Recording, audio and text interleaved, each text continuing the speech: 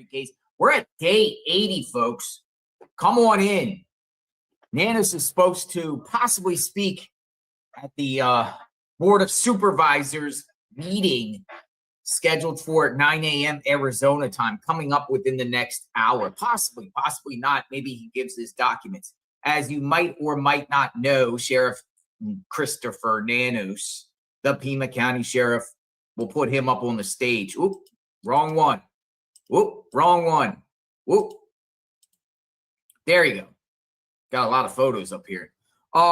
He's supposed to provide the Board of Supervisors a slew of documents.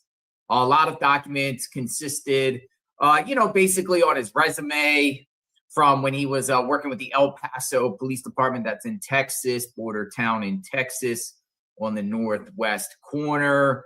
He has to provide the Board of Supervisors information about his political rival and retaliation from the last election. He has to provide the Board of Supervisors the budget of the Pima County Sheriff's Department.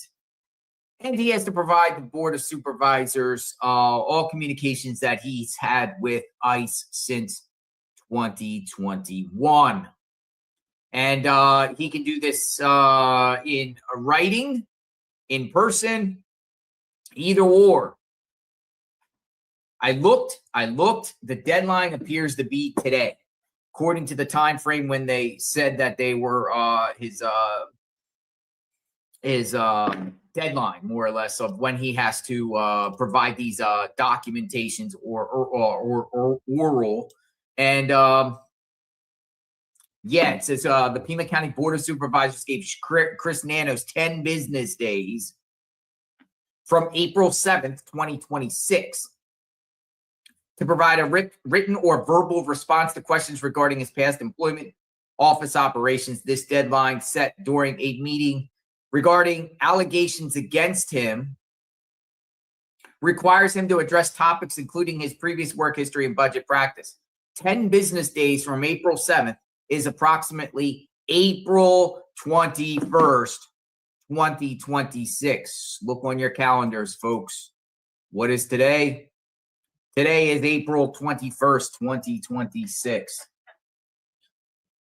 Coincidentally, at the same board meeting that they're going to have within the next hour. We're going to actually stream it and listen and see what happens and see what's going on. Come on in, folks. Continuous coverage of the Nancy Guthrie case. Dom C., thank you for the 10 gifted memberships I saw earlier. Appreciated. The JLR Army is strong. Stronger than ever. We're stronger than ever. Here you go. Look, 10 gifted memberships. I thank you for that. Very grateful, very generous as we continue to navigate the waters here. I didn't come on yesterday. As we discussed, don't necessarily have to come on every day talking about this case because, there's not much things going on each and every day. Though I do want to share a picture here that has been discovered recently. Boom. This Nancy playing Mahjong. Look at Nancy's Subaru in the garage there. Parks the Subaru all the way up to the door there to go into her garage and then go into, it looks like a dining room area. To the right is a 66-year-old woman by the name of Ann Burnson, who claimed to the New York Times and provided this photo that Nancy, along with friends. Now, I don't think this is Marjan today or at the time that she claims. She claims that on the afternoon of January 30th, which would be Friday afternoon, Nancy had some friends over, younger friends younger than her, to play Marjan, which is some sort of game here. I had to actually look at it. I guess you do some things in the middle. It looks like some sort of dominoes or something like that. It looks like a game of like dominoes or something like that. But she was playing. People were at her house on Friday the 30th. Now, this picture appears on the right, does not appear like the date of the 30th, but was just provided a proof that Ann Burnson plays Mahjong. I can never pronounce it right. I butchered the name. Mahjong with Nancy. Bernsen is on the right. Now, she's interesting because she claims that her and her friends are the ones that blew the whistle when Nancy didn't arrive to a friend's house for church services, Catholic church services on Sunday, January 31st. Anne claims, and I was discussing this last night with Alex. By the way, I went on Alex's panel. I don't go on panels very much, but if I'm going to go on a panel, I'm going to go on Alex's panel. He's a good guy. Hanging out with him and Ted. I think Sleuth Intuition came on, and Alex had other guests, but I stuck around for about an hour, chit-chatted, couldn't provide any new information because there was really nothing else to provide. Lipstick Smear puts up, I think Ann Bernsen called her the 31st to see if she'd be at church. She deleted all her Facebook info and photo. Yeah, her Facebook is gone. All her family members are gone. I find that very, very interesting. Lipstick Smear. Bernsen claims that Nancy didn't arrive to her friend's house for church services, which they watched a church service, the same services Savannah attends in New York. No, this is a real photo. I actually enhanced it a little bit. So yeah, it's a real thing. I mean, the other one was really like grainy and everything like that. So I asked Grok to clean it up a little bit. And they did. You can see she had things on her arm. Which, by the way, the thing with her arm, apparently a lot of photos are out there of Nancy with the issue with her arm and stuff like that. You know, some people speculate she clipped it going out the door, clipped it, boom, and then the blood started coming out. Maybe not. I don't know. But Nancy, doesn't come to a family friends for church on the 1st, 11 o'clock. Now that kind of might be why Nanos misspoke when he originally said family went and was concerned about Nancy and went to her house at 11 a.m. to check. Maybe that's why he one time said 11 a.m., but it ended up being in their official timeline that they released later on, 11:56 a.m. Could be a reason why he said 11 was because, according to the New York Times, Nancy was supposed to be at the friend's house at 11, didn't arrive. So they texted Nancy, they called Nancy, nothing. So then they called Annie. And then Annie and somebody, I don't know if it was Tommaso or Cameron. By the way, we found another pic of Cameron. Not many pics of Cameron out there. But we found one. Anyone want to talk? Somebody went over to Nancy's home. It appears to be a group of them. Could have been anywhere between 11 and 11:56. And then we're here where we're at. We're here where we're at.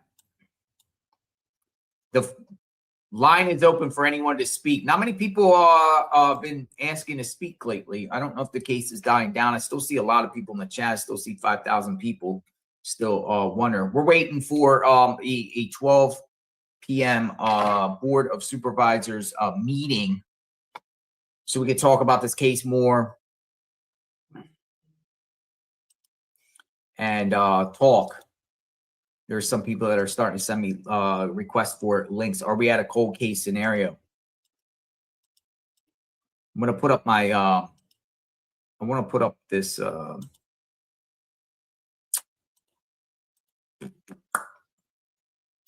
So I posted this in my X account.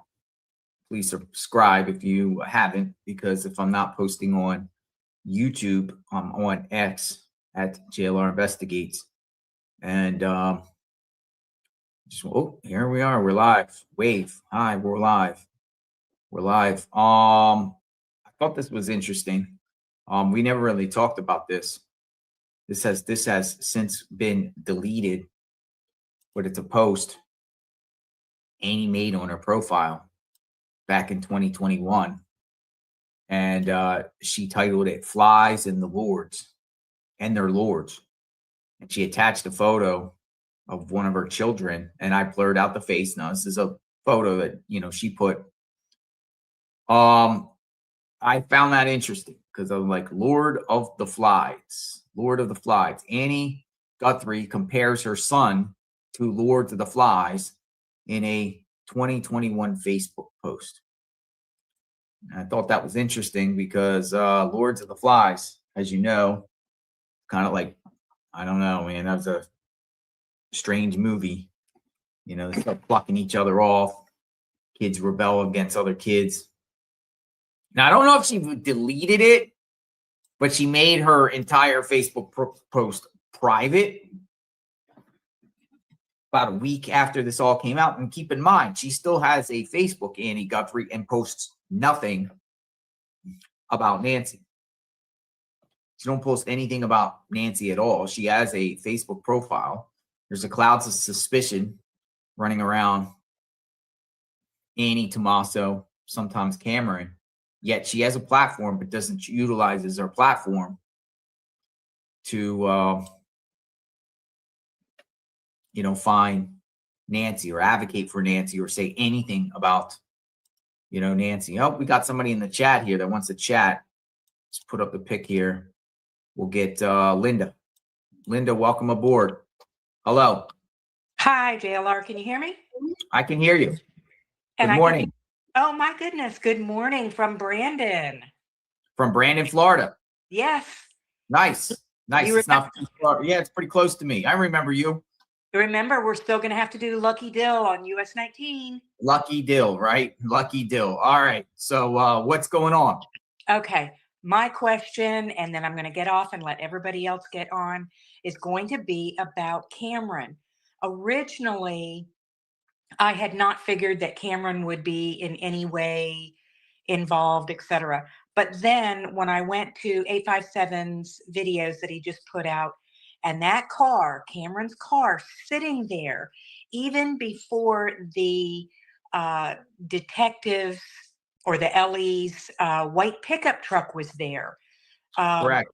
857 was doing video of the officers going up and knocking on the front freaking door.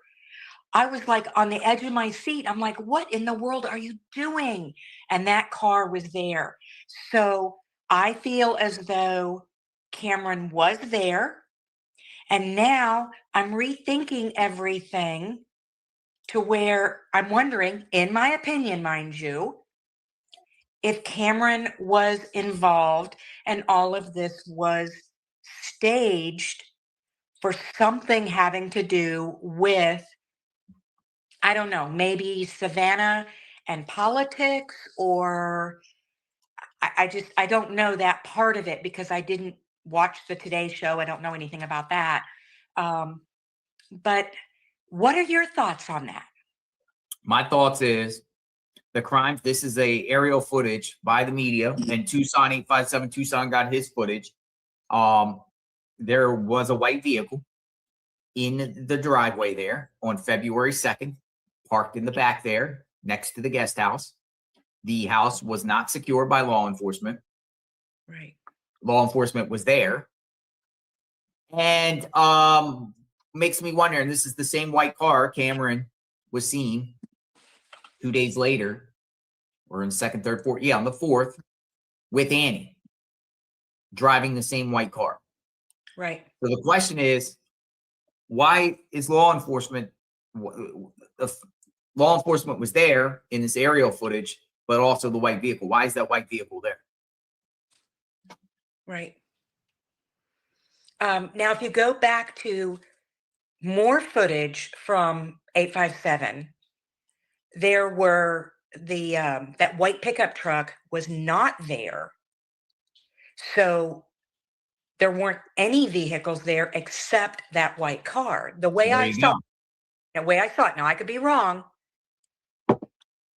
because he ended up putting up two videos. The first one that I watched had the white vehicle there. It had a white pickup truck out near the road. on the, if you're looking at the house standing out front, it was on the right-hand side.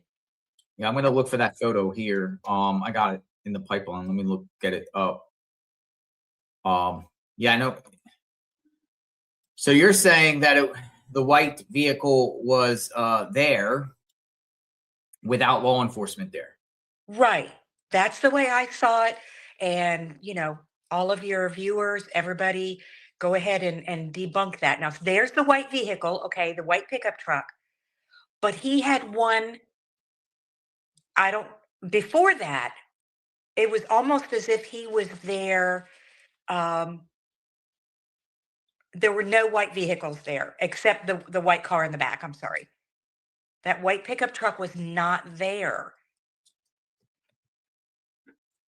Yeah. So what you're saying is that the white car was there without any law enforcement there. Right. That's what I'm thinking. So who was staying now, in the casita? I mean, it appears somebody was staying in the casita. Yeah. Now I'm just kind of rethinking everything and going back to, it's possible that Cameron does have a place there in Tucson. And we all know that you can definitely hide someone out in New York as well. It's, a pretty big city. I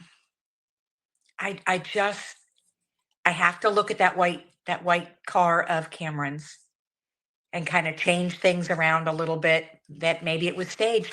And then I was thinking about how you had said that you didn't feel as though the Porch perp video footage, that the foliage out behind the porch perp, in other words, in the front yard, that it didn't look the same as your footage and other streamers' footage from those first few days. And so is it possible that the porch perp footage is also staged? I mean, here it is. What do you think? I don't know what to think. I think it looks different than it did from all of the streamers' footage. Because of the more trees. But see, here's the thing about it is these trees are more to the left of that foyer that you see, might not catch a glimpse of it completely. Right. But we don't know the date. I mean, they didn't 100% say that the date was, well, I mean, Patel was like, the night of the kidnapping. Well, yes, and we all believe Patel big time, right? I don't. In my opinion, it's just, it's so strange. I'm going to, it was staged. I'm going to, I hate to say it, but I really, really want to hold on hope, like a lot of people, a lot of moms out there, a lot of grandmas out there, a lot of families out there. It could it be possible that she is still alive? I don't know. Don't know. Well, we have to hang on to hope, and I'm going to get off of here and let other people go in. And I just want to say thank you, for Alex, for Jim, for all of the streamers that are doing everything that you can. Please stay on this. Please, please, please stay on this. I know there's lots of stuff going on in the world everywhere, but please, please, we're hanging on everything with you. Please stay on this. Thank you very much. And call me. We're doing Lucky Dill. I appreciate that. Thank you. Take care. God bless. Bye-bye. Thank you. God bless you too. Bye-bye. Bye-bye. All right. We have a Cassidy. Welcome. Hey, good morning. Good morning. Should I bring your email up that you sent with these photos? If you'd like to, I think, and people can debunk me, I think it's a little weird with the positioning of the shrubs and the blood. To me, it looks like the shrubs are on top of the blood. So if you are able to bring it up, that would be great. Yeah, let me get this up here. Give me 1 second. She had different markings on the. All right, hold on. And I tried to be detailed when I circled it.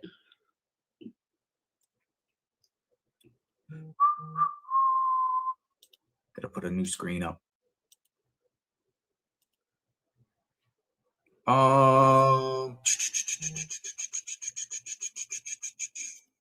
Here we go.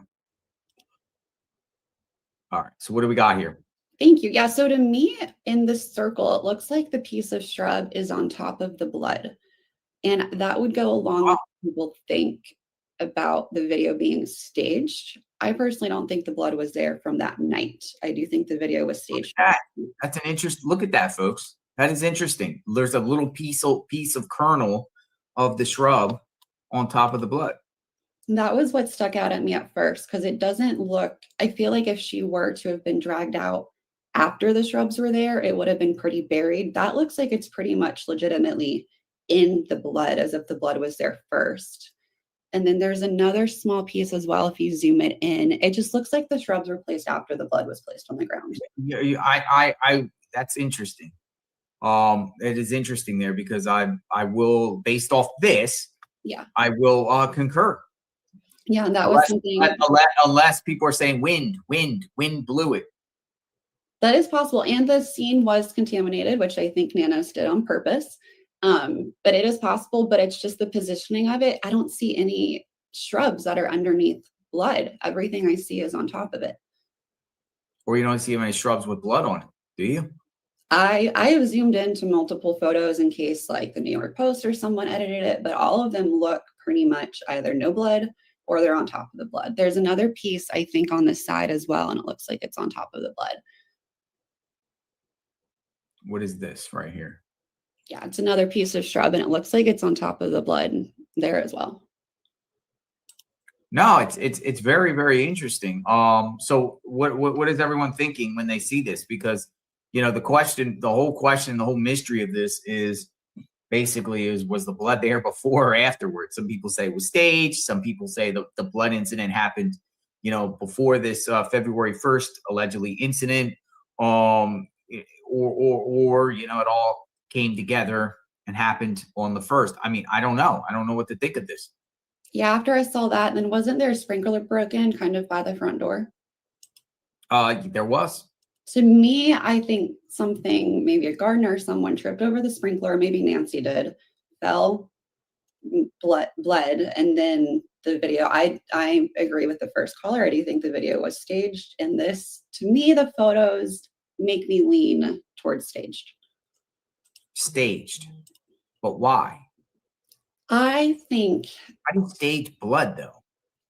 I think it was possibly hers, but the shrubs, they saw that and used it as an opportunity to make it look like it was taken from that night. I personally do agree. I think it was an inside job. And the way Annie reacts, I know the other day we were looking at Cameron in the video, but Annie also has kind of weird body language. And she has an expression when they mention the mom's medication is gone. So I think it's an inside job. I think they just saw that blood as an opportunity and were like, let's put the shrubs there to make it look as if something happened that night. It's very, very interesting theory here.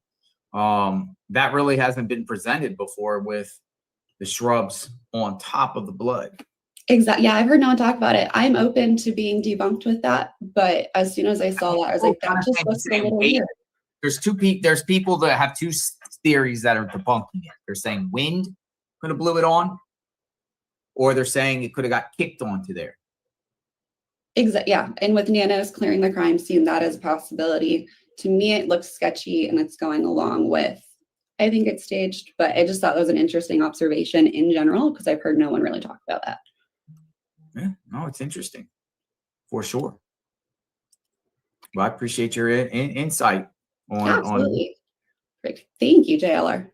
Thank you. You have a very blessed day. All You right. as well. I don't know, folks. What do you think? Who wants to chat? Come on in the chat. Who wants to step to the plate and have a conversation? We're waiting for the Board of Supervisors meeting. Got Outer Banks in the chat. Outer Banks, come on in. Welcome. Hi, good Hello. morning. Good morning. What's on your mind? Well, I'm going to say something, and some people are not going to agree with me. Go for it. I want all of the Guthrie family to hear this. We know you watch us. You watch every step that these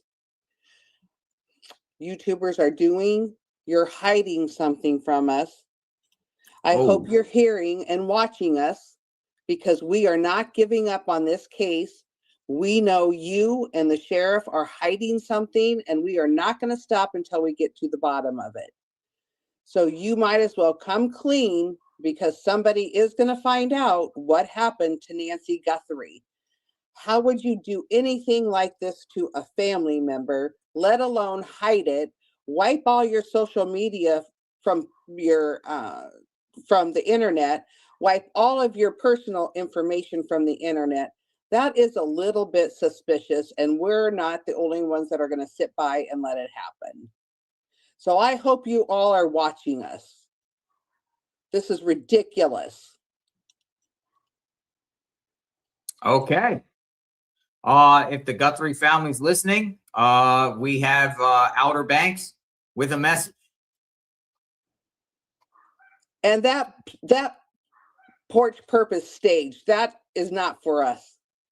Because why isn't there any other pictures? They could release that Uber ride. There wasn't no fucking Uber ride. Sorry. Sorry about that. I could sense your frustration. I'm pissed. I'm pissed off that somebody would let this family pull this shit on us, and you guys are out there doing all the hard work looking for their mother, and they haven't lifted a damn finger to help find their mother. They obviously know where their mother is. So where is she?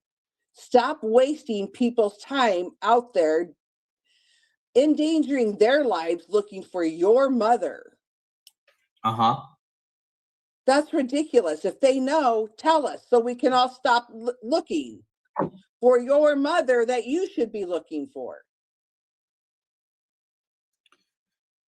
That blood on that porch was there from not anything that any perp did to her. I obviously had a bloody nose or cut her hand or something. That is not from an injury that a perpetrator would do to her. I think that whole porch scene is staged or IR or something. I am so pissed right now about this lasting this long. And then they go and wipe everything from the internet. That's just fishy. And why can't everybody else see that that's fishy? That needs to be like Nanos. I hope he gets fired today. Isn't his hearing today? Well, he has a deadline today. I titled the video Deadline. It might be addressed today at the supervisor meeting, which happens in the next 30 minutes. We're going to play it live to see if they mention him at all, or if he makes an appearance.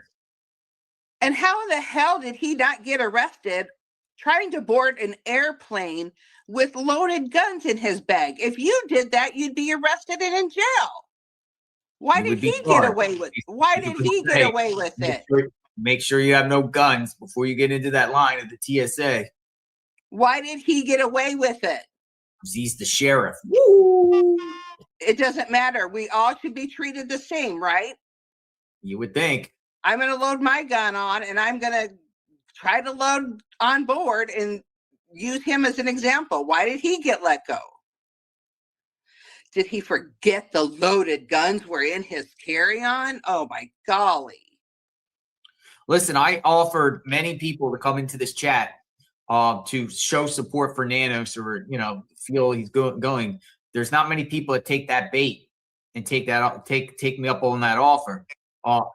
There's many people in the Pima County area that works in the Pima County Sheriff's Department that are speaking against him. Nobody likes him. Nobody's speaking for him. No, there's nobody that's going to speak for him, because we all can see what a fucking fool he is. Man, this man has dementia. There is something wrong in his fucking head. You look at him at those press conferences, he has no idea. And then he's looking down. Oh, I was looking at my phone. It's like, dude, you're in the middle of an important press conference. Why would you make that dumb comment? Why are you even looking at your phone? And you shouldn't be talking. You have a press person to talk for you. You're an idiot. Sorry, Let it out. Let it out. I am letting it out because I'm pissed, because I see all you guys using your own money, your own time out there looking for an air quote missing person when there probably isn't even a missing person. People share this document with me a lot and remind me that when they put out the missing and endangered, it said the date was the 31st at 7 p.m. Yeah, 7 p.m. I saw that. How does this even make sense when this and Nano's saying out of his own mouth that he was there Saturday night, the 31st? Yeah, what are they hiding? They're hiding something, JLR. We got to get down to the fact that they're hiding something. We all suspect it anyway. There are a few people out there that's going to say, get this crazy lady off of this platform. But everybody that is invested in this case, I would say 95% of the people know there's something not right. And then the other 5 are saying, leave them alone. It's not your business. Well, it is our business. When a missing person is missing and you ask for help, but then you don't offer any help to help find your mom yourself. I know they want all of us to stop. We're not going to stop, Guthrie family. We're not going to stop until we find out what's wrong and what you did to your mother. Whoa. So you're saying the family did something? Hell yeah, the family's involved. And why in the hell couldn't Cameron? He was in freaking intelligence. You can't tell me he can't find his mother within hours of her missing with his information and his access to resources? Lipstick smear says, I love this caller. So you got someone that loves the call. Savannah's husband is the same fucking way. He's wiping everybody's information from the internet because we're looking at their house taxes that are late, and we're looking at how much money they bought the house for, and on and on and on. So they're like, we'll just wipe all this shit off of here, not knowing that we probably all have snapshots of everything that you put out there already. So I don't even know why you're trying to hold. And Tommaso, where in the fuck you been, buddy? Speak up. He's got his band member who is the prosecuting attorney telling him each step to take. I guarantee you. And it's giving them directions. I'm just so mad that you guys worked so hard on this, and this family is getting away with probably murder. Whoa. Just speaking. Where's your mom, Guthrie family?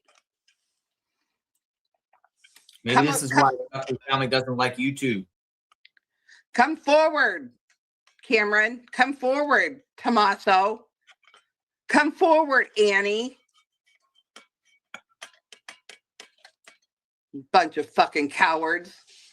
That's all I gotta say. That's all I gotta say. I'm pissed. We are a family-friendly channel, and JLR Investigates. I understand. But I think a lot of the children are in school right now. I get it. I just get so frustrated. I'm so mad. I don't think we have a lot of children around. That's all I got to say. I guess we're having adult talk today. Yeah. Right? Anything else you want to get out? No. I'll be sitting here getting it out in my own mind, but we're not stopping, Guthrie family. We're out here till the end. I mean, people are some people are agreeing, some people are not. That's how it works. Yep, that's how it works. Thank you for your time. And the people that are not agreeing have not probably been on this case 24/7, 7 days a week since it started, and have seen everything that has been put out there. There has been so much information put out there. it's hard to gather it all. Like even JLR, I noticed, I mean, you've been streaming, so you haven't been able to catch what other streamers are putting out there and showing. So like that blood that's covered in those flowers, we saw that the week that it happened. And you're just getting introduced to it. So you've missed a lot just by being out there and streaming, where I'm sitting here watching all day long and listening all day long. What else? What else have we missed? Well, there's a lot. I mean, I can't give you any instances. I mean, if somebody would go back and listen from the very beginning of some of these YouTubers that was covering or streaming your lives, you would get a lot of information, a lot more information than I think you have. So that's all. Appreciate your time. Thanks for the platform. Bye-bye. Thank you. Folks, I just want to remind, we are a family-friendly channel, so kind of lay off on the profanity. I know people are upset, frustrated, angry. I'm angry. I'm angry. I'm angry. I'm angry about the whole handling of this case. It's mind-boggling what we've seen transpire in this whole fiasco. I get it. I get it. I get it. I get it, folks. I get it. I mean, but then some also feel like, you know, the investigation, let it run its course. It takes time. It takes a while to get things done. You know, this stuff doesn't happen overnight. You know, it takes, you know, the IgG and the DNA. It's not like the movies and not TV. I mean, these things take time. And in reality, this could take years to solve. They don't have anything. So again, there's a wide range of opinions. Appreciate all the opinions and perspectives in the chat. All right, so we got little Rachel coming up, Rhonda, little Rachel, Rhonda, Penny, and Leslie. So we'll put up little Rachel. Welcome. Hi, JLR. Can you hear me good? I can. Hello. Okay. Hi. I'll be quick. Where are you from? From Texas. Probably Nice. guess that. Yeah. I'll be quick because I know how the chat can be. But I work at a university, and we spoke about. And I think it was 2 weeks in when this first started. I teach at the university in criminal justice, and I told you how me and the students were trying to take everything. Okay, well, that's you. I remember you. Your students were kind of using this as a case study. Yeah, we were saying, "Oh my God, the car house, like please somebody look at the car house." But anyway, so one of the things that we did, and we've done multiple. I won't take a lot of your time, but one of the interesting things that we had done was we went and purchased almost every Nest camera that you could possibly purchase. And we did it obviously without a subscription because she supposedly did not have a subscription. Well, one thing that we found out, and I'm sure your chat knows this, that every 3 hours it would record over. No matter what we did, it would always record over, no matter what it was. But at the same time, if we had push notifications on our phones, it would send us an alert. So law enforcement, we work with FBI, CIA, they all come to our school to train. And there was a couple of them that came in when we were watching the Porch guy video. And of course, the first question they asked us was, what did we notice about the video? And then everybody was saying, well, why did they splice it? Why is this? Why is that? So everyone had questions. And how if that guy standing there was supposedly on the 11th, and then the video was the morning or the day of the abduction, how was that video or that picture there? Because I'm telling you, no matter what camera we used unless they got it from her push notifications. That would be the only way they could have retrieved it, because it would have I don't know how to explain it really, but it would have copied over. And another thing, when he pulled it off, that would have made it stop, or whatever the last thing it saw. Now, we did that example also. So whatever was last on there, but we had the camera to be able to pull the information. They didn't. So it makes me believe they're getting this from her cell phone and her push notifications. But at the same time, it makes you wonder, because we also watched the video of Savannah. And if you notice, when her and Hoda, when she said, "How did you feel when you saw the video?" And Savannah had been crying, which is understandable, of course. But as soon as she talked about the porch guy, he sits up. And of course, we had a professor who's a body language expert in our classroom. She sits up, she points her finger at Hoda, and she says, "I'm glad that people saw what came to our door."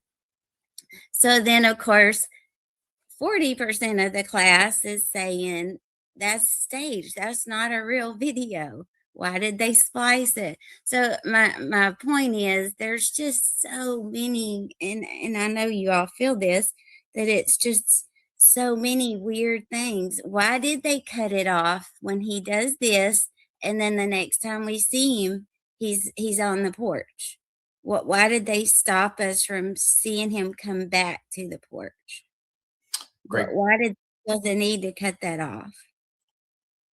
So, And sorry, talking fast. I was just trying to hurry and get done so other people right here, can you're talk. talking about right here we go. Boom, like there. Yeah, they spliced it. Why did that happen? Well, maybe they only got segments of it from the Google the prior data that they That's got. possible. You know, they only got certain amounts and was able to put Absolutely. together what Yeah, to retrieve. right. We just can't we can't figure out, because there was 3 hours, obviously. There was 11 hours, I believe, after or before somebody was alerted that she was missing, and we just could not, without a subscription. And there are some very smart kids. The only way we could pull any information was from our push notifications, which tells me they have a whole lot more video than what they're showing us. Crazy If Beach she had 508. her, Let me just respond here to Crazy Beach. Can you email me that video or that clip if you get the chance about the flying down the street?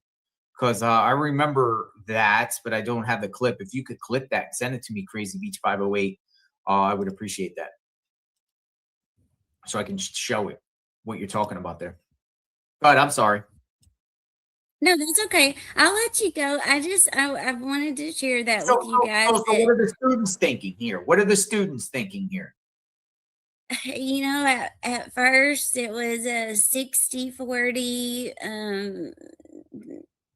tomato, of course, that had something to do with it, because they dug back in there before all their social media was wiped away. And up until the last 3 months of Miss Nancy being there, her social media, other family members' social media, it was very well known that she went to eat there for the last 3 months every Saturday.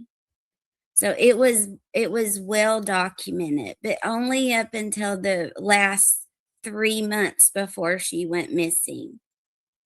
Now we can't, even you go back to try to look at all that, it's no longer there, but we have it, of course. So I found that. Did you just start playing up until 3 months before you were abducted? or did you just start making notification or posting about it 3 months ago or 3 months before you're missing? So there's just a lot of weird things. And then, of course, everybody's seen this other guy come out claiming to be Porch guy brother. It's just, there's just too many twists and turns. But from the professors, we got that guy. yeah, We have neighbor across the street, CC. We got the double backpack guy. We got Carlos. We got Luke. Yeah. We got Kayla Day. I mean, there's a Absolutely. wide list of characters, suspects who have been exactly. brought forward with this thus far. And I'm sure there's going to be more until this is solved. The FBI agents, and I did want to tell you that I have, there's many that are at campus that are willing to come on if you ever have Sure. questions, or I can schedule for you, or even professors that they study in certain, and different things that would be helpful to you or maybe interesting for your chat. And I've got all the students are following you, so everybody's Hello, students from Texas. yeah, People everybody's from invested. Yeah, I'm taking a sick day today, so they'll say like, "I saw you, Miss Rachel," but whatever, it's okay. But yeah, I think that 60%, it's 60-40 that they believe that it's last person, family, because they've dug up financial. I've sent you a lot of stuff, which I know you get thousands of emails, but I've sent you lots of things on properties, finances, certain family members owe lots of money, which is all public record. I didn't do anything illegally. I got it legal, but I've sent you a lot of stuff that's very interesting as to why somebody may want this to happen. And I'm not accusing anybody under no circumstances, but it is very it's an inconvenient truth for some of the family members. I'll just say it like that, I guess. That there's Dom C thinks it's Occam's razor, more or less. It is a problem-solving principle that suggests the simplest explanation, requiring the fewest assumptions, is usually the best one. Yeah, but not enough info yet. That's true. And I will say there's a lot of the law enforcement who's helped us with this have said that for them to believe that she come home, to actually have made it home is not, it doesn't look good. There should be some other evidence other than a 2-minute garage door opening and closing. That's the only evidence that you have. I get it. Everybody's going to say the blood, and I understand that. But I could also show you, because they've made videos as well, where they could put a pattern just like the one that we see on the porch. See the comment right there? Book a panel of her students. I could, they would love that. It may be Come on in. Come on in. Come on in. They to hear from criminology students. They would love that, because they're not letting this go. I can promise you that. They've been also there was a 42-page Texas EquiSearch that we were all made aware of. They sent to Sheriff Nanos, and his response to them, and we saw it, and they were there training at the time. His response was, "It's best left to professionals." So he would not. So everybody's saying, how come Texas EquiSearch or the Cajun Navy are not coming?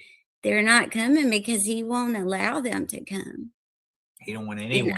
I saw it was offering everything that you could imagine: dogs, resources, helicopters, boats if necessary, people on the ground, drones, whatever you could imagine, they offered. And he said it was best left to the Professionals, but the professionals have done what?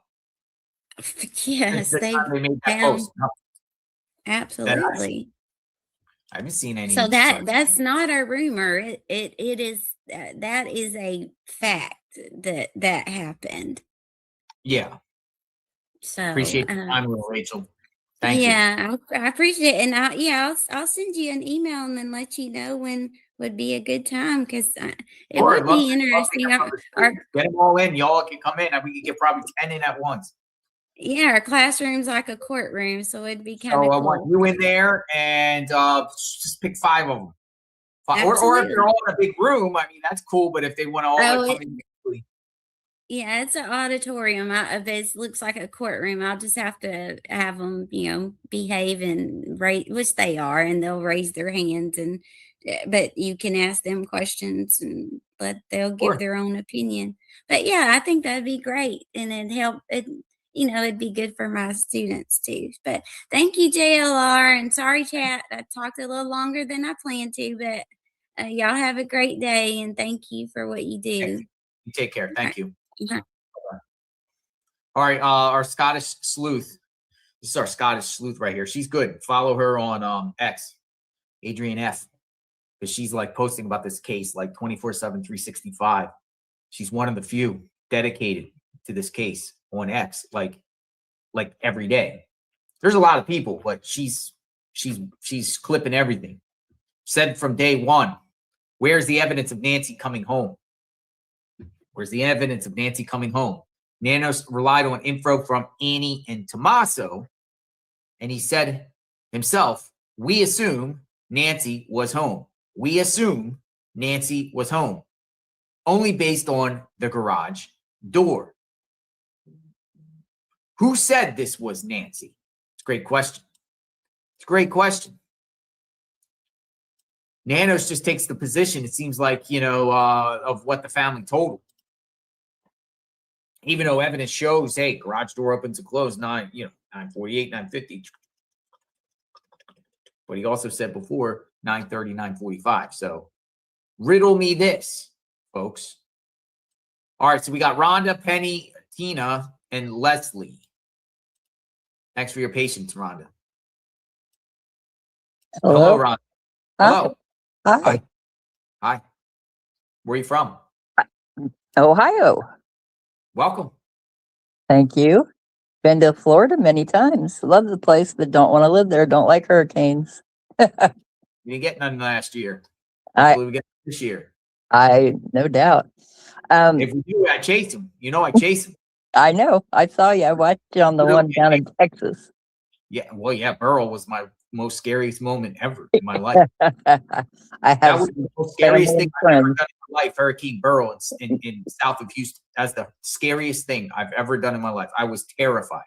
I lived there where one came on shore, a Cat 4, and I said, "That's it. Take this girl back to Ohio." It was the surge. I almost got swept away. Yep. It came over the seawall and just kept on coming. I saw a yacht sitting on the bridge coming into Galveston at the very top of the bridge. Just sitting there. Scary stuff. It was scary. Here, whether it's in Florida or wherever. All right. So go ahead. What's on your mind? Can you call and ask a senator to fly in and go talk to the police in the war room? Because I can't, and I'm related to a past president. You're related to a past president? Yes, I am. Who? I'd rather not say. But I am related to a past somebody that's alive or dead? They're gone. They've passed. Hold on a second. What's your last name? Well, my last name is my married name, so. You're related to a past president. What do you mean related? Cousin? My dad's second cousin, my third cousin. And yes, I'm old. Well, you're originally from Texas. Lyndon B. Johnson? I'm from Ohio, Okay. but that side of the family moved to California. Ronald Reagan. Close. But anyway, I mean, do you have the pull like that? Because I don't. I can't I don't call have a any pull. senator. YouTube true crime citizen gonzo journalist. I know. Famous people know famous people, don't they? Well, I don't know. So what are you saying? Bring a senator in there to what? Pull some strings? No. Savannah had Mark Kelly come in. Uh-huh. I can't call a senator and get that done, can you? Well, I I had personal experiences with Mark Kelly. I will never, ever personally say anything bad about Mark Kelly. No, I'm not saying that. I'm just saying people that are famous have certain privileges. Mhm. And if it were your grandmother or my grandmother, that wouldn't happen. I think being famous plays into all of it. And I like the Rachel. I liked the lady before, except for, some of the language. But have you seen, and Okay, you well, were, going back you- to Mark Kelly. Mark Kelly's there. He speaks on the matter. He speaks. He sent in a statement that Savannah contacted him before authorities. yes, he took donuts and walked into the war room with his But assistant with him. But here's the thing: is Annie had the authorities there before she even called Savannah. I know, yes, and I have questions about that also. I worked healthcare my entire adult life, and hospice was the last one that I worked at. I spent 8 years there. I took care of my husband at home as he passed. I have a lot of experience behind me. A drop of blood can dry in 17 seconds. So I'm not the leaf being on the dried blood. The blood would have had to be there. But with the heat out there, the bricks, the cold heat, I don't believe in the footage. And wasn't Annie appointed her health care, out there since Savannah was, isn't that what I read, that she had control of what was going on with mom? We don't know that. We just assume that powers of attorney. Right. Right. and Wouldn't the push notifications have gone to her phone? Because when my mom got Alzheimer's and my brother had cameras installed in her house, they came to both of our phones, his and mine. So if there were problems, wouldn't Annie have gotten notified as well? You would think. That's Annie's just a hopscotch away. That's with what it I in yes. pride. Yes, that's what I think. Do we know that Tommaso was in Italy? I haven't seen any evidence of that. I haven't either. I'm going to tell you, if my husband of 35 years, if he had left me the day my mother, quote unquote, disappeared, we would have been divorced. Mm-hmm. There wouldn't have been no coming back from Italy. You can just stay there, dude. You're going to leave me the day my mom disappeared? Are you kidding me? I don't care what you put down for airplane tickets and tickets to see the Olympics and whatever else. No. You're going to be here with me. Hey, they're just posting right now. One of the View. Do you ever watch The View? Yes. Some people like The View, some people don't. But one of the View's guests, or one of the co-hosts, or Alyssa Griffin, calls out Kash Patel for bungling the Nancy Guthrie case. Yeah, it's been bungled all the way around. But I have a question for you. You were one of the last ones there. Did you see lights on in the house after all the hubbub was over? Did you see lights in different rooms in the house? I never seen one light on in that house. Okay. I did see somebody say, and I did see a light on in the one front room one night when I was watching it. I don't sleep a lot at night, so I'm up watching everybody that's on. I just wonder if she's alive, where would they have her? If she's not alive, where would they have her? And I'm sorry, if my mom was missing, you'd hear me screaming from everywhere. I mean, I'd be bullhorn, quote, Betty, unplugged, you know? I'd have a bullhorn. I don't get it. I don't understand why this family isn't standing up for her. And her son's got all this experience. I come from a service family. I was married to a vet. I know lots of vets. I'm sorry, but this whole thing's crazy. It's crazy. I don't get the family not out here. She's on TV every morning. Hello. There was yellow the first day. That was it. I mean, I don't understand. I get that she's a professional. I get she has a job to do. Hello. My son did a thing in the second grade that the teacher called me before they would put it out. It was for a Mother's Day book. And he said, my mom goes to work and takes care of dead people and then cleans them up. And she wanted to know, was it okay to put that, you know, and everybody got a copy, and she didn't want to stick that in everybody's thing if I wasn't okay with it. And I said, well, that's your discretion. Do I mind? No. I'm just saying, I've seen a lot. I've done a lot. I know a lot. My parents worked in top security at one of our biggest Air Force bases. And Wait a second. People are reminding me that I saw lights in the house. Did I see lights in the house? I saw one in the farthest window Because to I don't the. remember seeing lights. Unless I can't remember seeing lights. I don't know if it was when one of the others were out there or not, but I saw lights, and then I heard somebody saying that they had seen lights in different rooms. They don't have her hid in there, do they? Since they stepped up the security and nobody's going in or out, except Annie and Tommaso. Are they delivering groceries? Because they go It's straight actually in the garage. most of the time it's Annie and Cameron. It's really Cameron that's there. It seems like the most at the house since Nancy's went missing. Right. You can pull straight in the garage and take groceries. And is she in there?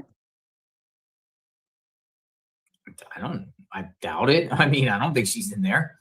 Right. Well, my husband loved true crime. That's how we got into it.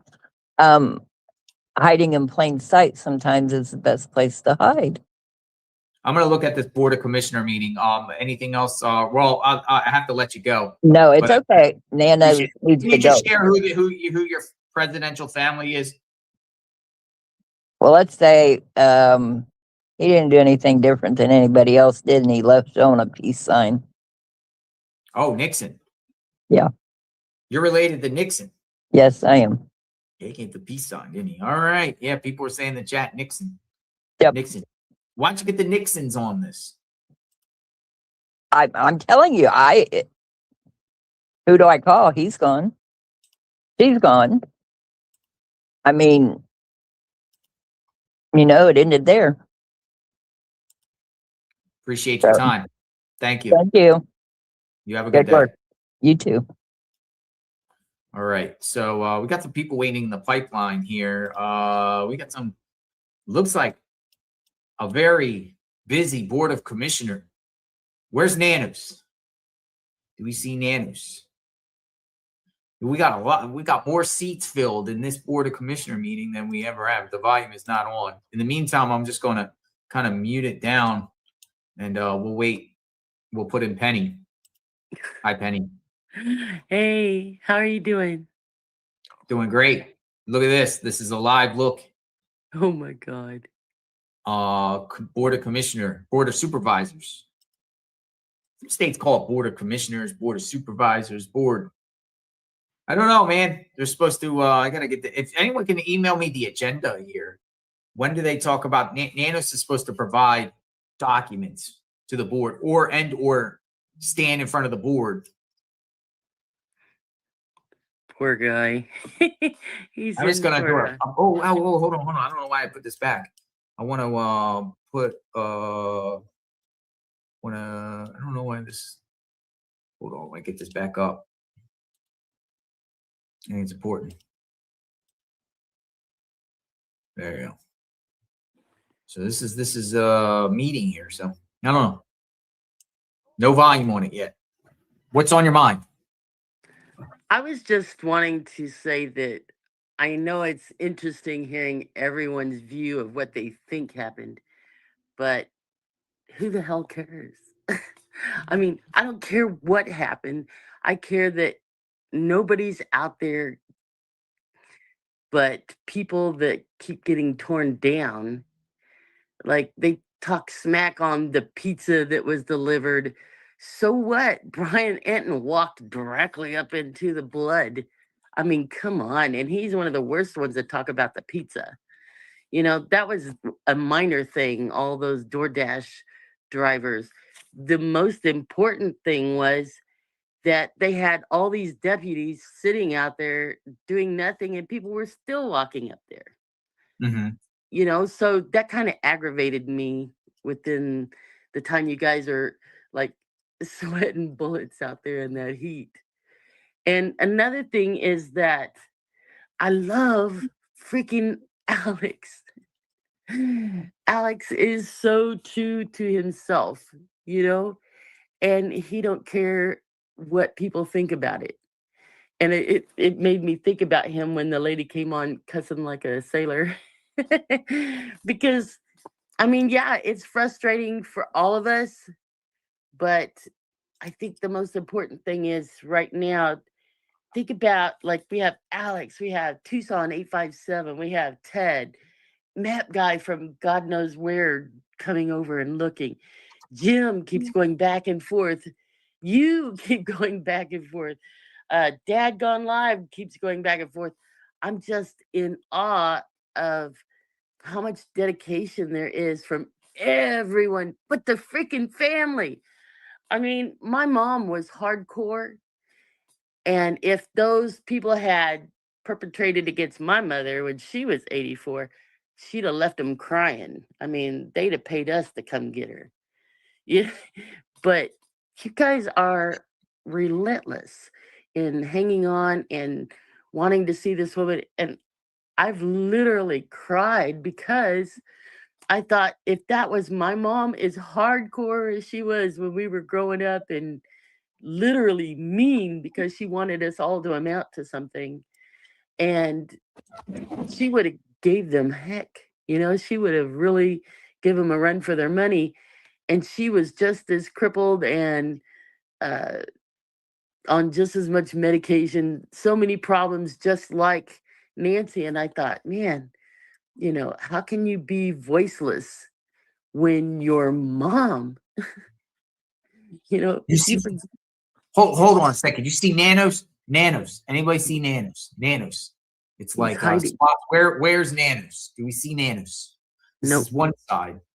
Now, I'm not gonna play this because this until something centered around this. I'm just like I'm gonna monitor this, but this is presentation and proclamations, and then they got like a lot of things going on. I got the agenda, and I appreciate someone just sent me the agenda. Justine S. Thank you for sending me the agenda. So the agenda, okay. So we see Nanos? Do we see look for Nanos? white hair? Yeah, look for the white hair child. No Nanos. So the agenda got a lot of things that has nothing to do with Nancy Guthrie. And I don't want to bore people with just listening to stuff that has nothing to do with Nancy. But when we get to agenda 21, will be call for the public. And I think that will be interesting. So when that comes back, the call to the public will play, or I'll just closely monitor. And if anything pops up in reference to Nancy or Sheriff Nanos, I will come back to this. So I just want to just share that this is going on right now, and we'll definitely be monitoring this. All right. Continue, please.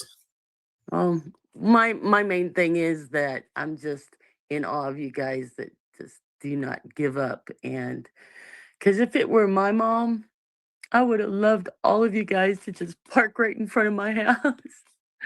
If you were hunting for my mother, you would have been wined and dined. I guarantee it, because there's no way in HELL would I let you guys have the police called on you and taunted and called names. I would have went after that little creep on the bicycle myself, and I'm handicapped. So I'm just saying, you know, I'm up in years and I know how scary it can be, and I also have one of those rings with no subscription, but I can talk to people through it, and I can see everybody at night, because as long as your porch light is on, you can see what it's covering. So I appreciate you guys so much. Believe me, I think you are awesome. And each and every one of you with your amazing qualities that get out there and get the job done. That's exactly what it means to care and be loving human beings on the planet. I don't really care about how many scenarios, because I've had a bazillion of them run through my head. But when it comes down to it, I think you guys are all going to be shocked when you find out what they did and how she ended up being kind of thrown to the wind and forgotten by her own family, while we're all still hanging on here, dying for just a little piece of news about her. I pray for her every day. By the way, it is on the agenda for today. Let me get this up here. It is on the agenda for agenda 38, but it's going to be a long. That's going to be like, because it looks like they got so many things going on, but it does look like Nanos. They'll be discussing something in Nanos. I'll get this up. Get this up here. Are you going to keep it up so we kind of get our nose all in Nanos' business? Because I love this part. So this is on the agenda. It says number 38, report from Sheriff Nanos pursuant to ARS 11-253A, discussion, direction, action regarding receipt of a report requested by the Board of Supervisors from Sheriff Nanos in written and or oral format regarding concerns related to Sheriff Nanos' work history, management of the Peanut County Sheriff's Department, including but not limited to personnel and financial issues and interaction with federal officials. So that is interesting. Yeah, I might send it, turn it back. Address the contributions that Chris Sheep has made to our community. Yeah, so they're talking about other things right now. So just want to point that out. I got the agenda here, but by the time they get to that, it's gonna be a while. It's a packed house in there today. When I was there, it was like half empty. It looks like it's a packed house in there. So just wanted to just put that out. All right. Well, anything else on your mind, Penny? No, but my prayers are there with you guys while you're trying to cover this, because when you got a mom, it's pretty difficult to see all this stuff. And out there to Savannah and Annie and Cameron, God help you if you had anything to do with doing something to your mother, especially when she raised you in a Christian home. God help you. Looks like a Catholic. Yeah, that's. All I right. just hope you guys stay safe with what you're doing. And I know there's a lot of people out there that hate how we keep following along and assuming, but there's some things that are going on in this case that make you really think hard about family. So stay safe, JLR. We sure love you. Thank you for your time. Thank you. Bye-bye, Penny. All right, Leslie Atkins, Paula, then Tina. Hi, Leslie. Hello. Hello. You're up. You're the next caller.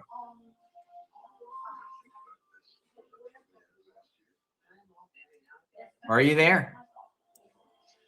All right, we'll come back to you. Paula, hello? Hi, Hi. How are you? I'm good. I just wanted to come on here and say I Where are you know a lot of, oh, I'm sorry, I'm from Hot Springs, Arkansas. I spoke to you one time before. Oh, okay, I remember you. Yeah, I Don't you work think in like the legal field? do what? You work in the legal field? No, No. Okay. no, that's not me. All right, what's going on? Okay, I think it was last night when you were on the panel with Alex and Ted, and I think Gigi was on. And I know there's a lot of questions from about the timeline as far as when Annie contacted Savannah. And everybody's thinking that since Savannah said she got home from being over at Carson's, you know, she got home whenever her husband got home, people assumed that that was like at night.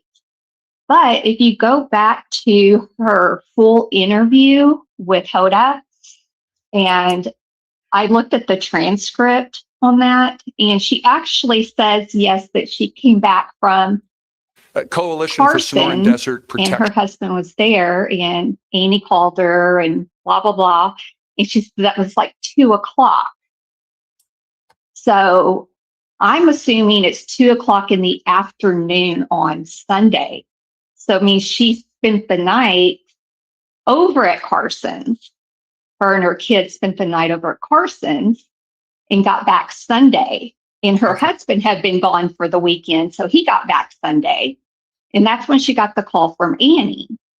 So she said it was like 2:00. So I'm thinking that that was probably 2:00 New York time, right? And so that would be like noon Okay, so you're saying Arizona time. around Yeah. the time frame when the Right. authorities go there, 12:15, call May 12:03, 12:15.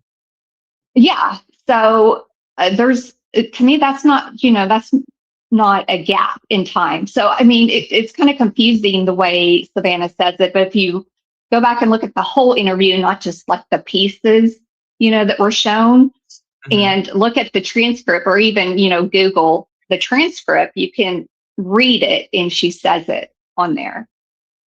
So yeah, I just wanted to hopefully maybe put that to rest. And, So what you're saying, Annie called Savannah at a reasonable time upon seeing that Nancy was missing. right. Yeah. Cause Annie said the cops are here. Right. So she couldn't have called Savannah, in the evening on Sunday. Well, I guess she could if they have, the cops were there all evening, which they, probably were there all day, I'm sure. And another thing was people say that Savannah called Mark Kelly first. Well, there's no interview or statement from Savannah or Mark Kelly stating that she called him first. What Mark Kelly said is Savannah called him when she was on the way to the airport to head to Tucson. And then Mark Kelly called the sheriff's department. Because, I mean, it makes sense to me. If you know a senator and your mom is missing, you have connections. If you're friends with somebody high up like that, I mean, I would call them too. Like, hey, a lot of people do that whenever they have issues and stuff like that. They call their local congressman or if you have connections, why not use them? And so then he contacts the sheriff's department. And then lo and behold, that evening, Sunday evening, that's when Nanos was at Nancy's, right? Outside Nancy's, giving that interview. So I'm sure, the cops had come and everything like that. It wasn't really public at that point until, Nanos came on and gave this interview outside. So Mark Kelly probably called him and was like, hey, this is so-and-so, blah, blah, blah. And Nanos was pretty much like, okay, I've got to, go do an interview about this, and took it more serious at that point. So you wanted to kind of debunk two things here in reference to, the late call that Savannah got about mom being missing. You're saying that it really wasn't Saturday night late, or I'm sorry, Sunday night late, but it was Sunday around 2:00 her time.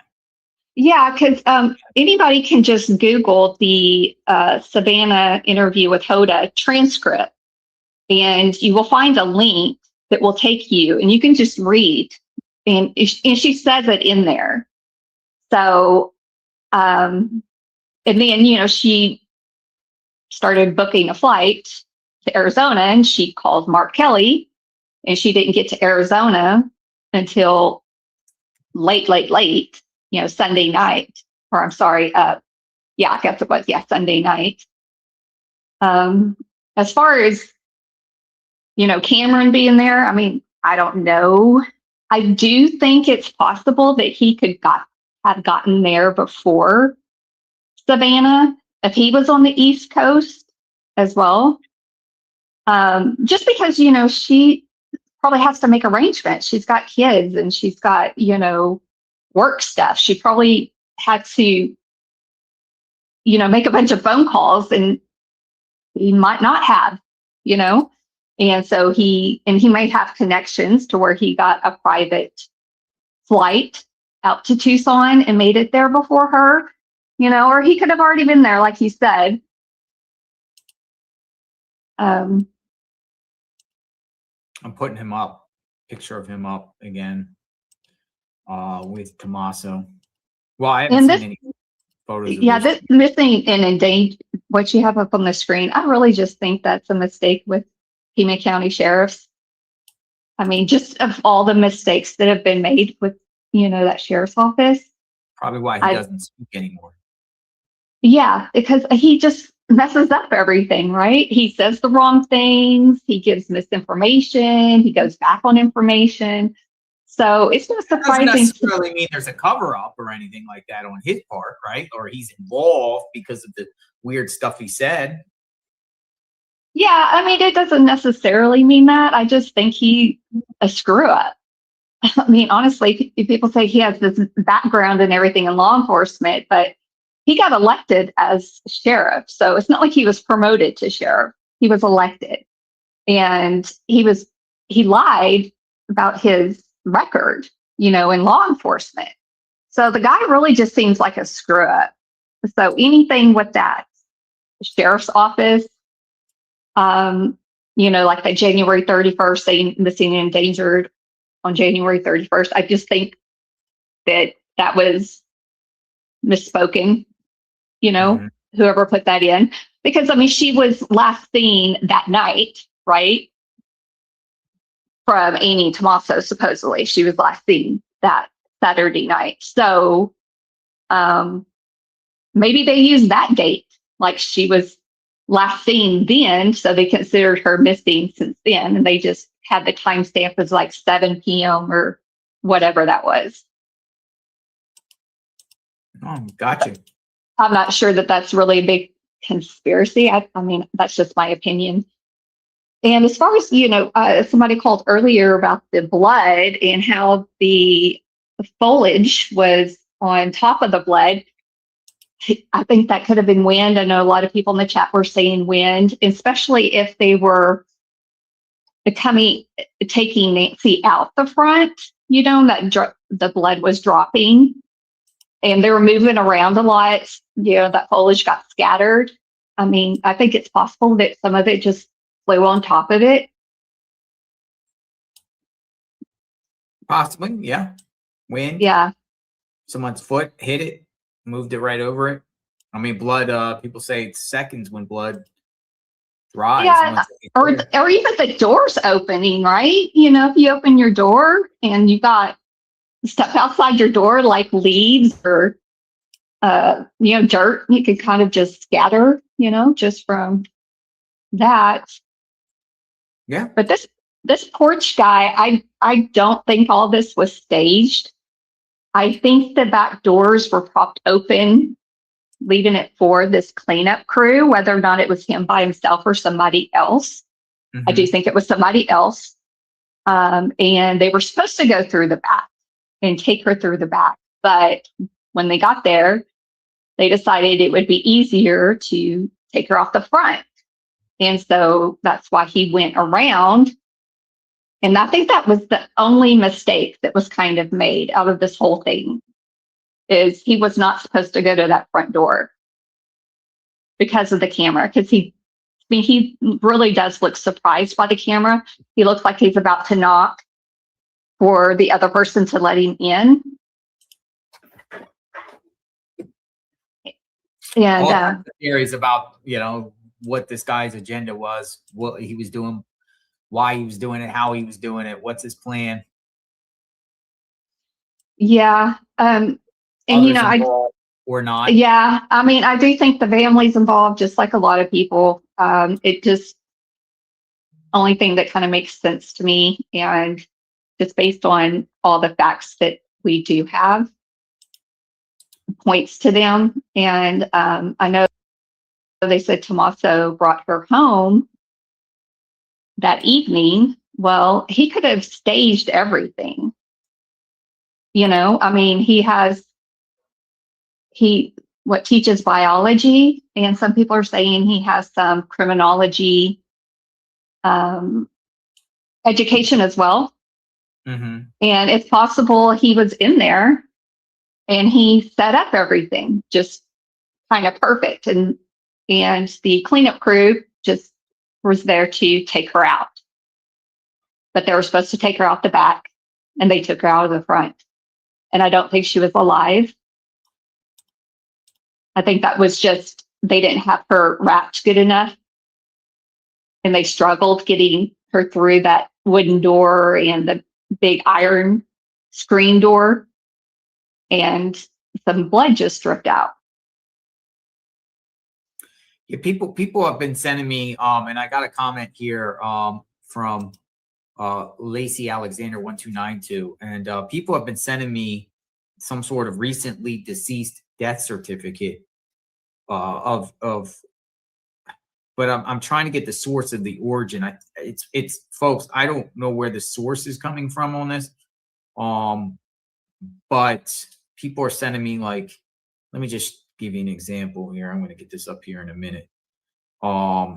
This has been circulating a lot online, but again, I'm asking people for the source of this, and no one can provide me the page of the source. And people in the course of these big cases like to spread around things, right? Share things. It's like kind of like I'm gonna get this up here. All right, bear with me here.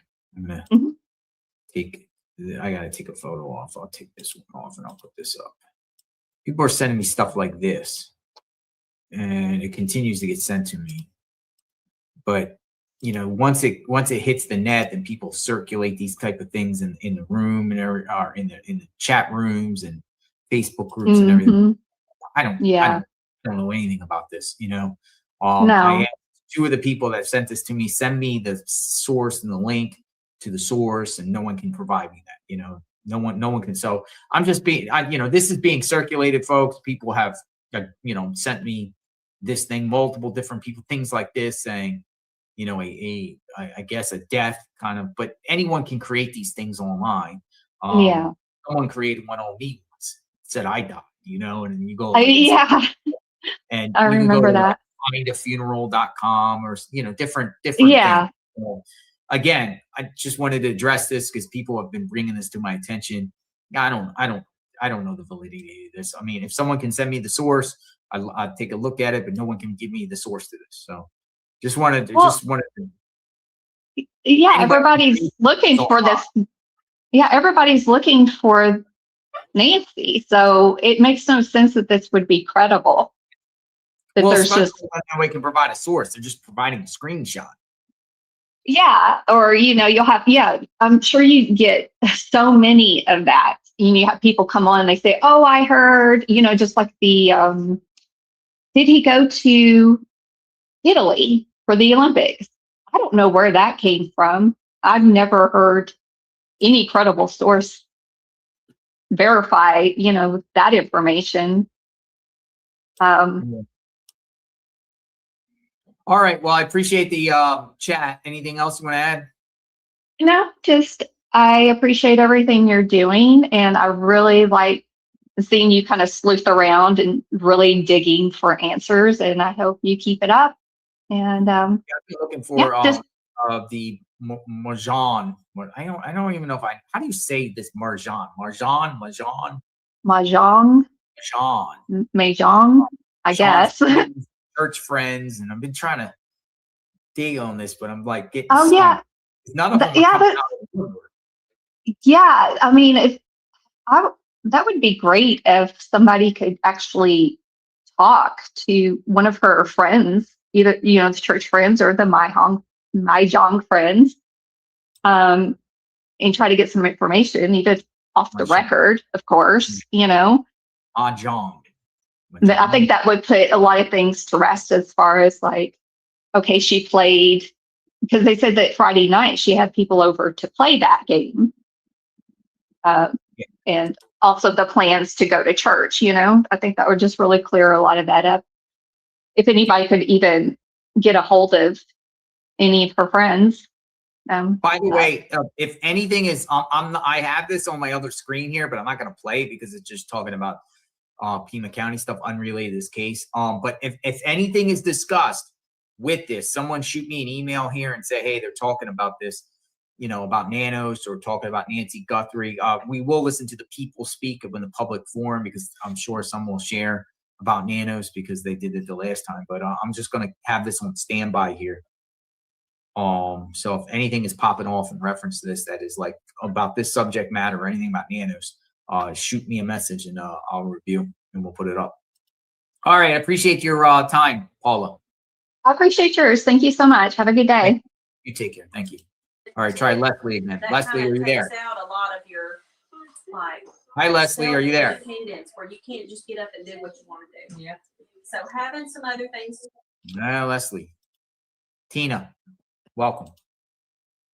Hi, Tina. Hey, Daryl. Hello. How are you? Doing great. Hello. What's going on? Hello. Couple of questions. Sure. In the picture with Cameron, next to the vehicle, and he's holding keys in his hands. It looks like rent-a-car keys. You're saying the car might have been a rental car? Yeah. Either that or a brand new car. If you bought it, you're kind of fading look in the and out. little square tag on the keys. There's a white square tag on the keys. Yeah, let me get this up. Let me see if I can find that. It's the Daily Mail stuff. You had gotten it from 857s. Well, no, Daily Mail has them actually in the car. Oh, okay. Let's see if I get this. One of the callers had a question about the lights. Mm-hmm. You did see the lights on the left side if you're looking at the house, the left side front window, but it was a reflection from media in the back trying to get coverage of the house. So you're saying lights were? It was a reflection from cameras at the house in the back behind Nancy. Mm-hmm. That were reflecting down. You debunked that. That it was a light. Your things coming in and out, unfortunately. I don't know what to do. Is that better? So you're saying rental car here? Yeah. Hertz, yeah. Avis, dollar rental car. I thought I saw an E on there, but I can't be sure. I don't know if it's a Camry or Enterprise is on your side. Who wants but to if chat? you look at the white in the keys,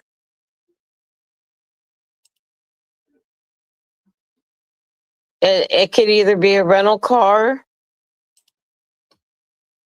And if he was staying at driveway, on the second, then because it's the same white car. Mm-hmm. Yeah. And if How's he that was even at possible? Annie and Tommaso's playing Mahjong that Saturday night, why didn't he bring his mom home? Cameron. Yeah. Maybe he did, because Nanos is not really saying 100% who did it. He's saying, he said family, he said children, he said Annie, he said Tommaso, he said family. Well, we didn't even know Cameron was in town until these came out. The fourth. But Yeah. Savannah said in an interview that she came and Cameron and Annie was there when she got there on the 2nd. Riddle me this. Something's fishy. Something is definitely up with this family. Well, I think sheriff has cleared them. Cleared. And if you continue to talk about them, we are cruel. Yeah. I mean, I don't want to blame the family, but I mean, even one caller said the perp looked like he was bull-legged, and they said it was Tommaso. Yeah. Well, the picture you have of Cameron and his wife, his legs aren't the straightest either. They go out the side a little bit. Yeah, I don't think so. And he's wearing his wedding ring.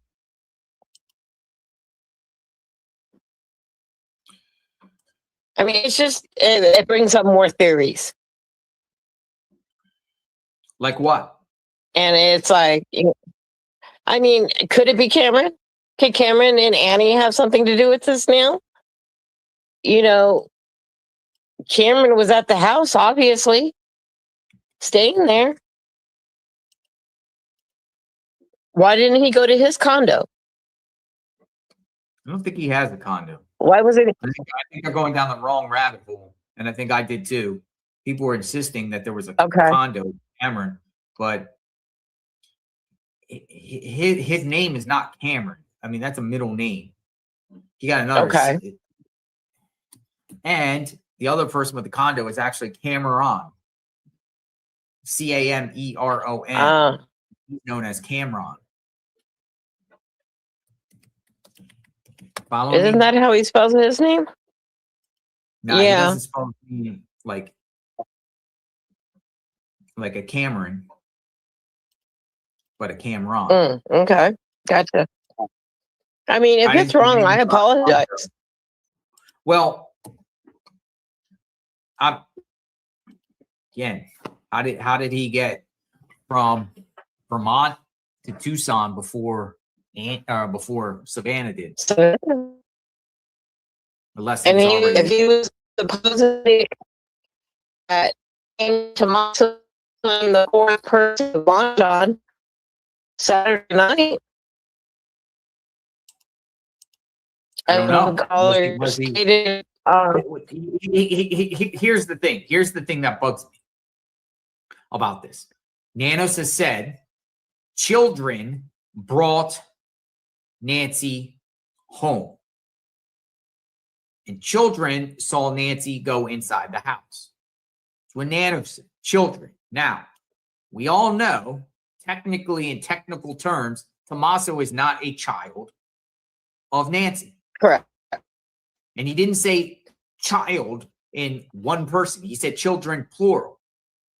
So there only could be two children there. And let's keep Savannah out of this because we know where Savannah was because Savannah said it and Savannah was on the East Coast.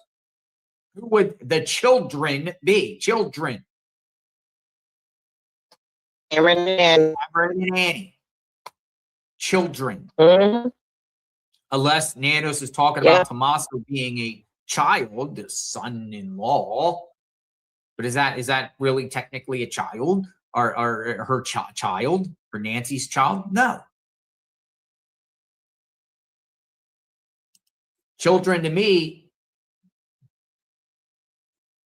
Cameron and Annie. Where was Cameron? But where was he? But even if he was there, okay, doesn't mean he did anything. But just for documentation purposes, I think it's important for us to know, because we've been honing in on, Annie and Tommaso, where their whereabouts, and where were they, and where were they, and where were they. But, just for people that have been following this case extensively, I think it's important to know where Cameron was at the time.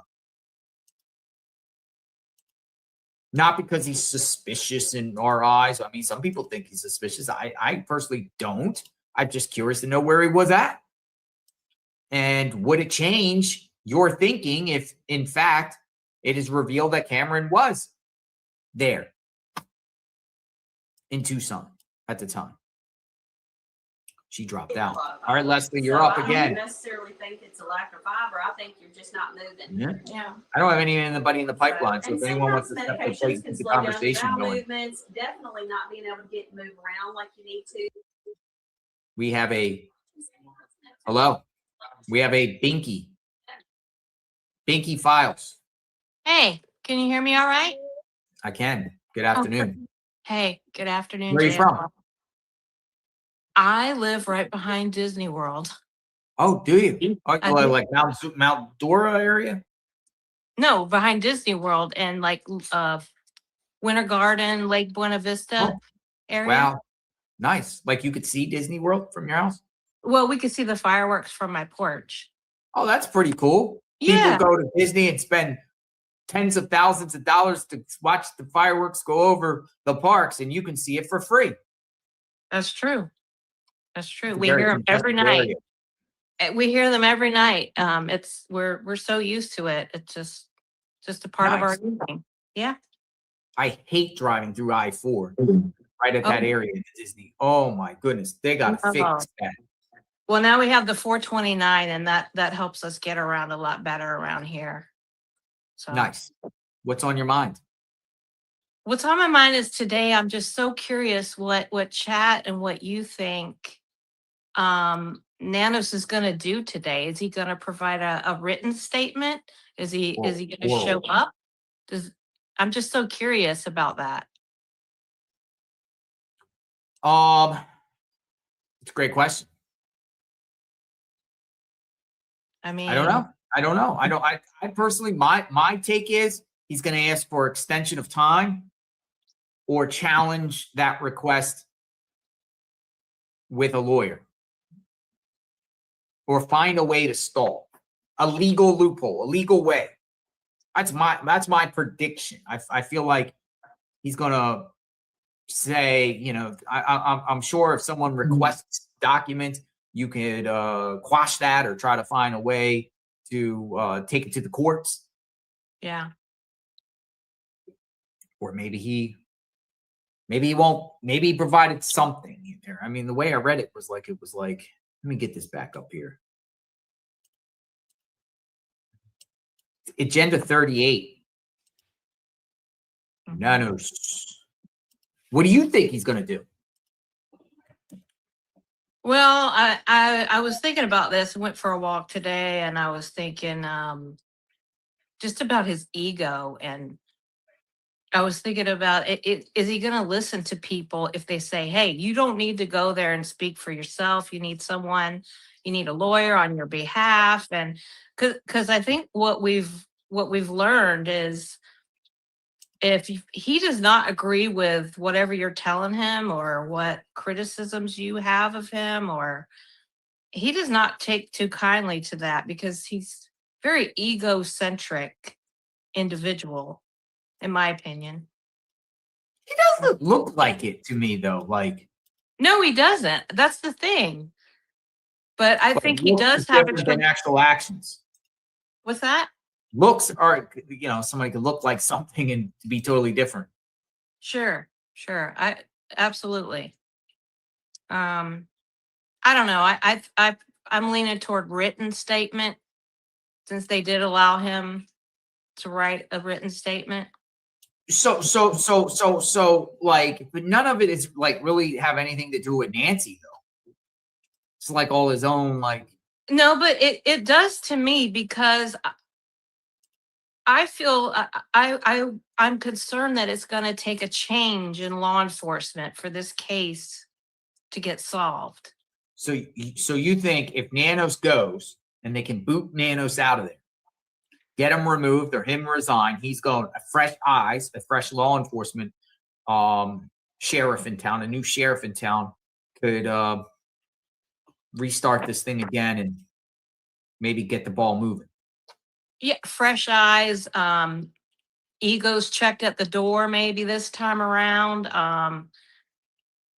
Someone not closely, if he seems, I don't know. What do you guys think? He seems closely tied with the family. I mean, for him to get Sure. up there and he's looking down at his phone. I just did an episode on this. I gave you a shout out, Tucson a shout out, the interview room a shout out, because they went over that first one of the, not the first where he's outside in front of the house, but the next day he's reading from his phone and he's saying clearly he has a script. He From admitted the family. from the family. What law enforcement person gets up to brief on a case and says the family wants me to, basically cover all these bases?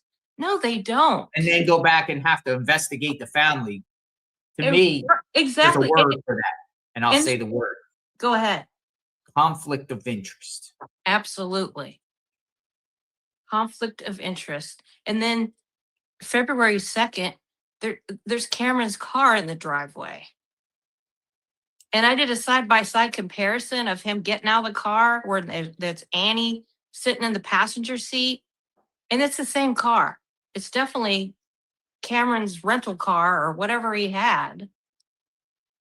So that's very troublesome. All that stuff is compromised. If and when this goes to trial, I mean, what evidence? Defendant's attorney, unless they can flat out confess. Right. Every evidence collected, the crime scene in general, anything that was dealing with the scene itself, inadmissible. Inadmissible, compromised, chain of custody broken. Chain of custody. It's I mean, it catch the person that did this unless they flat out confess out of their own mouth.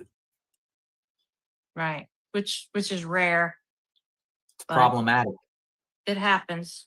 No, really I get it, and some people also say though, is you removed him in the course of the middle of an investigation. Well, that's stalling investigation.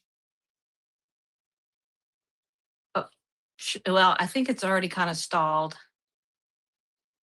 The question about when this FBI and the DNA evidence just came out, I had a question about, are they talking about they're just now getting it, or have they had it and now we know they are working it? Because I interpreted it either way. Like, did they just now get it? That's an interesting question. Let me go back to, I guess he's like the PIO of the FBI. Let's see. I retweeted them from a couple of days ago. Let's see. What's today?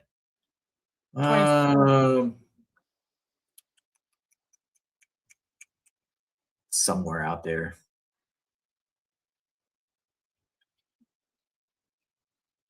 I don't. I put it out there, but yeah, your question is, did they just get it recently, or have they had it? All right. So Ben Williamson still Ben Williamson is Assistant Director for Public Affairs at the FBI. So basically, he's Assistant Director for Public Affairs. Right. Says still receive inquiries on this. This is not new evidence or information. FBI asked to test this DNA 2 months ago with the same technology we've always had, when the local sheriff instead sent it to a private lab. Right. Any further developments we will share as soon as possible. And he's quoting an ABC report. The FBI recently received recently received and is now analyzing potentially critical DNA recovered from the Tucson, Arizona home. Recently received. Their response, this is not new information or evidence or information. They asked for this 2 months ago, but the sheriff sent it to the private lab. But when did the private lab officially hand it over to the FBI? Recently? Right. Or back in the day? When I say Right. back in the day, 2 months ago, 1 No. month ago, Right. something like that. So I think it's, some of it's a lot of word salad here, a lot of like ways they don't have to say to just make us think Well, a certain way, dodging. it in a sense. Yeah. Everyone's like saying different things here. Yeah. Bottom line though is this DNA, Nanos had it, FBI knew Nanos had it, FBI requested it, but Nanos sent it to a private lab anyway, undermining the FBI, went to a private lab for however, and now the FBI has what was sent to that lab in their possession. Right. And here we are. Because you know why? Nanos knows best. He thinks he knows best. I know what I'm doing. I'm in charge. I will tell you what I think you need to know. And what you need to know is what the family is telling me. You know? Here's another thing with Annie and Tommaso or Cameron. Because I'll always say, including Cameron, when they arrived in Nancy's home because she's missing, family, one person, one of them, both of them, all three of them, two of them, how'd they get in the house? Blood on the front doorstep. How did they get in the house? They go through the garage. The Probably the back garage, doors that but were back propped gate. open. Mhm. Well, you know, most families, ourselves included, we barely use our front door. We always go in the garage. It's just, I go in my garage sometimes. yeah. Rarely do we use our front door. So they could have had the clickers, they could have had the code entered into their car for the Where's the garage. 911 call? Lily BB says, where's the 911? Can it be FOIA'd? We've already FOIA'd it, and we're response from the Pima County Sheriff's was they have received inquiries of over 100 public records requests, and they're not releasing anything in reference to this case at this time, and they're reviewing through their legal department what they can release, but 911 call has not been released and probably won't be. It's similar to the Kohlberger case until a year later when no one cares anymore. You know, I don't know. Yeah, it's locked down. They're shutting that down tight right now, in my opinion. All right, go ahead, Binky. That's really all I had to say. That's my main question is what will he do today? Nanos.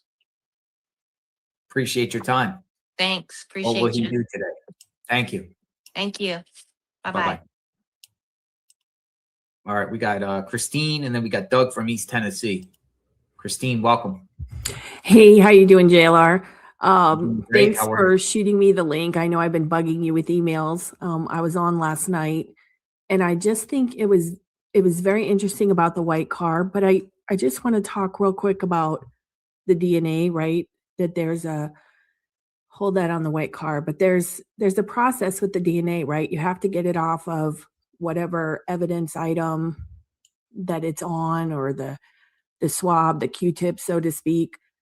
And that could be a normal extraction process that the FBI does, that regular crime labs do. But for the forensic genetic genealogy and stuff like that, that's different type of machinery, different type of things, and not everybody has that. So it is a process. And, you know, so first you've got to quantify it. You've got to get the usable DNA, and then you have to decide what you're going to do with it. Mm-hmm. And we don't know exactly how that happens. So we're just going to have to wait for that. But a lot of the agencies do send it out. right? So whether it's Florida, whether it's somewhere else, that's that. But my question is, when I was watching last night and you guys were talking about the white car in the email that I sent you, just something weird that struck me, because we talk about the back doors being open and, were people home? And then it just struck me that the casita was a mess, right? Didn't it seem to be a mess? Yes. And I thought,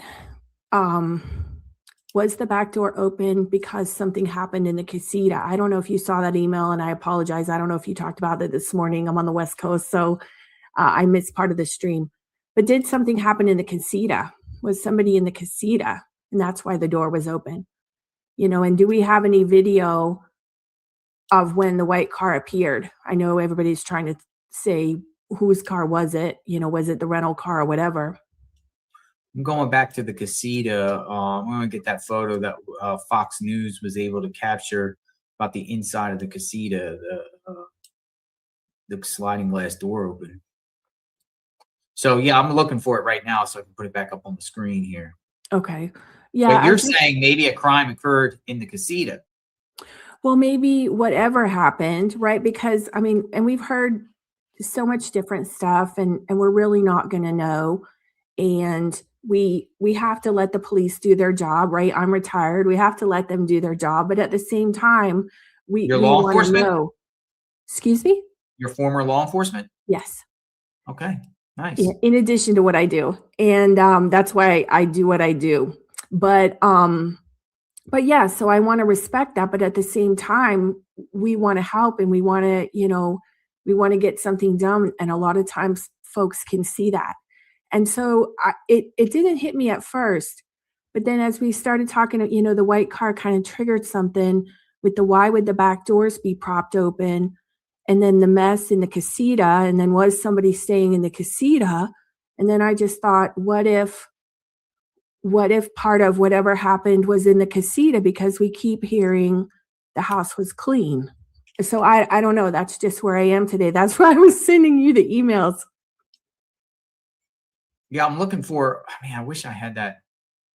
I wish I had that photo of the, what Fox had. I have it somewhere in my pipeline. I just don't have it available right now of the, like the door in the casita, but that's an interesting perspective, right? But Nanos was asked by by a reporter if Nancy lived alone. And he said, yeah, but the way he said it was kind of weird to me.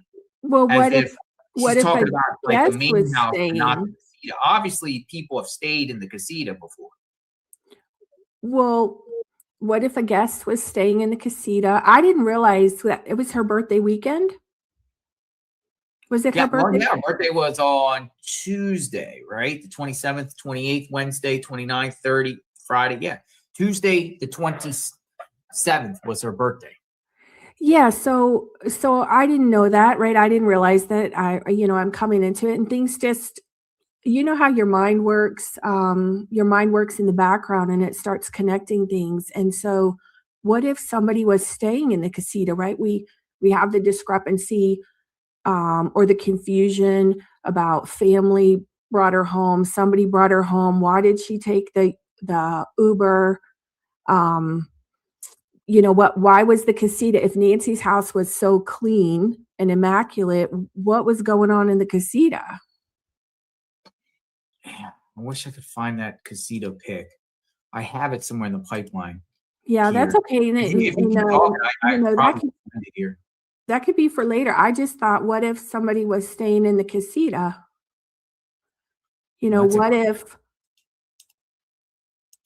What if it was related to who was staying? I don't know. My mind just goes with, that's what you have to do. You have to come up with theories. What if, and you have to rule them out. That's my top brain. Yeah, I'm looking right now for this casita pic. Somewhere I have it. It was taken by Fox News. Oh, I got it. Hold on. Can you see if I can? We'll do something different here. All right. So obviously the bedding wasn't, and this is coming from Matt Finn. Guest house. I'll title it guest house. Here, I'll get it up here in a minute. Well, we just saw Maybe that the stuff crime wasn't- occurred at the guest house, right? Maybe Nancy came out to the guest house, maybe. To confront somebody out there or something, maybe? I mean, we could pose all kinds of things, right? And again, that's the theorizing. What happened? I just don't understand the house being immaculate, and then again, we don't know if we can trust what we're hearing. And of course, we're not going to hear everything, but I've seen the video of the foot moving, in the house. The other lady was asking, yeah, so what is that, a bedspread? It's a bedspread. Is that a bedspread and a little rug? Yep, bedspread off the bed. The thing about it is, if the house was so immaculate of Nancy's home, why is the casita a mess? And then don't forget, feds are up on, I got images here of the feds up on the roof of the guest house, the camera, analyzing cameras there and everything like that. So, I mean, did a crime occur in the guest house? Is that okay? So is that I got two questions. Is that the door that faces onto the driveway, or is that the door that faces east onto the backyard? And is that a hamper with a black plastic trash bag in it? Is that inside the window? See the reflection? Is that inside the window or outside the window? Fountain, but let me No, below it. It looks like a white plastic hamper. Oh yeah, it does. Do you see it? Yeah. Kind of does. Looks like, or a flower pot outside. Oh, I don't know. It kind of looks like hamper to me. I don't know. To me, like my mom's house, God forbid if anything was out of place. And that's just the way she was. I want to go back to, let me go back here to the condition of outside the home there, in that area. I'm going to look here. Yeah, but I mean, you raised some interesting questions. I mean, to me, the guest house has always been a mystery here. All right, so where that photo appears to be is the sliding glass door here. I gotta start organizing these guest house photos. It appears to be in the back. If you're looking at Nancy's home, back of the guest house onto the left, and there's like some sort of big, like, looks like some sort of like little like flower pot water fountain or something there. Okay, so that door faces, or the exit for that door would be into the backyard. It's not the sliding glass doors that face north onto the driveway. No, it's not the driveway. And I'll show you right now. Okay. And that looks like a hamper to me. I don't know. I can't see. I don't know what the chat's doing, but I don't know. That looks like a hamper to me. And I also have, remember, I have photos from, the inside of the house, or inside the guest house, from a former tenant. To me, based off this photo here, it appears to be right there.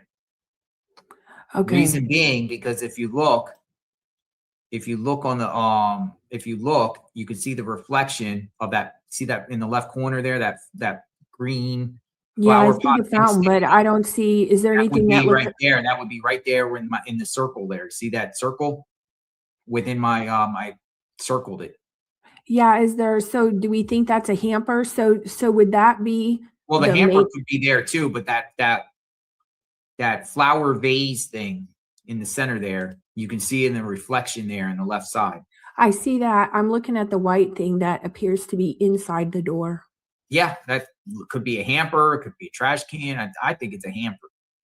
So when we saw the photos from the lady that used to live there, her mom used to live there, it looks like there's a counter along that wall. Like that would be maybe the kitchen area that goes to that doorway.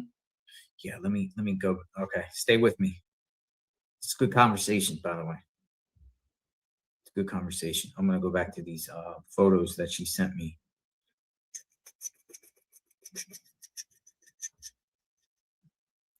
She sent me these photos.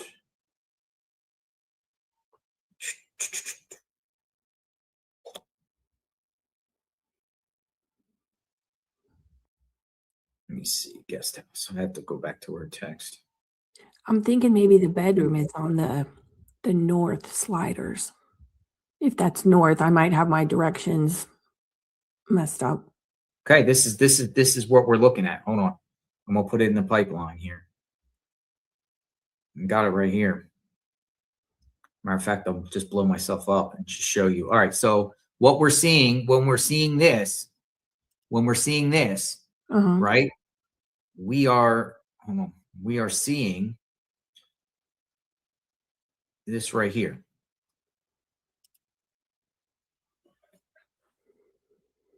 Okay. Okay, so there's a curtain from an there. inside-outside perspective. That's what we're seeing. So this was taken to me by a former tenant, and this is from that sliding glass looking out, and you can see that thing onto the patio. That is right there, and this right there, and then right there. So it's the back left side of, it's like a fountain kind of deal. Like a little water fountain. So yeah, okay. So if you were to walk out the back door that was left open, you don't have to go out the gate, the side gate, to go to that sliding glass patio door. right there. You can see where I circled it. That's where you would be. Yeah, so they would be walking across the patio. Like, let's just say You'd walk right past the patio towards the house. yes, somebody could be going walk back and forth. Weren't they over in that corner? Yes. When we had the drone, weren't they over in that corner? Yes, I'm gonna get some footage here. Hold on, give me a second. I'm gonna go back and get to where the feds were analyzing that whole area. I gotta start marking these things because good conversation though. You do good. You do a good job. It's hard trying to find everything when you want it. And I just wonder, I know they had the camera on that roof. Okay. That they came up later and got. I just wonder what the angle is. Remember, somebody also talked about the taking of the photos just to kind of see what was captured. Okay. So for instance, here's what I'm going to show you. All right. So going back to that and going back to this, right? Yep. This is what the feds were analyzing.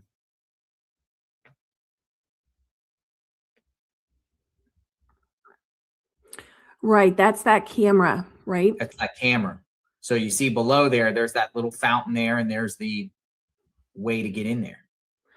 Okay. And it looks like there's a planter that would kind of block the egress into that casita.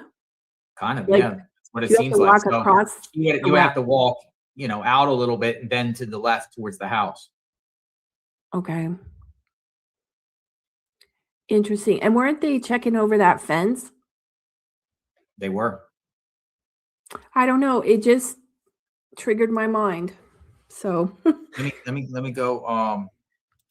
Hold on a second. But yeah, I mean. So when was the white car? It does make you wonder. What? It does make you wonder if I don't know where I can get this in. When was the white car first there? Because you got the white car there parked. And by the way, the individual that had her mom stay, someone stayed in her guest house. I spoke to a lady outside the Walmart who said her mom stayed in that guest house 8 years ago. The guest house was advertised on a community post for rent, $1,500 a month, at the University of Arizona. And she said when she would go to the house and her mom who stayed there, that's where you park. Because you can't park down further because you will block from going into the garage, right? Because Nancy has to come in and out of the garage. Okay. So she required the tenants there to park right next to the guest house there. So let me ask you a question. Do we know? Well, first, I want to talk about Target. Who is the target? I'll leave that there. Mm-hmm. Is there a front door, as we would call it, is that the west of the house, right? Like, so we've got the part, I'm assuming it's east, that goes on to the pool area. is there a door? Because, you know, we saw some footage of people circling that area recently. Is there a front, what we would call a front door to that casita? Yes, right here. And I'll show it to you. I'll blow myself up. This was also provided to me. This would be the front door because there's the driveway. There's a tree there and a driveway. Where's the tree? Okay, can you show me on So the we'll go overhead? here.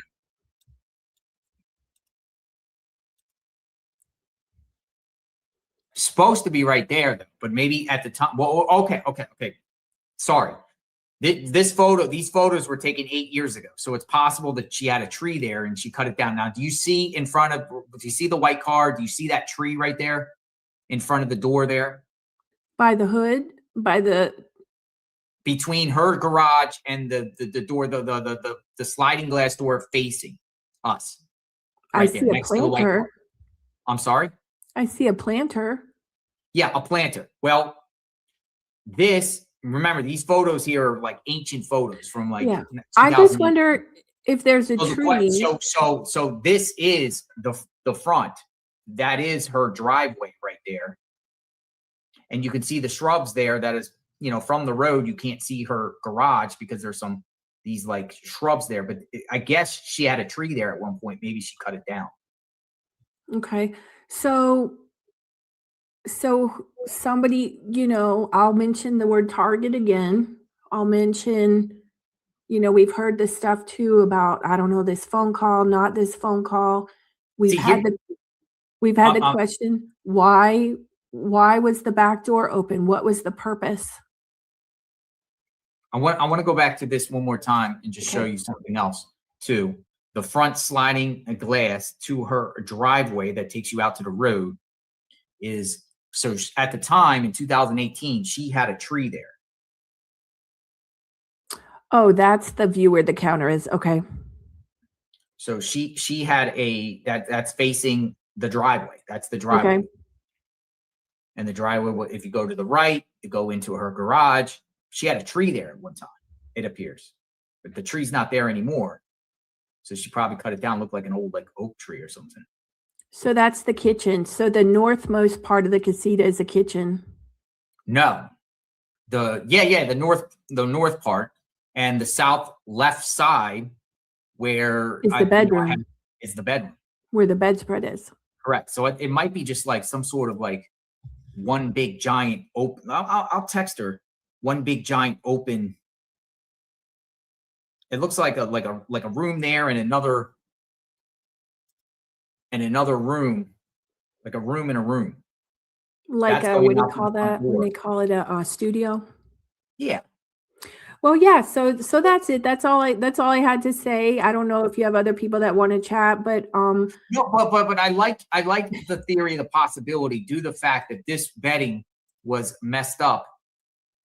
Makes me wonder if some activating event happened inside the casita. Well, I would say. And who was in there? Who is the target? You know, I don't know. And I don't want to say, like, I've got different scenarios going on in my head. I sent you some in email. But it's just very interesting given the car. So I would like to know when that white car was there. I had looked at some satellite imagery. I wasn't able to find anything because it was earlier. The last image that was saved was earlier than the incident. But yeah, I'd like to know more about when the white car was, like when the crime was first, when the missing person was first reported. Did anybody, even if it was at night, get any vehicle that would have been over there? People are also suggesting maybe Nancy stayed in the guest house. I don't know. I mean, she could have, you know, sometimes your house is hot and you need a different bed. I mean, I sometimes rotate between the couch and different things. Yeah. For whatever reason. I don't know. It just bothers me. We've always talked about why is it messed up? I don't understand about the back door. And like I said, the white car, now that we know we have a door over there, I don't know, my brain's going. So thanks for listening. I appreciate it. Thank you. All right, I'm going to get back to work. Thank you. Take care. Thanks for Thank watching. you. Thanks for your service as being former law enforcement. I appreciate that. Thanks for all you do. Thank you. Doug from East Tennessee, one of our longtime viewers.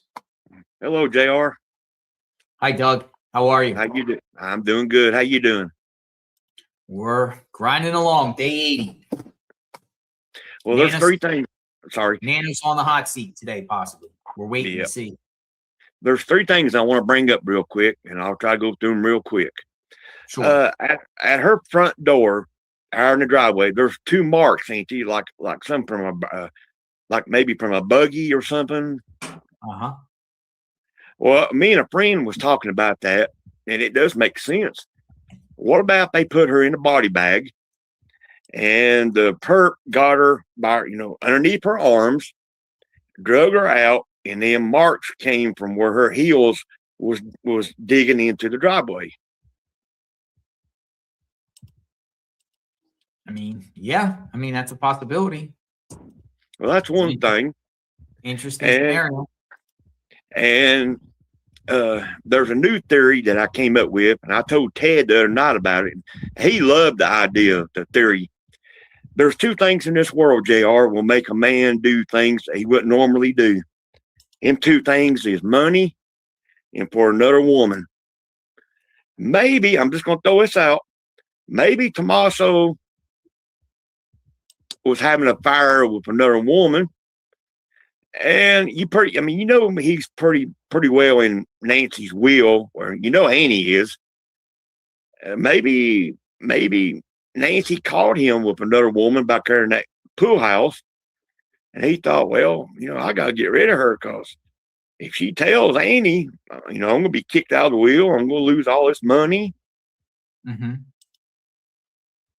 And the third thing, I'm not trying to make this political. I'm not trying to, but we've seen over the last few years, these people that are in office, when they do something bad, it just goes on both parties, Democrat and Republicans. That person's never held accountable. And this deal of Nanos, I think today he's going to stall, or he's going to say, oh, well, let me hire a lawyer. Tucson's a very Democrat city. They're not going to hold him accountable. If they do, I'll be surprised. I look, though, the representative, the congressional representative that represents that district is a Republican, though. Okay. But like I said, like I said, it goes with both parties.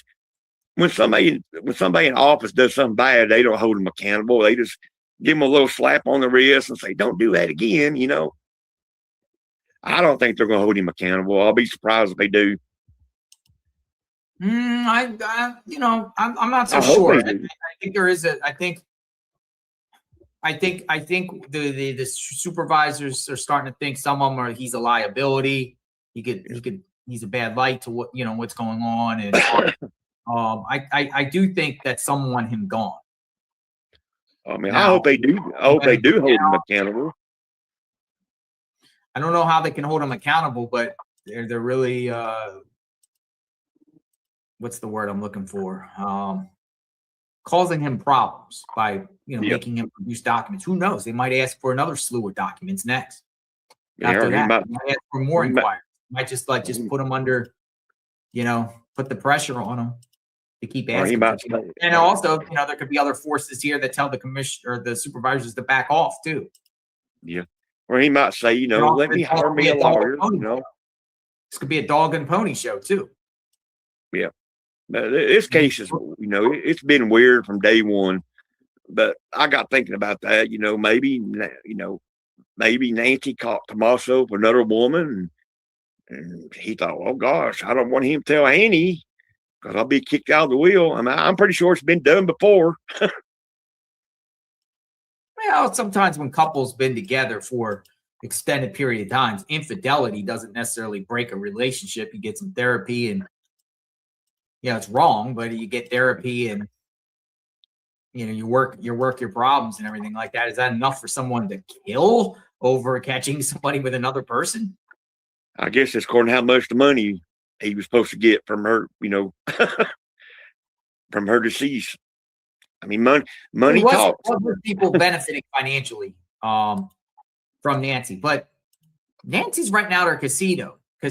Her home, keep in mind, 2020, before 2020, Nancy Guthrie's home was worth less than $500,000 before 2020. It doubled, just like all of our homes doubled. And, you know, the market fluctuates. People's homes still up there, but homes are starting to go down a little bit. It might go back up soon. I don't know, you know, ebbs and flows, but her home wasn't worth over $500,000. I mean, you know, she's the mother of Savannah, but that's Savannah's wealth.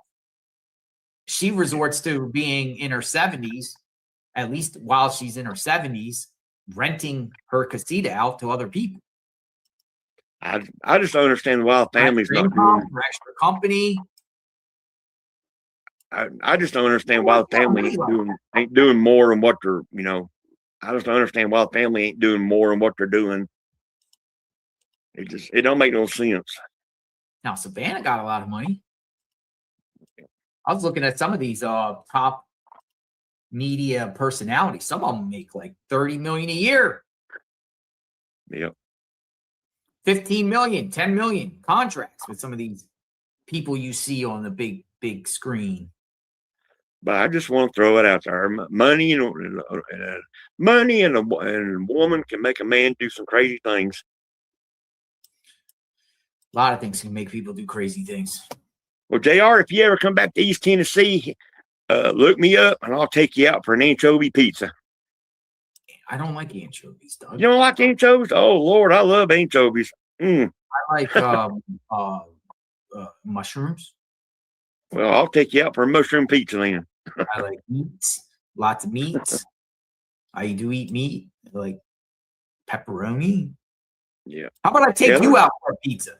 How about we pay each other pizza? How about this? You buy a pizza, I buy a pizza, and then we just dig in. That'll work. Yeah, there's a lot of people. A lot of people don't like anchovies, but I love them. Well, I appreciate it, JR. I don't even think I've ever had anchovies. I don't know if I would even like it. It's real salty. I'll try it. It's real salty. Thank you. You take care, Doug. Keep up the good work, JR. Yes, sir. Thank you. It's our friend Doug. All right, we got Christina, we got Leslie Atkins, and we got GHS. Welcome. Christina. Hi, Jonathan. How are you this afternoon? Great. Call me by my first name. Nice. It's my son's name, so. Oh, okay. Yeah, you spelled the same way. So. Where are you from? I'm from the Midwest. All right. We've talked before. Okay. I was trying to chime on Sunday, but I was sick and coughing, and I didn't want to come on and cough your ear off. So, thanks for inviting me in. You're welcome. Thank you for being here. Things, Thank you for being here. Thank you for having me, and thank you for continuing on this case. I know it's frustrating. Definitely want some answers. I can't believe we're on day 80. It's just insane. Unbelievable. This time of era, we're at day 80, and we don't even have anything anymore. Yeah, it's just some days I just don't even want to watch because I'm so frustrated because there's no new news. And by the way, I don't like anchovies. Don't try them. They're gross. They're gross? Yes. Not very tasty. But couple things I wanted to touch on. I still feel, and these are just my own personal thoughts, speculation, because we don't have a lot to go on. My thought process is telling me still, and this is because after this night, the reason I'm saying this is after this night, it seemed like everything kind of stalled in my view of what I've seen. And I'm going to put it out there. Some agree, some don't agree, but I still feel like they may have had Nancy on that helicopter that night of the raids. It sticks with me to the effect of, and I know we talked about this before, like why would everybody cover this up for so long and take the heat and etc. But I still feel like she may have been found. I think she probably is not alive. And I think that they're on to more than we think they are. And it's working through the process to catch who's responsible. That's my own thought process. I think that in terms of the Porch guy, which has been talked about a million times, I still feel strongly that he has some kind of prosthetic mask under the ski mask covering his features, his facial features, which is throwing everybody off. That's how I see what I'm seeing in the photos in the video. People can agree or disagree, but I think we're speculating more complicated in terms of I don't believe it's family. I just don't. I really feel like this was a revenge plot. Nobody's come forward for the reward money.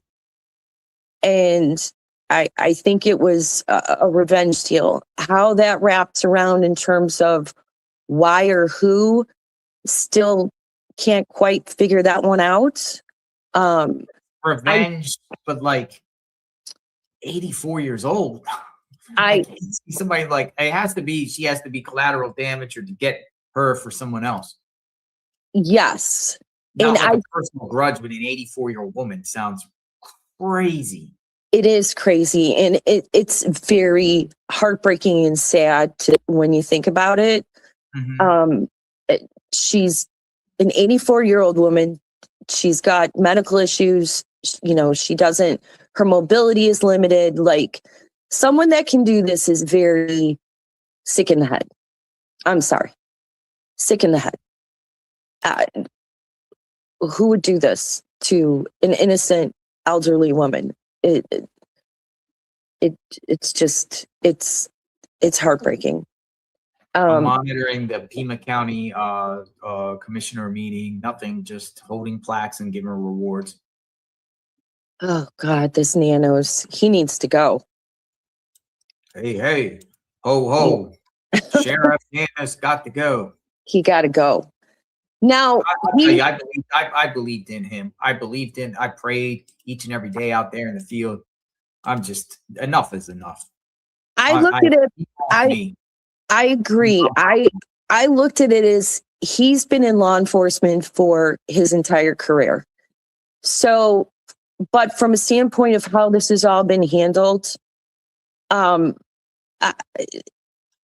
he made himself an embarrassment, quite frankly. You watch the news conferences and I'm watching him going, what are you doing? What are you doing? First of all, actively investigate this case when you got his own supervisors there breathing down his neck. Yes. First of all, if you cannot speak in public, have someone stand in for you. There should have been someone else taking that over. Second of all, no one's clear until Nancy is found and the perps are brought to justice. I'm sorry. Nobody's cleared. Nobody. How can they be? She's still missing. She's still missing. And the perp has gotten away with this for 80 days. 80 no days. one's cleared. Sorry. I'm not trying to be rude. I just, there's so many sides to this case. There's so much speculation. Did Annie, Tommaso, Cameron, look, I have anxiety issues. I have problems being in public, on the stage, or when I go to work meetings, being the center of having to present in front of a client. I have always had like stage fright. I think that Annie has a lot of anxiety, and that might be why she won't come out in public. Just my thought process, only because I suffer from it. I don't want to be the center of attention. And I think Cameron's a very private person. I don't think he didn't come out with them on the day they brought the flowers out. I think he didn't want to. He didn't want to be all over the news because he knew that the cameras were out there. If I'm wrong, I'm wrong. If they're involved, I hope that when the day comes, they are punished to the fullest. Because whoever would do that to their mother, if they're guilty, you are an awful person. But I honestly don't believe it's family. I've never thought that way. I've always thought that it was an outside revenge plot. And I still feel like Savannah's on the center stage all the time. She's in the media. You know, she's on the Today Show. I think the last ransom note, whether it's legit or not, my thought process tells me she went back to work that day, the first day back. And then that note comes out. And it had certain indications in that note with reference to kind of get at her, like they were mentioning where her dad passed away in Sonoma, Mexico.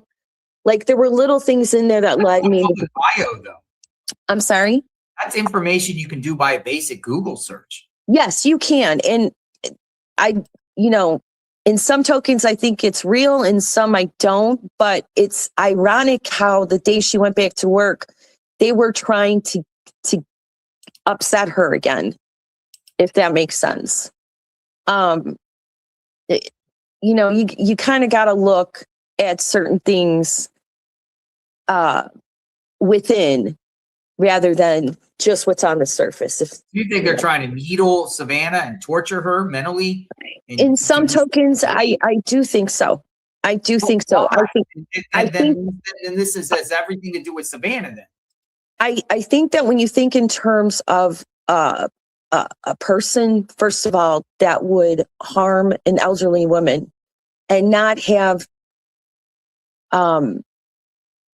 any guilt by doing that, I think that they are capable of torturing the family. They're looking at this and they're watching all the YouTube lives and all the news, and they are laughing in the background saying, we're just going to keep torturing this family. We're going to keep torturing them because they have no idea who we are. We took their mother. God can come down on me, but I don't believe she's alive at this point. Mm-hmm. And I think it's now they're really rubbing it in. I could be completely off base. That's just how I see things. Everybody, one thing I want to say is everybody, I watch the chat when you're on live. I watch you religiously. Some of the chat, like, you have to remember, everybody remember, this is a high profile case. There's a lot of things that we do not know, so we are speculating, but everybody has the right to their own opinion on this case. Yep. Like you do, Mark the Shark does, everybody that calls in, keep it in mind to be respectful and stop beating people up. That pisses me off. Everybody has their own opinion. Like I'm speaking, maybe somebody doesn't agree, and that's okay. We have the right to see things the way that we see them, and we have the right to call in and say what we're feeling because you allow us to do that. Just respect and be kind. That's all I'm saying. Respect and be kind. It takes nothing to be kind. And we also have to remember, we have to keep in mind that this family, if they're not guilty, and I truly believe they're not, we have to be respectful for what we're posting online, posting on Facebook, posting on X. Annie and Tommaso are coming under so much. So I can understand why they're hiding. I would be too. I would not leave my house. So I don't find it unusual that they're not out there. I do find it unusual that they're not searching for their mother. The Cajun Navy, in fact, I saw a post this morning. They're offering again to come in and search. And Nanos has not responded. Explain that one. Remember, Nano said he has a theory of what happened from the beginning. Then, But he's yeah, not I sharing mean, that theory. here's my thought process though. Again, with the Cajun Navy, like if she was not on that helicopter that night, then why aren't they searching for her?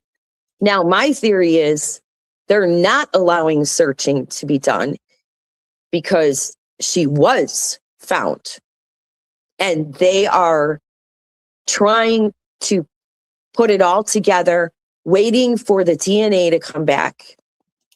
That's how I see it. Speaking of DNA, Yes. this article just came out by Fox News just a few minutes ago, and it's saying lab behind Gilgo Beach killer conviction believed to be involved in the Nancy Guthrie abduction case. Genetic genealogist C.C. Moore says she is pretty confident the FBI will want to use, is that called Astrea forensics for the case? Right here. Wow. Let me say that word. I can't. Astrea. Astrea Forensics. Yeah. Astrea Forensics, a San Francisco forensics lab that helped crack the Long Island serial killer case, is now believed to be involved in the search for answers in the Nancy Guthrie case. Gilgo Beach killer Rex Heuermann, who admitted to killing 8 women between 1993 and 2010, pled guilty earlier this month after his defense failed to overcome groundbreaking DNA evidence collected from rootless hair samples. I am pretty confident that they will want to use the lab that they have been extremely successful with, which is Astrea, says C.C. Moore, one of the nation's leading genetic genealogists. Interesting.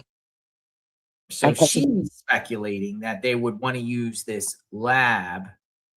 It's pretty much, just saying that it solved the Gilgo Beach. So maybe this lab, remember, but we also heard 5 different labs that this DNA got sent to.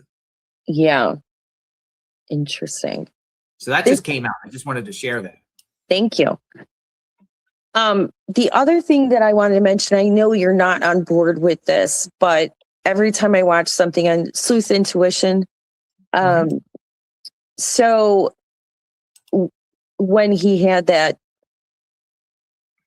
person, I don't even want to say his name, he had that NOLA guy on, he clearly he needs some help. He clearly needs some help.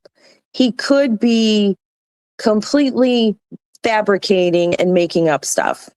But when you look in between the lines, I've listened to it a couple of times just for the first time he went on and announced who he was and that his brother potentially could be involved. I keep going back to the perp when they're not in sound mind. And I say this because my own grown daughter suffers from mental illness. And when she goes into a round of needing help, like she's a completely different person. And so when I listen to him, I feel like the person that did this, if they're in that type of mind frame, they want to be heard, right? And they get frustrated because this case has went on for so many weeks. I feel like there's some legitimacy to his story. And I'm only saying this because, again, I deal with it in my personal life.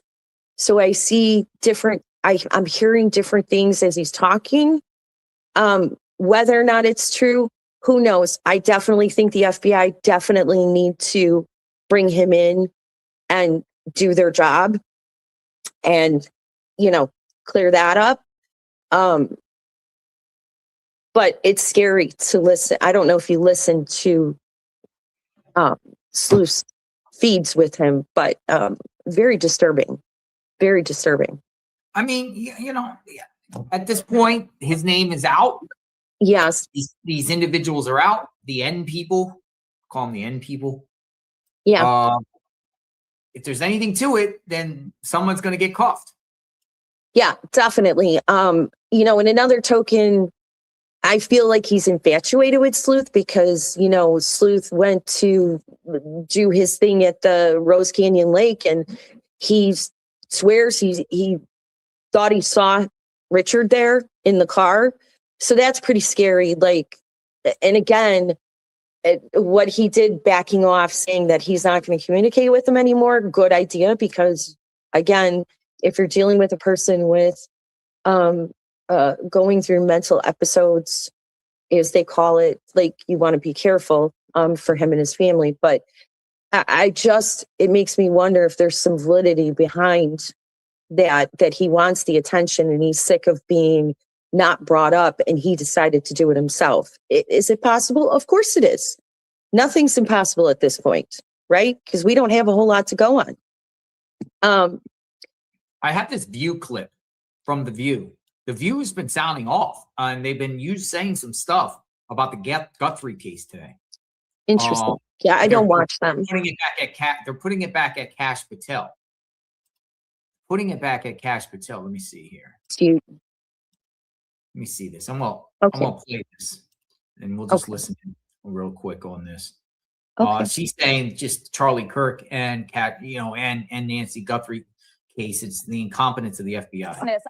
These positions matter. These are important positions of public trust, and I'll especially focus on the FBI director. Correct. So traditionally, an FBI director is above the partisan fold. They really have the public trust. I think of Louis Freeh, Christopher Wray, Robert Mueller, long before we knew him from the Mueller report, because their jobs are so important. And right now, it doesn't matter whether they're Republican, most served under multiple terms. You know if they were Republican or Democrat. Exactly. Their politics didn't show. And this comes right now, this lack of faith and confidence in the FBI. When we're at war with Iran, one of the FBI's jobs is to monitor sleeper terrorist cells in the United States. So if Iranian-affiliated terrorist organizations might try to attack the homeland, I don't want to hear these allegations when that's a very real threat.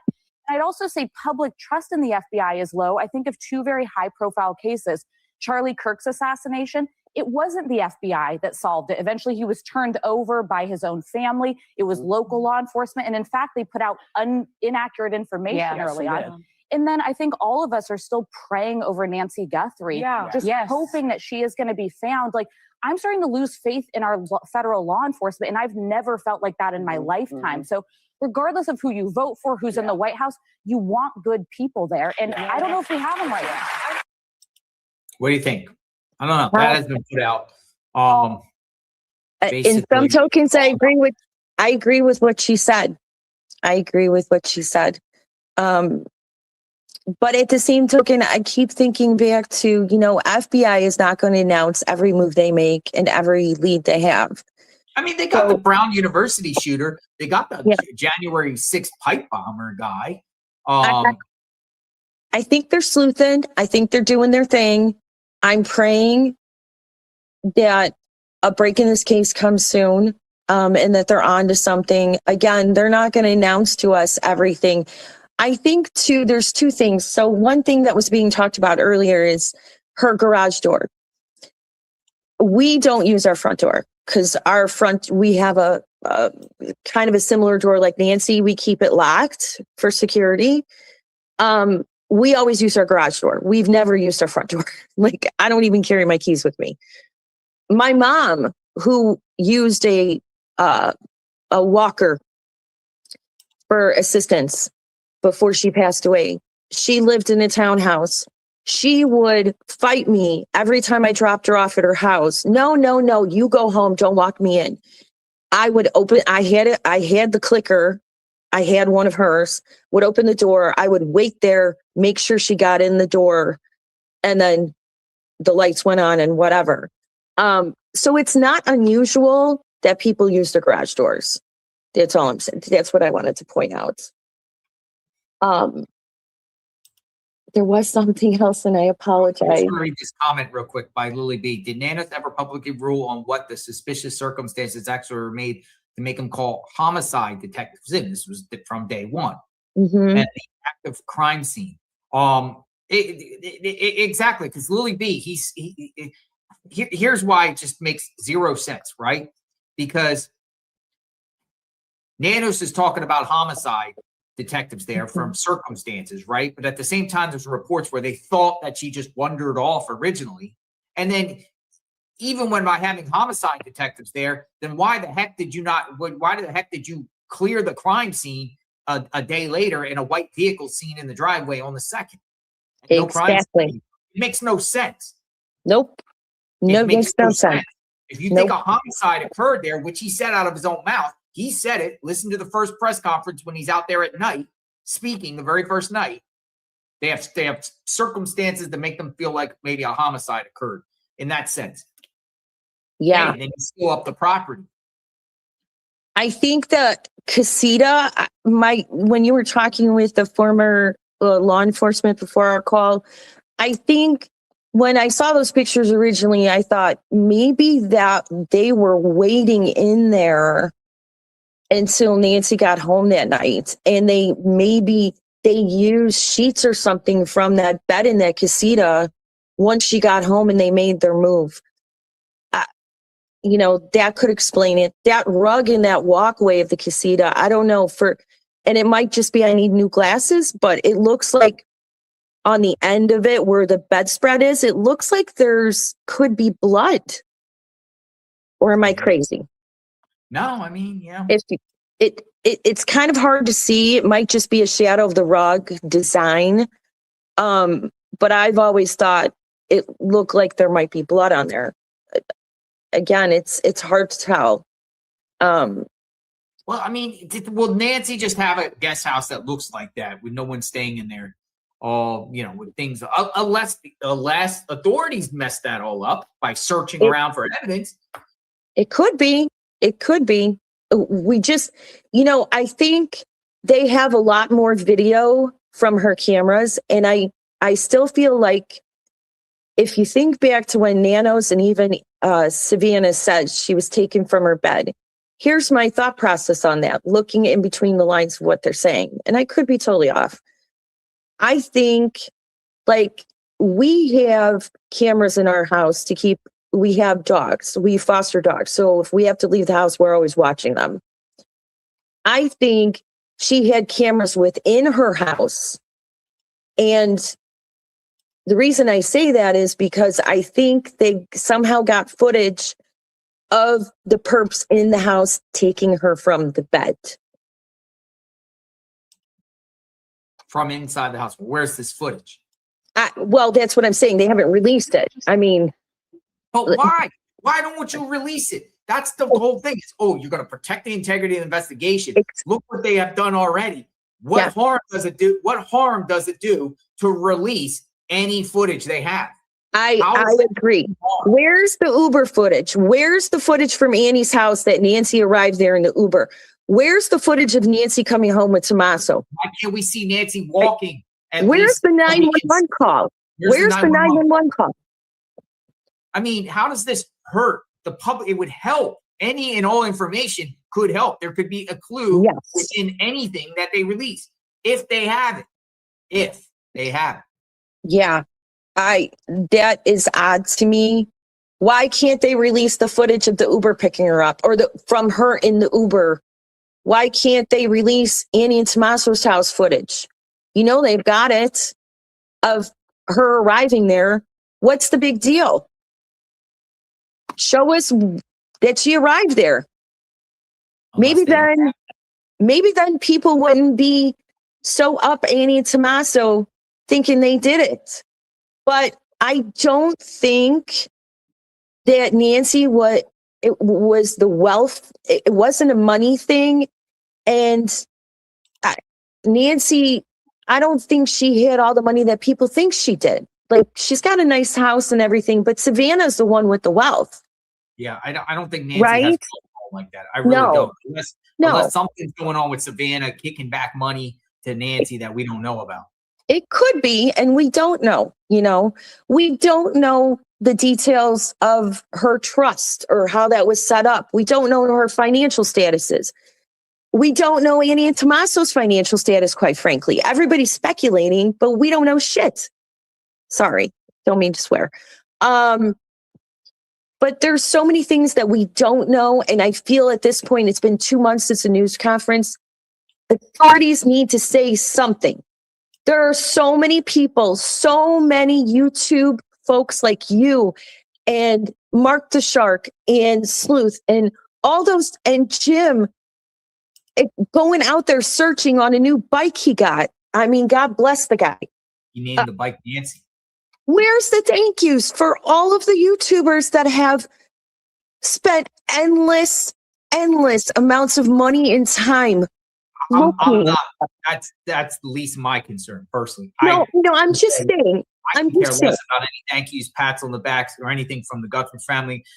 Personally, I've learned covering some of the other prior cases, you don't want to get close to the family at all, and you don't want to like be a mouthpiece for the family, whatever like that, because there could be a lot of manipulation, trickery, and I tend to keep my distance from any family because anybody in the family could be involved here. Still, in my opinion. Yeah. Yes, and anything's possible, and I've said that. I think that at this point they need to come out and say something. Everybody across the world are watching, and there's been nothing. All right, so I gotta let you go. We got a call of public about to start. God bless you. Thank you, JLR. Stay on it. We appreciate you. Thank you for your time. Have a great day. Thank you. We got some people in the pipeline. However, I want to see what the public has to say about. We got GHS, we got Leslie, and we got Marcus. If you guys are patient, stay around because I want to see. People are saying that the public is about. They haven't started yet. So let me just keep monitoring this. When the public starts to speak, soon. All right, so I'm closely monitoring. So GHS, Leslie, and then Marcus. GHS, you're up. They haven't started speaking yet, but they might. I want to listen to the public on that. GHS, hello. Hey, JLR, how are you? Can you hear me? Hi, how are you? Where are you from? Alabama. Alabama. Welcome. Hi, I have a question, and I've been being told that I'm crazy on other podcasts that it never happened. But do you remember that press conference? And I thought it was the first one, but I can't find it anymore online, where he was answering all those questions and he started talking about the commissioners and all that went crazy. He said that she left a note. Does anybody else remember that? If anyone has that, clip it, send it to me. Well, and the thing is, I went back to look at all the press conferences, and the questions, that everybody was throwing out to him are not on the YouTube anymore. Okay, so those things are it was distributed everywhere. People restreamed it, so it every press conference that he made is out there and it's full in its entirety. I never heard of anything about a note. What do you mean that Nancy left a note behind? Yes, somebody asked him a question, and I can't remember what the question was, but his response was she left a note and said she was going out for a while. Okay, well, I didn't hear that. Many of the viewers here seem to say that they never heard that. Has anyone heard that? I know I'm not crazy. Okay, so here's what you could do, or anyone. If anyone knows about this, clip it. I'll play the clip. That's all I can say. I mean, I didn't hear it, so I don't know. Yeah, and I don't remember which press conference it was, because the only thing I can find now is where he gets to it wasn't a very controlled press conference. Everybody in the media was asking him questions. And the only one I can find now is the one where he says, I apologize for getting off track.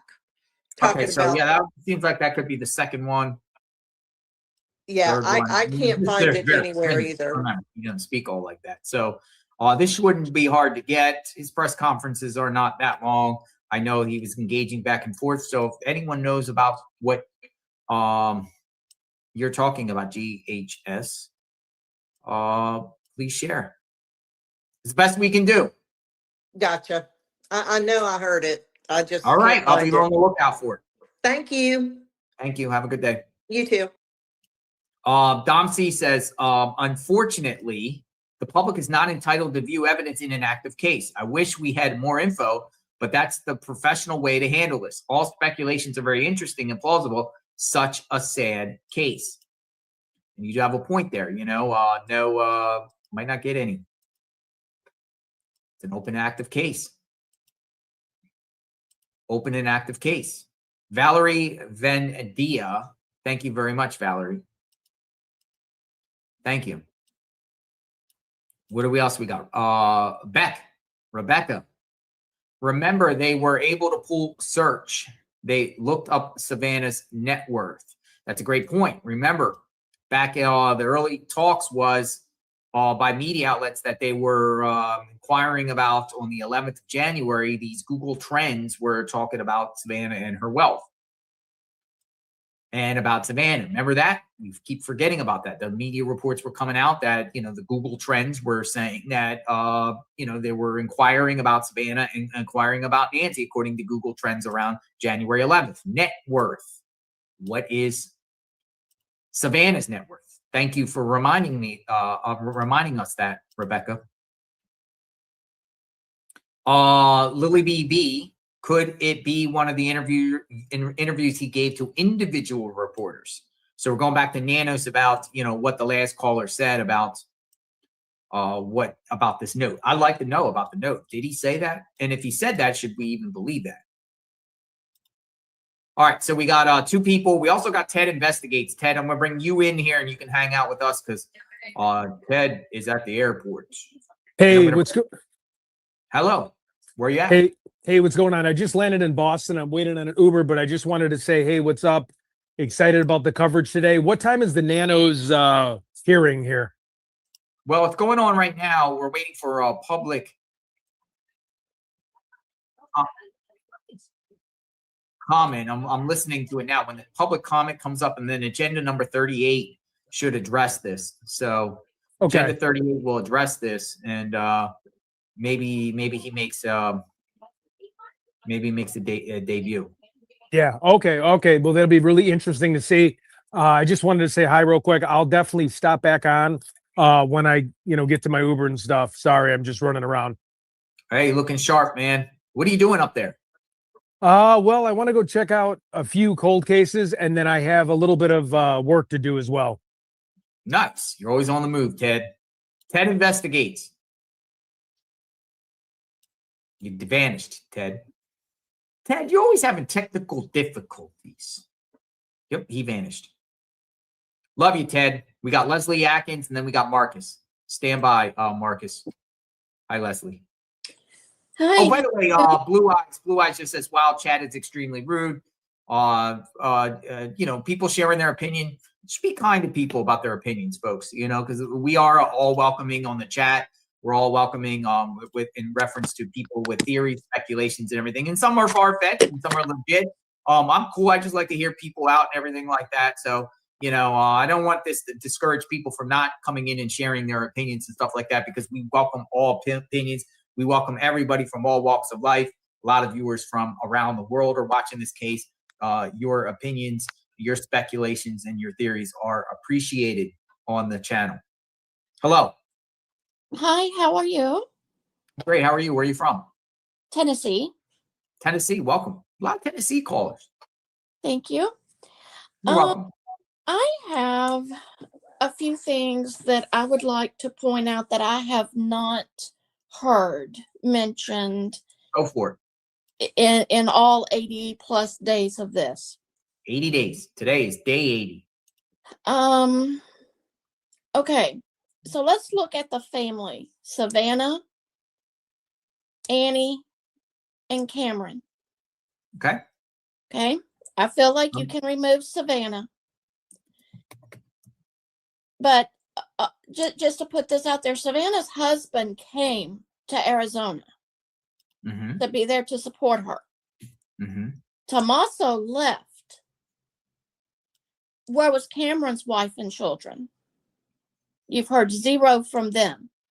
We heard a statement. The only thing I've heard that mentioned Cameron's others on Cameron's family was the statement that they gave to KVOA in their special statement about, anyone, the Guthrie family said they're, looking for anyone in Tucson and anyone from South Arizona that has anything or know anything. And it was signed by the three siblings, or it was mentioned, but the three siblings and their respected loved ones.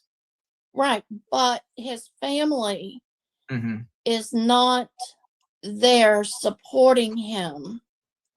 But go back to what Savannah said, that Cameron was already present in Arizona with who? Annie. Annie. She did say that. Okay. Some people think she also misspoke on there and was just like, well, it was really Tommaso and Annie. But it does appear, based off what I've learned and seen, is Cameron was there. And Yes. Cameron was there before Savannah got there. And her birthday was January the 27th. Mm-hmm. Where was Cameron? Where was the birthday celebration? Where was anything? If my mother was turning 84, I would have a blowout blast. I mean, but I hope all of us live to 84 and beyond. That would be so good to live to 84. Mm-hmm. But I mean, you're living the life, I mean, some people are in pain when you get that age, and I understand it, but 84. But see, you can Cameron and Annie.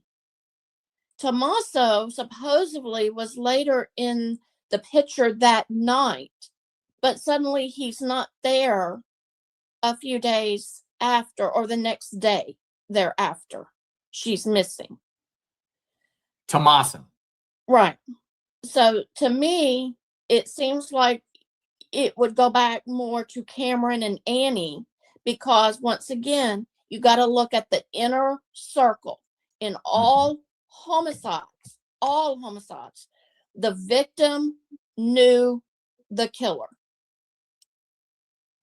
So in all homicides, you mean majority of homicides? I would say 90% of the homicides, especially in a case like this, she knew who did it. She knew who was there. She knew that person. And it always goes back to their inner circle. So who would be the prominent inner circle? Cameron, Annie, and Tommaso. Private Eyes sent you an email regarding Cameron's arrival in Tucson. Yes, I got that. However, Private Eyes, the Daily Mail is reporting Cameron arrives on the 4th to search, right? But I'm not so sure the validity of that article, because, that's Cameron actually technically seen for the first time, but clearly the white vehicle that Cameron's driving there was in that casita, next to the casita on the 2nd. And Savannah said out of her own mouth that when she arrived there, Cameron and Annie was there, and Savannah arrived on the 2nd. Now, I know the Daily Mail puts out an article that says, Cameron arrives for the first time, and it's dated the 4th. But I just think the Daily Mail saw him for the first time and just put it out there like, So I don't know, unless Savannah's not telling the truth when she gave the interview with Hoda, saying that, Cameron was there when she arrived, or there's just, a bunch of stuff like Nano saying that we don't know what to believe. And I also have something else to point out. The blood droppings. I think those are not applicable to this case at all. Thank you for the gifted membership, Isabella. Think about this. You have blood on the ground. How are you not going to step in that if you are trying to remove her from that house? So you're throwing her over your shoulder, or you're moving her, whichever way you're doing it. You're going to step somewhere in that blood. There's apparently no footprints in the blood splatter, which leads me to believe she was dripping blood, perhaps from an arm, elbow, or somewhere from something prior as she was walking into the house. Because you would have to be walking away from it to go into the house for you not to, because you're not going to balance 150 pounds and try not to step in blood droplets and dance around, you're just not going to do that. It's not possible. It's impossible. Okay. So I don't believe, I think the blood droplets may have been prior. Some people speculate that from another event, her returning home from something else, maybe the blood, she had medical stuff is the reason why she didn't drive over to Annie and Tommaso's for the Saturday night Marjan or Saturday night dinner and games, because she already had medical issues and she just wasn't in the mood for driving. But we really don't have substantiated proof that she played games and whatnot at Annie and Tommaso's house. Well, one caller suggests get DNA on the board games. Whatever board games they played, they told authorities they should DNA those board games. Which they did not. But on the We don't know what they did. Well, on the other side of that, though, you don't have whatever goes on behind closed doors is what goes on behind closed doors. True. And I hear the words, they have been cleared, but where's the proof you've actually can say they are cleared? Cleared. Where's the proof? I'm not buying it. Remember Arby's or Wendy's? Where's the beef? Yep. Where's the beef? Where's the proof? Show me the applicable proof. Show me the money, Nanos. But like Dom C said, we're not entitled to anything. We're just why would Nanos want to give the internet anything? I do not like Nanos. I feel like he does not have any business being sheriff or anything else. See, Nanos says he has a theory, right? Okay. But if they genuinely do not know who this perp is, you would think that where did you go? Are you there? Leslie, are you there? You would genuinely think that any and all information, surveillance, footage, newly discovered evidence should be put out for people to try to identify the perp. If you generally do not know who this person is and you have anything, any footage, anything, I think the public deserves to know this because that crucial information could be beneficial to finding Nancy. Welcome back. Right. I just don't think that he's interested, or either Nanos knows more than Nanos is willing to say.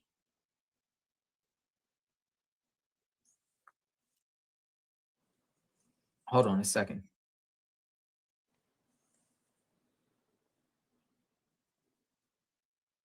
I'm just monitoring the board meeting. Got you. Well, I appreciate that, Leslie. Yes, sir. And thank you for watching. And justice for Nancy for sure. Yes, sir. Thank you. Thank you. You have a very blessed day. Welcome. Thanks for your patience. Bro, you're the GOAT. How are you? Where are you from? What's your name? Your name is Marcus. Dude, yes, can you hear me all right? I can hear you. All right, brother. Yeah, no, thanks for picking up my call. You're the GOAT, bro. Seriously. Unfortunately, I found you because of Nancy, but I'm glad that I found you. You're awesome, dude. Like, thank you. Where are you from? Pittsburgh, nice. Pennsylvania, brother. Yeah. Nice. So you're awesome. Like everybody, I watch all your buddies and they're all cool. But just your voice and the way you interact, and I think we all could tell like how you matured with this, dude. And you're doing awesome. And you got a fan for life, brother. Thank you, Marcus. And I'll get to my points, but I just was out when I was waiting here. I was thinking, I was like, well, dude, this is probably going to be turned into a movie someday, right? I mean, it's hopefully with a better ending that we find the perp and we find, Miss Nancy. But but you're gonna be cast in that movie, brother. Like, I'm just telling you from an outsider, I think JLR Investigates is gonna be casted in that movie whenever that happens in 5 years or whatever. But just something to think about. I'm just, I'm like, that's seriously gonna happen. But at any rate, I know you don't like getting your ego massaged too much, but you're the GOAT, brother. I just had to tell you that. So Hey, I appreciate that. Thank you. yeah, and have you ever thought about that? Like, this is going to be a movie, don't you think? Oh yeah, it's a made-for-TV movie. Absolutely. Yeah. Absolutely. We all, we're out there covering the case. We're doing, streaming and doing what we do and keeping the forums open and everything like that. So yeah, it'll probably be it would have to be part of the mix. I mean, when the story and everything like that about, the people out there each and every day, covering Nancy and people's opinions and callers and everything, that has to be, because if they don't include that, then you're not telling the real story. Dude, it's you guys opened my eyes, because I never followed streamers before. Like, and from my point of view, and like, what up, chat? I just wanted to give a shout out to the chat. We got the best chat on the internet by far. So here's a guy's point of view, because I know we got a lot of ladies in here and they're all beautiful, and we're all longing for Nancy, but football ended and I'm like, shit, I need something to do. I'm like going through withdrawals. Unfortunately, Nancy goes missing, and then I find you, and then I've been hooked ever since. It kind of like everything just fell into place. And now, like, right after football, right? I mean, I guess when I was out there, it was crazy, because when I was out there was journalists. Some of the remaining journalists at the time were all huddled in a tent out there watching the Super Bowl. Exactly, dude. It was outside of Nancy Guthrie's house. They were watching the Super Bowl. Yeah. It was a trip. Yeah, that whole scene. And seriously, people that bitch that you guys are out there could shut up, because, dude, if this was in New York City or like some like bigger city, there would be 50 paparazzi 24/7, 100 streamers. Like, there would be just because it happened in Pima County on that street in that shady neighborhood is the only reason why people are bitching and anybody cares about it, right? Dude, like, if this happened even in Pittsburgh, we're a small city, but like, dude, the city would be flooded with like wanting answers and like, what's going on. It's just really weird, and it's unfortunate that like that whole thing is like, that whole neighborhood is like that. I mean, honestly, I know you've had good experiences and like talk, but like, I can't say anything wrong about neighbors or anything like that, because my interactions, look, and I know, if I was you, I wouldn't even say if you did, right? Because I mean, it's nothing that big, but like, just the way that the whole community hasn't like came around. I mean, everybody like is the same way. Like, dude, there would be all Savannah Guthrie would have to say is, can we go help find my mom? Dude, there would be thousands of people lined up. It would take her 30 seconds, bro, to get thousands of people lined up to find her mom. Like, she just has to say the word on her neck. Why not? That's it. It's game over. If she does that, it's game over. But she doesn't do that. Right. And that's what's infuriating to all of us. Because like, we're like, and every family's different. This is my 2 cents. There's people have a lot of friction and whatnot, and some don't. I have a small family like Savannah. I have one brother and one sister. And if Savannah's family gets along like they act like they do, Savannah has generational wealth. Why hasn't she at least just paid off the kid, like her sister and brother's mortgages? Okay.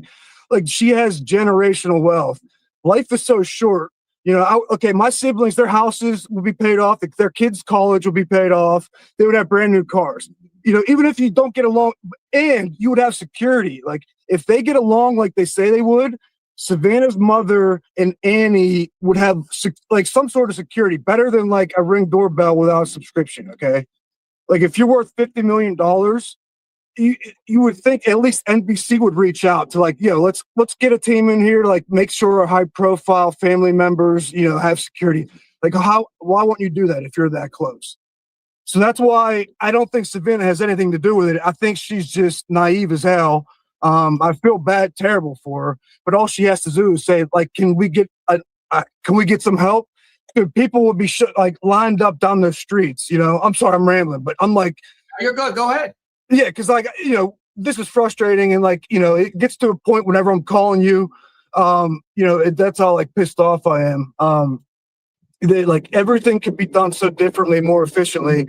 And so that's why like the whole, like I said, every family's different, but for Annie to have to worry about money, and which is why I think caused like this whole thing, because there's definitely, if they're not involved, there's at least blood on their hands, from my opinion, because of lack of like security and due diligence. It's 2026, bro.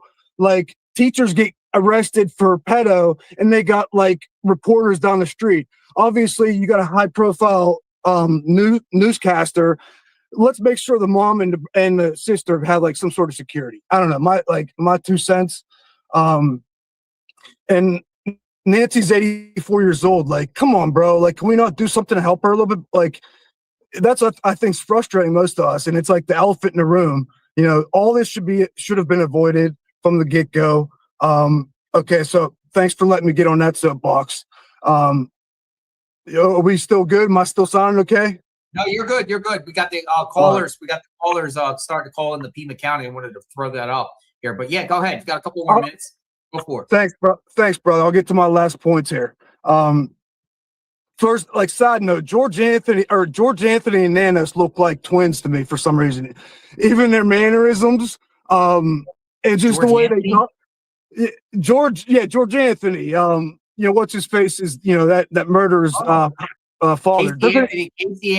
Casey Anthony's dad. Yeah, and nothing against George Anthony. I mean, I know, but like they just for me, like they look alike. Their mannerisms and like just the way they carry themselves, like they're just like their egos, like they're like they just think they're like the toughest shit around, which they're not. But yeah, that was a side note. But yeah, so I definitely think Tommy's involved. I mean, there's who else is going to benefit? Okay, we're talking about life insurance policies. What about the movie and the books that are going to be written about this? That's all royalties too. So I'm sure like he has there's it's not just $1 million life insurance or house that they're going to split up. I mean, we're talking probably a chunk of change. But so there's a lot more involved there. It's not just like a house that's worth $1 million or whatever. There's going to be TV rights. Annie's going to write a book or a poem. Tommy's going to try to write a song, and he's with his D-list band, down the bar down the street about this. So there's a lot of ways that they're going to try to benefit. Tommy's going to show up at Crom Con in 10 years, like, yeah, I'm Nancy Guthrie's son-in-law. You know what I mean? Signing autographs for like $10 a piece. Like, give me a break, bro. Do you know about CrimeCon? You seen CrimeCon? I've never been there, but I mean, I can imagine what it's all about. It's going to be people that are trying to, it's cool. I get it. But like Tommy seems like that. I think that's what's going to happen. Hopefully he's in prison. He's not signing autographs for $10 a piece, but I just, there's no other way that what else is there to gain from anyone else trying to do this to her? Hey, thank you, Marcus. Come on back Thanks, anytime. bro. Thanks, bro. Appreciate it. Thank you. Take care of yourself, Marcus. All right, let me get this commissioner meeting up here. T. Gary, I gotta be patient. I know you want to come on, but I got the commissioner meeting here that actually the public talking starts here, so I just kind of tax money on us, not your. Any meeting shall observe rules of propriety, decorum, and good conduct. Any person making personal, impertinent, or slanderous remarks, or who becomes boisterous while addressing the board, may be removed by the sergeant at arms if directed by the chair. Such person may be barred from further audience before the board. Unauthorized remarks from the audience, stamping of feet, whistling yells, similar demonstrations shall not be permitted by the chair, who may direct offenders from the hearing room. And I will call up our first three speakers.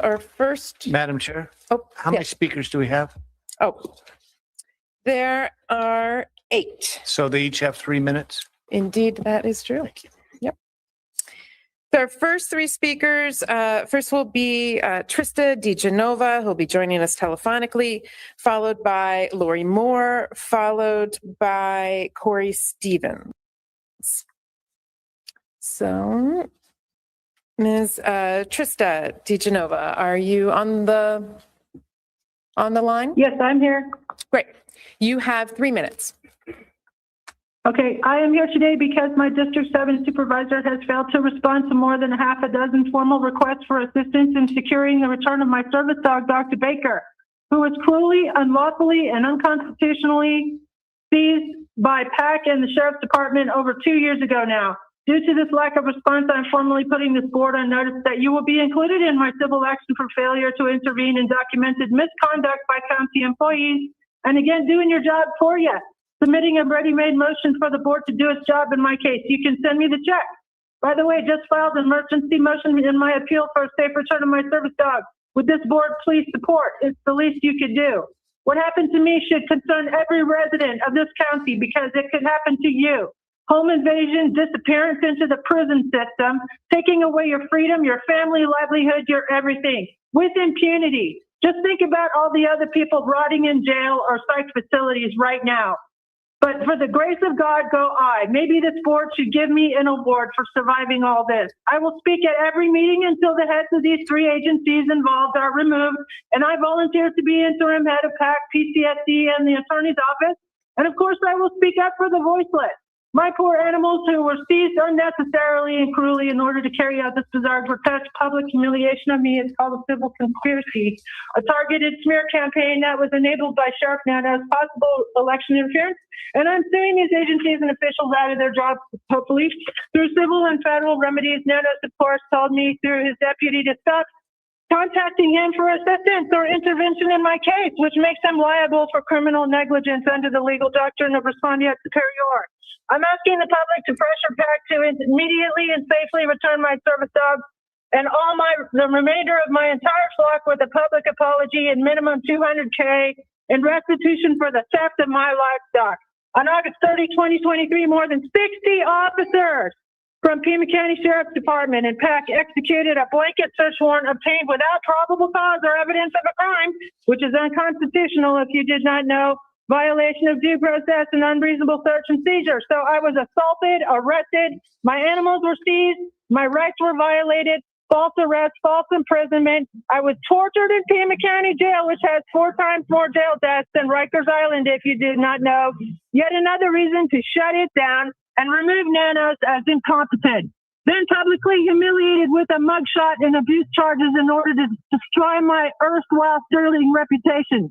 Sounds definitely like a setup to me. It's called a public humiliation ritual and a smear campaign. August 30, 2023, my prize-winning flock animals I raised with years of 24/7 devoted care, including specialized miniature service chickens, was taken. My service dog was taken, and I, by some miracle, survived this hit job by local law enforcement and PAC, in which they defamed me to the press after fabricating a That is mountain of evidence. time.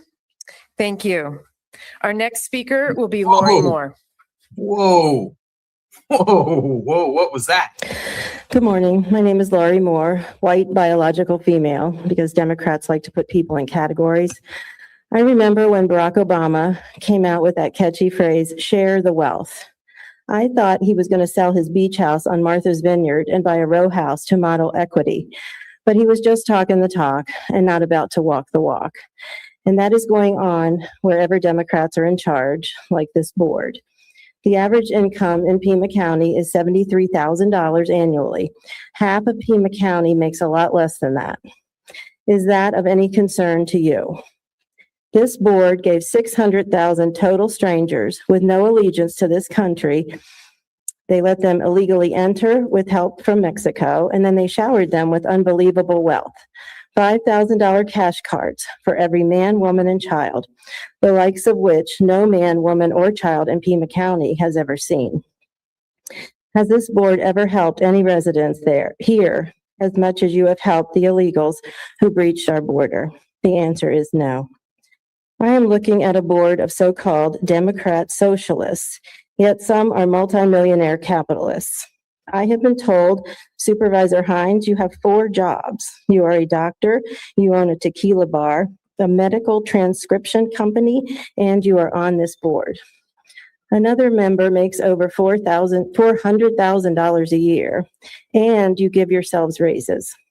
I do not begrudge anybody earning as much money as they can, but you are living like kings and queens, and this town is getting crumbs.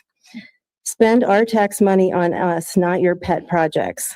Stop funding climate initiatives, NGOs, illegals, free bus rides, DEI, and stop raising our property taxes.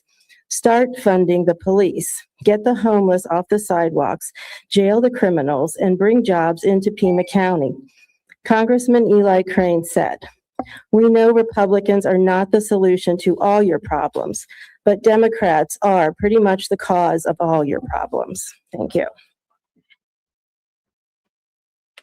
Our next speaker is Corey Stevens. Now, we spoke to her before. Can we turn the overhead camera on? We spoke to her the last meeting outside. And then while that is getting adjusted, I'll flag that the next three speakers are David Hill, Elaine Richards, and JP Salvatierra. Thank you. Let's discuss the government industrial complex in our county's operations. This relationship forged between government officials and outside interests, which erodes trust that taxpayers place in our elected leaders. One particularly troubling aspect is the routine issuing of proclamations. While these proclamations may seem harmless or ceremonial, in reality, they represent a waste of taxpayer money and resources. These documents are leveraged as tools for lobbying and influence, serving as gifts to special interest groups who in turn help secure votes and political support. Instead of being symbols of community recognition, they have become paid-to-play mechanisms that undermine transparency and fairness we expect from our government. Proclamations should be reclassified not as acts of genuine recognition, but as gifts that facilitate lobbying and political maneuvering. If we are serious about safeguarding public funds and restoring public trust, we must address this problem head on. Let's put an end to proclamations as political currency and refocus our efforts on policy and actions that truly benefit the people of Pima County. One such proclamation given today to Councilwoman Lane Santa Cruz is one that taxpayers should question. I found this receipt on the interwebs showing a P-card purchase Lane Santa Cruz for City of Tucson team building retreat at Hotel Tucson. It appears that she purchased alcoholic beverages and food on said P-card. This is a violation of the City Tucson P-card policy. What other interests leach into government industrial complex, influence, corrupt, compound, and bloat the system? NGOs and nonprofits are a great example. Where does all the money go? The county gets grants, federal taxpayer money, gives it to nonprofits, NGOs, because, for example, we have a homeless industrial complex. Oh, I'm in crisis.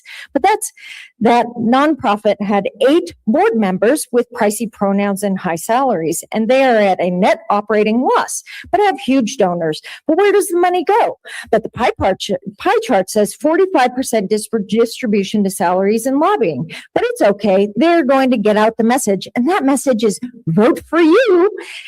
It's one huge government industrial complex of outside influence feeding the beast, lining your pockets, keeping you in office, making sure the problems are never solved, because if they were solved, you wouldn't have a job. Your salary should be based on the metrics of how well our county is doing. And quite frankly, the county stinks. Homeless, weeds, crime, and defund the police, get rid of the jail, do your job, take care of the taxpayers, stop raising our taxes. And you know what? Votes have consequences, and we're not voting for you. Our next speaker is David Hill.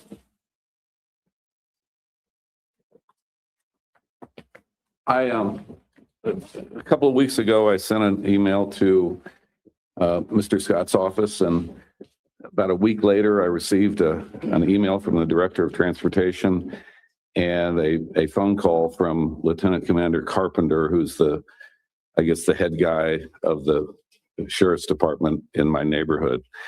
I practiced law in the community for 45 years. I'm now trying to figure out what am I going to do after I retire. My wife's career was in early education. We raised 3 kids here.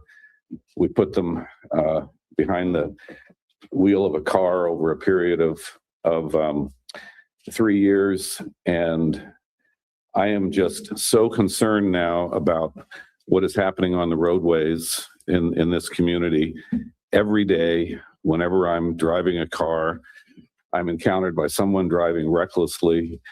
And I've been personally touched by some of the tragedies. I'm sorry, can you get a little closer to the Sure. mic so that they can capture your words? Personally touched by some of the tragedies that have occurred in this community due to reckless driving. And I'd like to be part of the solution, not the problem. I am convinced, based on my son's experience in Portland where he lives, that traffic cameras work. I was infuriated when that resolution passed in 2015 to outlaw the red light cameras. I think we just need to do something about this. And I think either through the courts or through a resolution, we could bring cameras back. And my motivation when I contacted Mr. Scott's office was just to see if I couldn't get some help, better understanding how to go about this. I can advocate, I can write. I think I'm a personable fellow. I'd love to just be part of the solution. Thank you. Our next speaker is Elena Richards.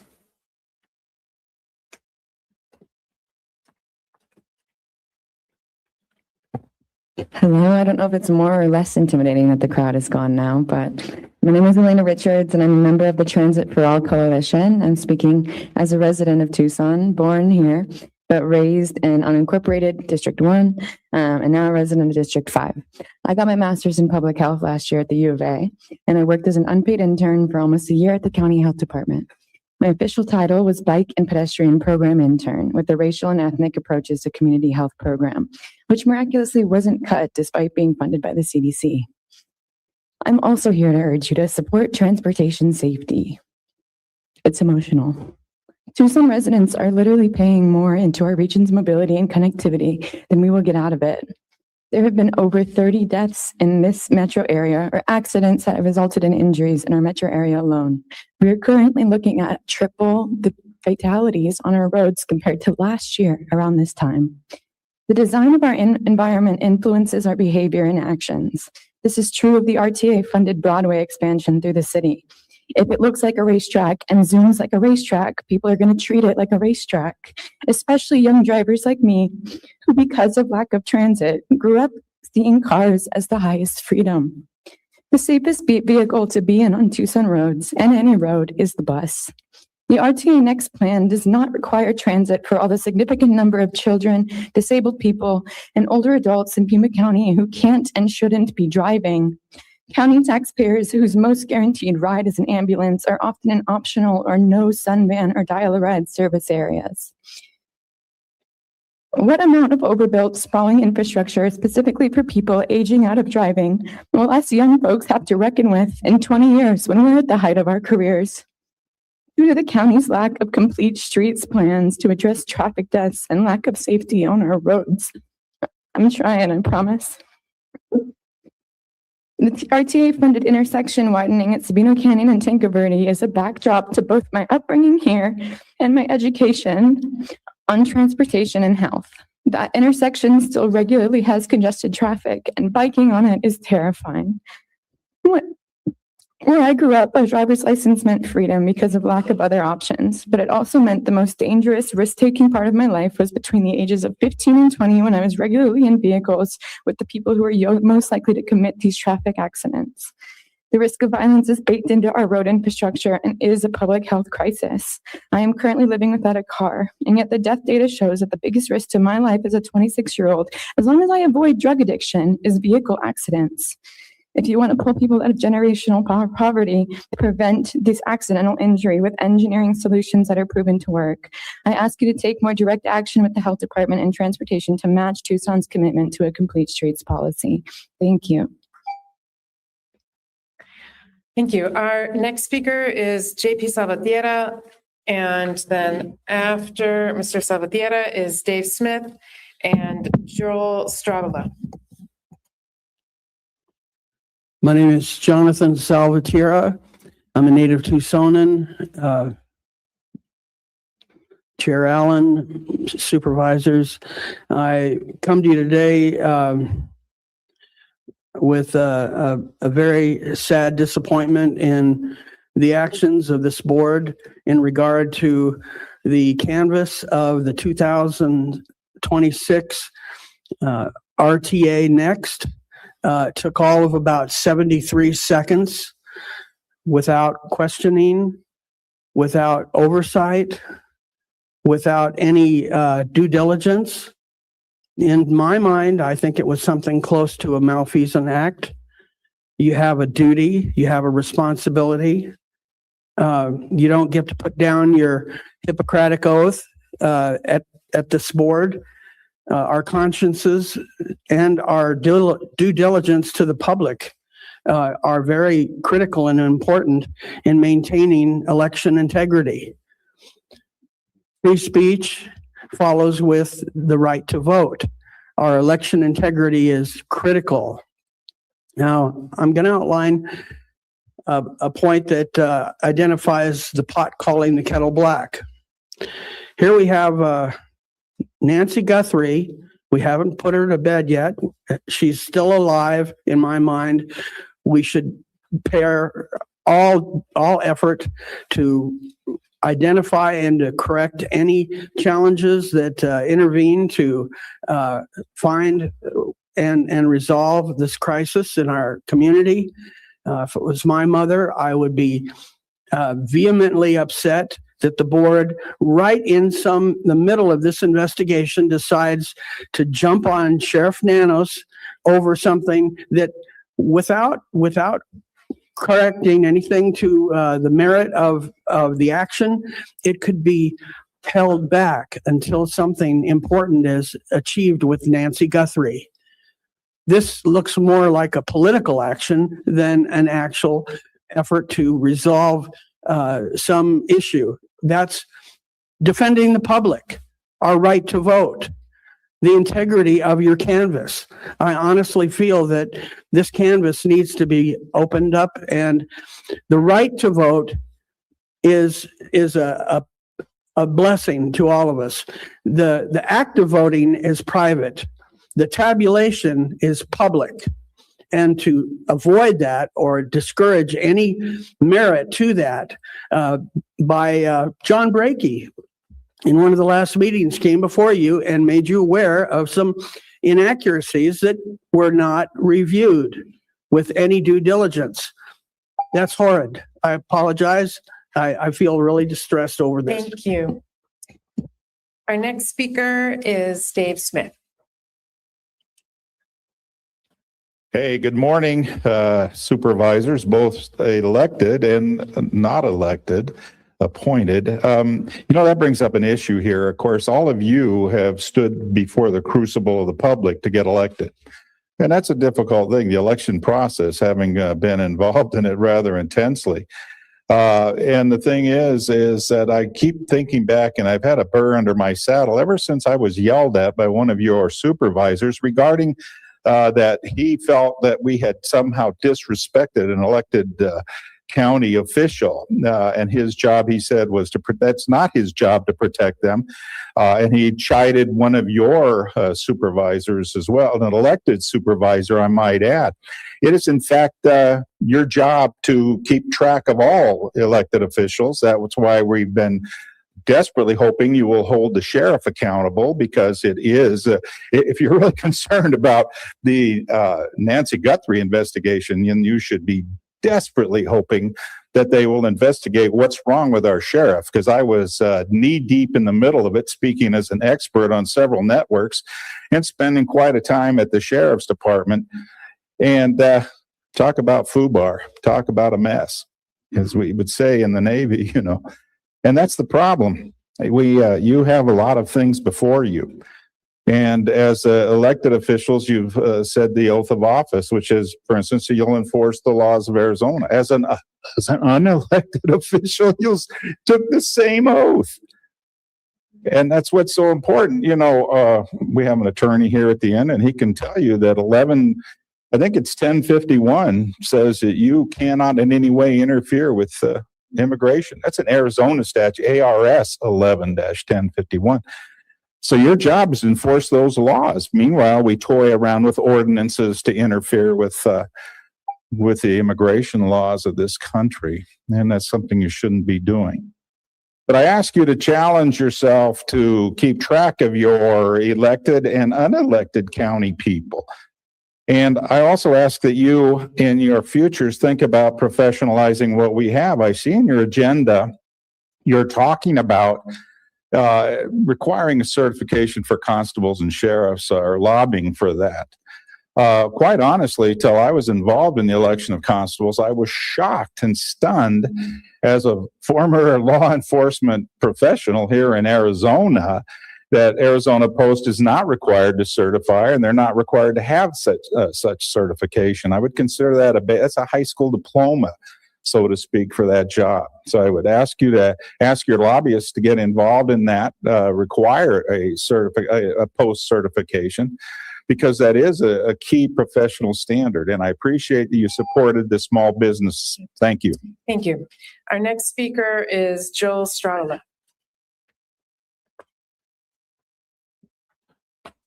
Good morning, Chairman, Board of Supervisors. I'm Joel Strabla, a law-abiding citizen of Pima County. And Pima County voters, whether they support or oppose the ICE operations to deport illegal immigrants, know that the supervisors have publicly acknowledged that they support agendas that unlawfully restrict federal immigration law enforcement operations in Pima County. The continuing efforts of the Democrat members of the Pima County Board of Supervisors to support such agendas and activities that restrict federal immigration laws are unconstitutional and unlawful based on the Supremacy Clause, USC Title 8, and the Arizona Revised Statutes. And according to Arizona law, any official or agency of a state, county, city, town, or other political entity may not limit or restrict law enforcement of federal immigration laws to less than what is allowed by federal law. Similar efforts in other states, such as California, in 2026 have ruled those efforts as unlawful in federal district court. So when these unlawful actions and activities of the board are eventually litigated in court, I hope that anybody that participated in this will be fined to the maximum extent defined by law, which is $5,000 a day for each day that official policies under these activities have remained in effect. Therefore, I'm requesting the Pima County Supervisors stop wasting time and taxpayer dollars in an unlawful interference agenda and refocus the Pima County Board of Supervisors agendas and activities in supporting federal immigration law and supporting our ICE officers in Pima County. Let's make Arizona great again. Thank you.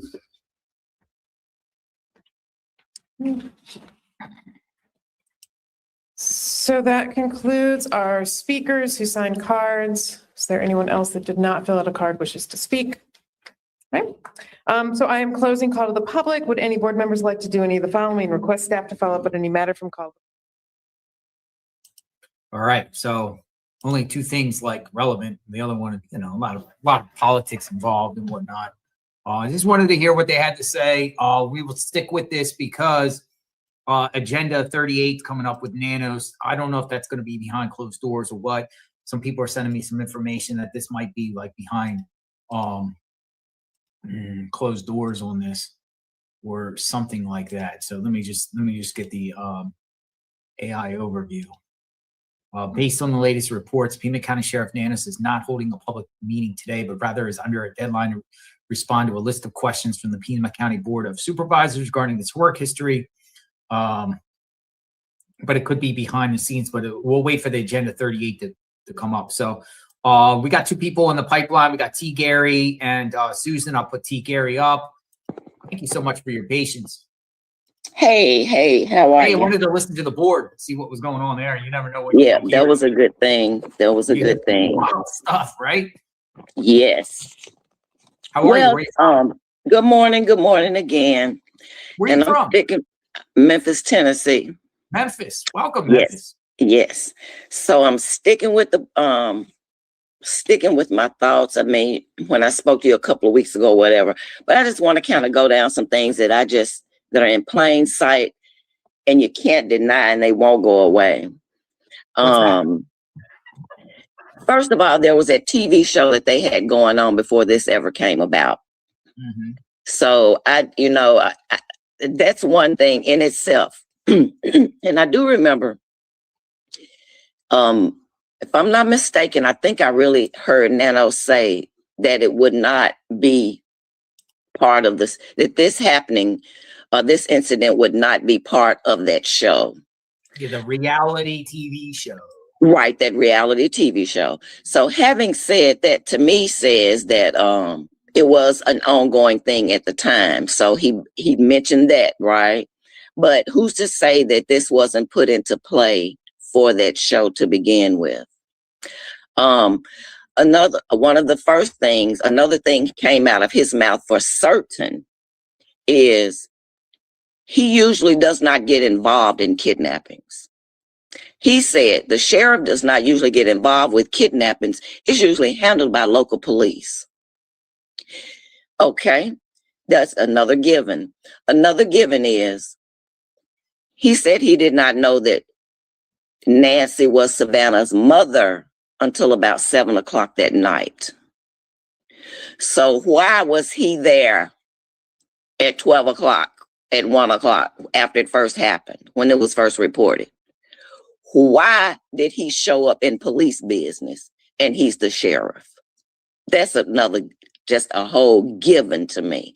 I'm just sticking with things. Tucson has a photo, 857 Tucson, and 857 Tucson was going to come on today on JLR Investigates, but he got some things going on. He said next time. But he had some special meeting. The sheriff's vehicle was at the Guthrie home that day, that afternoon.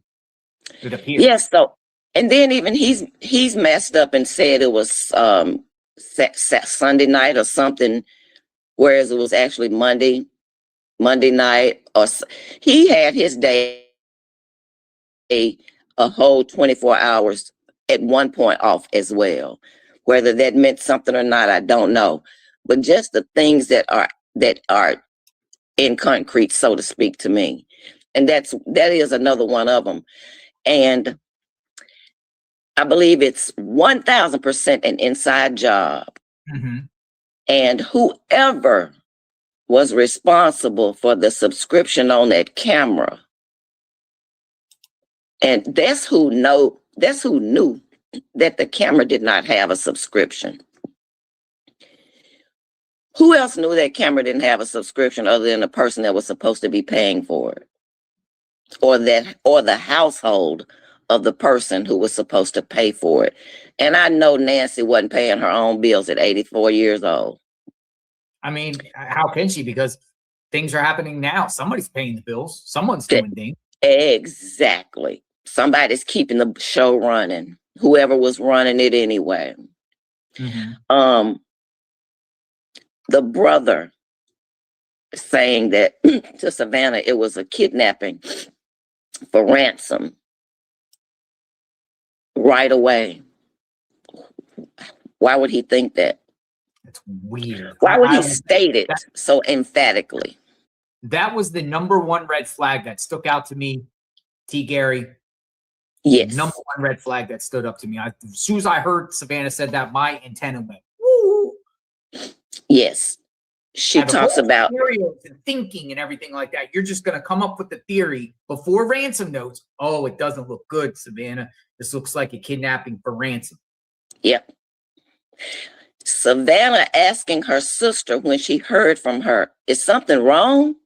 Anything wrong? That says they don't usually have regular conversations, or they had scheduled conversations at best, and that was off schedule. Back to the insider thing. I believe it was the son-in-law, the son, and the sheriff who put it together. And they got a perpetrator from out of the country. Just grab somebody from over that border. Come do this for me. That's why no one in the U.S. has recognized it, man. You're saying the sheriff is in on this plot, with Tommaso and Catherine. Absolutely. Absolutely. He should have never been there. And they he should have never inserted himself to do this crime for them. I believe he was in on it. I think that they thought Savannah would pay the money quickly and they would return Nancy. But by the time the deadline came, was at Monday, all of the media was there. Yeah. Everything had changed. They can't return Nancy. There was two deadlines, the Thursday deadline and then the Monday.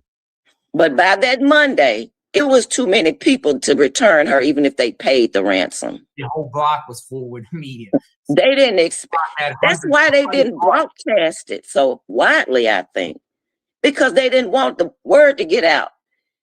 They just wanted it to be serious enough, sent the emails to TMZ and all, thinking that it would seem more serious.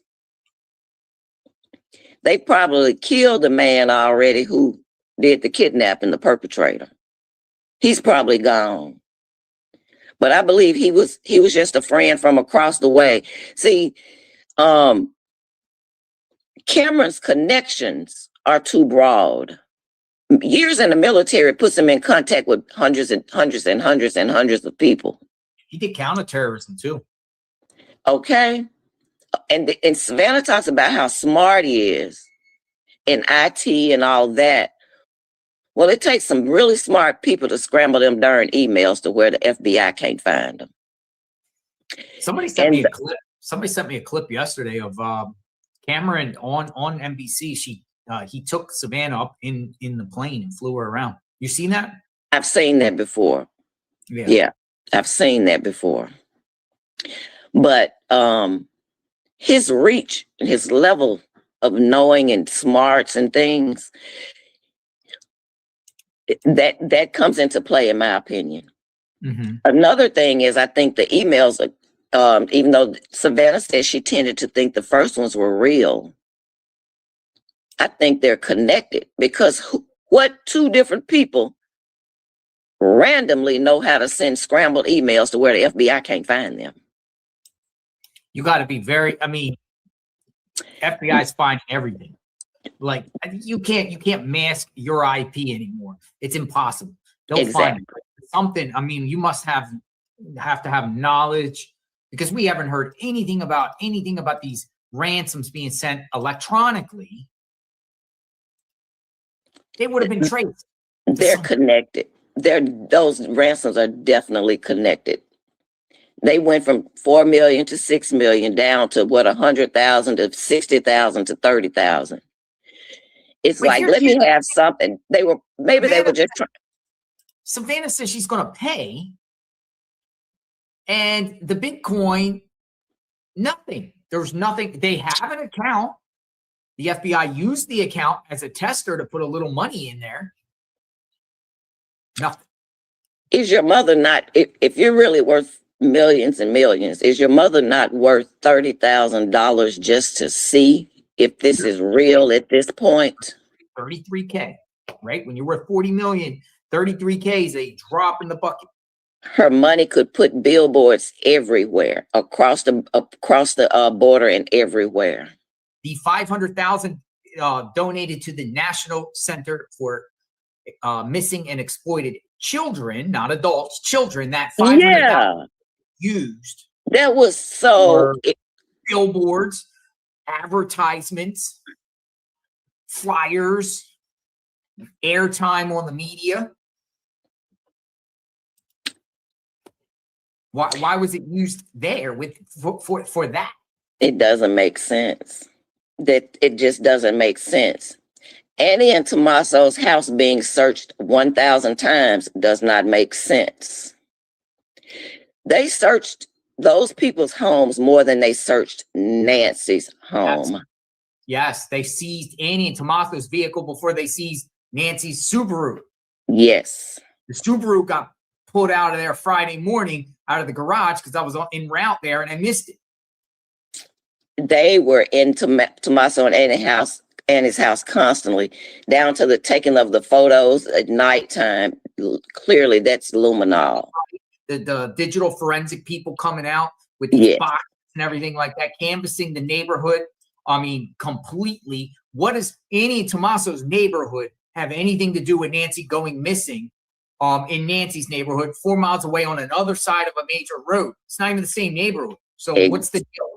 Yes. They did more searching over Annie Tommaso's than they did in Nancy's own neighborhood. Exactly. Okay, when they came out to finally pay homage, if you would, I think the fact that they didn't interact with you all more with the media there and really just be thankful and grateful, I think that there was a sign of saying, why don't y'all leave? How can you ignore people that are there for your situation? That goes to show the level of true compassion within them. They may know the Bible, but they're missing some compassion right there. Hopefully they'll see this too and know that. The perk, back to him on that front porch. I used to have those kinds of cameras. Oh, you did? And they slide up off of that bracket. Slide up. They slide up to come off. He literally went there to push it down. He thought, he was told, all you got to do is slide it off. He's trying to slide that off. When he realized it ain't coming off easy, he went and grabbed anything to cover it up then so he could get it off. That's all that was. People think he's dumb and stupid. He's not. He was just following instructions. Somebody gave him. Okay, yeah. Yeah, that other photo of him without that backpack, I will die believing that was the photo. That's when they proved to him, there was a trial run and they proved to him that her camera does not keep the stuff. No subscription. That first photo, that was just a proof photo to make this man more comfortable. This was planned out for a very long time. What do you think the motive is, though? I think the motive was to just get rid of, I think it was like, she's old, she's in the way, she's dying anyway. You know, and then we'll scare the shit out of her. Excuse my French, forgive that. We'll scare her to death, we'll give her back, and she'll be made to get up out of that house and go somewhere and live in a assisted living place to where you and Tommy ain't responsible for her forever. Until she dies. Because, heck, she could live like that for another 20 years. You know. Yeah, live in their hundreds nowadays. Absolutely. So it's just a lot of givens. The things that are given, those are just some of those things that are given. And I really believe, okay, one other thing that kind of stunned me was when Savannah said in that first, or I don't know if the first or second speech, you are not alone. You are not lost. Yeah. She was talking to somebody like she knew who she was speaking to, in my opinion. I wouldn't tell a kidnapper that has my mama, my son, my daughter, my husband, you are not alone. You're not lost. Because he know he ain't lost. He's got the upper hand. Lost what? You know, so I don't know if maybe Savannah had, like, I go back to say it again, if she had a little side, a little fling on the side, and then Tommaso knew about it, or maybe even Cameron, all of them knew about it, and they're making her think that that person did it. Or she intentionally said, you're not alone and you're not lost, to make them believe that she's going along with that. But she knows the truth. Savannah. Yep. I believe that that's the only way I think she could have returned to work. She knows, and she doesn't look like she's wearing this thing every day. So that's a sign in itself. But I believe she knows what's happened. The police have really told her. She's the attorney of the group. She knows how to keep a poker face. Attorneys are good. Most Yeah. of them. Some Yeah. of them. Yeah. So I just believe that I believe she knows she's going along with the program. And just like this thing with this David boy just played out and took so long for him to be arrested. And I think the arrest will come. I really believe that eventually they will all be arrested. By Nanos though? Like Nanos' Nope. group? I believe he'll be one of those arrested. This may be the end of his role.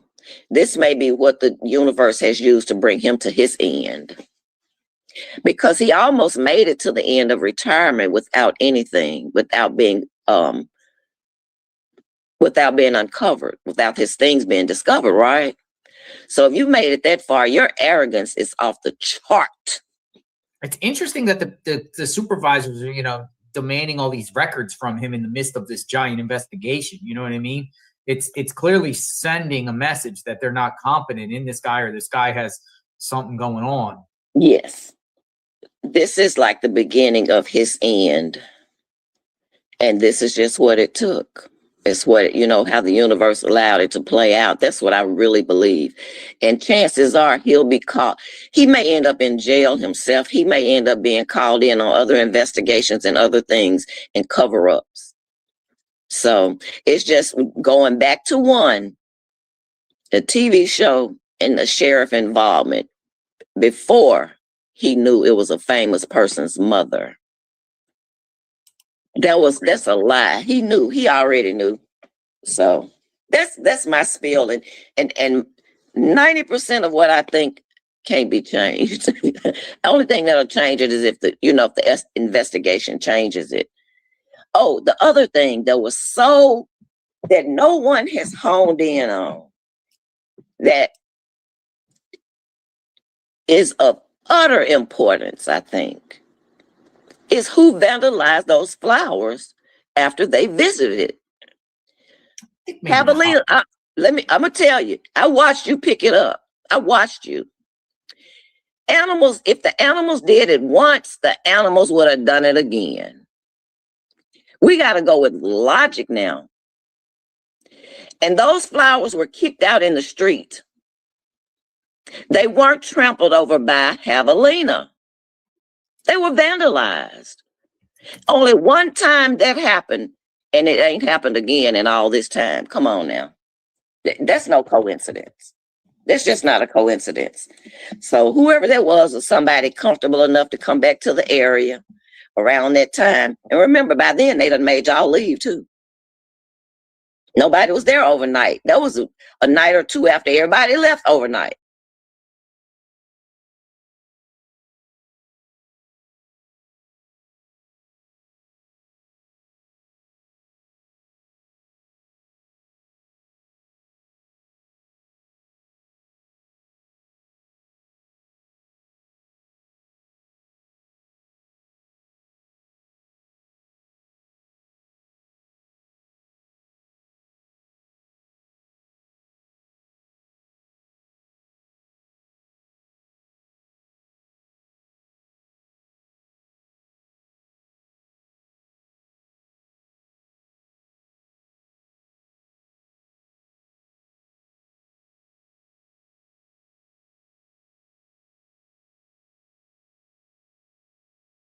No coincidence.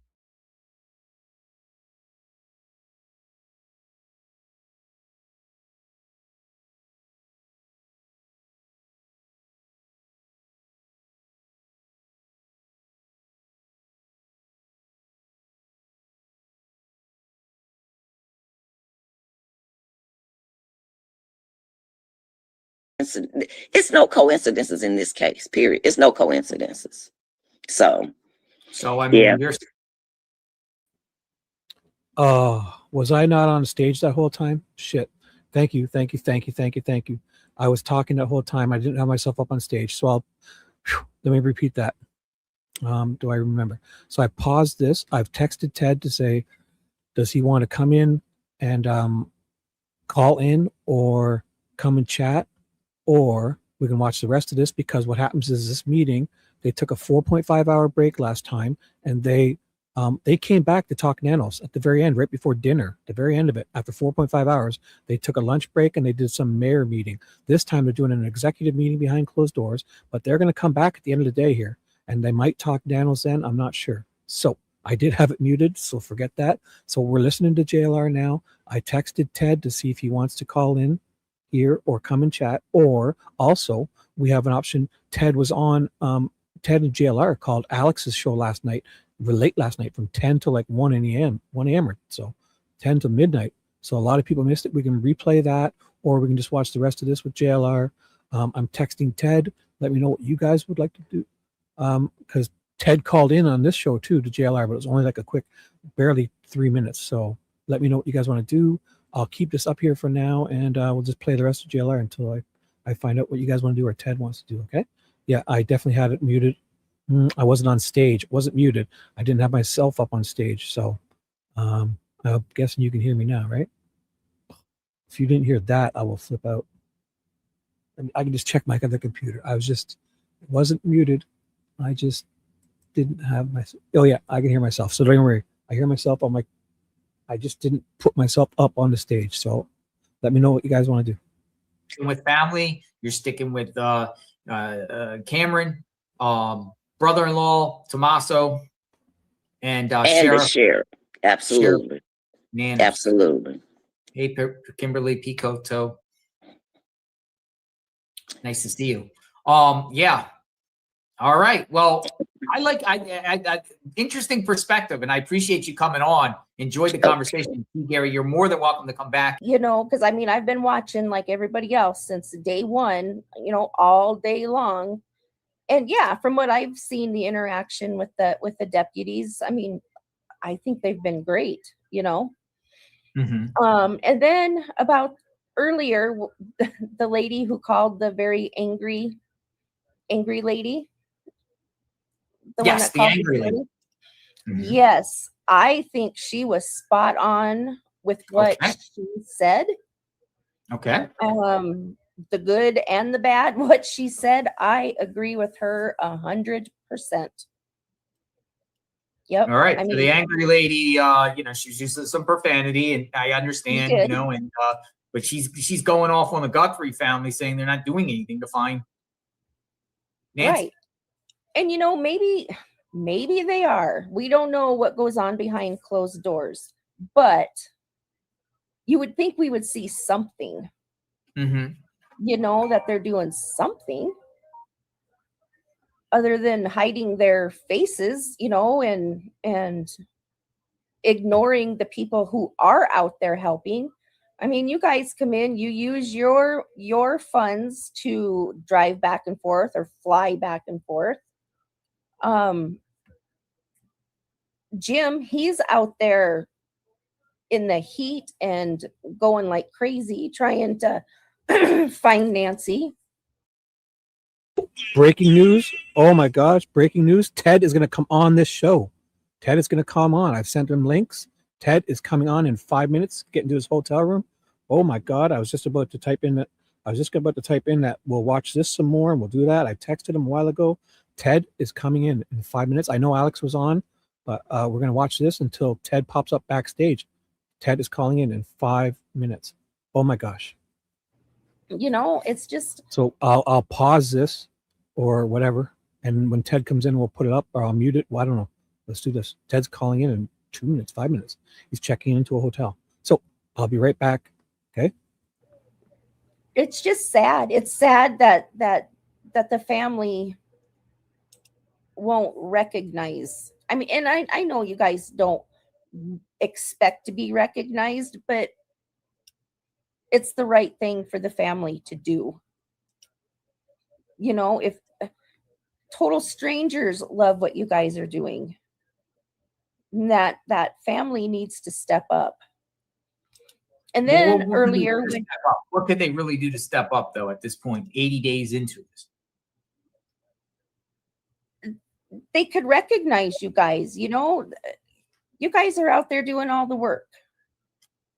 I'm not. You know, I'm not. Thank you. It's not that. Like, you know, what could they do to find Nancy? Oh, to find Nancy. maybe hire some investigators. That'd be a start. Private investigators, you know, in some of these missing people's cases, you know, Right. it's like a quasi investigation, you know, they're doing, you know, they're sleuthing and everything like that. Sometimes they work with law enforcement. Sometimes they work parallel to law enforcement. Sometimes they work with law enforcement. Sometimes they work against law enforcement because they hire private investigators because they don't like what law enforcement is doing. But some of these cases, they would have PIs that would actually post publicly each and every day, asking, soliciting help, asking for information, public to assist them in any way, or if you've seen something or share some details that the Guthrie family wants out, or a family wants out. I think that would be a good idea. Maybe they have private investigators. Somebody said at the beginning stages that there was somebody identifying as a Guthrie PI that was out there. Yeah. I heard But, that one you know, time. I didn't see anything like of it or anything like that. Some people think the bald-headed guy with the Maybach is like a security PI type of guy. I think he was like maybe like a family friend, but I think he was like a realtor. Because I looked his name up. I don't remember what his name is now. Yeah. Yeah. Some were saying it was a realtor. And then, you know, if PIs really did come in and Nanos caught wind of it, he'd kick them out of the state, you know. But like I said, who knows what goes on behind closed doors? Maybe they are doing something. But like, how are they feeling with Nanos on the hot seat right now? And then literally he's got demand, you know, he got deadlines today. His name's being raked through the coals. The court of public opinion across the world, right? You know, don't have confidence. If you could say no confidence, vote Nanos just based off what we saw with this case, he would probably get the majority of people saying no confidence. So how is the Guthrie family feeling about this right now if they're genuinely trying to find the killer? I don't know. I think they're probably nervous because from what the word is, isn't Tommaso and Nanos friends? Rumors. Right. I And to me, I would think if those two were friends, I would think Cameron's in there with them too. He's suspicious to me. Who? Cameron. Why? I don't know. I don't know. There's just something about him that I don't know. Like for one thing, when he talked to Savannah that first morning, why would you say that to your sister? Why would you even? I know that she kind of maybe asked, but why would you say something like that to your sister right off the bat? You know, I mean, to me that was just wrong. Unless she got her timeline wrong on that, and that came after the ransoms or something. But I don't know. This doesn't look good. It looks like a kidnapping for ransom before ransom notes get officially released. It's weird. And his car being there. And his car being there on the I think he was staying whether it's a rental or the car that he's seen driving in a couple days later with Annie is in that driveway at the casita. Right. On the 2nd. I think he was staying in the casita. I mean, that's my thought. Why? Yes. Because his car was parked up there. The inside looked like it had been lived in. I don't know. I just got a feeling that it's him. You know, at the very beginning, I was thinking Luke. It's Luke. Yeah. But I don't think that's my term. I always say Luke. Every time I'm driving around Luke, I'm like, Luke. I was very curious about Luke. Yeah. For the first week after the raid, I'm like, what the heck's going on here? But then my mind starts shifting away from Luke. Right.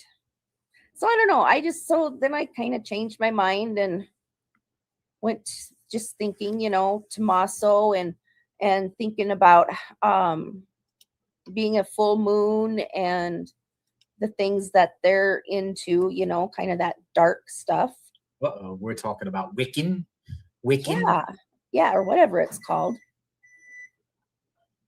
That's practiced in the prison system. In A the lot, what? a lot of inmates, well, it's not a lot, but inmates in the prison system follow that Wiccan. Astrua, Wiccan. Oh, really? Yeah. Greek mythology, Wiccan. They I don't know. They're interesting characters that follow that religion. Yeah, I would think so. I would think so. Oh, in the It's like, no, it's almost like parallel to Odinism. Kind of. Like what? Odinism. Mm. Odinism is another one. Yeah, that's weird stuff. I don't know. Witchcraft. Witchcraft. Yeah. What do we got stirring in the stew? Right? In the witch's brew. Right. Stir that pot. Yeah. Right? Don't they have like voodoo? Nah, that's not voodoo dolls. But No. what do we have in the witch's brew? Yeah. Don't they have like a magic ball or something that they look in? Yeah. They don't know. Mhm. But yeah, I mean, it was a full moon that night. So, and I think February 1st, number symbolism 666. Yep. 666, sign of the devil. I don't know. Even with a full moon out there, it's still dark. Still dark and creepy. I made a remix of the I can't play it because of copyright, but it's on my X account. I used Michael Jackson's Thriller music to the coyotes that were outside Annie and Tommaso's home. And it just it sinks in perfectly. Like Thriller, Right. and there's all these we live out in the country. I mean, and it's pitch black out here at nighttime too, just like that neighborhood. I mean, it's unless you have a yard light or something, it's black out here. But we also have coyotes, and just I hate the sound of coyotes. Even when one is just howling, it just gives me the creeps. And then that night when all of those were howling, but I looked it up and it says that coyotes will eat a human. They won't normally chase after them, but if there's a dead person laying out in the field, it does say that they will. I mean, I don't know how true that is, but I don't think that that's what they. Oh, breaking news. Here we go. Here's a young man. Ted, What is you're up? live. You are live on the air. What's Let's happening, see if bro? I can get more daylight in here. No, you look great, man. You look great. Everyone. This is a man named Ted Investigates. Hey, He's what's back. up, everybody? What's up? How's it going? Wait, is it a little dark in here? Wait 1 second. Let me. No. Let me see. Wait. You look fine. No. It looks great. Okay. No. Perfect. Cool deal. Welcome. Hey, Nicole. What's up? What's up, Norma? What's up, everybody? How is it going? Just touched down in Boston, so just got to my hotel room. Wanted to jump on the channel, say hi. We did live with JLR last night. Jumped on his channel really quick. Hey, Janice, what is up? So how's things been going? So what's going on with this Nanos character? Well, it looks like they're doing that same thing. They're taking that 4.5-hour lunch break and they're doing another meeting. But last time they did a mayoral meeting. But this time they're doing a executive behind closed door meeting. Oh, wow, interesting. Let me just say hi real quick. Just Granite, what's up? Sheila, Tornado Bond, that's funny. So they're doing a 4.5-hour closed door meeting where they're discussing nanos? Well, I don't know. No. I don't know. I don't know. I just heard JLR say executive. Now, last time it was like 4.5 hours. They go for lunch. So probably at 3.5 hours, they probably have 3 hours to do a certain other meetings. And then they have a half an hour to get their butts back to here. Because last time, remember we were waiting to hear those 3 things that Nanos was given the ultimatum? It took Well, forever. last time, they luckily I kept it on screen last time because they did the same thing. They took 4.5 hours at lunch. They went to another mayor meeting, and then they came back and they talked about it the last 20 minutes right before dinner, like 5 p.m. their time, whatever. So Wow. It's the same thing tonight, I think. Although JLR was mentioning closed door, so I'm not sure what that implied. Oh, Maybe they are doing the nano stuff out of the eye of people. I can't say for sure. oh, interesting, interesting. Yeah, I wonder if this is just going to be. Oh, he's like the Teflon Don Nanos. It's probably not going to do anything, right? I mean, it'd be crazy. Oh, He yeah. resigns. Oh, yeah. There's no way. No, he's got a powerful position. He's voted in, and it's just like he's like the president of the sheriff department. You know, like he's Yeah. got immunity too. I'm sure. Yeah, exactly. So what was just oh, go ahead. You want to say hi to everyone? Do whatever you Yeah, want. saying Norma, Jaylene, what's up, everybody? See who's in the chat today. AJ, Lay. Just going through Daisy. See anybody else that I'm missing? Cool deal. So you've been showing. I just landed. So you were showing JLR a little bit. Yep, I was just playing him like ever since your call. We've all been stunned since. It was such a great call you made. So yeah, and then I got cut off because I had a buddy call me and I forgot to put it in do not disturb mode. So when you're on StreamYard on your phone, it just kicks you off. Hey, Carol, how's it going? Norma, it hey. looked fine. It looked fine because the way it happened, you were basically saying bye anyways, really. So Yeah. Okay. Cool. Yeah. Yep. That's what. Yeah. We. Alex gave me last minute notice last night. He sent me a StreamYard link at like 9, and then I hopped on, and Sleuth Intuition was actually on, and he's kind of still talking to that no-let character, the Cypher guy. Hey, Paula, what is up? Hold on, wait. I got Nina texting me. Just give me a second here. What's up? Yeah, she was in here today. In my chat. She told me she was. So I just told her, I'm like, in order to get on a live stream, if anybody wants to go on live, you got to reach out to the person via email, and then you got to ask for their permission, and then because they get so many people, and then they'll pick you, stuff like that. But, yeah, AJ, I did. Oh, go ahead. How about we just address one thing real quickly? Nina, we love you. We've got all your emails, okay? But if you could kind of maybe send a few less emails and not tag me to my local police and stuff. I know you know a lot, and we love your input. Yeah, we do love it. So please, like some of the emails, you're tagging me with the FBI or Alex and all them. It's not necessary. I know, I'm not laughing at you. I know. When I saw that, I was like, whoa, what the? We need to address that, okay, Nina? So, but I love you. I love your input. You're very smart, and you are.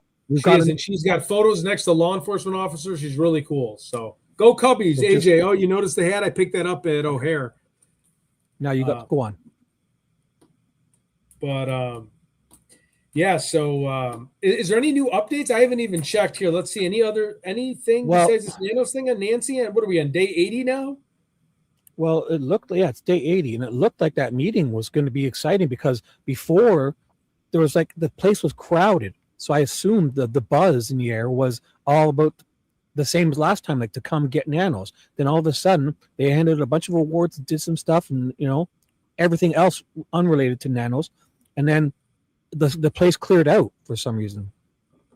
Really? Okay. And then I'm looking at a report here now. I don't know if you guys have seen this. It's Nanos denies, here, let me just read this, yahoo.com. Nancy Guthrie, latest update, sheriff denies report of new person of interest as search continues. Pima County Sheriff Chris Nanos publicly shut down a viral rumor Friday night that a new person of interest has been detained. I think that Nancy Grace brought that up. Asked directly by Fox News reporter Michael Ruiz whether there had been a new detention. Nanos gave a one-word answer, nope. Who knows if that's true or not? The denial came after claims began circulating on X and through different sites throughout the day, drawing tens of thousands of views. No movement on this side of, let me see. This is just crazy. Lab behind Gilgo Beach killer. Conviction believed to be involved in the Nancy Guthrie case. Oh, that's promising. Wow. I know that, yeah. Wow. Because, boy, they really had to use the burlap in the Gilgo Beach killer stuff. So they had a lot of tricky DNA to use to link all those people to them. Let me see. Chilling Nancy Guthrie update. Missing woman, daughter, Annie husband. Oh wait, that's AOL. JLR actually made AOL. I was reading something on him. Oh, did he really? Yeah, it was in AOL.com. Yeah. Oh, yeah. Oh, this is the article. It just said earlier this month, investigative reporter JLR shared a photo of Annie Guthrie and husband Arizona home. It was just basically saying that they got a big no trespassing sign up now on their home.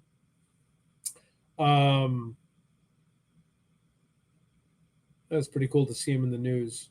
I think JLR's biggest one was that day I was watching him live on my show when he was pulling out of the church, and I was watching Alex at the same time, and they were just sitting there. It was like nothing was happening, and all of a sudden JLR's like, "That's Tommaso." He's pulling out, and Tommaso pulled across in front of him, and JLR was basically going to see Alex right where he was going. So people were like, he followed him, which is not true, right? Wow. Yeah. You remember? No, I remember that. Yeah, that was like the biggest highlight since God knows when. I mean, that was the biggest story in the last almost 2 months. You know what I mean? That definitely finding Tommaso.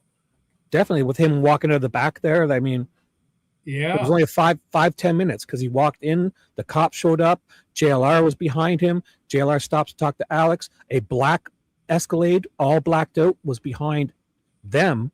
We're not sure if it's related. That black Escalade went down the street, did a U-turn, and came back slowly. And then 5 minutes later, the FBI person comes out, puts something in the other side of their car, comes back around, jumps in her car, does an awful 5-point turn, comes out and scoots out in front of Alex. And then that's when Tommaso comes. He must go back in to shut the garage door, walk back into the house, right? And then he's there by himself for a couple minutes, comes out, wiping his sweat off his brow, big wallet and shit in his front pockets, and then he jumps into his car and drives to the other side of the driveway and leaves. Jeez, yeah. I mean, I remember that. And whose video footage was that? Alex's or well, JLR? it's funny. You know what happened? JLR showed up, and then Alex was there, and Alex was like, "Oh my god!" He's like, he caught them. I literally on my live stream. We'll go back one day if you want, because I was watching JLR full screen and Alex in small screen, and I was watching them both as it happens. And Really? Tommaso's pulling. JLR was behind him, and then I see Alex, and on Alex's camera, Tommaso pulls in, and JLR's behind him. I had them both. So JLR gets out of his car, and he puts his camera there, and he's worried about parking. So he tells Alex, he sets his camera. That's why we have that good footage, because Alex was. He was there, but his footage was blurry because of his connection. Wow. So luckily that footage, JLR sets his camera up, points it at the house, and zoomed in perfectly, and then said to Alex, "I got to go park my car. Can you watch my camera?" And Alex was watching both the cameras. Oh, man. Wow. So luckily, because JLR had the really good signal. Alex had a good video too, but his was a little blurry, like it was like 480 or something. You know, I remember when I was really... with. Oh, God. No, I'm done. I remember when I was with JLR, he was telling me, he was telling Alex this, and Alex was agreeing that he's got like hawk vision for people. Like he can spot somebody that he knows like miles away, and he was telling me about that story about it, and just like how he has this crazy hawk vision, how he can find famous people and just like whoever it is can just pick someone out so quick. Well, JLR was pulling out of the church parking lot, and Tommaso drives by. He's like 20, 30 feet away from the road, 20, 30 feet away. Well, and I've been to that church parking lot with JLR, so I wondered, was he at that church there? I wonder what he was. Yeah, he was just there talking about stuff. Like, I don't know why he was there. He was talking for like an hour. He sat there for like an hour talking, and then he decides to leave. And then Tommaso pulled right in front of him, like drove right in front of me, and he sees him as he's driving like 40 miles an hour, 30 miles an hour. Wow. Yeah, because so when I was out there, that was the place that we would always pull over besides, parking at the CVS or Starbucks. We'd pull into that church, and they'd let you just kind of sit there and sit in the AC a little bit and just kind of strategize on what we're going to do next. So I know exactly. Is that funny? Churches are like a little sanctuary. Yeah, they won't bust your balls in the parking lot if you have. No, they weren't. They weren't at all. We have Janice says, AJ, my sister and brother still live in the northwest suburbs of Illinois. I'm sure I probably know those suburbs. Northwest. That's cool. Janice says JLR always sits at that church taking calls. So yeah, he was there for a good hour or two. Oh yeah, for sure. I mean, I was with him. The one time I was with him, we were there for. I think he was just taking calls and following up with things, doing his show. It was one of the first times I met him, and he's like, "Why don't we go strategize over here?" And it is a perfect spot to kind of just lay low and where you can keep your car and not be bothered with. So the coincidence was, we're not sure, like, so JLR was behind him and Alex sees him pull in. Then the Yeah, and and everybody came tried in. to blow that out like he was following him. He wasn't trying to follow him. He just was going there because they're like, Tommaso's out at the front, like just to, I don't. It had nothing to do with following him. It was literally just He was heading the like, same he's there. way. Let's go get a photo of him. If you saw the video how it played out, you couldn't fake that. You can clip it. You can clip it to make him look bad. Uh-oh, we lost Ted. Device not connected. Ted lost. Oh, I'll put you back up. You're back up now. No Okay, video, wait. but you're back up. Sounded good. Oop, Ted's gone again. So back up on stage. You sound great. Yeah, I wonder if it's just the Marriott here. It's probably it could. You sound good. We hear you perfectly, but your video's out. But don't worry, because it's probably cutting your video because of it does it automatically to help you get the bandwidth so you can at least be heard. So we hear you perfectly. Cool, but man, that's good. Good to know that this doesn't work. Because this has enhanced internet here too. Is that weird? I'll let you know. I'll let you know if your face pops back up. But now me and you are two little bubbles, and we're just Ted's disappeared again. He's just disappeared. So he's I see him again. Okay, all right. Okay, now you're back. You're back up. You sound great. So I wouldn't worry about if you're doing anything. Okay, just driving me nuts that it doesn't. Huh. You Yeah, sounded so great. that was that. I mean, I feel like we're really running into. I just don't know what to do next. I know we discussed on the show last night about potentially all three of us getting back together and going hiking up north of the foothills. I think that's on the agenda next. At some point next week. I know we have to talk. Oh, wait, we have to. Aurora, yeah. I dated somebody in Aurora for a long time. Dewey-Yax or Dewey. That's just Dewey. Just go with Dewey. Dewey, sorry, Dewey. Hey, Dewey, what's up? So what we'll do is maybe you need if you're planning going back there, let's get you a decent, an Amazon list. So you can get, if people want to maybe get you something like, it's going to be very expensive getting all that. You need bug spray, you need stuff. I mean, you're spending lots of money to do this and people understand. So maybe we'll make it, you get you one of those little drones, the hover one to follow you. Oh, I really want the drone. Yeah. That one, it could be like your cameraman. The one we showed you, remember? The Hover X one? It could just follow you like a cameraman. That'd be so great. I'm not kidding. And then you talk into the microphone of your phone and you don't even hear the drone. It's like 20 feet away, hovering. Yeah, exactly. Oh, cool. You're So- in Frankfort, Illinois. Yeah. So we can think about something like that. So if you're going back there, but so today, are you, do you want to talk about anything? Like you said something about some cold case stuff, or is that for later? Or you want Yeah, that's for so what I was gonna do. So I have we have like an awards dinner tonight with my company, and then I was gonna do some research now because I don't have to do anything for a few hours, and then I was gonna look up some cold case stuff, and then I'll have time around the afternoon tomorrow to kind of to separate from the team and the group and everybody because a bunch of people are just flying in right now. Right. So even with your hotel and stuff, if you want, if you give me an hour heads up anytime tonight before midnight, if you want me to go live for you while you're out there, I'll do the same thing. I'll make a live and we'll do the same thing. And I'll just say it's Ted's live here on mine, and then we'll do this exact same thing. You can call in and it's easy. I'll just send you the link. I'll send you the email and I'll take care of all the rest. Beautiful. You could even do a call-in show. Listen, the last time, like, it's good when you're using the phone, right? Everyone liked it, but honestly, sometimes the audio cuts itself out. So I can do StreamYard and you can do a call-in show. I can take my face off the screen and you can just have you up there, and I'll run it from the backstages and I'll put someone up to talk to you, and then I'll vet the next person on backstage, right?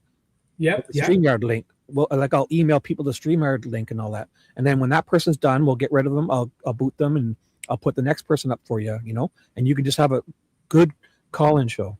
Yeah, I would love that. Okay, yeah, I'll touch base with you in about probably an hour and a half tops. I'm going to take a quick shower because I'm jet lagged. I'm dead. I think it would be easy for me to do all of that. So you can start anytime if you want to do it tonight or anytime in the next 6 months. Just give me at least 30 minutes. Just give me an hour heads up so I can make a thumbnail and make a live stream. And I'll put everyone, I'll say, listen, Ted's going to do an exclusive call-in show here only. And then I'll play it. And I won't even show up and talk if I annoy people. So. Oh, whatever. Yep. That works for me. I'm only kidding. But Wait, still. there's also, wait, I think we have a troll in here. Hold on. No, I didn't notice. Let me see. Yes, In this chat, in my chat, I guess so. yeah, I think so. Someone might have removed them. I mean, okay. when they say grifter, I don't have a Zelle, I don't have a Venmo, I don't have a PayPal. I don't have any of those options. It's not, so we are don't even worry true about crime. We love true crime. And way before the Nancy case, we were just talking for hours about all of their cases. And, so I completely disagree with that. But don't even acknowledge it because they wanted to not. We were having such a nice conversation. They wanted to knock you off your steps. So, what else do you want to tell the people? The people. I'm going to take a quick cat nap. I think that's. I know that might sound lame. I'm just gonna take a nap and shower because I got this dinner, and then you'll feel better, man. Do it. Yep. Take a good couple hours, and then have a nice dinner. And if you want, I'll put it on a live, and you can call in and we can do whatever you want, or we can do a call-in show or a blend of both. Anything you want. Okay, sounds good. Everyone, you have a good day. AJ, bye. Norma, Jaylene, Sister Wendy, everybody. We'll see you guys soon. Awesome. I'll probably just watch a bit more of JLR, and I'll update them. Yeah. So also, for sure. When I'm on the air, Ted will update me with text and everything. So if you don't see him live and you see me live, Thanks, I'll be Steve. updating you of what he's doing. Okay. Okay, beautiful. That works. And if you don't hear from us tonight, it's not a promise, guys. We're just saying this is a possibility now, between now and the next 6 months. So just keep your notifications on, and please don't really hold Ted to. He's not signing a contract with you guys. We're grateful for everything you do, and if he pops on, I'll be ready. That's all. All right, good deal. That works. Everyone have a good rest of the. I don't even know what time it is. I'm in the Eastern time zone. Everyone have a good rest of the afternoon. 3:36 p.m. 3:30. I'm in 3:36 now. Nice.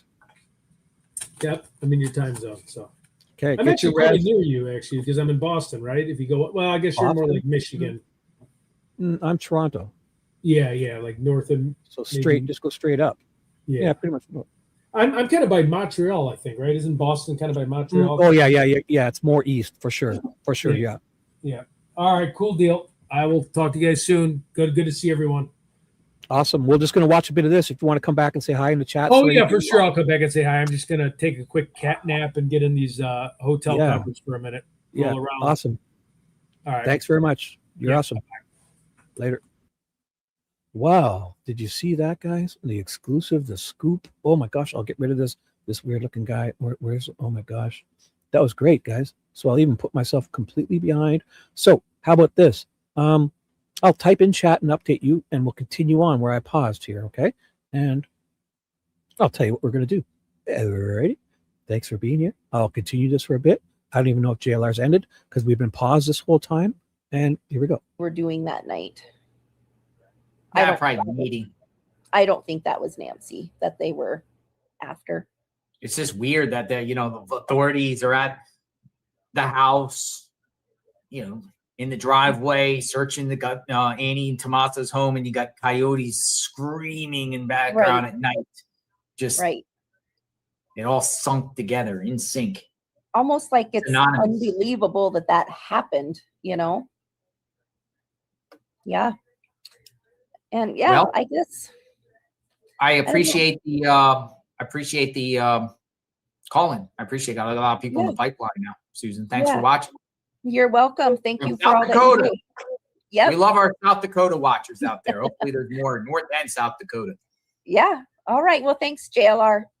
Take care. Bye-bye. All right. We got Jolie, Pima County responders, Betty, Dennis, Bahamas, Jim. And we also got exploring with Jim. I'm going to get Jim up because it looks like Jim is ready to do something here. Jim. JLR, can you hear me? I can hear you. Can you hear me? I can hear you perfectly. Fantastic. Looking good, my friend, dressed in red. Wow. Since we're a little behind, Jim calls in to JLR. I'm glad I didn't fast forward. This is probably 10 minutes ago because I paused it, but here we go. Exploring with Jim, calling into JLR, what we were watching. The cross too. I got the cross. You got the cross. God is great, JLR. God is great. What's on your mind today? What's the agenda here? The agenda today is to find Nancy, just like yesterday. JLR, day 80 in the search for Nancy Guthrie, right? Day 80. Uh-huh. And Day then day 80, I'm reading online, oh, the Texas EquiSearch is submitting a proposal or a safety plan or JLR, it's day 80. If you're not in the game, you're not on the team. You know what I mean? You and I, we're in the game, we're on the team. Where is everybody else? Okay. Like, what was safety plan? Okay, fantastic. But JLR, I was out searching yesterday. I'm gonna go out searching again today. Yesterday, JLR, I was up on Reddington Pass, and I was searching those big reservoirs. There's these big stinky reservoirs. You go up Reddington Pass Road, you can go all the way to Phoenix. It's the back way. You know, it's hidden. And then there's these nasty cow reservoirs that are, you know, the size of a small lake up there, JLR. And I had some good information. Nancy could be up there. Found some things that, you know, in retrospect thinking, I found like this rock shaped like a skull next to the reservoir, overlooking the reservoir. Now I'm thinking about that, I'm like, maybe that meant something. But we searched those reservoirs. I have high-powered water magnets. I have grappling hooks. I have a homemade underwater drone. And, you know, we searched those lakes as best we could. Jayla, the most interesting thing is I was riding the bike and I see this woman with a horse trailer.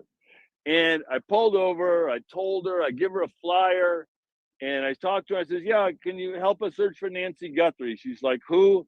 And I says, yeah, this woman, she's missing. And she says, you know what? We run cattle from here to Tom Mick's Wash. She says, I have helicopters. She owns this ranch, this beautiful cowgirl. And she owns this ranch. And she didn't know anything about the case. She covers that. She had horses. She has helicopters. She has this bunkhouse with all these people working all of the land up there. So I gave her a stack of flyers, JLR, and she knew nothing about the case. And I told her like Nico's tips, how to find a person. Then I found these highway workers up there. They're trimming the brush along the highway. And I think they're like, you know, weekend work program where people had maybe done some minor crimes and they're up there working. And I handed them all flyers. And they're like, whoa, $1 million. And they didn't even want to cut brush anymore. They just wanted to go search. So trying to spread the word. It's me and you and Alex and AJW. It's day 80 and where's Texas EquiSearch? Where's the Cajun Navy? Okay, come on, you guys.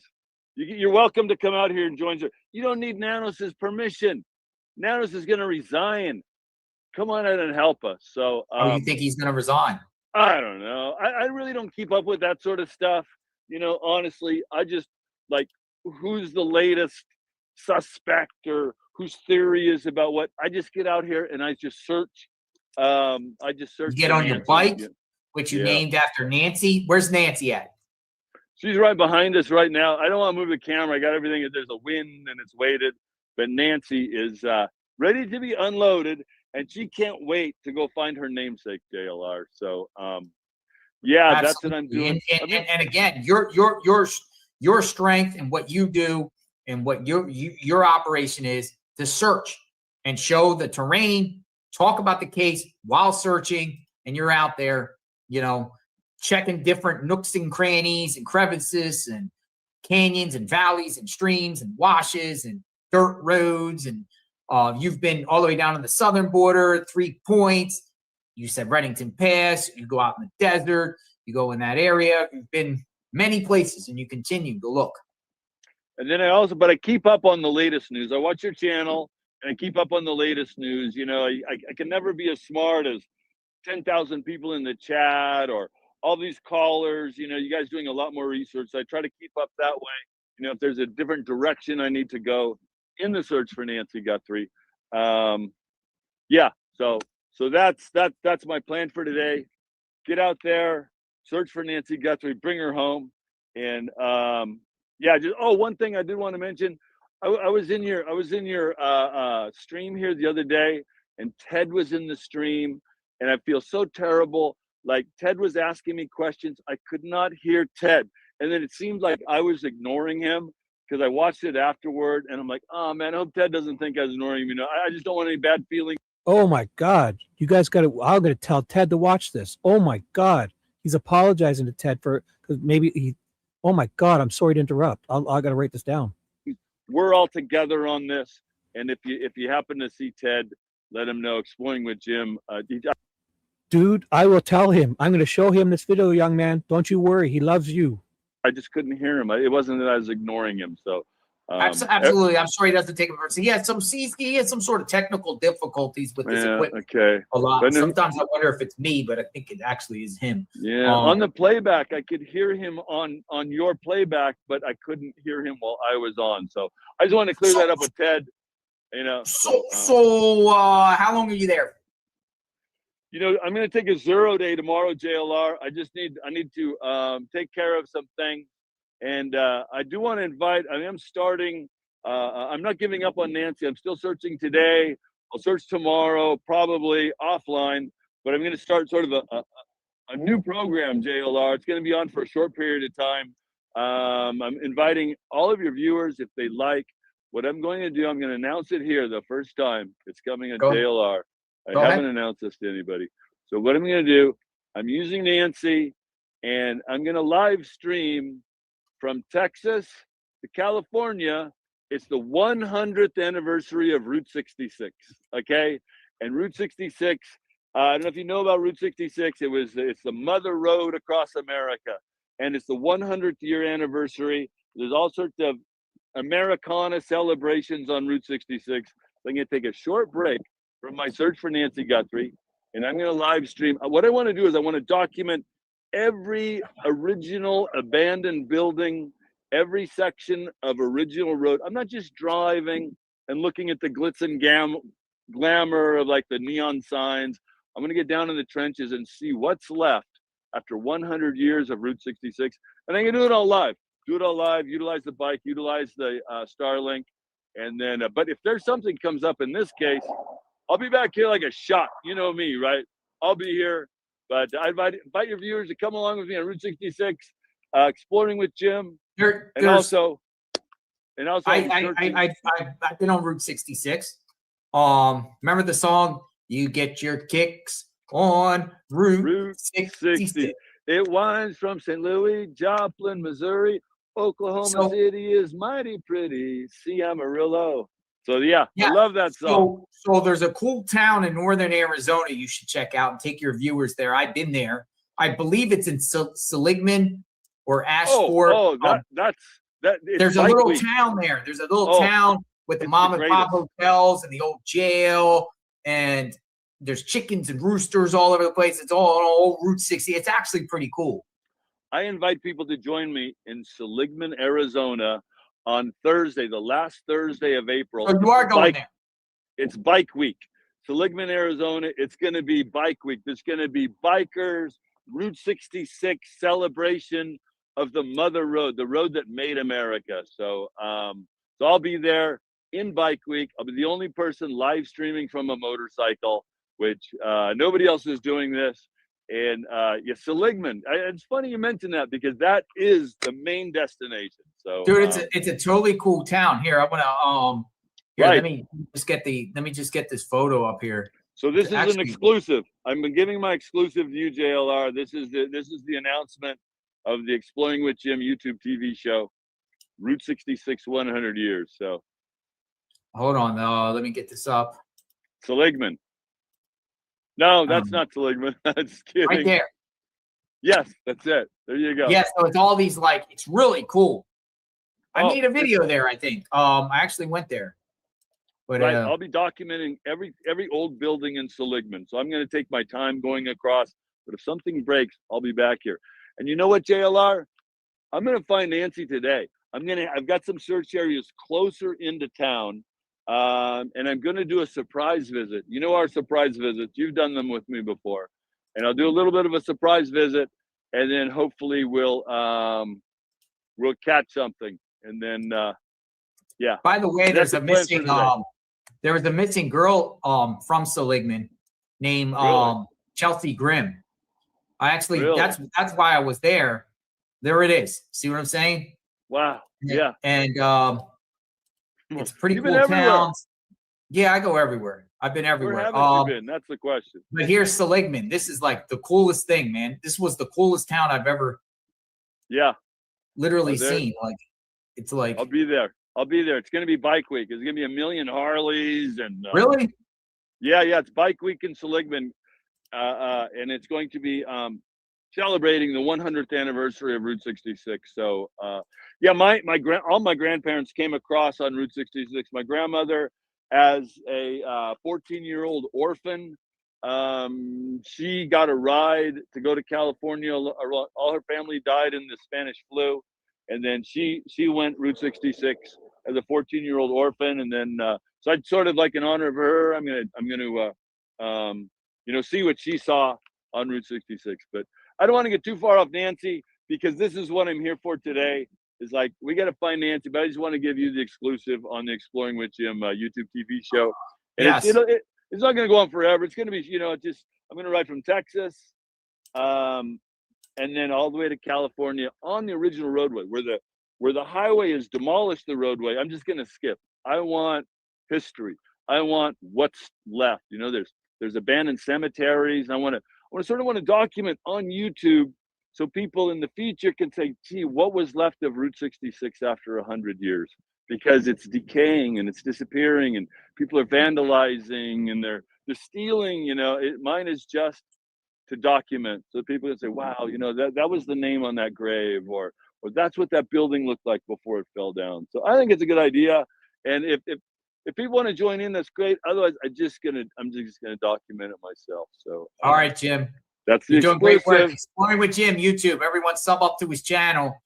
He's out there each and every day. And you're a good orator. You have a very cool voice just to listen to while you navigate through these craziness out there. So, highly recommended. That's a nice way of saying I never shut up.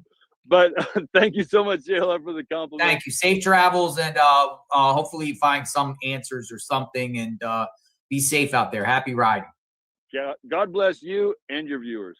All right. Thank you, Jim. Bye-bye. Well, I don't know if this is a troll or what, but we got somebody that's identifying as the Pima County Sheriff in the chat. Pima County Sheriff? Hi, no, it's actually the response from Pima County. Okay, because your title says Pima County Sheriff. Yeah, and then it says response. I think earlier you said responder, but it actually I says thought maybe response. you were Nanos for a second. I'm Thank sorry? you, Carol. No, I thought maybe you were Nanos coming in. It's a Pima County Sheriff response. I thought, oh, whoa. Okay. All right. What's going on? So I'm sorry, bear with me 1 second. Sure. Thank you, Carol B, for the 5 gifted memberships. So- Very grateful for that. I'm sorry, 1 minute. Oh, you're in your car. So I had actually put in a tip to the FBI tip line. You did. And I got a response back because my thoughts were, everybody kept saying, oh, this must be somebody that's close to them, somebody that knows them. But I thought about it, and there is a lot of like criminology professors talking about maybe it's not somebody they know, maybe it's somebody that feels like they know them, like kind of like a stalker. So I just did some digging on social media, and I found some really eerie comments and posts on Reddit from an account that looks like it's since been deleted. Do you have any screenshots you can send me? I do. I have like 80,000 pictures, and this was like a month ago. Give me like the main one so I can put it up on the screen. Can you email it to me right now? While you're on? I can't email it to you right now because I'm just driving, but I can email it to you when I get to my destination in like 20 minutes. Okay, so you contacted the FBI tip line about this account? I did. And they responded back to you. So I contacted the FBI tip line, and I wasn't sure where it should go because there was so many different tip lines. But I did receive a call back from the Pima County homicide detective, Whoa, And homicide detective. Now this is interesting. yeah, it was. And what was more interesting to me is they really seemed like they were, I mean, I know they have to vet every tip, but they stayed on the phone with me for like 45 minutes. They had me emailing them all of the information that I had. So I don't know, it just seemed like they were interested in what it was, but I can give you, like I said, I can send you the screenshots and everything, but Okay. So when did you do this tip? gosh, I would say like a month and a half ago. It took them like to get back to me. How long? So, How long did it took them about 2 or 3 weeks to get back to me.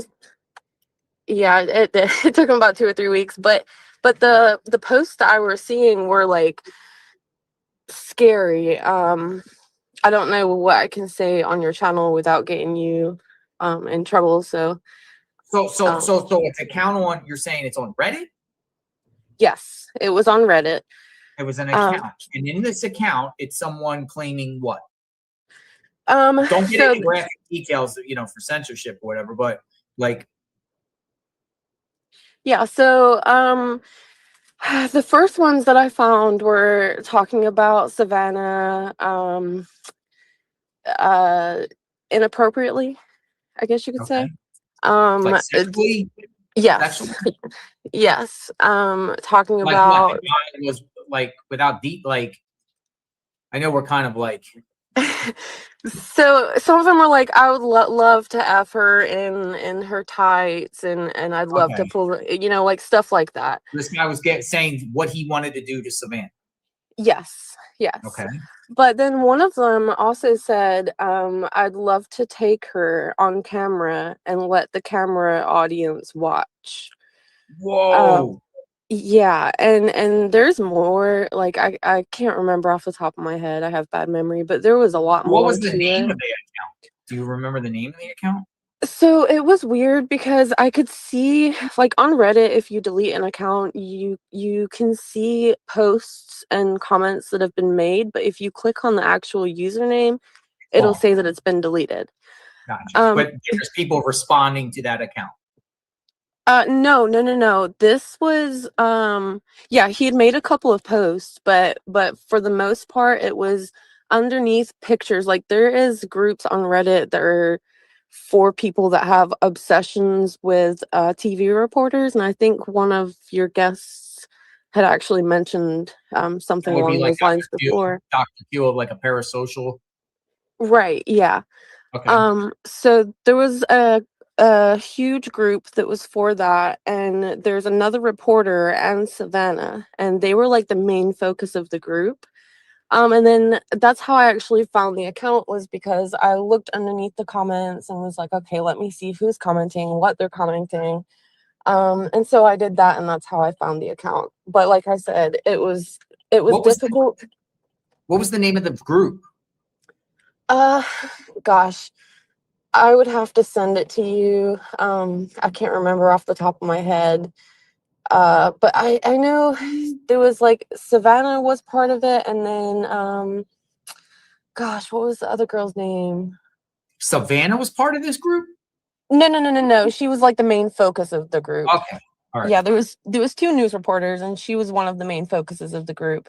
And a lot of her pictures that were posted, this account, I think it's the same account for the comments, but I'm not sure. So this was a Reddit thread just about Savannah, nothing about Nancy? No, nothing about Nancy, only about Okay, Savannah. Like pictures of when she was on the show and pictures from years ago, and just like kind of like a fan. Yeah. A lot of these news anchors have fan pages and stuff, whether it's on Facebook or Reddit, or against pages, fans, or or some of them don't like the people and they put a page to disparage them all day long. Right. And I don't know if you've seen some of the theories from like ex-FBI detectives or whatever. But a lot of them do say that it could possibly be someone who feels like they're in a relationship with Savannah, but isn't actually, has never met her, but because he's seen her on TV, he feels that connection to her. And that's where all of this stemmed from. I seen that and I was like, oh, let me go check social media and like see who's being creepy on social media. Well, let me ask you something. With this group and these posts, were they before or after Nancy went missing? That's another thing why I think they were so interested, because they were all from before. One of the older ones that I had seen was like 242 days before she had gone missing. And then what's weird is one of the latest ones that I'd seen, when I found the post, it was like 38 days. And I want to say it was like a couple of days before the account got deleted, like a couple of days before Nancy went missing, or that was when the last post that I could find was. So And there was when no posts after. If the count was gone a few days before, you noticed a few days before Nancy went missing. Yes. And like I say, I can't be for sure that all of these comments and posts are from the same person, because you can't click on the username, but the way that they're talking and I just can't imagine it would be different people. And if it is, then there's a lot of sick people in this world. But it does. There's a few people that like clip my videos and share it on social media. Captain Kev, if you're watching, or Adrian, our Scottish sleuth, can you clip this? Because I'm going to reference this back to Dr. Q and try to get Dr. Q's response to this, because this is interesting. This is like, I'm like, whoa. And please send me screenshots of this. I think I may have actually sent them to you before, but I can go ahead and send them to you again. I don't think I actually got to reach you last time. What's your email? What's your name on the email? Or what's your first name? I don't know what email account it came from, but my email is my son's name, so I'd rather not say it. If it's okay, I can just email it to you. But what, like, is it? All right. So it begins with a K-A-Y. Resend it, and I can see if you could send these things prior to me. I can go through the search and see. But okay, so you report this. You report these crazy posts that this person made that since deleted their account before Nancy went missing in a Reddit thing, that somebody that was sexually obsessed with Savannah. Authorities call you back a few weeks later, follow up, you Pima County Sheriff's homicide call you back, homicide division, and what's going on with this? What's going on from there? Correct. So after I had given them everything that I had, and we spent like a good 45 minutes just going over like how I found it, what I found. As I'm telling you, I wasn't sure if it was the same account making all of the posts, and I told them that too. And he said that he was going to give it to the FBI, or to their social media team, the FBI's social media team. And if they hadn't already seen it, that I would receive a call. I get a lot of spam numbers, so I'm terrible about answering my phone. However, I don't think I've received a call from them. But again, I'm not 100% sure. But he did say he was going to send it over to the social media team. But the FBI never contacted you back. You don't think? Not that I'm aware, no. But still interesting. Still interesting that you, when you gave the tip, did you get the tip to the FBI line or the Pima County Sheriff's tip line? I'm going to be honest with you. I can't remember, because I was having such a hard time figuring out where the tip should go. I had called the FBI tip line, and they said they gave me some website to send it over to, I guess because, I had to give the screenshots as well. So I gave it through there. I want to say like P3 tips or something silly like that. And then, like I say, maybe 2 or 3 weeks later, is when I received the call from the Pima County Sheriff's Office. And he seemed, like I said, it was like 45-minute conversation, and he seemed very interested in what was going on Reddit. No. I mean, who knows? But the thing of they did, so they took your information, everything, obviously, and stuff. They never called you back. That's interesting. Yeah, I thought so too. Because I'm aware that they've got like 70,000 tips. So for them to call me, I think they must have really And it wasn't like he had just seen the tip and thought, oh, let me call her. I guess someone else sent him the tip. So whoever sorts the tips out must have seen it and thought, oh, this could be something, and sent it to him. And then he must have thought, oh, this might be something, and called me about it. I've always said, if you give a tip to either or and they call you back, it has some merit of continuing to look into. If they don't call you back, because many people in this chat have called and said, well, I called the tip line. I called the tip line. Well, what did they say? Or what did you say? Blah, blah, blah. Did they call you back? No. You call the tip line and they don't call you back. It's pretty much your stuff, not to be offensive, but stuff is nothing, frivolous, nothing, right? They're not, but if they call you back or they contact you back for a follow-up of what you gave them, then they're interested. Right. That was my thoughts too. And like I say, I don't know what they found. I haven't received anything back from them, but if those comments and posts are from the same person, I mean, they get really really scary, really creepy. So I can only imagine. But yeah, let me see. I'm actually just pulling over, so let me see if I can get them over to you. This is might have to vet it, of course, and we don't want to put any type of sexual conduct on the channel. But what this does, folks, is just say hypothetically it might take us back to a parasocial obsession over Savannah and targeting the mom to get the Savannah type of deal. Yeah, that was one of my thoughts too. And a lot of the people that have came onto other like Nancy Grace and all of those, quite a few of the criminologists have said, this really could be someone who feels like he's in love with her.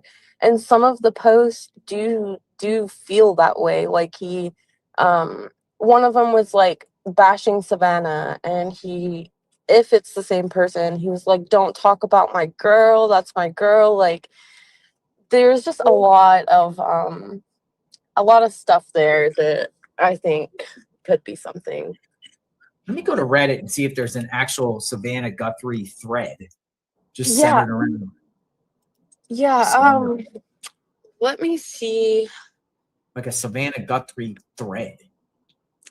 And I don't think it was called Savannah Guthrie, because I remember thinking to myself, whenever I found it, I was like, oh, FBI social media, they have to have found it. If I can find it, they can find it. And then I thought to myself, well, it's not under a regular thread that says like famous news or something like that.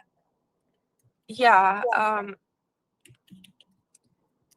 Gosh, I'm having a hard time even. Entertainment.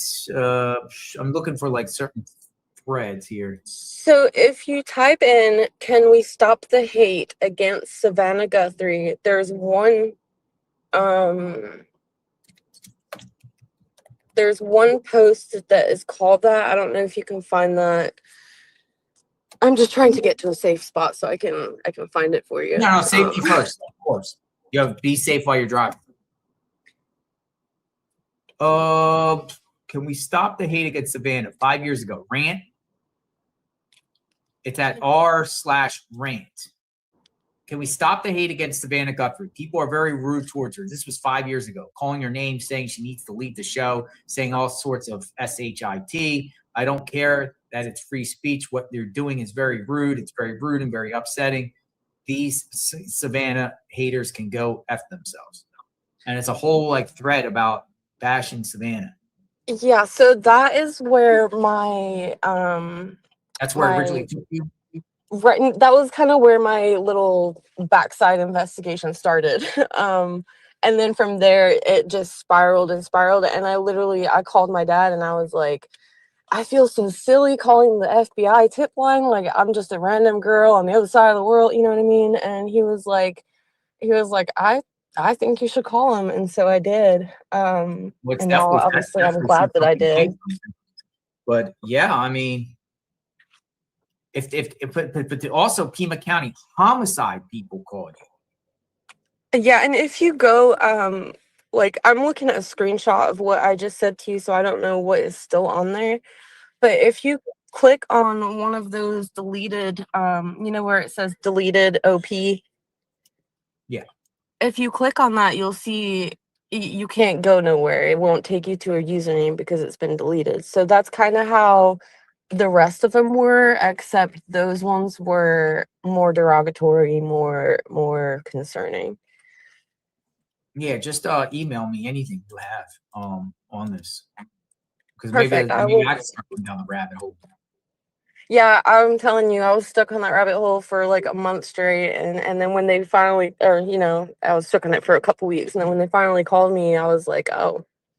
But why did it so long and delay calling? Because they had so many tips they had to vet through, and it took them 2 weeks to call.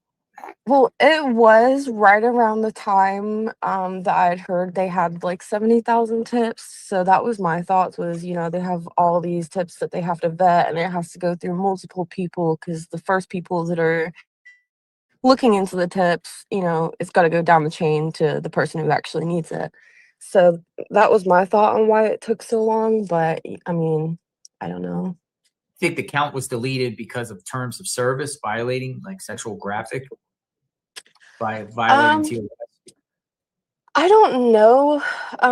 If all of the posts and comments are the same person, then I just feel like it was a very big coincidence that it got deleted right around the time she went missing, like a couple days prior to her going missing.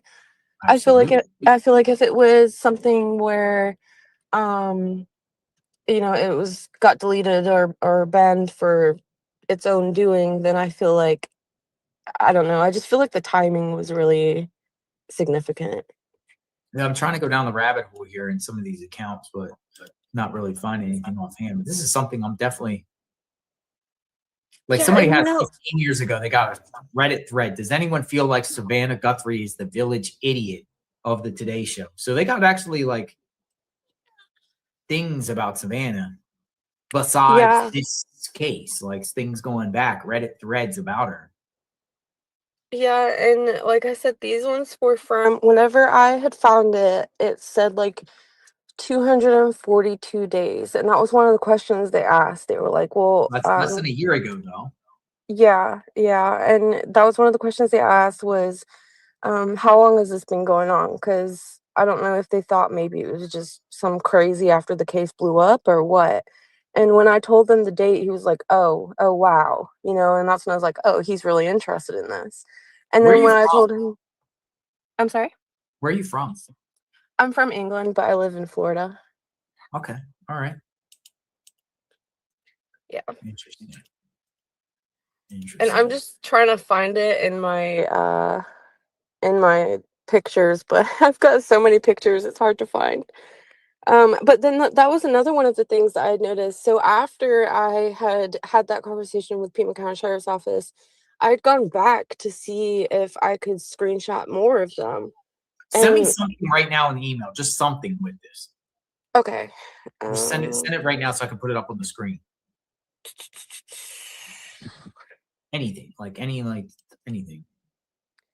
References. Let me type in Savannah and see if. Okay, so I literally have the screenshot that you just read out, and then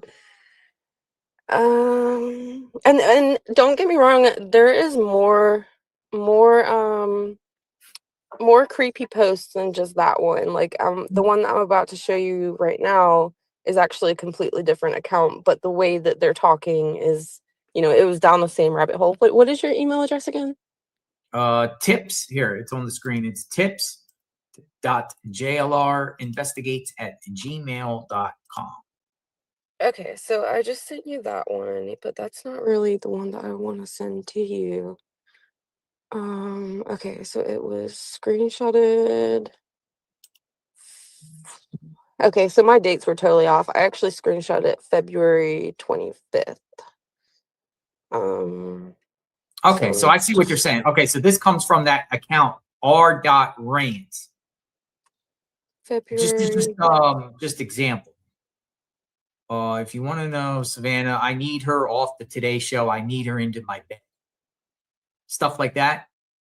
Yeah, stuff like that, but that was not the account that I was really looking into. Okay, so folks, I'm seeing this stuff. She's sending me email, and I get what you're saying. So, you know, just And so the ones that I'm gonna send you right now, I'm just sending these to you so I don't lose them because they were so hard to find. But later on, I will go ahead and I had screenshot to before Pima County had called me, I was gonna send them into a news station to see. So I kind of like deleted my, my username and whatnot. So there's one. yeah, you Here's- dude, you sent these like I think a month ago, maybe. I don't know. Let me see. There's another one. You sent me. Yeah, man, you sent me these things. Whoa, you sent me an email March 2nd, 2026 with some of these screenshots. Yes. I love the taker. Yeah, this stuff's graphic, folks. This stuff's I can't put this up, man. Listen, it's pretty graphic. I mean, I can since it's okay, all right. So I'm gonna edit out some of this. But so you can just hold on. No, you sent this to me before. I think I did. But I wasn't just like today, whenever I emailed you and said, hey, I don't know how to call in. I didn't know how to call in back then. So yeah, I do have a bunch more. I'm just having a hard time finding them. But I'm actually late for my kids' swim school, so I gotta hop off here. But I will. I have your email and I have some of your prior correspondence, so I'll kind of like go through it. But stay in touch with me. Thank you so much for sharing this. This is an interesting. This is interesting. I will. Just in I'll a keep in touch. perspective of it could have been somebody obsessed with Savannah and the fact that authorities called you back. Yeah, and social media tells a lot, especially in cases like that where people are stalkerish, are obsessed with other people. Social media is a huge kind of paper trail, if you like, for stuff like that. Yeah, I kind of edited this out, so it's not too graphic here, but you guys, you get what I'm saying. So there's lots of these screenshots. You've sent quite a few from the past. Yeah, and those ones, when it says 100 days old, that was back when I messaged you, so March. So that was before she'd gone missing. Yeah, so it just seems like someone has a sick sexual obsession with Savannah and a since deleted account on Reddit on a thread. Wow. Yeah. Appreciate it, man. I appreciate that. Thank you so much. And we'll call you Pima County Sheriff Response. That's what your account says here. No problem. Well, thank you so much. Thank you for everything you do, and I will continue to keep in touch. Thank you. Stay safe out there. Yeah. Interesting theory. Interesting. All right. So we got Dennis, we got Jolie, we got Florida 23, we got Bahama Jen, and we got Sweet Opinions. Dennis, you're up. Hi, Dennis. What's going on, JR? How are you? Aren't you from what state are you from? Minnesota? No, Florida. Over here on the East Coast. Oh, okay. Yes. You kind of remind me of the guy from Minnesota we talked to. What do you think about what you just heard there? Man, there's a lot of pervs out there, bro. Yeah, there's some weirdos out there. And it just makes you think, what idiots are going to put their names to that? It's like, why would somebody put that out there for any reason? I mean, she's just sent me a bunch more from this account. And these things are like graphic. It's disgusting. It makes you just question society sometimes, but some people just don't have it right in their heads. Murky put it up. The Rant is a subreddit group you can join. So it was in that subreddit group called The Rant/The Rant. So any sleuths out there might find some, maybe the perp here involved with this, if we're going like somebody obsessed with Savannah or something like that, could have been posting in these groups. Takes us away from the family. A lot of viewers think the family's involved. You know what I mean? Right. Now, you want to get into, say, like Savannah's work crew, didn't she have a falling out with, I don't know if I should mention his name or not. He used to be one of the head commentators there with her. Matt And Lauer. then he got, yeah. And I don't Matt remember. Lauer's all the time. Right. So if you go into that, maybe he's seeking some kind of revenge because he lost his job and so on and so forth, and she didn't take his side, or she might even said some things. I get against that a him. lot. Believe it or not, I get that theory. Matt Lauer. She didn't back Matt Lauer. Matt Lauer. Look at Matt Lauer. I mean, I get that. I get that a lot. Right. I get that, but he's got too much to live for and not throw his life away on something that stupid, I would hope. But there was something that I wanted you to think about was when we keep saying it's an inside job and everybody's saying, you can't think it's the family and all that good stuff. What was the first thing she said when she got into the group with the rest of the cast of the Today Show or whatever show it is? When she came back to work? Yep. What'd she say? It's good to be back with my real family. Go back and watch it. That's what she said. She said real family? Yes. That's what she said. It's good to be back with my real family. And what do you think of that, folks? I remember her saying something about be good, but I thought, like, my mind was thinking when she said that, I didn't really listen to the words real family, but I heard her say family. That's her, like, extended family because, co-host and everything like that. The MVC family, a lot of people have jobs. They consider their crew at their job, their family. But that is interesting. My real family. Yep. Go back and listen to it. That's the way I heard it. I didn't record it, but I could have. Anyone have that clip? Send it to me in the email. I'll put it up. Right. Hard to sleuth while I'm talking to everybody. Yeah. And like when I called you, I guess it was a couple nights ago, it was, I just can't get over the doors being propped open and supposedly Tommaso dropping her off in the 2 minutes.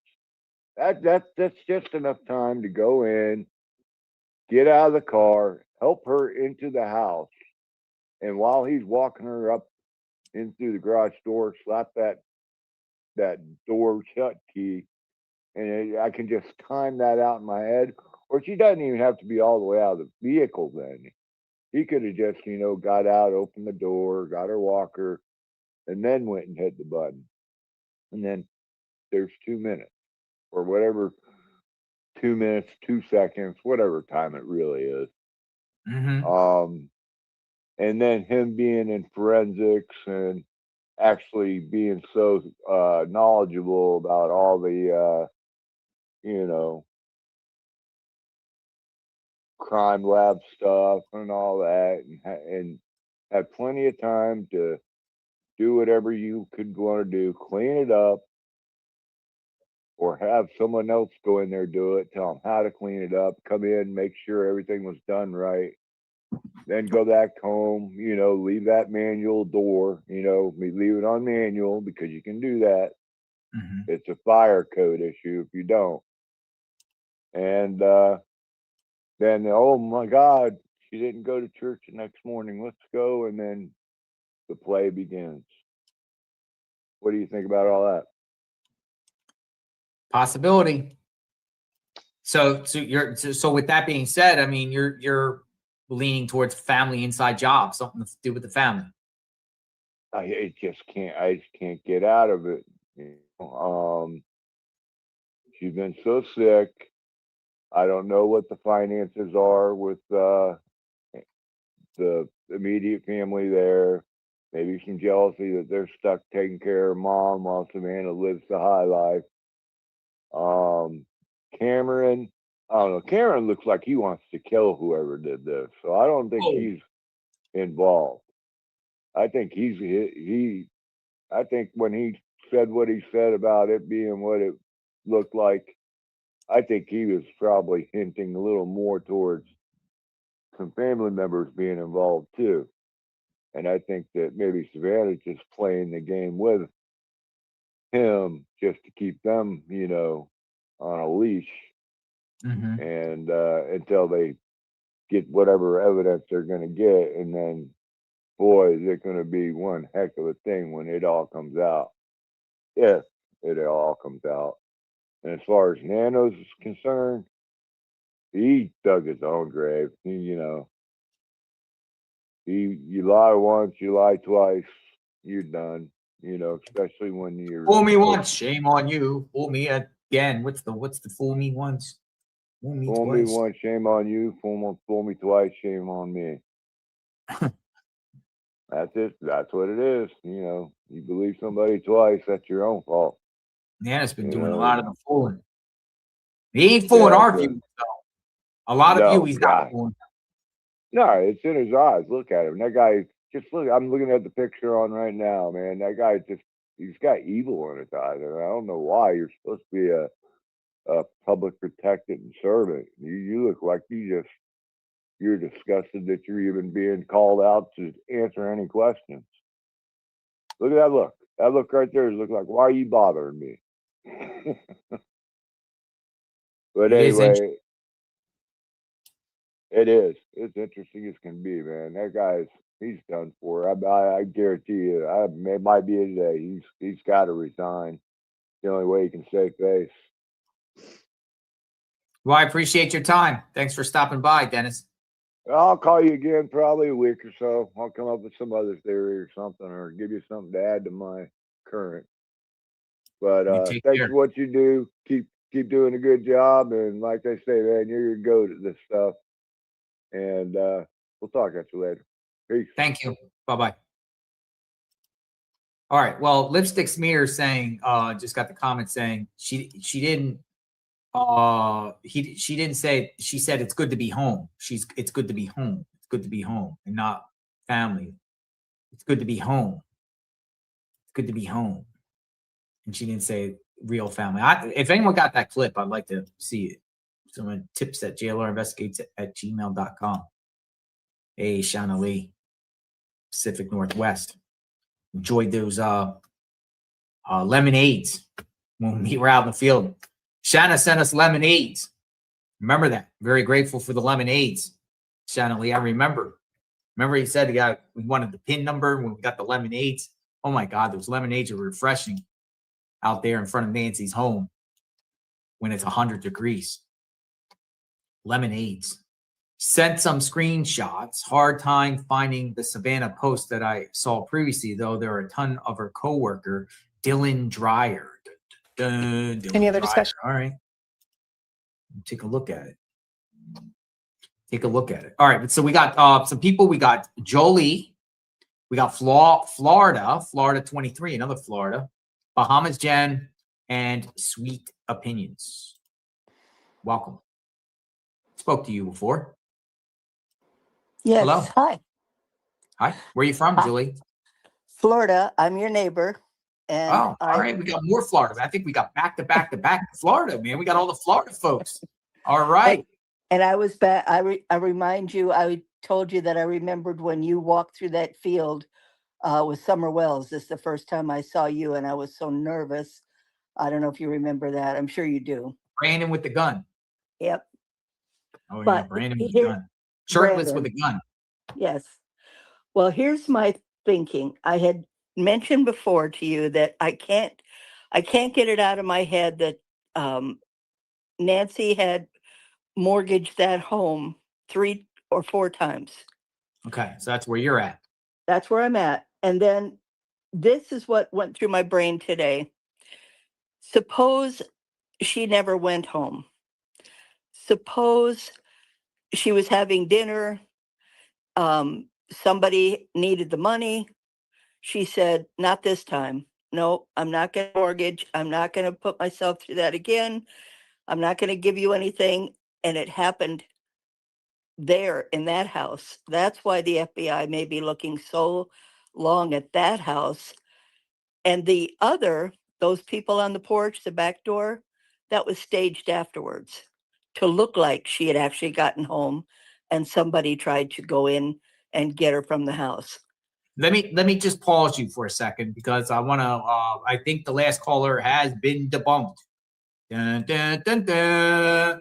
I have the clip from the Savannah show that has just been sent to me, and she says, "Let's listen in. Let's listen." Thank you, Sleuths, for sending this. Dun, dun, dun, dun. Welcome to today on this Monday morning. We are so glad you started your week with us, and it is good to be home. Yes, it is good to have you back at home. Well, It is good to be home. All right, so I just wanted to share that because like 3 people emailed me that. I said, email me the clip, and did you guys hear it? Could you guys hear it? Yeah. It's good to be home. Lipstick smear. Thank you for the comment. All right, so not to knock on our Florida friend from the East Coast, but she says, we are so glad you started your week with us, and it is good to be home. Yes, it is good to have you back at home. Well, it's good to be home. Yes, it's good to have you back at home. All right, so nothing about family. All right, so next. All right, back to you. I'm sorry. I just had to put that up there because that's breaking news. That's wonderful. That I'm glad you did. But I'm still thinking motive. And the only motive I can think that would cause such a huge thing is money.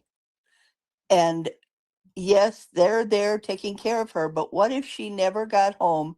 And that's why that whole camera thing, being comfortable with those people in the house, propping the door open, is just an illusion. Look over here. Yet it seems that, like the caller said before, they're not really looking at Nancy's house as much as they are Tommaso and Annie's house. Why? Mm-hmm.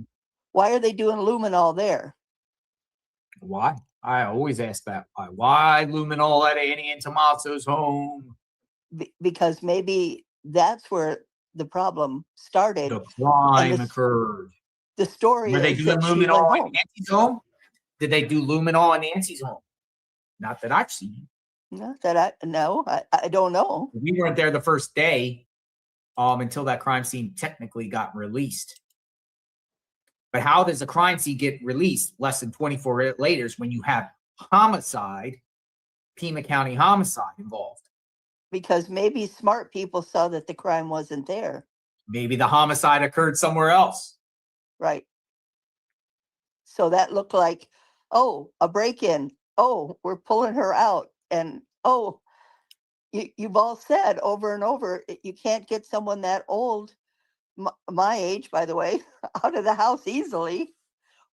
Well, what if they weren't getting her out of that house? By the way, 10 people have sent me the clip of what I just shared with, about good to be home. 10 different, I got my emails blowing up with this email. That tells you how committed everyone is delivered. A lot of people delivered. That shows you how committed everyone We is want to to get the this. truth. We just want the truth. That's all we want. We want the truth, right? We don't want to put purposely misinformation. We want to, when people say things and they say things, sometimes we see if it's true or not, just like the last caller before with the Reddit claim about, authorities and whatnot. I said, show me some of these Reddit posts. And what she did, she brought the receipts. Yes. Okay, here's my other thought, and this will be my last thought. Sure. I did hear a long, long time ago, and I realize the minute I say this, some people are going to start in the chat, but Donna Seraphim had said that she had got information from the other side, let's just put it that way, and that she was trying to get in touch with you.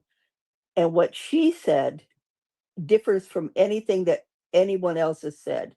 But basically, it was a scheme. I'm just saying what she said. I'm not saying this is what I believe, but I'm just saying she said it was a scheme to get everyone away from the Jeffries issue going on. Take the focus off of that and put it somewhere else. Epstein? Epstein, yes. Jeff. Okay. And that was what she said was the purpose, but that she said very heartless people, cruel, heartless people that could care less were the ones that pulled this off. So I'm just telling you that she wanted to get in touch with you. That's what she said anyway. Have you ever thought about talking to her? I don't, anyone can reach out to me. Yeah, she said The thing about with this case at this point, people centered around this family, I'm not reaching out to. Okay. Just I'm letting not you reaching know. out to anyone with the family at this point. Don't even if people want to reach to me, you can reach to me. I'm not trying to reach out to anybody in reference to that close. Gotcha.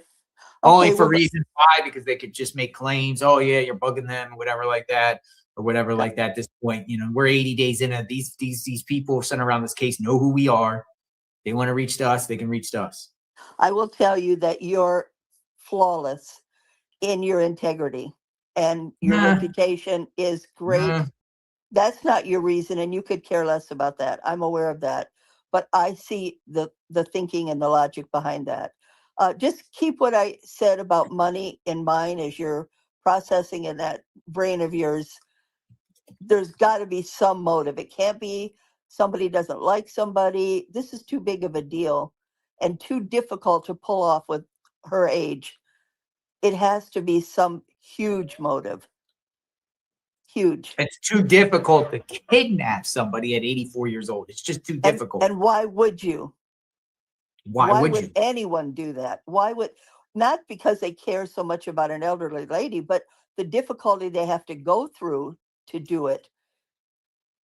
That's why I think it's done by someone that she knows and not, at least not in that house. Let's put it that way. I don't believe it happened there. And then I say to myself, well, how do you explain the blood? Well, that I haven't completely figured out. But if she was bleeding, I think there'd be a lot more blood. Shanna Lee, I got your email, Shanna Lee, with this Dylan Dreyer.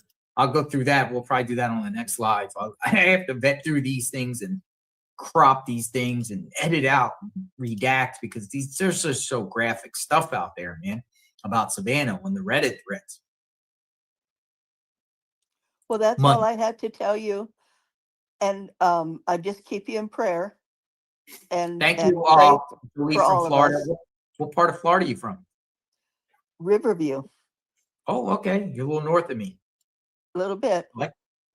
What's that little island up there? Pine Island? Yeah, and Beer Can Island. Yeah, no, Pine Island. I'm over by south of Tampa. Oh, I'm getting. I think you're north of me. Inverness. Yeah, I'm getting you confused with Inverness. You're south of me. Yeah, Inverness is north of us, but yeah, I'm a little bit south of you. But anyway, I'm going to keep you in prayer. I'm a prayer warrior, and I'm going to keep Miss Guthrie, if she's still with us, in prayer, and her family, because either way, this is stressful for the entire family, no matter what. Thank you. You take care. You're welcome. God bless. Bye-bye. God bless you. From Riverview. I think we have another Florida person. Lipstick smear. I get the frustrations. I really do. Lipstick smear. I get the frustrations with this. I really do. And thank you for everything you've done, Lipstick Smear, as always. You've done a lot in person, just like a lot of people with this. Annie and Tommaso have gone to Italy. I don't have any evidence of anyone going to Italy. I know this has been the internet rumor about them going to Italy, Tommaso, but I've seen zero evidence of anything with Tommaso or any of them going to Italy. All right, Florida dog, Florida. JLR. Florida. JLR. I'm assuming you're from Florida. Absolutely. What part? We can talk. I'm in Port Charlotte now, but I was in Fort Myers Beach till Hurricane Ian. Nice. So back to back Floridians. Oh man, we got trashed. I'd like to thank you for Yeah, all. let's cover the hurricane there. Yeah, you brought a whole bunch of supplies down. You did a lot. You saw that. You brought that to Cape Coral. Yeah, me and the bikers. I joined the bikers, and yeah. we had trunks full of supplies to help the people down there. Yeah, I remember that. It was years ago. Oh, yeah. I'm down there with my biker friends. Yeah. Yeah, you brought a whole bunch of stuff there, and you also covered chat. JLR is not just boots on the ground; he's boots on a boat. He's looking for remember the attorneys that haven't been found yet. Yeah, yeah. I was out there in my own little boat. Yes, you were. Because I mean, through the Gulf and stuff. Yeah. Are you going to take that little boat to the Bahamas soon? Listen. My boat is I got a 17-foot boat, not very big. I know. 17-foot boat. However, I've seen YouTube videos of people with smaller boats like that taking with gasoline and going from the east coast of Florida to the Bahamas. Yeah, well, I was saying that because zooming through, you gotta make sure it's less, 5-mile-an-hour winds. Yeah. Weather's good. You can go. You just need a little gasoline, and you can go. And I'm like, holy smokes! And a couple of them do it by themselves. I might do it. Well, I don't know. You're on the west side, so I'm on the west side. I would have to go and take my boat down there, but I have lots of friends that live in Jupiter Inlet and down there, and shoot right across. Boom, Bahamas. You just check in. You just go in there and take your boat. And you check in with customs, and then you can do whatever. So is that the next? I don't know, man. I don't know, man, because once the winds get above 10 miles an hour, I'm like in a little boat. Mine's like a little speedboat. I like it because I'm getting used to the boat life. I'm not really a boater, but I got a boat like last year, and I'm getting used to it. I don't take it out as much, but it's a nice little just to get away. But I actually go out in the Gulf. I go about 10 miles offshore, and then I face the shore, and then I just kind of put it at 1 mile an hour and kind of just sitting there and listen to the music, just enjoy the breeze, the freedom. That's what it is. Fun, watch the sunset. It's a Gulf boat, not an ocean boat. I know, right? All right, what's on your mind? Well, should I do a wackadoodle one, or should I just keep it real? Wackadoodle, go for it. Let's do a wackadoodle one. Let's say Tommaso and Cameron had a thing, and Nancy saw what happened. Whoa! Wanted the tomato. Cameron and Tomato. That is a wackadoodle one. I might have to get you a Wackadoodle Wednesday shirt. I know it's not Wednesday, but I had to get a wackadoodle. Someone had to say it on the chat. Please tell me I'm a wackadoodle. Yeah, that's pretty wild.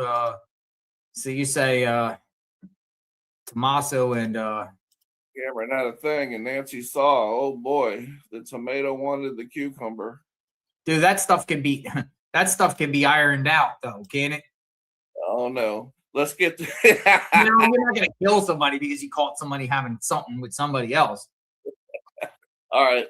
Just like with affairs and things like that. That stuff, it's horrible, but this stuff can be worked out, right? Oh no, man. Annie might get a little offended. I put these people, one thing I've noticed about this whole thing, there's not one photo that I've seen exist of Cameron and Tommaso in an actual photo together. Hey man, you never know. But what I think, all right, the guy. All right, so then no more wackadoodle theory. What's a more reasonable theory? Tuesday's over. Let's go with Dominique Evans is the guy in the video. They're at the house doing their thing, whatever. He's doing his camera stuff for Tomato. And Tomato does the whatever thing, but when Nico came there, and Nico is highly respected. My dad worked with him. My dad was a cop for 25 years and worked with him. Nico from Florida. I don't know him, but my dad worked with him. You know of him. Yeah. And his group. And they're good. He says it could have someone that wants to do with Savannah. What if that person is Tommaso? And they just had Thanksgiving and Christmas together, so maybe there was some words exchanged. But the Savannah's clearly supporting him, calling him Tommy. He's great. the group hug outside. Savannah's smart. Savannah's not going to let nothing out, and she's smart. I just don't know with that. It's just you just don't know. But you gotta. I always just thought it was the tomato Dominique Evans, and it still could be that. But factor in what Nico said about someone having an infatuation with Savannah, and maybe you throw tomato in there that had that infatuation with Savannah. Yeah, interesting theories for sure. But I don't know about. I don't know about these two. I don't know if Cucumber wants the tomato. But I wish they would all just give a big group press conference. I still think that by Savannah having Annie and Tommaso out there in the group picture, that it was to send a statement to all of us. Could be anything. Please send me your email for the road cleanup. I'd like to be a part of that. Oh, road cleanup. I got a road that I clean up. That's what I need. So the requirements, I have a road. I know, I need to clean up. Jonathan Riches and Friends in my county adopt the road. And the requirements is you just have to do it a couple times a year. Yeah. And occasionally I take my friends and me and I go with trash bags and I clean the road. It's like the Adopt the Highway program. I'm gonna adopt the road. I think it's pretty good. It's a good feeling, right? Cleaning up your community. Yeah. I signed up and did it.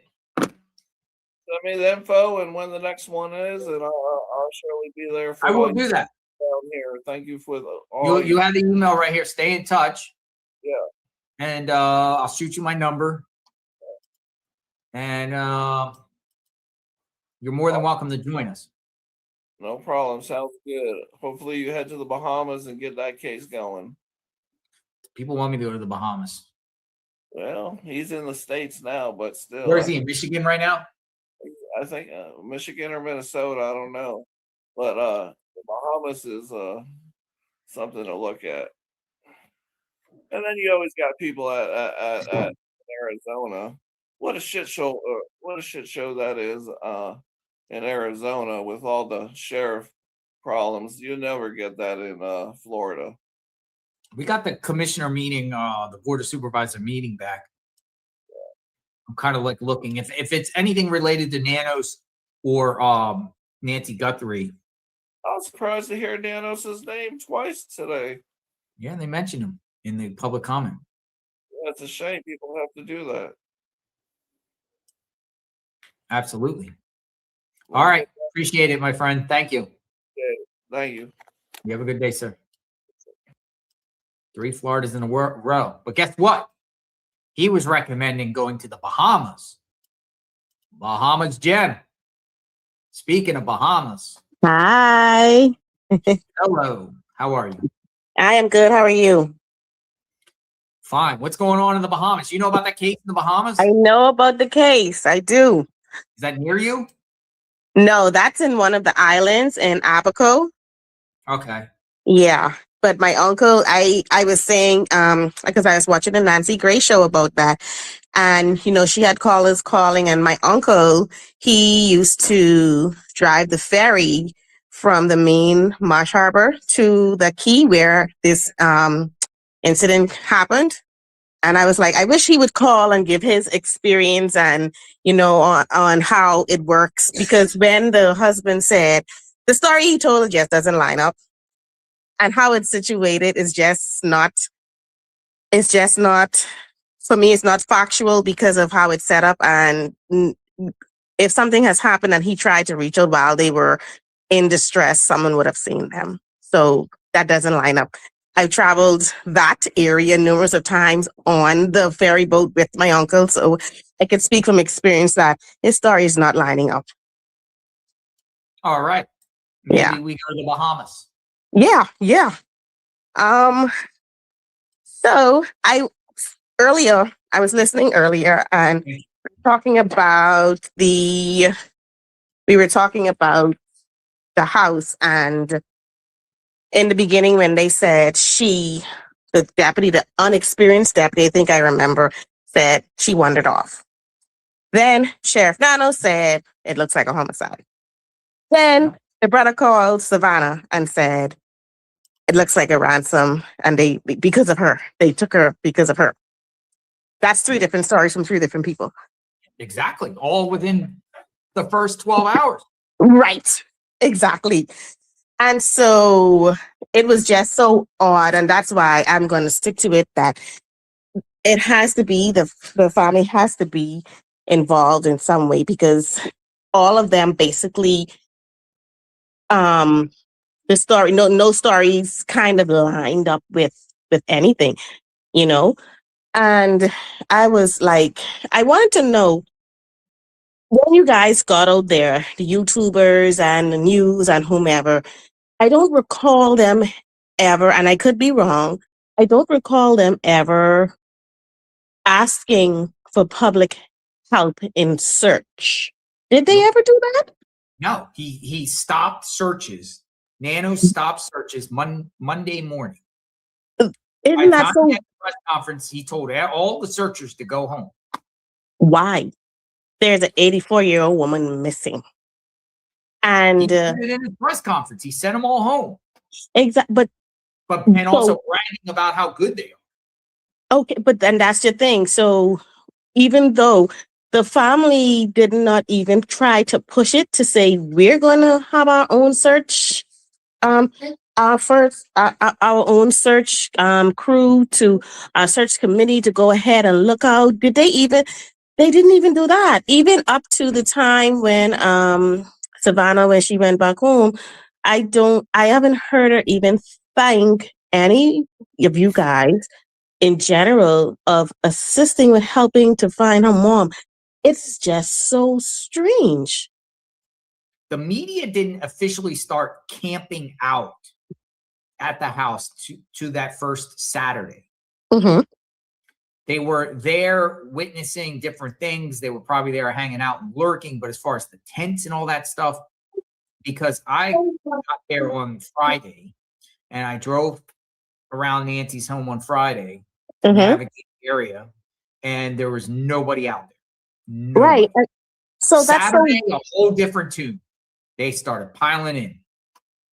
Exactly. So it's so weird, because from day one, and then when we go back and we speak about the conversation she had on the phone when she was still in New York, and she was having the conversation with Cameron and Annie, it was okay. You check the hospitals or you call the hospitals, but nobody did. How should I say this? Boots on the ground and actually went out, like you said, because the sheriff stopped it. But this is your 84-year-old mother. You know she is unable to do what the first person said, which is definitely when he said she wanted off, because you know how much pain she is in. So this is I don't know. This is just weird. To me, this is telling me that it's almost like someone knows what happened and they don't want to say.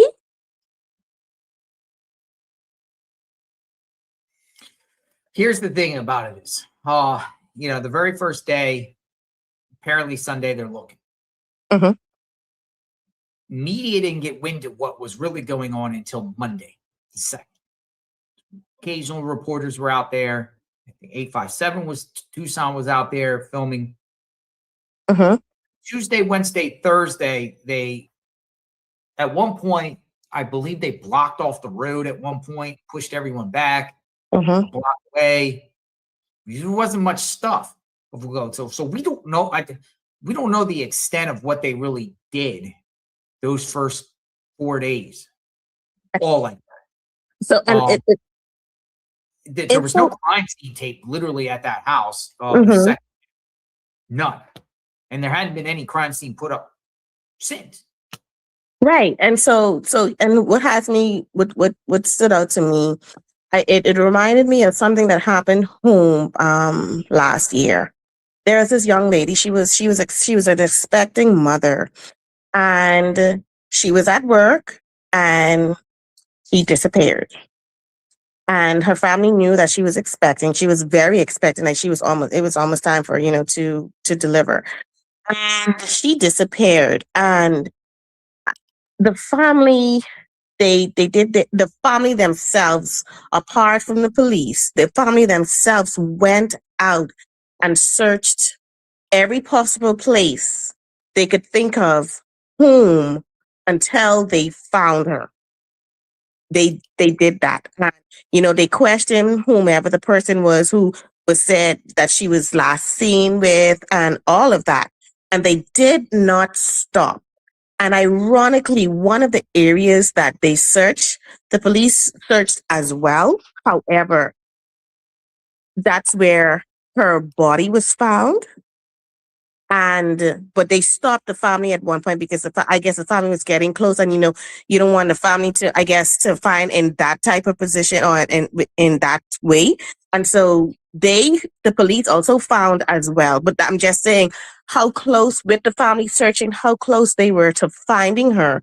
They did find her. Officially, the police found her.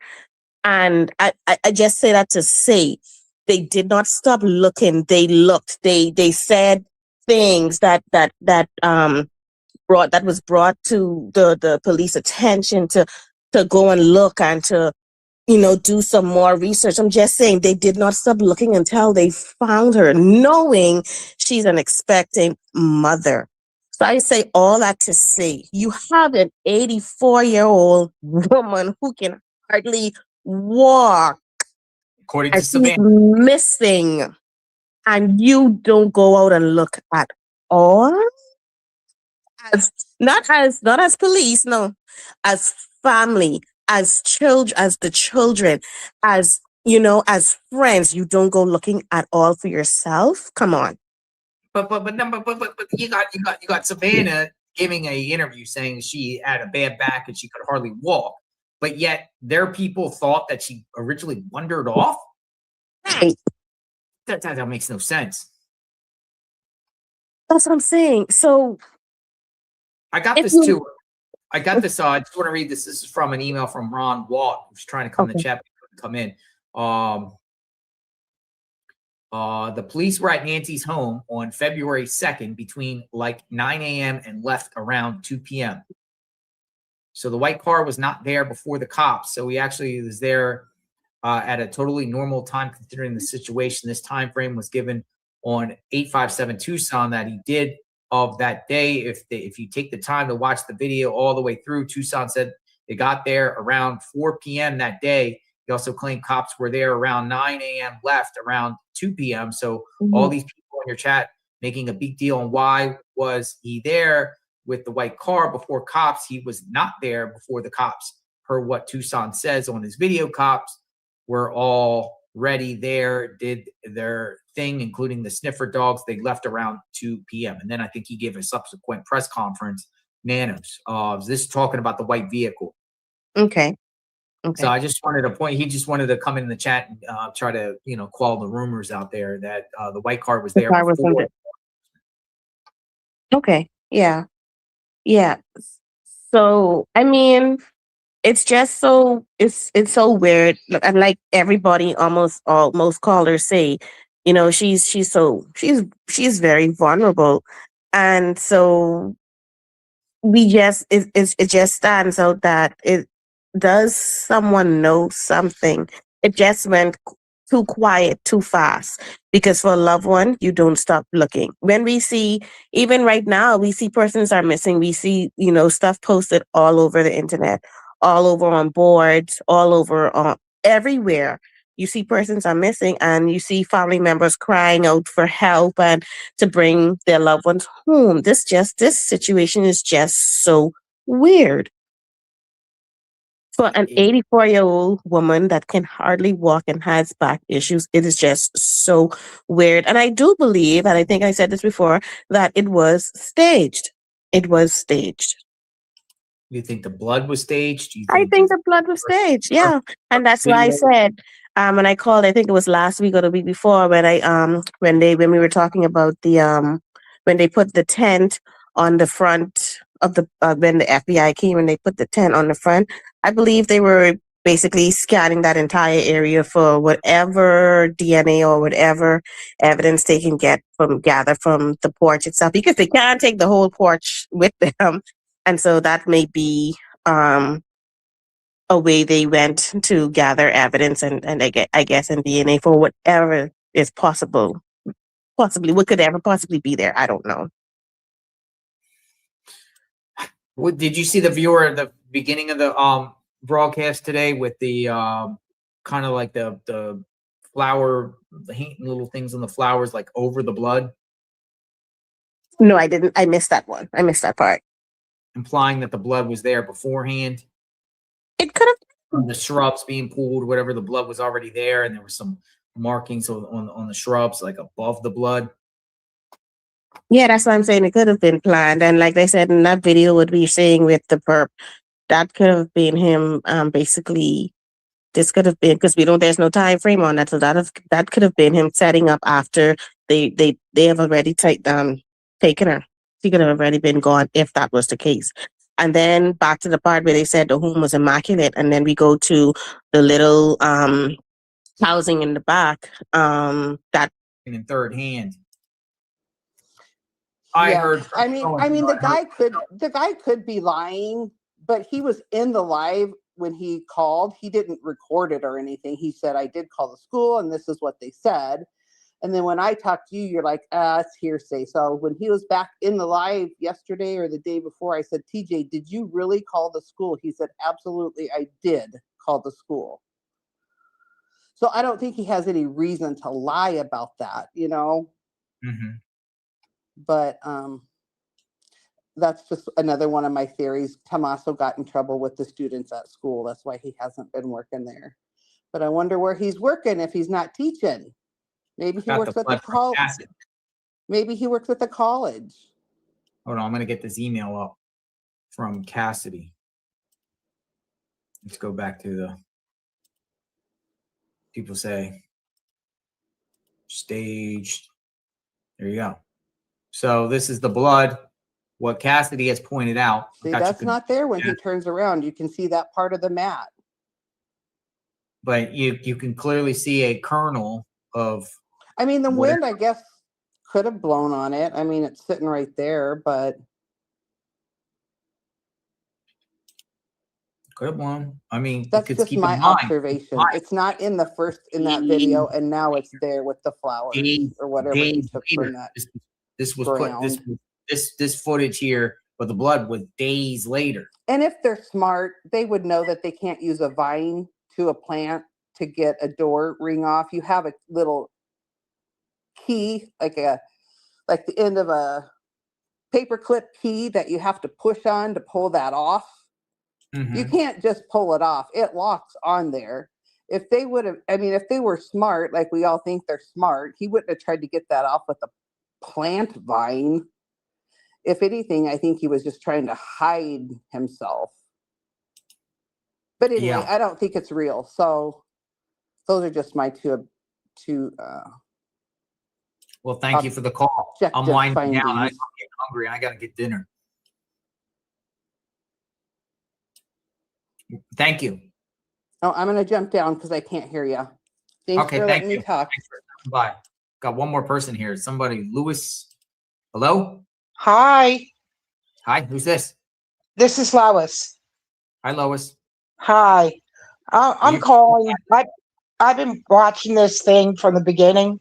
Where are you from? Philadelphia. Philadelphia. I thought Long Island. You got that accent. Welcome. The thing is, I believe she's with, you're going to think I'm crazy, Savannah. They found her. She could have been the lady on the helicopter, whatever. And Savannah found out that her family was involved. Mm-hmm. And Savannah took her to New York on a private jet so nobody would know. And she's covering up, just going along with her life because she doesn't want it to come out that her family's involved. It just seems weird that she went back to work. I've been watching the Today Show for years, and she's like nothing happened. If it was my mother, I wouldn't be back at work. Well, I will just say, you know, in the course of years, a lot of things going on in my personal life. and I don't bring that onto me, on TV. I do a lot of YouTube. You can compartmentalize. What's the word I'm looking for? You can block things out and just do your business. Yeah. Because I know people have said that, with Savannah, well, how could she do that? But, she's a pro at what she does. Yeah. And, actors, Hollywood actors, people on TV, they probably got crazy stuff going on in their lives, whether it's deaths of someone, drama, whatever. They don't bring that onto the stage, and they just laser focus on their work. True. But with this, we got this going on, in the midst of her mom being missing is pretty wild. So she's able to block all that out. It's pretty wild. Yeah. It was just a theory I had, rabbit hole I'm down today. Every day I have a different theory. Also, everybody, all of us, respond differently to any situation. Yeah. Whatever's in our lives, whatever, I'm sure there's things going on in people's lives, personal stuff. Do you take it to work? No. Do people take what's going on in their personal life, good or bad? Do they bring it to work and show it to their coworkers and show it to the world? No, I've gone through a lot, and I've had to go to work and act like nothing's happening. So, true. It was just a thought I had that she just don't want her family to come out that it's her family. Well, people speculate that, would it be damaging and career ending if her family end up being involved with this? Maybe. Wouldn't be good for her. It's horrible. It'd be horrible. Yeah. It's horrible. The situation is horrible regardless. There's no winners here. I know. And that sheriff, he's just a mess.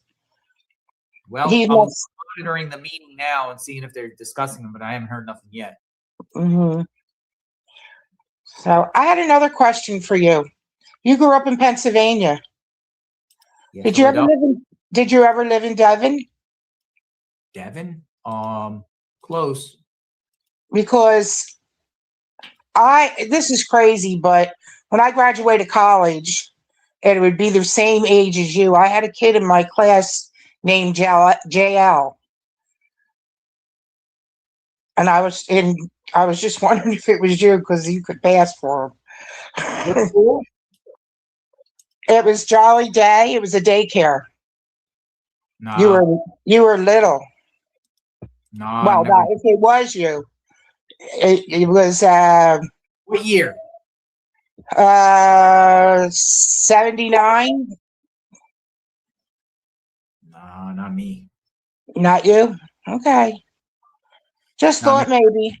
It was weird because I started watching you when this happened, and I saw your feed on somebody else's channel, and I started watching it, and it's been like a 24-hour-a-day thing for me. Oh, I got family all in that area that you described. Lots of family. Yeah, there was a kid in my class named JL. That's what made me, when I saw JLR, it's funny. I said, I wonder if that's him. No, that's not me. I never heard of that daycare. Thank you very much for the call. Thank you, and continue doing what you're doing, because it does help. All right, take care. All right, thank you. Have a good day. Thank you. Got another local here, Wiki Watchy Mermaid. Hello. Wiki Watchy. Hi. Up the road. Yep. How are you? Hernando County. County. What's on your mind?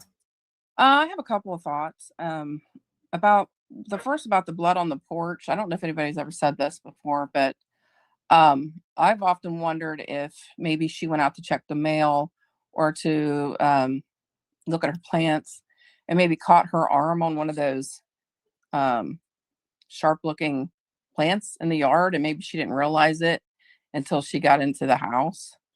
Those things are sharp as a tack. Yeah. And maybe they just got lucky. Maybe when she was waiting for Uber, she went and checked the mail, and she didn't realize until she got past the threshold, and then she bandaged it up. I don't know. I maybe she's a little numb too. Maybe she bleeds easily and wouldn't feel it. That was my first thought. And the second thought was, well, I have three schools of thought on this thing: either inside job, Epstein connection, or just some psycho pervert. But as far as the inside job goes, this case reminds me of the movie Fargo. Fargo, people have said that. Oh, have they? Okay. Yeah, Some people because have. like maybe the family hired some stooges to try to just kidnap her and not hurt her, and then they accidentally killed her, and then that just went downhill from there. Plan got botched. Yeah. So that's basically it. That's all I had to say. All I right. appreciate you taking my call. Thank you from Hernando County, Florida. All right. Thanks. Bye-bye. Bye-bye. Got Alisa Dotson. Welcome. Can you hear me? I can hear you. Hello. All right. Hi. What's So going on? I've been watching you from the beginning of this, and I've been taking notes. And there's just a few things I wanted to get your thoughts on. Sure. Okay. One thing is that the guy on the porch, I think he's a young guy. I don't think he's probably any older than maybe 35. Just from the picture, I don't think he's very old. And then Probably 30 to 40 in my book. I would say more towards 40, but I'm definitely open-minded to early 30s. Some people think upper 20s. yeah, I think he looks younger. I'm saying over 50, but I mean, or 40s. I mean, I think between 30 and 40.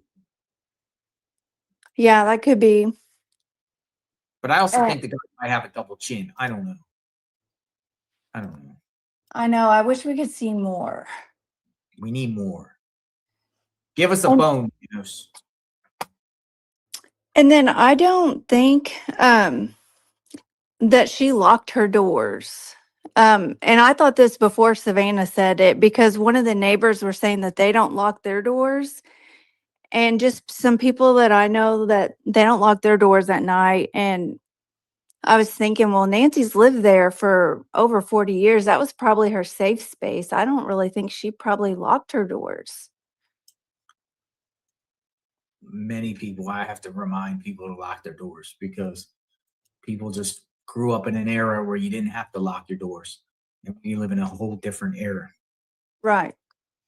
We live in a scary world. Our world is not the same anywhere. No. And I also, this won't be popular, but I'm not convinced that it's the family. It could be, I have an open mind. I change my mind a lot, but the thing I thought the most is if the motive was money, why would she be missing? Because don't you have to wait like 7 years before you can declare someone dead? It's a long time. It depends on states, but I think people have said in Arizona, I think it's 5 years or something like that. I mean, a judge can expedite the process. I guess they'll legally declare dead, but it's a lengthy process and it's not an overnight thing. Right. So I was thinking, like, if the motive was money, wouldn't they have like hired someone to kill her and then left her there?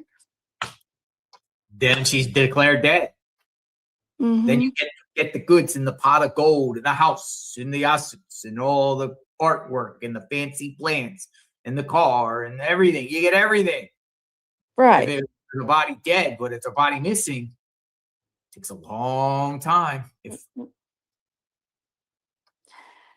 So I was thinking, I don't know if she had like home health aides that came in every day, but I was wondering if it could possibly be someone connected, like not connected to her, but like to someone that knows her, and that maybe someone, like, say she had a home health aide and they would talk that, she doesn't lock her doors and that she had a Ring camera. Like maybe someone just heard this stuff and thought of a plan. It might not be like inner circle, but someone that just knew someone close enough to her to know this stuff. That's a possibility. Any scenarios on the board right now until proven otherwise. You know, you're asking questions. Seems like you're attuned to what's going on. And then another question, I was wondering I wonder how often she went to Annie's. Like, was this like a routine thing that she did like once a month, or did she do it every week? Wasn't it this one for her birthday? I know that. So I wonder if she did that every year or if she did it more often. And how often does she go to Annie's home, or vice versa? and then did she normally Uber there? Was that routine that she always did it, or was this just like a one-time thing that she did? It's another question. Law enforcement will be able to determine that. That's more of a circumstantial type thing, you know, when it comes to this case, if need be. Habits. Why'd you do this now and you didn't do this prior, or this is a new routine or something like that? That would, I think, would fall under a circumstantial realm with this case down the line. Appreciate the chat. Yeah, thanks. Thank you, Lisa Dotson. All right. I'm getting hungry, folks. Been on here for 6 hours, 15 minutes. Pretty long time. If anything pops up out of the Nanos thing, I will share. I'm gonna go get myself some Greek food. I was like starving here, but there's nothing really else going on. But it was good to hear from a lot of you again as we continue to cover this case. Day 80 days. It's been 80 days. It's a long time. Unbelievable. And we're still like nowhere. I don't know. Maybe we're somewhere. We're the DNA. But it seems like a lot of you are still invested in this case. We'll stay with it. If something breaks about Nanos tonight, I'll come back on. Maybe I'll come back on tonight and do another feed. Maybe we'll do back-to-back feeds. Maybe not. You know, we'll stay with this case. Jim pulled over by an officer. Let me see. He was pulled over. Hold on. What? We're saying Jim got pulled over? Exploring with Jim pulled over by an officer. Let's see. Let's see. Exploring with Jim. Yeah. We're talking about the sheriff's department now. Holy smokes, he's pulled over. Oh my God. Oh my God. Jim got pulled over. Oh no. They're talking I about the gotta sheriff's find out department. details of what he's doing. Hold on. They're talking about the sheriff's department. Hold on. What do we do? Jim got pulled over. Woo! Oh. I gotta play them. I gotta play them. Sorry. That are not just for land management, but also from the things that are being encountered by patrol deputies as well. So fleshing out those lessons learned for the board, I think would be helpful for the board. And to the point that you just made, Director Garland, I believe that Mayor Romero said at our last joint meeting that city staff had seen an uptick in the number of people who were accepting services. In the next section dealing with annual protocol review, it says emerging improvements in intra-departmental coordination, data tools, and resource deployment. Okay, just so you know, if I see any more sheriff stuff, I'll put that back on, okay? I'm reading it. I'll put, this is live. I'll play it. He must be getting word by now that they were talking. It could be actually they are Jim got pulled over? following me. Where what's going on?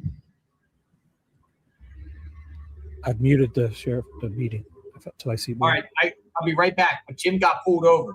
Dude. We're gonna monitor. Afternoon, officer. Fine, thank you. Oh my gosh. So I'll go full screen. I can switch them around if this. We don't need to see You this. wouldn't have a nut and a bolt on you, would you? A nut and a bolt? I put my license plate back on. It's causing me a little trouble right now. I will bail him out. He won't need it. No, the cop will be cool. Once he talks to him and realizes he's a good guy. Let's pray he's okay. He's gonna get something, maybe. I don't know. He probably. We'll see what Jim, happens. sounds like he got pulled over probably because he didn't have a front plate on. Maybe it's something to do with his tag. Looks like it might be something to do with his tag. You're right, young man. JLR can't hear me. I'm Plate talking fell off. over him. Oh my God. You don't go to jail for this.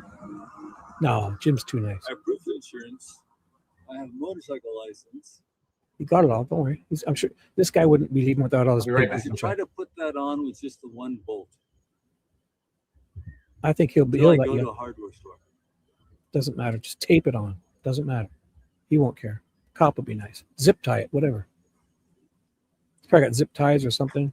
This cop will be cool. Turn your camera I around. try to attach it with the one bolt until I can get to a hardware store. Okay. The cop's gonna be Oh, cool. he has the license plate, I think. He has my license. You better hope he's got it all up. I'll wait till he gives me back the license.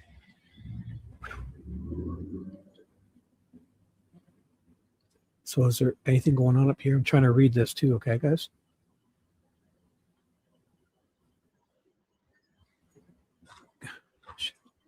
They could go with you can't have anything attached to your helmet. That's a possible fix. Oh, he had a camera on his. Oh, he's making a chip. Another is. That's possible. Oh, we'll find out.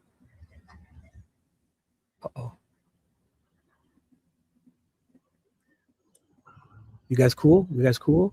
So Jim got pulled over by the cops for his plate, and they started talking about the sheriff stuff at the same time. JLR. Let's hope he's okay.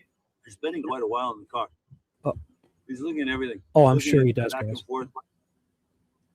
Oh, we got to find the details. He might have not I had had a to plate call on him. the The fact back that or it's a new something on the bike front. and not in the system, it could be a problem. Oh, no way. You better have registered properly. No way Jim wouldn't do all this stuff. Yeah, he did get the new Nancy bike. Yeah, Jim would have it all up. That would be instant. They wouldn't. He would. No, it would be up. Hi, Laura Live. We're live. Jim, JLR's live. The meeting's live. They started talking about sheriff stuff. We were waiting for hours. The whole Nancy got just kept my mouth shut. Jim's got pulled over by the cops right now. The cops have his license plate. Instantly, He's that sitting there. draws more attention. So, but anyway, He'll be make cool. mistakes, He'll be okay. right? I'll try to listen. Sorry. Or are they messing with him because he's out there searching for me? No. It wouldn't matter. This guy's too nice. These cops, Bike out of it. even if they hate what he's doing, they wouldn't. Once they met him,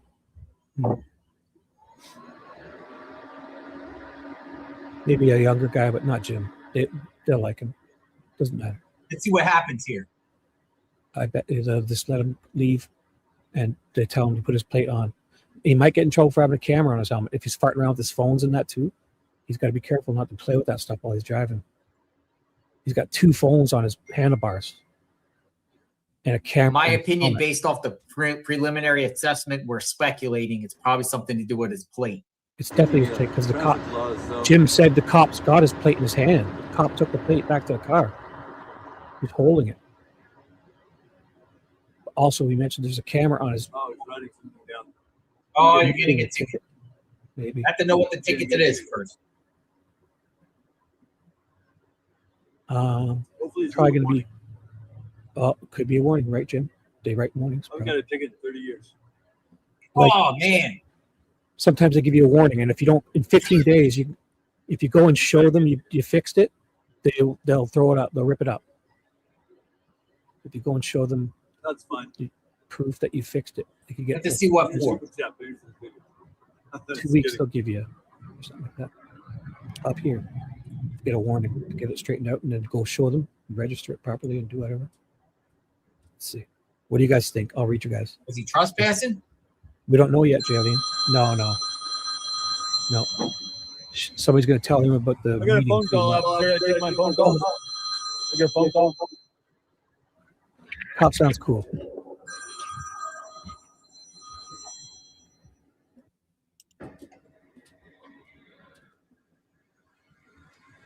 All at once. Looked like he was sitting on a rock. I'll try to listen. So, yeah.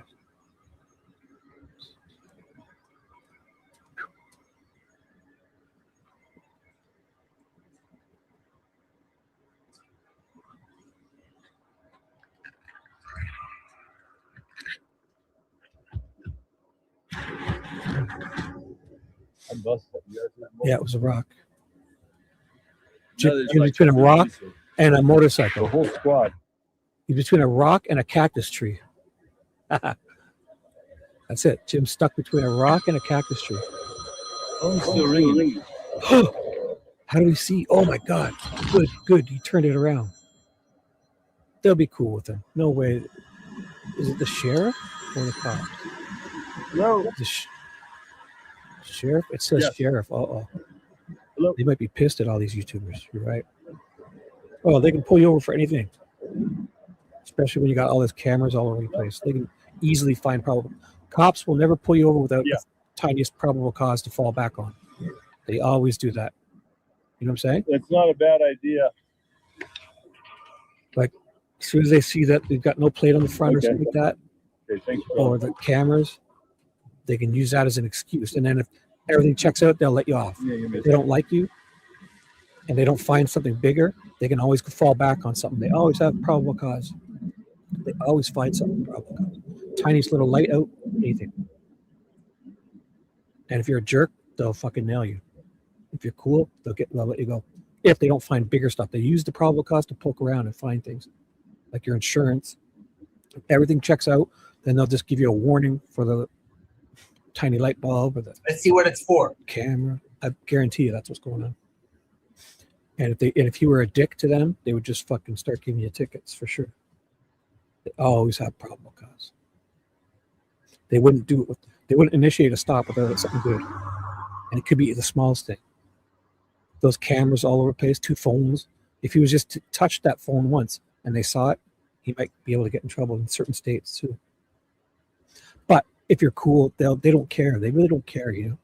They'll let you off. We'll find out if this is petty or not. You know, we got to find out what it's for. Did he not have a plate on? Was he speeding? What's going on? No, they would know he's probably a YouTuber because they're probably watching all these YouTubers. The sheriff's department knows all about these guys. For sure. Just 1 or 2 people probably watching all of them. Even me. Sheriff, Let me get a ticket. this guy's a good guy. Leave him alone. You're listening to me, sheriffs. Underlings, this guy's a good guy. Right? Right, Lorelei? I see you in Jim's chat all the time because your name pops out. Lorelei from Canada, Ontario. That's where I'm born and raised. I'm in Mississauga right now. 15 minutes west of Toronto on the north shores of Lake Ontario. Oof. Good Canadian boy. Ted summoned me from the north. Bob and Ted McKenzie. You know that song? Take off to the great white north. Take off. It's a beauty way to go.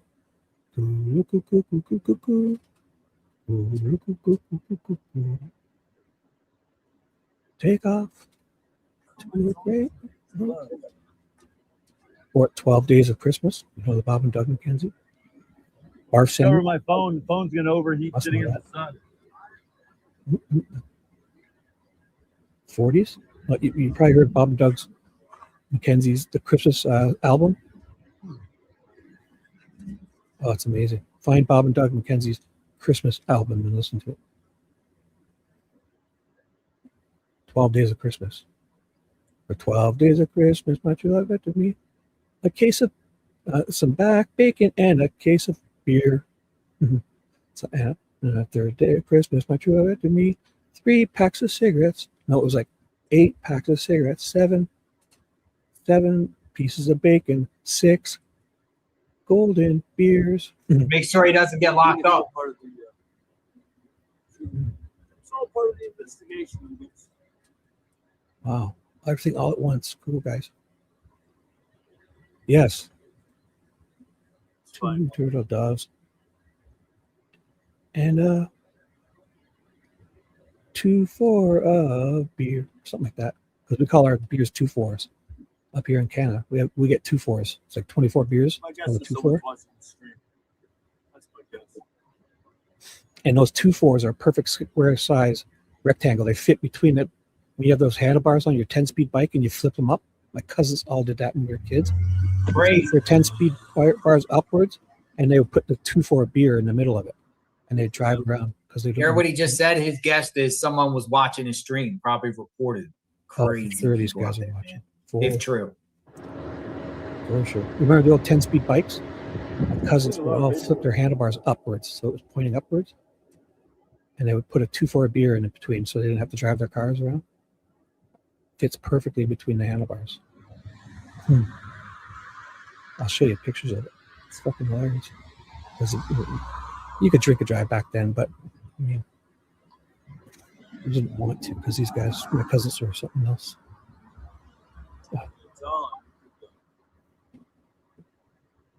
I'll update you. I'm surprised JLR's being so quiet. He's being quiet. I don't have him muted. JLR's just not talking. Never heard him this quiet for so long. This is interesting. Oh my God, I got that in front of his face. Oh, I didn't mean that, guys. Oh, I had it in his face. He was just, oh my God, I'm so sorry. Lorelai, it's all your fault. Look at it. Uh-oh. Turn the camera around, dude. Oh.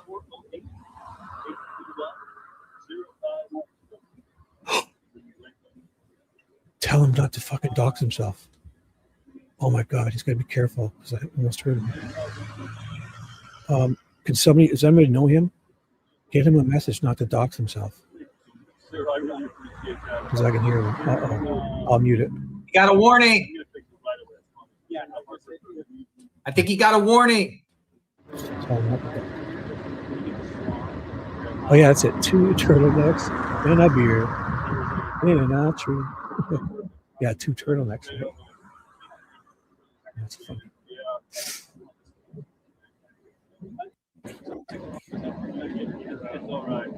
He said, I appreciate it. I think he got a warning. Good. He's got to be careful. He's got his microphone there too. So if he's reading those numbers out, he doesn't want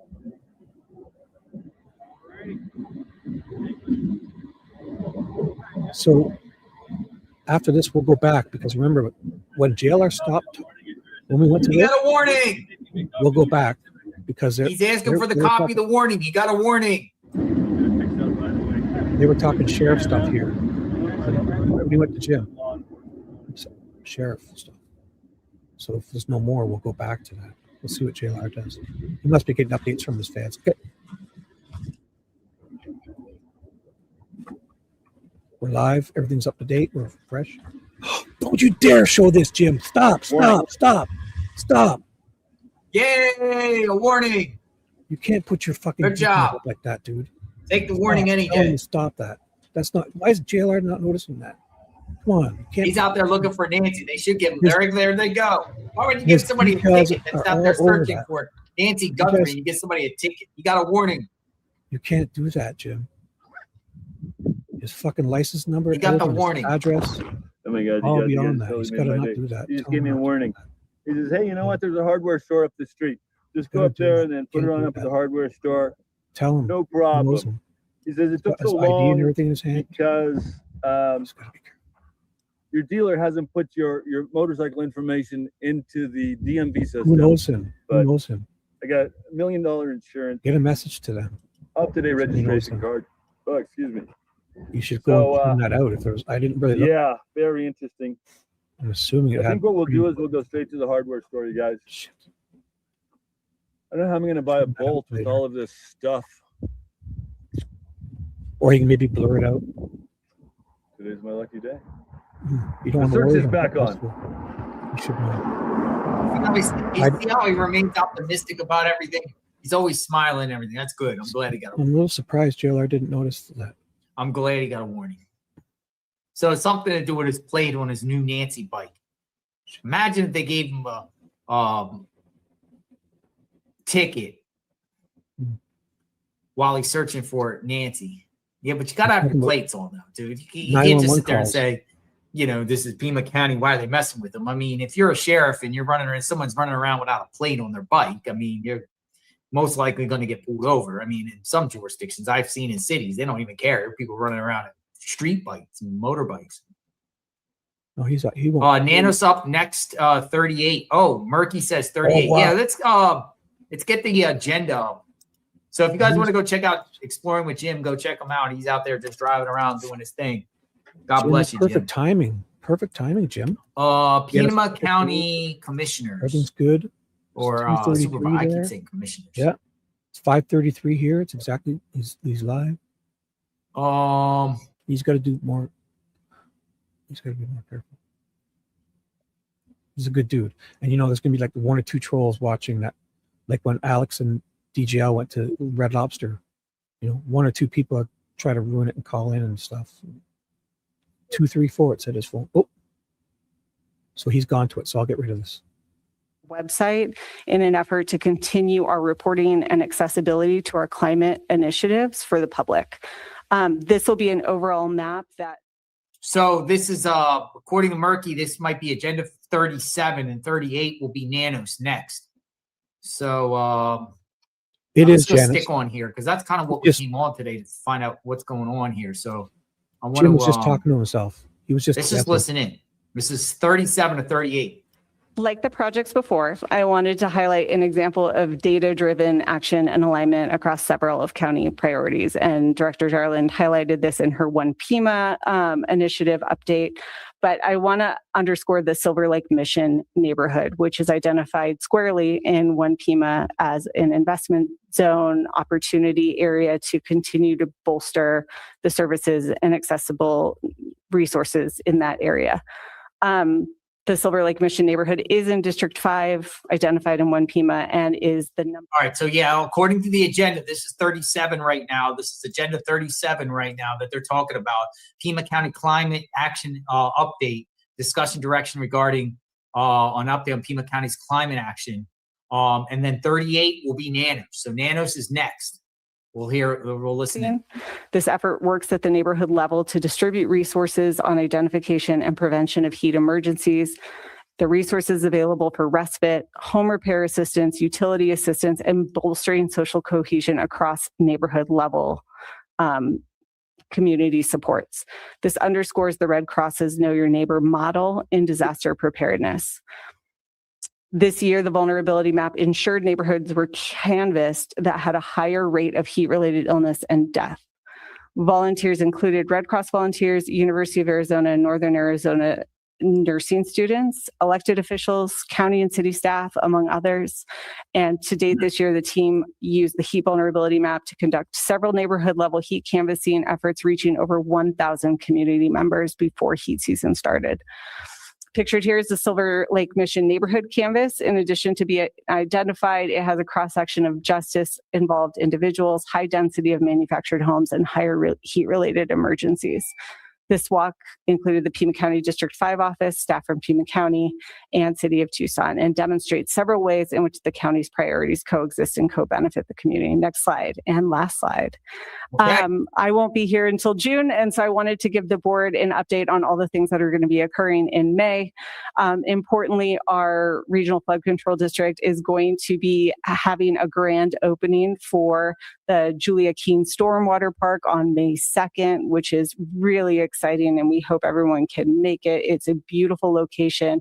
We will have a broader update in June on the water working group priorities, which include stormwater park and detention basin enhancements. Heat awareness, wildfire awareness both occur in May, and we continue to promote invasive species volunteering across county staff. Similarly, we have the Green Stewards, which hosts a monthly roundtable on all of the priorities that are topical and timely to the county's PMACAN effort. And with that, I will conclude and take any questions that the board might have. They know nanos is a big deal, so they're like, no questions. Thank you. So I have a couple questions. So, I'd love to see the tree equity data. I look forward to sitting down and looking at specifically about District 3. But one of the things that I would love to see is how across sort of organization wide we can integrate and prioritize planting more trees, right, into the things that we do. So whether it is, project design and construction, transportation, development services, like each, just about every department has some sort of, or the departments that have some nexus with land, how we are integrating in planting of trees and creating more shade throughout the county. I would love to see how we can do that.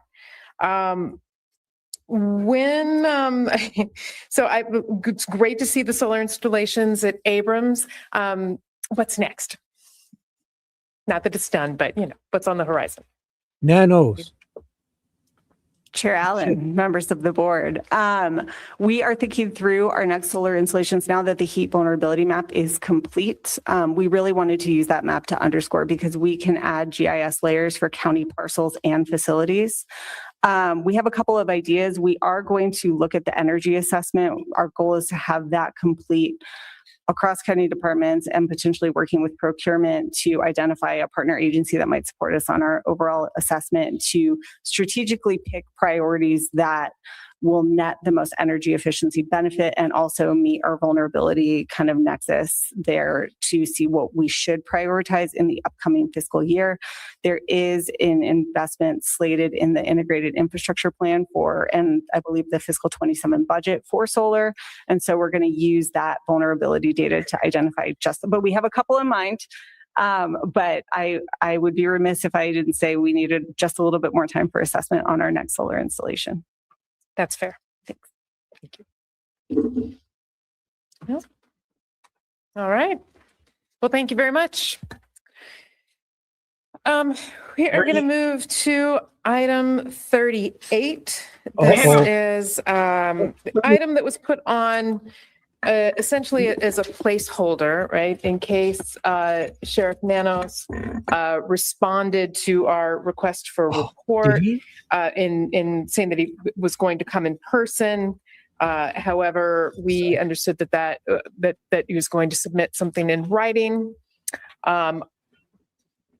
Watch him walk. Administrator Lesher, I think you have an update for us. Thank you very much, Crashed through Chair the wall, Allen. drunk in his About Corvette. 20 minutes ago, we did receive a copy of the report. I've confirmed I sent it to each of you electronically. I just gave you a hard copy. It is posted on the county administrator's website under County Administrator Memorandum 2026. The first item is the response from Sheriff Nanos. It does have a PDF response to all of those questions. What was that? Find me that. I'll find it. I'll put We it up on received screen, it. We've guys. distributed it. I've not yet got it. read it. And I don't think anyone else has, Find me the but it did come in. It was due today. It has been put it on received and screen. it has been distributed What was and that? made available to the public on our website. What was that website? Thank you for jumping up and doing that immediately. County website? So given that we've just received it, do I, my colleagues, I'm going to propose that we continue this item to the next meeting so that we have time to review the responses and then we can resume the conversation discussion around it at our next meeting. Second. Seconded by Supervisor Hines. Any further discussion? All those in favor of continuing the item to our next meeting? Aye. Opposed? Continuation of the item passes 5-0. All right. All right. Where do we find this? I'm looking for it. I'm there on the website. Just checking. We have no more presentations. Is that correct? All right, so that's it on that one. So let's find it. Where is it? Now then, let's Public record. go a little bit just Any to of kind you of get hear us that back snake into working through chronologically. So we're going to go back to item 34. Okay, so let's find it and I'll put it up if we can find it. Anyone, it's on their website, Pima County Commissioners. Looking. They just said it's posted. Anyone send that to my email right now. And I'll put it up. If you can find it, send it to my email right now. And we'll put it up and we'll review it. It's on their website. Got it up. All right, well, send me the link. Someone send me the link. Someone send me Honorable away. chair members of Happy Pima sleuthing. County. I'm going to mute him for a second. Pima County Administrator site. Pima County Administrator. I've got it. I'm just going to mute him, but play him. Okay. Here we go. I'll read it to you quickly. We got the scoop. The Honorable Chair and members, April 21st, 2026, Pima County response from Sheriff Nanos. I'm sharing the attached report received on April 21st, 2026 from Fraser Ryan Goldberg and Arnold LLP. This document includes Sheriff Chris Nanos' response to a series of written requests requested by the Pima County. There's another one too, guys. So I'll get the other one. Oh my God. Sent via email. So is it this one? This is it. Oh my God. So dear Patricia, sent via email. I have been engaged to represent Sheriff Chris Nanos in connection with the Pima County Board of Supervisors inquiry detailed in your letter dated April 7th, 2026. In the interest of promoting clarity and ensuring an accurate public record, Sheriff Nanos accepts the board's invitation to respond in writing. I have consulted extensively with Sheriff Nanos about the topics raised in your letter. Excuse me, sorry. All right, and I'm authorized to provide, look at that, am authorized to provide the following responses on his behalf. Topic number 1, sheriff's employment history. At the outset, allow me to note, let me just zoom in a little bit. There, can you guys see that better? And I'll get rid of the chat for a second. We got the scoop, guys. I don't even know what JLR's doing. At the outset, allow me to note that ARS, some numbers, does not authorize an unlimited inquisition. Rather, Sheriff Nanos is only obliged, he's only obliged to report on those matters connected with the duties of his office. The sheriff's duties are defined by some numbers. They include keeping the peace, arresting and detaining those suspected of criminal activity, preventing and suppressing riots or insurrection, securing county courthouses, overseeing and operating the county jail. Effective of process.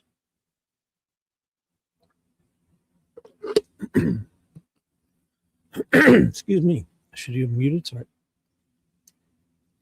And preventing and suppressing riots or insurrection, securing county courthouses, overseeing and operating the county jail, and effectuating services of process. That is all some numbers. The sheriff's statutory duties are distinct from those of a sworn peace officer regulated by the Arizona Peace Officer Standards and Training Board. So Ryan Goldberg Arnold. So this guy writes, Pima County Board of page 2. The distinction is significant because it confirms the sheriff's employment history is irrelevant to the performance of his duties as an elected official subject to oversight by the Board of Supervisors. Likewise, giving testimony in a civil lawsuit and managing the department's website are not among the duties of his office. Nevertheless, in the interest of transparency and in the spirit of cooperation, the sheriff has authorized me to respond to the board's questions as follows. 1. Circumstances of Sheriff Nanos' departure from the El Paso Police Department. Sheriff Nanos resigned from El Paso Police Department in 1982. At the time of his resignation, he held the rank of corporal. His resignation came in the wake of a dispute with a supervisor over the towing of vehicles. The supervisor wanted to impose a 3-day suspension for insubordination. Sheriff Nanos appealed that recommended discipline to the chief, who found in favor of the department rather than accept a 3-day suspension. Sheriff Nanos offered to resign in lieu of discipline. Oh, bullshit. He was given a deal and took it. He offered to resign. Excuse me. The chief accepted his offer and Sheriff Nanos resigned. Right. The sheriff's date of employment as reflected in application materials, resumes, and prior testimony. All documents Sheriff Nanos submitted to the county. 1 second to drink.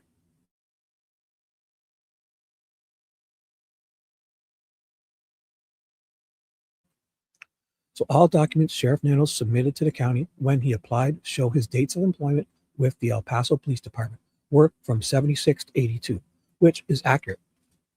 For the board's reference, I have attached a copy of the resume Sheriff Nanos submitted as Exhibit 1. Some time ago, Sheriff Nanos was alerted that the department's website incorrectly stated he was employed with the El Paso Police Department, 76 to 84. Upon learning of this error, Sheriff Nanos immediately instructed staff to correct it. Since then, all staff have been instructed that any biographical data about the sheriff included in public-facing communications must be reviewed for accuracy and approved by his office prior to publication. 3. The sheriff's prior disciplinary history, including suspensions. First, I must reiterate that the sheriff's minimal disciplinary history is irrelevant to the performance of his official duties. The sheriff was the subject of robust public scrutiny. Continued. During the election, and the public record includes information about his decorated career as a sworn peace officer. Armed with this information, the voters of Pima County elected him as sheriff. Whatever the sheriff did or did not do before being elected is necessarily unrelated to his performance of the duties of his office. Notwithstanding the impropriety of this question, the sheriff has authorized me to respond as follows. While employed with the El Paso Police Department, Sheriff Nanos was the subject of various disciplinary actions. All right, 1 second, need a drink. And okay, my bad. Oh, I gotta remember where I was. While employed with the El Paso Police Department, Sheriff Nanos was the subject of various disciplinary actions, which included counseling, reprimands, and suspensions. Yeah, this guy's got a history.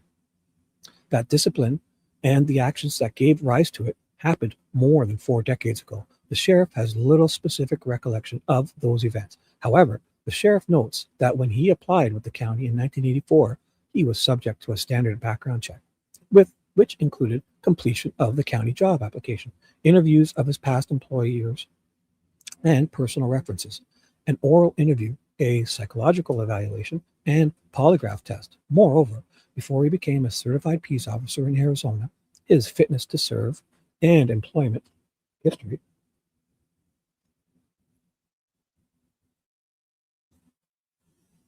were thoroughly reviewed by LEOAC. There's one of those addendums. Remember that. I gotta go read it. The process of credentialing agency to AZ post. Okay, not big. At every step in the hiring process, the sheriff was truthful and forthcoming. Last, I'm aware of media reports suggesting Sheriff Nanos was somehow dishonest in sworn deposition. That's the one he gave in the matter of Cross v. Nanos. Not so in that deposition. Not so. In that deposition, the sheriff was asked, "Have you ever received discipline as a law enforcement officer?" He responded, "Yes." In a follow-up question, he was asked, "Did you ever receive a discipline that rose to the level of a suspension?" He responded, "No." Both bad faith media reports have divorced the testimony from its context to suggest Sheriff Nanos was untruthful about his disciplinary history with the El Paso Police Department. But context matters. Both immediately before and immediately after the question about whether he had been suspended, Sheriff Nanos was questioned about the Arizona Peace Officers Bill of Rights. As you know, the Peace Officers Bill of Rights details the substantive and procedural due process rights afforded to Arizona law enforcement officers. Qualified immunity, probably. It is 100% correct that Sheriff Nanos was never suspended during his 4 decades of decorated and faithful service with the Pima County Sheriff's Department, PCSD. However, Sheriff Nanos was suspended more than 40 years ago while employed by El Paso Police Department. In the context of his live deposition, Sheriff Nanos did not understand the question related to discipline with a different agency, not governed by the Arizona Peace Officers Bill of Rights, Addendum 2. Addendum 2.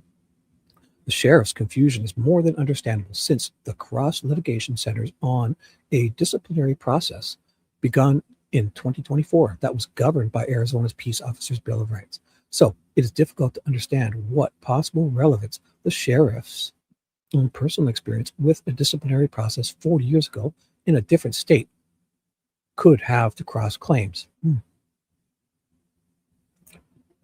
Excuse me. In reviewing the transcript shortly after his deposition, Sheriff Nanos spotted his misunderstanding and promptly notified his attorney. For the board's reference, I have attached the relevant excerpt from his deposition transcript as Exhibit 2. Topic number 2, the Lappin and cross-disciplinary actions. Before responding substantively, I must note that both Sergeant Cross and former Lieutenant Lappin have filed lawsuits against the sheriff in connection with the discipline they received following sustained findings of misconduct. Both lawsuits are ongoing because his topic touches on active litigation against the county, and any discussion about it should take place in an executive session, which is what they did today, right? Because he can't talk about it in the public because it's going to court. So he had to go. That's why they had to talk about it behind closed door, because they're going to go to court too. So that was why. Makes sense now. Moreover, the sheriff must be mindful of the impact of his public statements in a response to this inquiry could have on the litigation. I'm quite certain the board would not wish for the public nature of its inquiry to create potential liability for the county in these cases where none currently exists. Right, because if it's pending litigation, they can't be talking about it at these meetings, or if they have to cover it at the meeting, that's something that they take closed doors, which makes sense. In addition, personal matters are typically confidential. It would not be appropriate to discuss the allegations or findings against former Lieutenant Lappin and Sergeant Cross, nor the department's internal investigative process in the public forum. Notwithstanding these considerations, the sheriff has authorized me to respond as follows. The disciplinary process for all PCSD employees is rooted in long-settled county policy and well-documented department policy and procedures. Both Sergeant Cross and former Lieutenant Lappin were suspected of violating department and county policy. Consistent with long-standing department policy, those reports of misconduct were investigated by Internal Affairs. Basically, yeah, we investigated ourselves, and we found no wrongdoing. So beat it. Yep, I investigated myself, and we found nothing wrong. And presented to the PCSD's disciplinary review panel. The panel was comprised of members of the PCSD command staff, the PCSD legal advisor, a member of the county attorney's office, members from the PCSD Citizens Advisory Review Board, and various department employee associated members. So they're saying it's right, but it's like it's political. It's like if it's, depends on which side, that's the sheriff is next level because it adds politics to it all. Because they're elected officials. So it gets political, and they got citizens reviewing them, and they don't want to be accountable to anybody, right? After hearing the evidence, the panel unanimously sustained the complaints as discipline. Sorry, 1 second, you drink.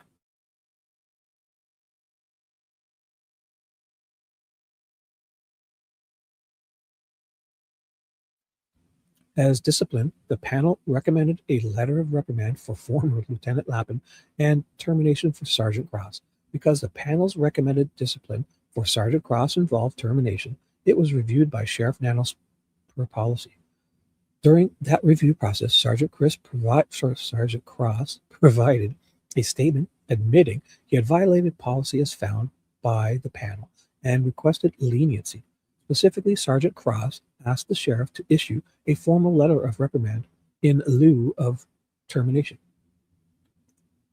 Because Sergeant Cross appeared to be taking responsibility for his misconduct, Sheriff Nanos reduced the discipline from termination to a letter of reprimand over the objection of his command staff.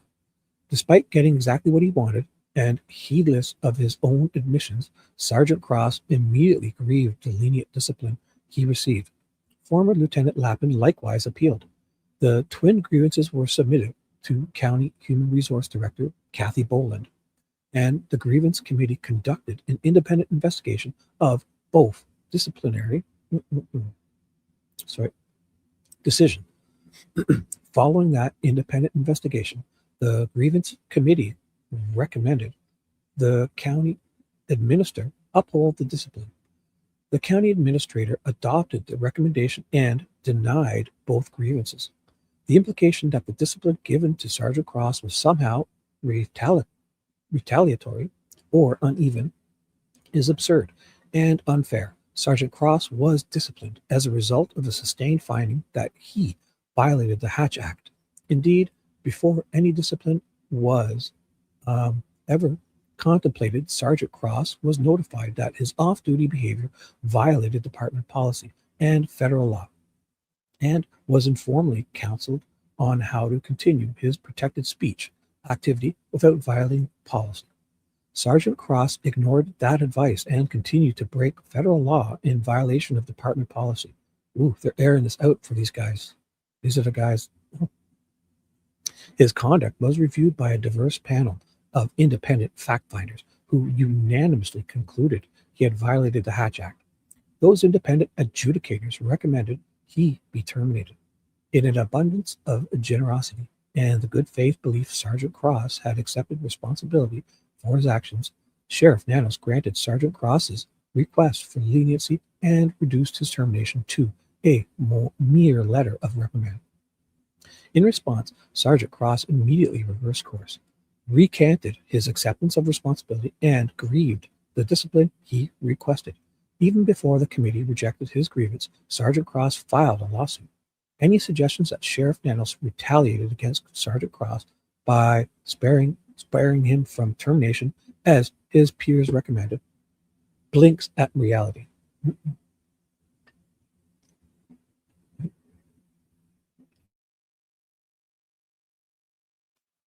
One second, guys. 1 second. Let's go grab my drink here.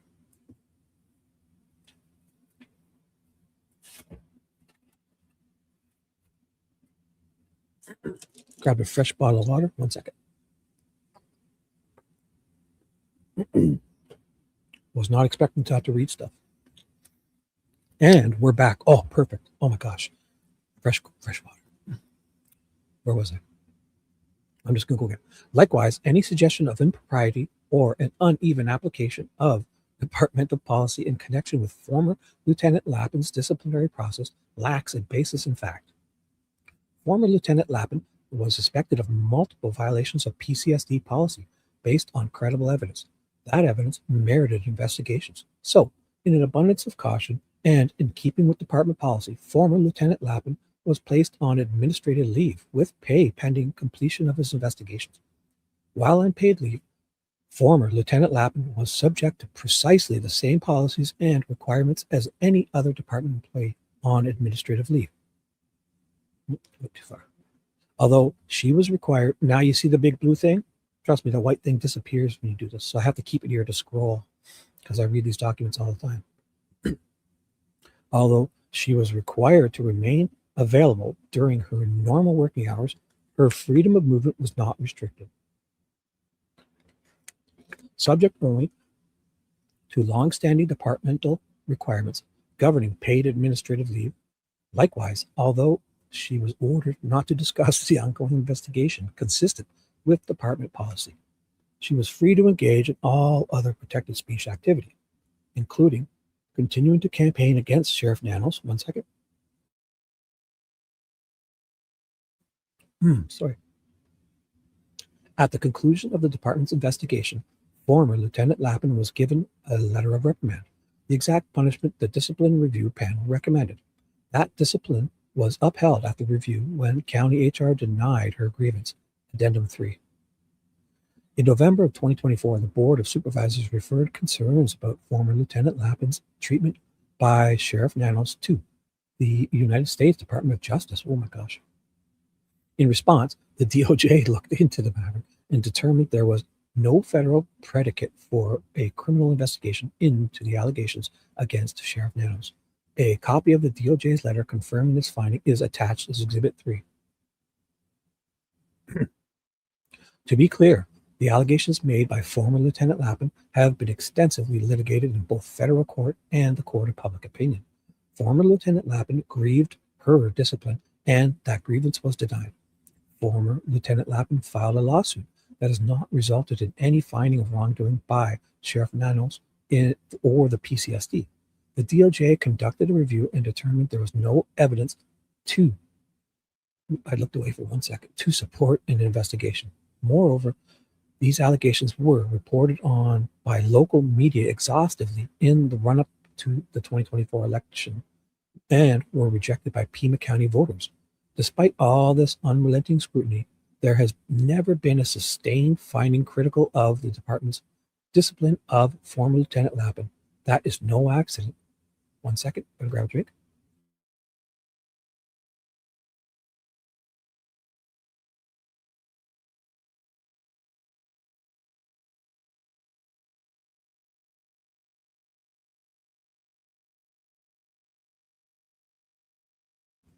My gosh. Any appearance of impropriety. Wait, where did I go to? No, I was ready to start. Sorry. I had to clear my throat. Any appearance of impropriety that resulted from former Lieutenant Lappin's placement on administrative leave is the unfortunate result of a 2024 change to county policy that allowed county employees to run for county office without leaving their jobs. Before 2024, employees vying for county office were placed on leave without pay to ensure that their political aspirations did not prevent them from doing their jobs nor adversely affect the operation of their department. It is not surprising that the first election following the regrettable change in policy showcased the predictable ways in which active employees running for county office can adversely impact department operations. For Addendum 4. Tellingly, the board's framing of Sergeant Cross as a union leader and former Lieutenant Lappin as a Pima County Sheriff's candidate illustrates the problem. Under state law and county ordinance, Sheriff Nanos is obliged to treat all employees equally and to administer the disciplinary process consistently and evenly. He may not engage in special or disparate treatment for union leaders or his political opponents, even though their roles obviously cast any discipline they receive in a more controversial light. Where was 4? Here it is here. In order to strengthen current processes, the sheriff plans to meet with County Administrator Lesher to discuss amending County Personnel Policy 8-108 to once more allow candidates for county office to be placed on leave without pay until after the election. Topic number 3, coordination with federal immigration officials. ICE. The PCSD's interactions with federal immigration officials are primarily governed by Chapter 10, Section of PCSD's whatever that is, PCSD's rule and regulations. I don't know up to Rocky 4. That's way past. They haven't got that many Rockies yet, so I can't read that Greek. No. Rules and regulations, which can be found on the department's website. The policies speak for themselves broadly, or maybe they have Rocky 5. It's 4 Rambos, I think. I don't know. Broadly, they confirm the following. PCSD employees do not inquire about how a person entered the U.S. unless that is a valid element of a criminal investigation. PCSD employees do not inquire about immigration status while at a school unless that is a valid element of criminal investigation. PCSD employees do not inquire about immigration status at all during consensual encounters with the public. We got the scoop, guys. I don't think anybody's reading this. This is a continuation of those examples. PCSD employees do not inquire about the immigration status of purported crime victims or witnesses. In addition, these policies govern PCSD's interactions and cooperation with federal enforcement.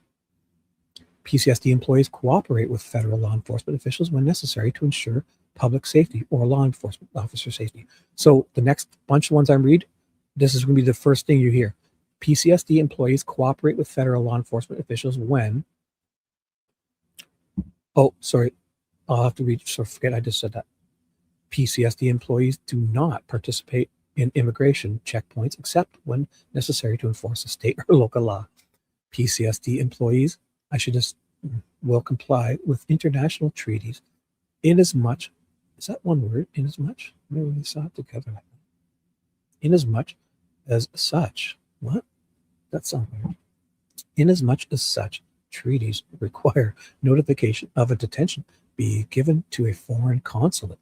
However, PCSD employees may not affirmatively inquire whether a detainee is a foreign national unless the detainee volunteers that information or the employee has reasonable grounds to suspect as much.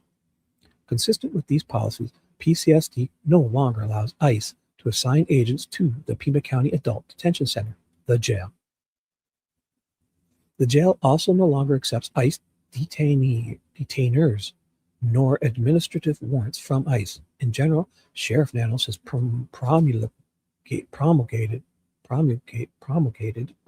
policies aimed at focusing PCSD's resources on ensuring public safety and enforcing state and local laws, rather than on federal immigration enforcement.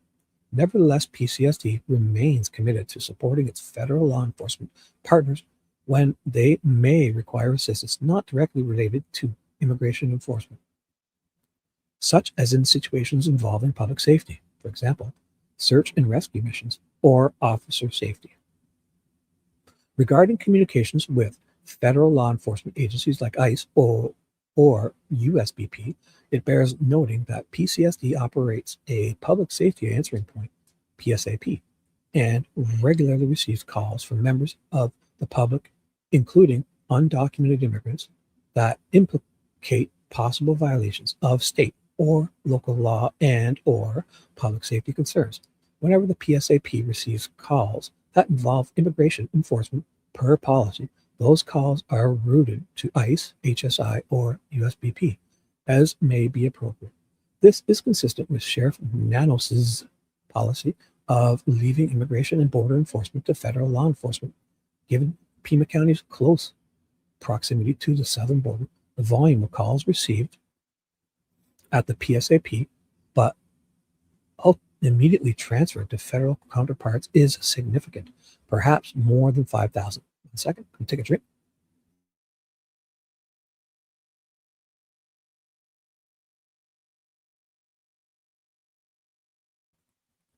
Because it became a topic of interest in a public records lawsuit filed by the ACLU, the sheriff has asked me to address certain statistics that were kept under the prior administration in furtherance of his support for Operation Stone Garden. The sheriff's predecessor instructed PCSD communications staff to track the number of calls received by the PSAP related to immigration or border enforcement. That data was then compiled into monthly summaries communications staff provided to Sheriff Napier. 1 second. Once Sheriff Nanos took office, he instructed communications. Sorry. Okay. Excuse me. So he instructed communications to staff to stop providing those monthly reports to him, which they did. However, unbeknownst to Sheriff Nanos, staff continued to track the contacts but did not provide summaries. When Sheriff Nanos learned that the department was still tracking the contacts, he ordered the practice be discontinued. The PCSD is working closely with the ACLU to locate and provide the public records sought in the lawsuit, which includes the tracking data. Also of note, PCSD is the only agency in Arizona that has declined to mandate its deputies are 287G certified, which refers to the program that allows local law enforcement agencies to enforce certain aspects of federal immigration laws, Addendum 5. Remember that. Oh, just a website, ICE website. So ice.gov/287G. Where were you? A little 5. We need a little 5. Where are you? I just saw it. Where are you? There's a little 5. Oh, way down here. So I used to be able to light it up blue, but I should have. I don't know. Oh, it's got a marker here, right? See? Oh, I don't want to touch it. I'm not going to fuck around. I usually use Google, and it's over here. So I would write a yellow line, and then I'd go. Under the Trump administration, this decision has made PCSD ineligible for most federal law enforcement grants, which poses fiscal challenges for the department. However, this step was taken in furtherance of Sheriff Nanos' desire to ensure that PCSD is laser focused on its mission of enforcing state and local laws and ensuring public safety. Sheriff Nanos intends to promote public awareness of these policies in a variety of ways. These include publishing the policies on the department's website, participating in community events, engaging with local neighborhood watch programs, Sue Ellen, and in speaking with the media. Topic number 4, management of the department's budget. The board's question unfairly implies that Sheriff Nanos has failed to properly manage the department's budget. Not so. 3 of the last 5 fiscal years, the department has performed under budget. In the 2 years department expenditures exceeded its budget, the overruns were minimal. Under the sheriff's management, the department has spent just 95.87% of its budget over a 5-year span. The figures below prove the sheriff's sound fiscal judgment. Lots of numbers in a little graph. The repeated instances mentioned in your letter is an apparent reference to monthly reports given to the board by the PCSD Finance Office. Those monthly reports have been provided by the board for several decades. One second. As a tool to help the department and county officials forecast future expenses and revenue. Indeed, the creation and use of these projections has been critical to the department's budgetary fidelity. Despite the sheriff's success over the span of his tenure, there are 2 years where the department exceeded budgetary projections. The first was a 0.84% overrun in 2023. That overrun, fiscal year 2023, that overrun should not surprise the board since the budget was set before the board approved a 7.5% mid-year pay increase for more than 400 corrections employees. Tellingly, once the board accounted for the 2023 pay increases driven by the CBIZ salary study, the department's budget was increased by $12,769,000 for fiscal year 2024, an 8.2% increase. Once the funding caught up to the fiscal reality imposed on the department, it returned a $2,993,000 surplus in fiscal year 2024, more than making up for the $1,301,000 shortfall in fiscal year 2023. The second modest overrun came in fiscal year 2025, following a 2.3% baseline reduction in the sheriff's budget. The third such reduction in as many years. Even so, the combined overruns for 23 and 25, for fiscal year 2023 and fiscal year 2025 total just $2,886,000, which is still $107,000 less than the surplus returned to the general fund in fiscal year 2024. So, over the past 3 years, the department has operated at a net surplus even without accounting for the $6,287,000 in surplus returned in fiscal year 2021 and fiscal year 2022. The raw data speaks for itself and attests to the sheriff's sound fiscal management. No explanation or justification is needed, but make no mistake, from a funding perspective, the department is fighting for the residents of Pima County with one hand tied behind its back. The department is tasked with meeting budgetary expectations while also satisfying a host of unfunded mandates. For example, each year the department incurs approximately $2.5 million in personal expenses related to valuable but unbudgeted county programs such as leave payouts, parental leave, military leave, and bereavement leave. One sec.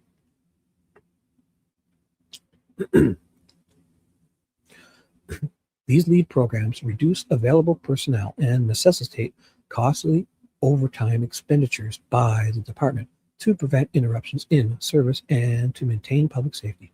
Likewise, because the PCSD's mission is broad and its surface area vast, the department has absorbed the unbudgeted expenses of remote duty pay and multilingual compensation for staff residing in the AJO and Mount Lemon areas. Ajo and Mount Lemon areas. Going forward, the sheriff remains committed to operating within budget despite these challenges. Nevertheless, it bears mention that the department is not immune from volatility in the consumer economy. Like the community it serves, the department faces significantly increased food costs and ever-rising fuel prices. Only 20% of the sheriff's budget is allocated for supplies and services.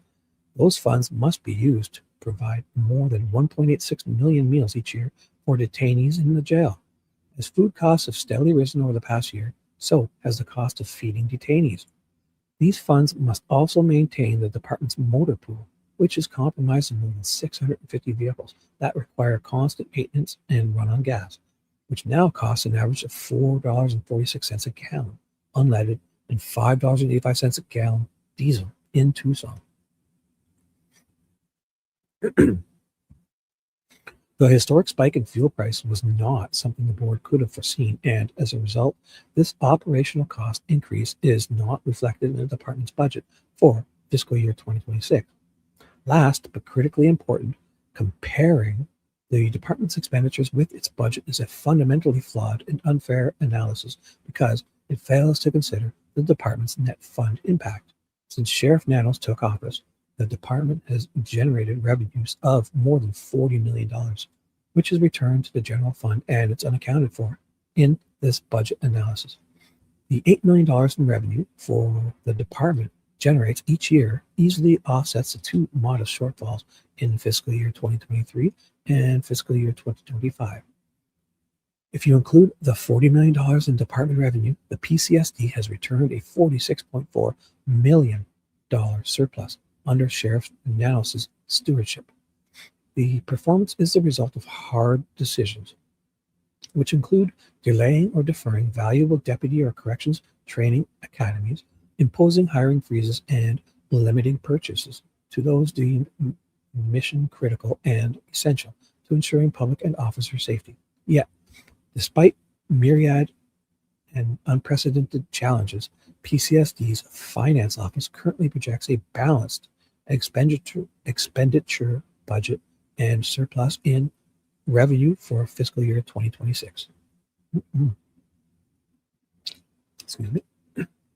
Conclusion. The sheriff appreciates this opportunity to answer the board's question and to document his tireless efforts to protect and serve the people of Pima County. Serving as sheriff is a great honor, and he looks forward to achieving even greater success for the department and the public servants who fulfill its mission every day through their hard work and dedication. If the board requires further information or would like to follow up on the topics discussed in this letter, please contact me. I will work with the sheriff to provide an appropriate response. Sort of like me. If you have any complaints, they go to tedinvestigates@gmail. All the compliments and praise is NHL01C28Camaro@live.com. Seems like there's more. There's 23 pages. What? Oh, Exhibit 1. Oh, so we're done. It's just his exhibits of all his stuff. So this is his resume. So we did it. He's divorced. Ooh, do we read this? He's a Southern Baptist. His hobbies are boxing, fishing, pool, crosswords, physical exercise. Education. Graduate of Tarkland High School, 1973. I was born that year. This guy graduated when I was born. I'm 52. Holy shit. El Paso, Texas. Scholarship student at Midwestern University in Wichita Falls, Texas, 73 to 74. Speech political science major. Also attended the University of Texas at El Paso, 74 to 76. Political science criminal justice major. Also attended the El Paso Police Academy in El Paso, Texas, February 76 to May of 76. 16 weeks of law enforcement. 16 weeks of law enforcement. Have assessed or overseen what? Have assessed or whatever that is over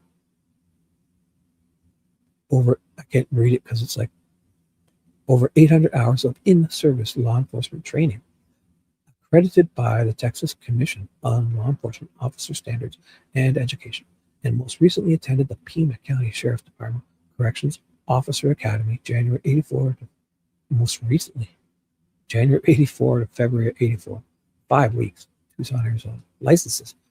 Arizona's driver's license. I'll give him his number too. It's expired at 86. What? Oh, this is right. This is his, from way back then. This is his resume. Texas Police Officer's Permanent License. Yada, yada, yada. Ronadope, or what does that say? Nonadop? What is that? Nonadwick? Nonadnock? Blah, blah, blah. Defensive Police, so training to use a baton. American Heart Association, so CPR. Southern Arizona. Goals and objectives. To advance further in the field of law enforcement. So this is his resume from way back then, so it's going to sound corny. Utilizing my present knowledge and skills, mixed with the maturity and wisdom that I have obtained in the past 2 years. My main goal to be chief of police. Ooh, he was strutting stuff before he even applied as a rookie. He was saying he's going to be chief. It's like a kid saying, "Yeah, I'm going to be an NHL star," like when he's like first year of hockey, 5 years old. With the realization that you must set certain objectives in order to attain certain goals. Is this his handwriting? This can't be his handwriting. This is actually nice. No way. This must be a font right from a typewriter back then, whatever year this is, 70s or 80s. Also, emergency, bunch of certificates. Oh, I'm not reading all these. Got some certificates. Yada, yada, yada. Yeah, tank experience. What? Certificate. Tank? Is that as in tank? Or work? Oh, it says work. Sorry, work experience. Blah, blah, blah. 76 to 82. Blah, blah, blah. So basically, it was El Paso Police Department, a bunch of stuff, divisions. In 82 to 83, he was a salesman for the Component Building Corporation. A salesman. And in 83 and 84, a security guard. So for the AAA Delta Kennels Security Company. And in February 22, present to 84 present, I am currently employed in the Pima County Sheriff's Department as a corrections officer. Bunch of corrections names and phone number. Awards and accommodations. Oh my God. Officer of the Year in 79 with the El Paso Police. Officer of the Year for the state of Texas. Southwest region by the Combined Law Enforcement Association. In 1981, he received a national recognition for professionalism and courageousness displayed in the line of duty by the Fraternal Order of Police. 82, I won the Texas State Boxing Championship, featherweight at the Police Olympics. Special achievements. While performing for the El Paso Police Department in the Uniform Patrol Division, I led all other patrolmen on my shift.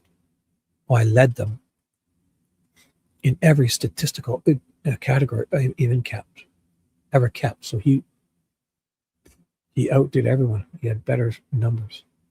For numerous years, these statistics were kept daily and existed in total number of felony and misdemeanor arrests, total number of subjects. And so he arrested more people. He got more. Oh my gosh, he said he beat everyone in every department. And vehicles checked. He searched more vehicles. He pulled over more people. He broke more arms. I don't know. Total number of reports taken, both criminal and traffic, total number of calls made and handled, and even the number of field contacts made. Also, I helped initiate the opening of the department's first youth service division. And on September 29th, 79, I saved my partner's life while he was being held as a hostage at gunpoint by a would-be burglar. Did he actually shoot the guy? We should find out about that. So he was involved in something. I saved my partner's life while he was being held by gunpoint on September 29th of 79.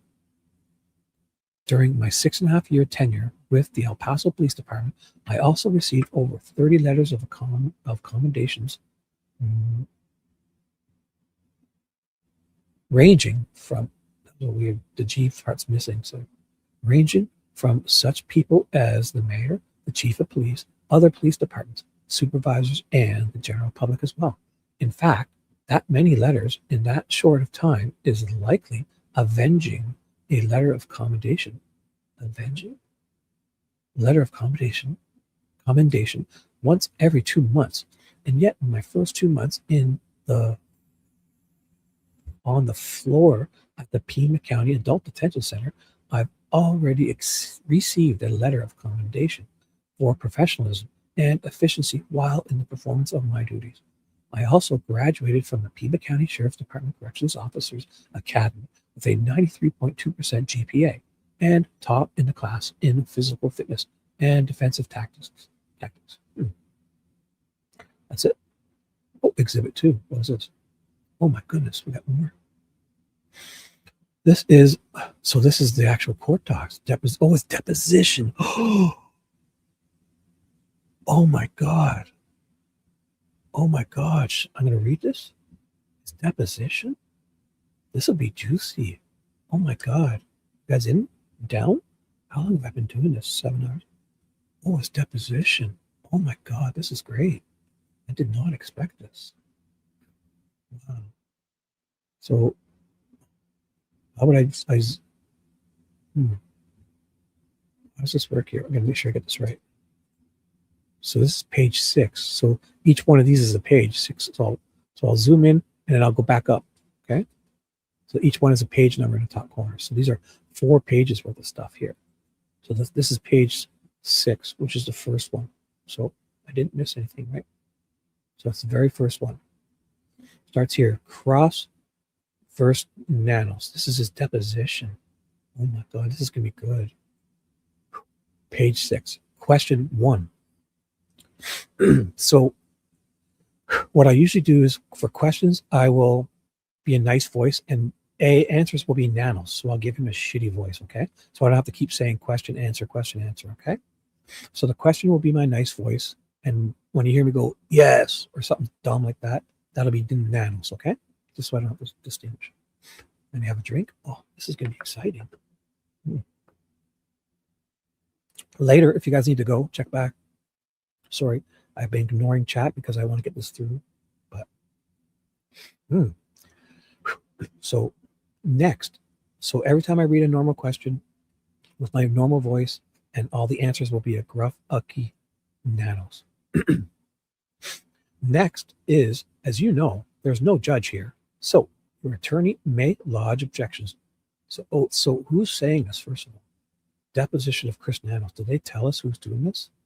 Somebody's asking them these questions. Do they say?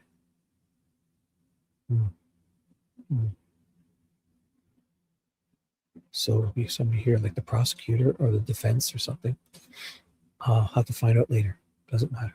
So somebody's asking them these questions. Next is, as you know, there's no judge here. So your attorney may lodge objections for the record. This would be him saying something like form and foundation. If this happens, unless he specifically advises you to not answer the question, you'll then proceed to answer the question. Do you understand?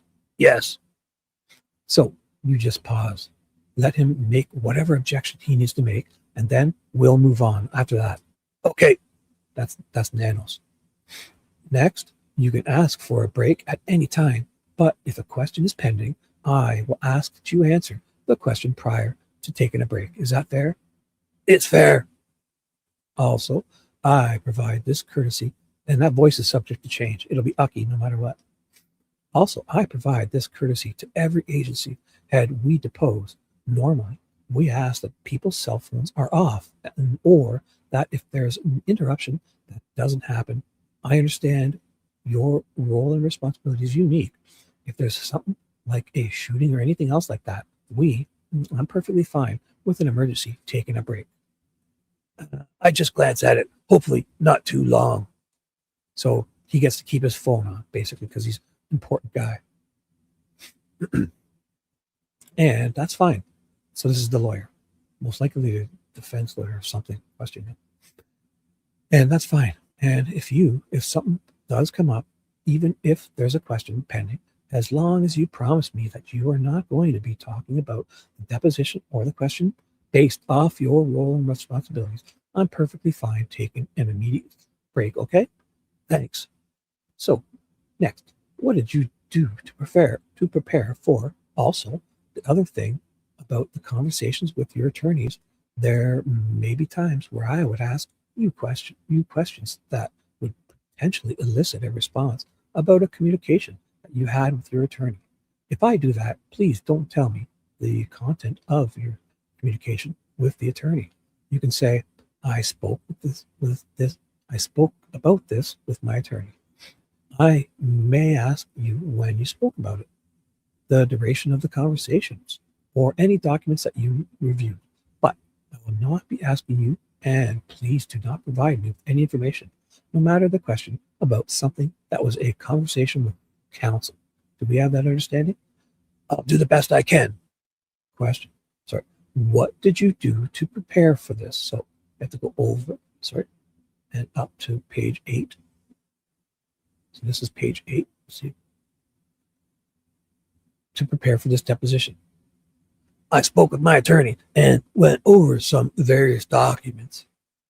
You also were here for the entirety of yesterday's deposition. Yes, I was. How long were the meetings that you had with your attorney? An hour, I guess. I don't know. I mean, several meetings. So I had to go fill up my Corvette, do some tricep curls at the gym. Oh, okay. Several meetings.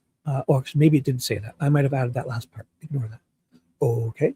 Several meetings. Do you know when those meetings were? Over the period of the last few weeks.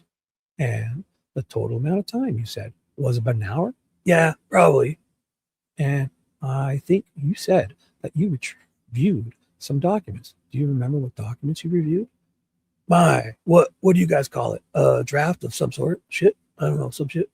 I don't know what your term is, but my declarant, I think, is what you used. I reviewed that. I reviewed the letter of reprimand.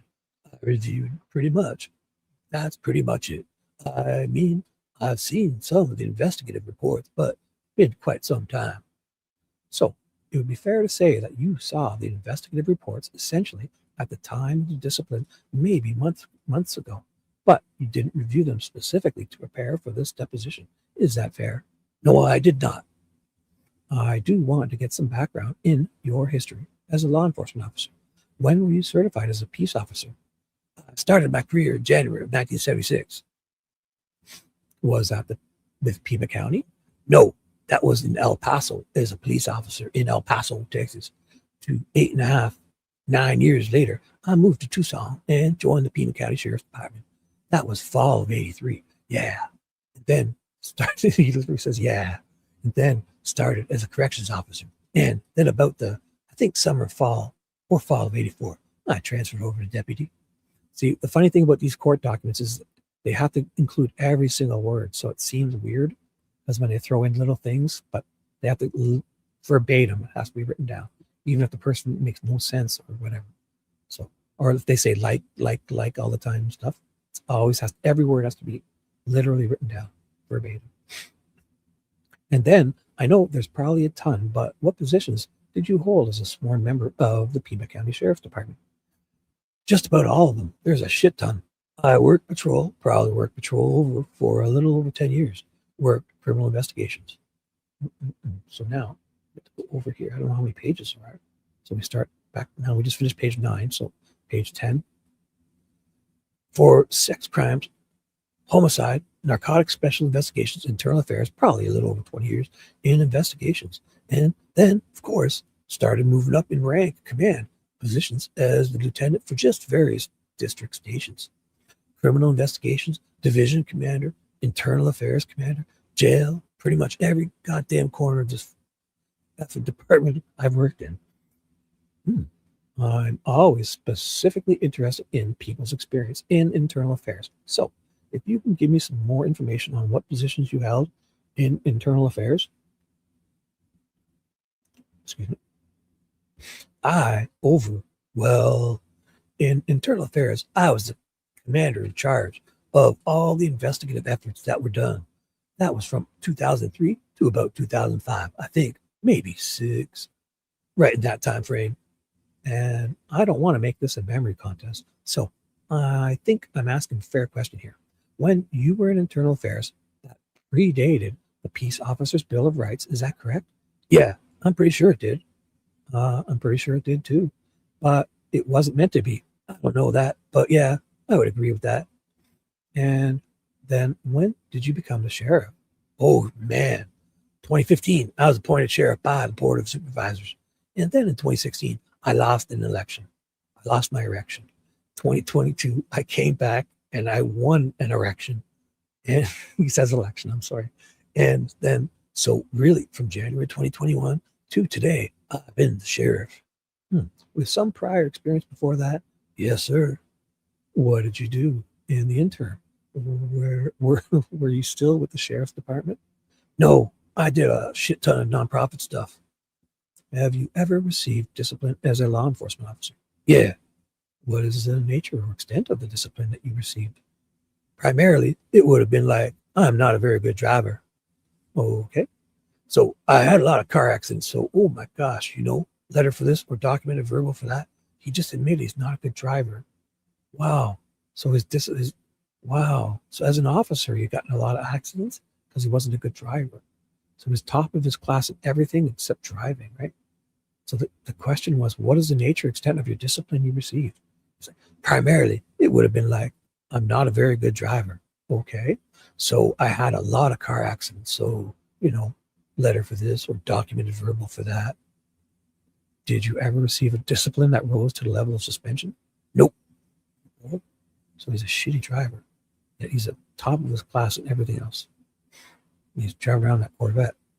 I love that Corvette. I'm a Chevy guy. Fuck it. What would you say your understanding is of the Arizona Peace Officers Bill of Rights? Would you consider yourself familiar with the POBR? I don't know what you mean by familiar. I know they exist. I know they exist for the purpose of protecting rights of employees under investigations, particularly internal affairs. Did you review the Peace Officers Bill of Rights when you were considering the investigations and disciplinary actions against Sergeant Cross? Nope. When was the last time prior to those disciplinary investigations that you reviewed the Peace Officers Bill of Rights? I don't know that I've ever really reviewed them. I get briefed on a case, and if that's a question that comes up, it's addressed, but I depend on others too. For example, the commander of the Internal Affairs Division ought to know that those are and how they apply. They may share with me their opinions on certain things, they being the commander or anyone else in the chain of internal affairs, and I can either agree or disagree depending on what that was.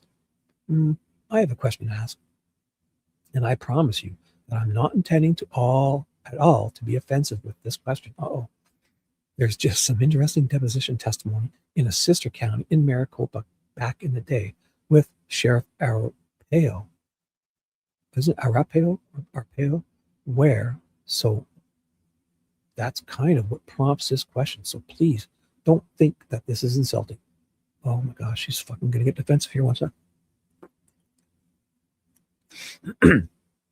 Don't compare me to Joe Arpaio and we'll be fine. So he doesn't like Joe Arpaio.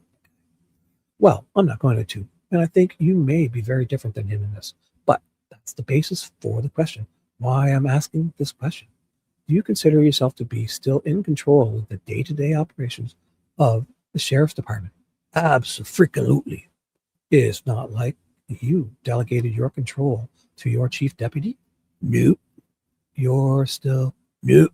I guess the word control is where we're at. For me, I delegate certain shit functions to up the organization for others to deal with and handle and work with and do it with an expectation that should they believe that they're caught up with something or need help with something, they'll bring it back to probably me. I'm going to guess me. Bring it back to me. Don't tell me there's no more. Oh, I was having fun. Fuck it. Those motherfuckers, there's no more. Is that it? Just ended? Bring it back to. Oh, those fuckers. We want the rest of his deposition. Where is that? Just ended. As you can tell, bring it back to. It's like there's more. It's gonna be like that was page 13. So there's more. Probably this. It's probably redacted or something. Or they, I don't know. I bet it was here. Damn it. So there's one more page on this. It's it's that DOJ letter. What was that about again? Dear Mr. Lesher, we received your letter dated March the 9th, 2026, which inquires about the status of an investigation that the Pima County Board of Supervisors requested in November 2024. According to our records, the former United States Attorney spoke with your Chief of Staff about this matter on December 20th, 2024. At that time, the United States Attorney informed your office that there was not a federal predicate for a criminal investigation into the allegations against Sheriff Nanos, a decision that was made, after consultation with our colleagues in Washington, D.C. We have no further response to provide beyond what was already communicated in December 2024. Sincerely, Timothy Kane, United States Attorney, District of Arizona. So what do you guys think? That was there was a whole other one. So if we find the rest of that deposition, I'd like to read it, because it definitely ends there. Like, you asked him a question. It's not. So the question was, you're still. So it's not like you delegated your control, your chief, to your chief deputy. He's like, no, you're still. And he answers all this shit. And at the very end, it's like, they will bring it back to, and it just end. Doesn't. It would have a period there. You know, like there's more. So what do you guys think? Wow. I read the whole thing to you guys. Where else are you going to get that? Let's see what JLR's doing. I doubt anyone's reading that. Oh, look at it. Went on to something else here. So JLR must have ended. That's just, it just went on to another thing. Oops. That's like the court case stuff. So I'll go back to JLR and see. So do you want to catch the end of JLR? Or there is on that website, there's another document. The one that they filed to him. Do you guys like that? So that was his response. I can get you the one that they filed like towards him, because I saw two of them. I went with that one because it was the response that we've been waiting for. The first one was this. I'll just show it to you and see if you guys. It's the one that they talked about the last meeting about. So here, I'll go get it. I found it. What did I type before? I typed nanos and commissioner or something like that. No, sheriff. I'm just searching on the other page. Sheriff, commissioner, because I heard JLR say commissioner. It's that meeting commissioner. And then two dockets came. Yeah, there it is here. So, oh my God, there's a ton of them. So which one? So I've been reading the newest one. I'll show you guys here. I'll bring it over in a second. Here's the documents we can read. I'll read them to you if you want. So I saw these ones, right? And I read the response. I skipped this one. So this is the one from the elected offices. So you see it? And then we can read the other one. Well, it's way back to 2016. So this is the one they filed at the beginning, right? So I'll check that out. You kind of sure? No. Oh, that's just to their. No, there was a PDF thing. Oh, you fuckers. Oh, here's. So, so this was the response, the PDF. So so the budget PDF? No, this is all old stuff. Yeah, it goes backwards here. June 23, 2013. Where's the one when was it? What date was it? It was like a month ago, right? So it would be in 2026. I want these in order because this is the recent one. April 21st, 2026. So is this the one? Anybody know? Yeah, I'll put this in there. If you guys can help me, if anybody's good at this, copy this in. I'll put this in for if anybody can help me. Where's the one that they talked about, like that led to this? There was the three things that he had to go to. So I'm not reading chat. Sorry, guys. I didn't read chat at all because I didn't want to get distracted. But did I miss anything good? You guys enjoying this? I'll read more. You're very welcome. You're very welcome. So see how this is here? I put the link in. That'll get you to this search on the Pima County Gov site. JLR is what? Eating? Oh, let me just double check, see what he's doing. I'll bring it for a second. So what did he do there at the end? We'll check that out, and I'll find the other one, okay? So this is, I'll show you where we finished with JLR. So where is it? Why can't I play this? I gotta refresh. Uh-oh. Don't freeze up on me now. It's not responding. Shit.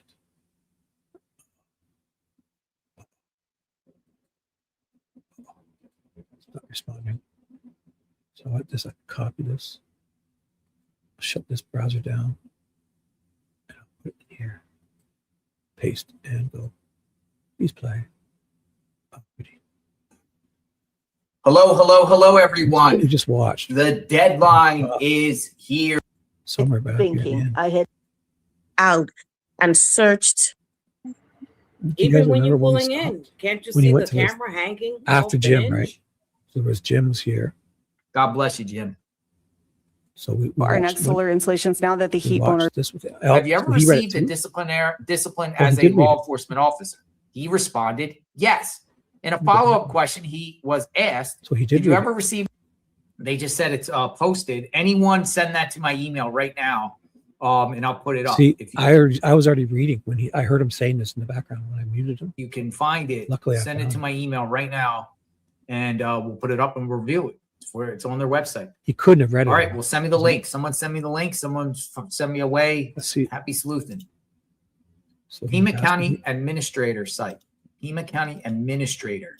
I heard him say County Commissioner. So 2x speed just until he finds it. Let's see, Nanos. Because I remember he was looking for it. That's what I'm looking for it on my other screen. So let's see. Right. So someone can let me see. Said it's there. I don't see it. So they said any time to review what Nano said. He gave it to them 20 minutes ago. So if someone know, okay, Nanos' response, got it. I got it. Thank you. Shout out to Justine. Justine, thank you. Here we go. All right, let me get it up. I got it. All right, so stand by. Let me get this we thing don't up. need to see. I just want to see how my reading glasses. Which one he got? Nanos' response. Probably the same one, obviously. Right? Yeah, we got. Right. So let me blow it up some. Let's see what he says when he gets to it all. All right. I bet he won't read it. He couldn't read it. I just finished. I read it all. All right, so I'm going to remove this. It's just I'll finding put the Savannah 2x and to see what he actually how much he reads of it. I'm going to remove this, and that's happy reading. It looks like it is 23 pages. To the honorable members, Pima County Supervisors, response from Sheriff Nanos. Oh, he has a lawyer. He has a lawyer. I am sharing the attached received report on April 21st, 2026 from Fraser, Ryan, Goldberg, and Arnold, LLP. Yeah, he got a lawyer. Okay, I'll put it back. I knew it.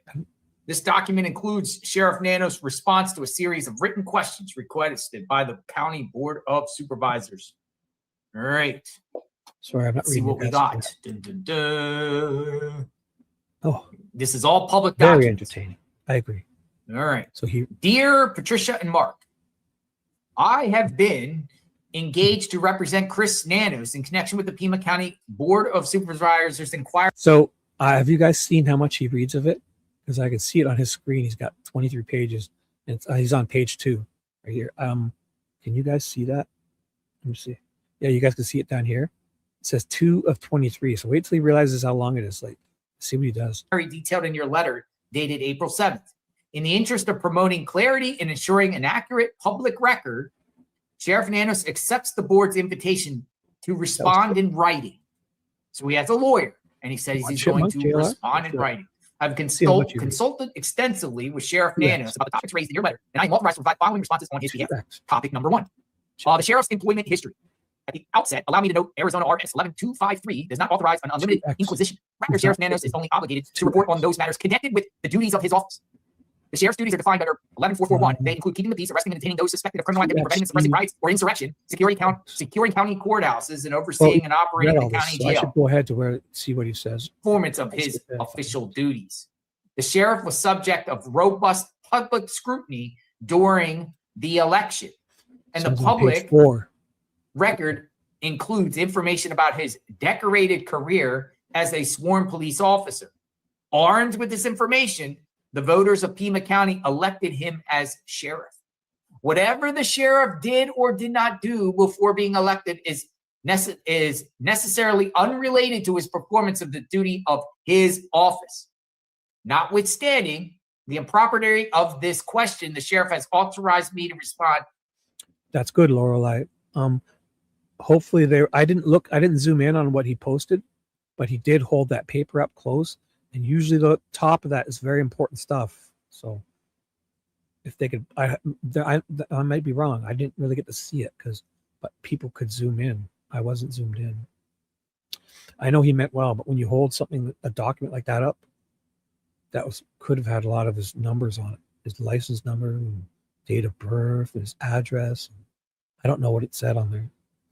Hopefully he can blur it out, or maybe it was just like the warning ticket. I didn't actually see it, so I'm not. So if I was wrong, I just assumed that thing had important stuff on it because. So Lorelei, let me know. No, I read a bit. Scrolling down, wasn't going read all. So do you think it was as long as it wasn't as important like address and all that? I hope not. As follows. While employed with the El Paso Police Department Sheriff Nanos was the subject of various disciplinary actions, which included counseling, reprimands, and suspensions. That discipline and the actions that gave rise to it happened more than 4. I don't want to keep reading. It's probably better if we all read confidential. It would not be appropriate to discuss the allegations or findings against Lappin and Cross, nor the department's internal investigative process in this public forum. Notwithstanding these considerations, the sheriff has also authorized me to respond as follows. The disciplinary process for all PC. Okay, well, basically is I don't feel like reading all this all live because it just goes on and on and on and on and on and on and on and on and on. See? And on and on and on. I got the scoop. But I'm gonna do what the supervisors are doing and reviewing on my own time. And I strongly suggest all of you do it. Maybe we'll find some stuff in it. It talks about or he could send people here. I'll tell him. I should tell Ted to tell him if he wants to clip. I read it all for the people. If he wants to clip my video, share it. I've been sharing his shit so much. So I should send a message. Say, hey, time for me to pay back. Clip my shit. I read the whole document and the deposition. So I'll tell Ted to send him a message. Say, is whatever bazillion people can come to me, or he can download mine and put it on his channel and steal it. I'd be honored. Oh my God. I read everything. I hope I read it okay. Oh, did I do it okay? Oh my gosh. Oh my gosh. Thinking other people might hear that now. What do I make of the upcoming FM with a Delphi juror? I have no idea. I haven't heard anything about Delphi. So not. When did that come out? Yes, Photon. We got the scoop. So yeah. So I haven't read anything on Delphi stuff at all. So let me know. So JLR read. So look, he's got 6 minutes left. Let's watch. He got to page 11. He said, fuck it. So if anybody wants to tell him, he can read my video here because I stole everything from him with Ted. Ted summoned me to watch his show. Thankfully, I did. And we stuck with it because they came out with that. And then we went and looked for that document. And that was great. So, good stuff. So we'll watch the last 6 minutes. His ends in like a long time ago. He ended. Talks about a lot of stuff. I don't want to keep reading. It's probably better if we all read on our own time. But it is interesting. He has submitted this. Conclusion. The conclusion of this. It says the sheriff appreciates this opportunity to answer the board's questions and to document his tireless efforts to protect and serve the people of Pima County. Serving as a sheriff is a great honor, and he looks forward to achieving even greater success for the department and the public service who fulfill its mission every day through their hard work and dedication. If the board requires further information or would like to follow up on the topics discussed in this letter, please contact me and I will work with the sheriff to provide an appropriate response. On behalf of his lawyer, James M. Cool. See, I see what you're saying, but they passed the pass, but that's about this, but the sheriff's an elected position, so it gets a little more complicated. It's more complicated when it's an elected official. So yeah, got a lawyer. He's answering things. He's saying he's talk not. about Jim. Talk about Jim. Why is Ted going to Boston? He's doing stuff. He's got a job. He's doing the business stuff. I think he's not just a guy like me farting around on YouTube. Ted has he's a businessman, sales guy type of. So what I've told Ted is he's going to have a nap after we. So why don't we go back after this? We're going to watch Ted's interviews. Ted called into JLR during this show, and then Ted called into me. So I'll play my show, and we can go back if you want to watch Ted call into JLR for like 5 minutes, and then Ted called into my show. So if you guys want me to play that before I end this, I will. Because Ted, about 4 hours ago, came in and he said, at the end of his call, he said he was going to have a nice nap, and he had a business dinner. And I told him, instead of going live, with shitty internet and the Wi-Fi in the hotel, he'll text me, and I'll make a new live stream later tonight if he wanted to. I'm not saying this is going to happen. And I'll start the live, and then I'll send him a link, and then Ted could call in, like, a link, and I'll run the show for him. Or we'll just talk about whatever he wants. Or if he wants to do a call-in show, I could then put the link for people to call in and put them up on stage with Ted and just have them ask questions to Ted. It'd be much better than that other one. You got to use StreamYard. And the problem with Ted is he's only using one screen. You can't just use one screen. I share this screen. And on the other screen, I have a whole other browser. I'm doing StreamYard. And then I have on this browser, I'm doing like all my searching and stuff beside me on this other browser. It's my desktop's extended. So when I'm here, I go over to this one. I'm on another screen, right? Go across. I come back, and then I go down. I'm on another 52-inch TV. So I got 3 screens, and they're all connected, but independent, on my desktop. So it's hard to run StreamYard and put stuff up on your same screen, because then you can't see one or the other. So that's why you need multiple screens. That looks easy when I do it. So what I could do is I can share this screen, and I could put Ted up on the screen on StreamYard, and I could also have people call in and put them up with him to ask questions. And I could, if anything gets weird, I can mute them, I can kick them off, and then we can have somebody else ready backstage, and he can do a proper call-in show. And I won't even bug him unless he wants me to talk at all. I mean, I'll talk to him small amounts, but mostly it'll be like a TED call-in show. I recommended he could do that. And I said, if he wanted to do it, I'll do it from this point on for the next 6 months if he wants. So I'm not saying we have anything planned. He may fall asleep, go to his meeting, and then come back home, his dinner meeting, and then come back home and fall asleep and sleep till the morning. I have no idea. But if he wants to, or he might even go live. He could even be live now. I have no idea. This Ted's a wild guy. He does what he wants. And I just told him, I offered if he wanted me to do a live stream, like I've been doing, and then he can just call into me and I'll run it all. And he can do a call-in show. We can go over these documents again, whatever he wants. So, but I'm not promising anything. Just keep notifications on.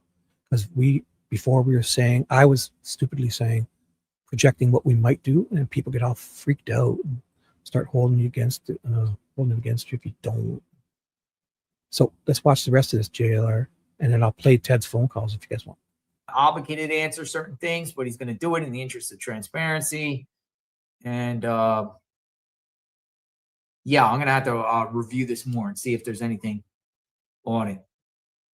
My eyes will be good. It's 23 pages. I only went through page 3, so I'm not going to read 20 more pages. But if y'all want to read it, it's there. I appreciate you sending that. So I should really send him a message, because I honestly, if he wants to download my video and clip it and put it on his channel, I'll tell him. Or if he wants to send people here, oh my God, imagine my numbers jump. If anybody wants to hear that, let them know they can hear it here. So I read it all. So, and I had an exclusive Ted phone call today, because Ted called JLR when we were watching. But afterwards, Ted called my show, only mine, exclusive. So we'll play those in a second. To me, with that, I was about to end up the see. You never know when you're gonna get we're about to end.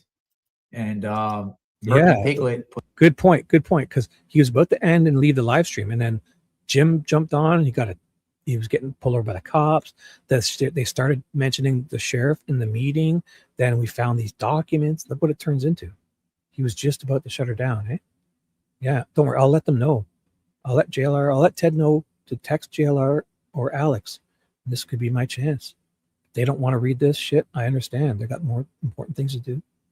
If they send people here to read it, or if they want to download it, clip it, and not even mention me, I'm fine with that too, because they've given me so much, Alex and JLR. So I'll let them know whenever.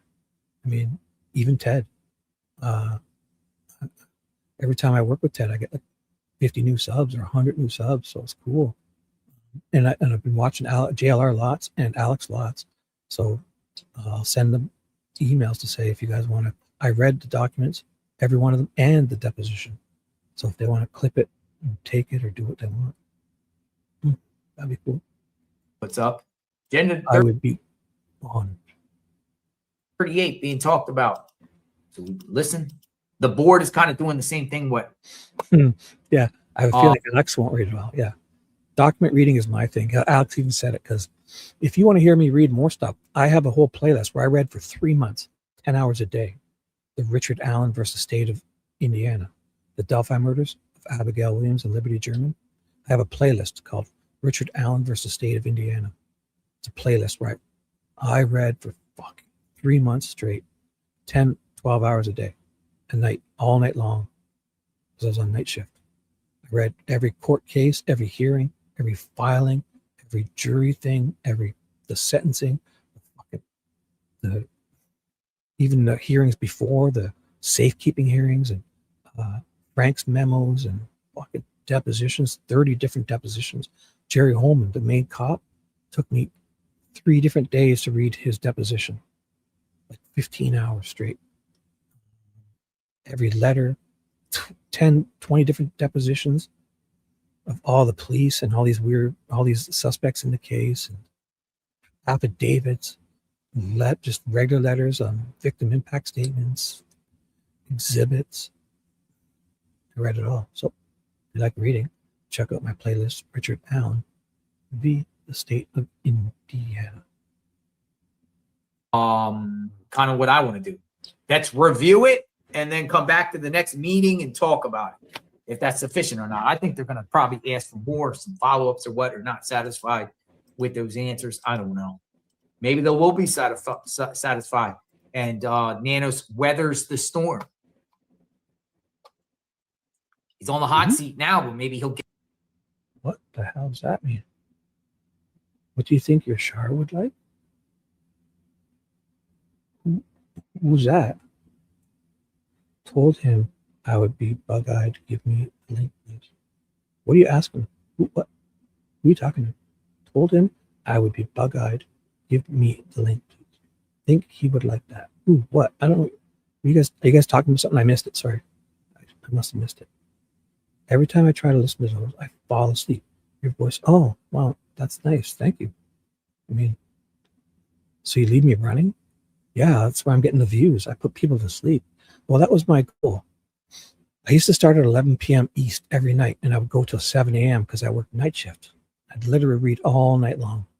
And I would captivate the people, put them to sleep, and I would just try not to wake them up all night long. And I had sometimes lots of people listening. But I think half of them fell asleep. That's all good. Shibby should do one of those. Dirty voice thingies. People pay for it. You pay for it? Oh.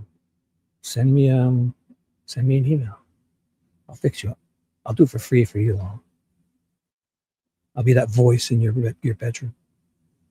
It's funny. Lola has a story where she had me playing in her speakers, like out loud, and I guess one of her grandkids went by and heard my voice, and they asked her, like, I don't know what they call you. And they asked her who the man's voice was in her room.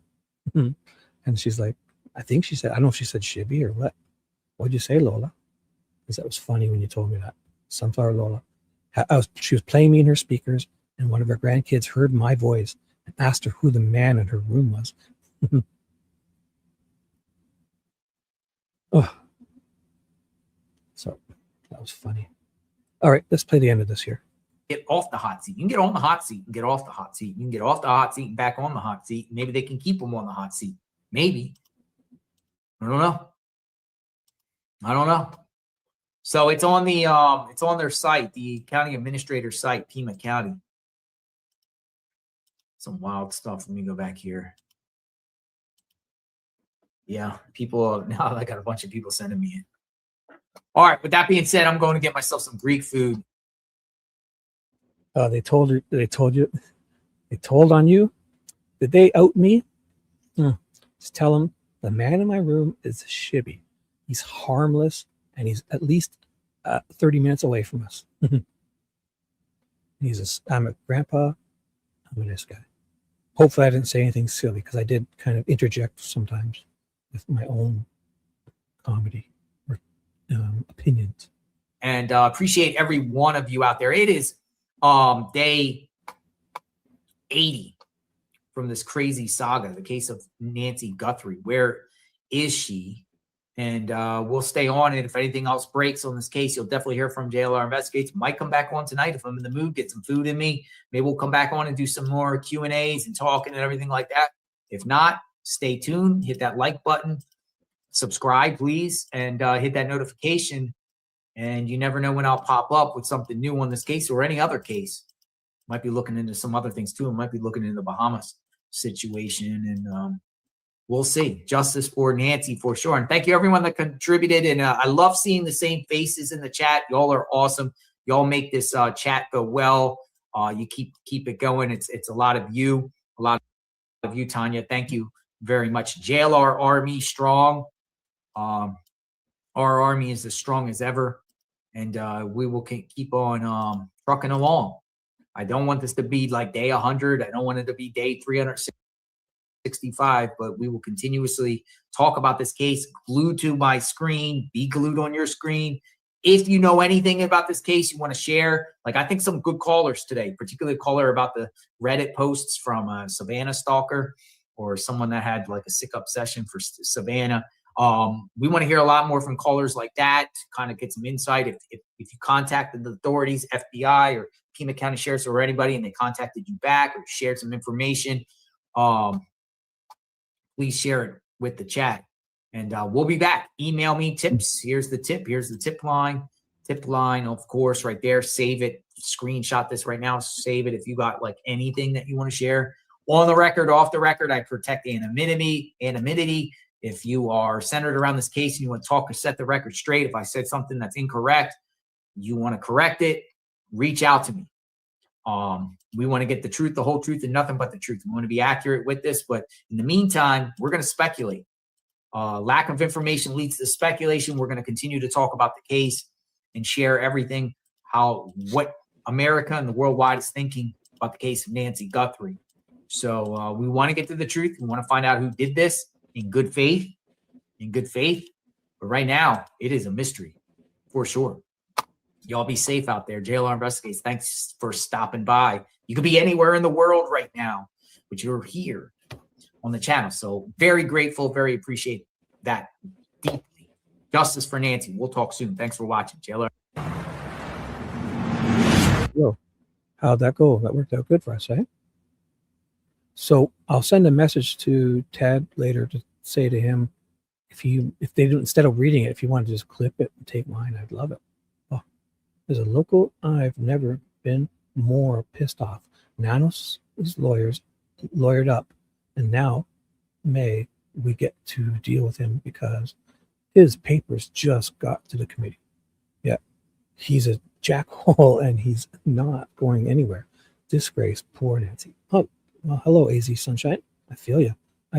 And yeah, and he's, especially with the sheriff, it definitely gets political, and maybe the committee is more, I don't know, whatever, and then they start filing lawsuits against each other. It's a good way to stall time. They give you a deadline, and then on the 10 days, and then on day 9, you file. It's gamesmanship. They play it all the time with these things.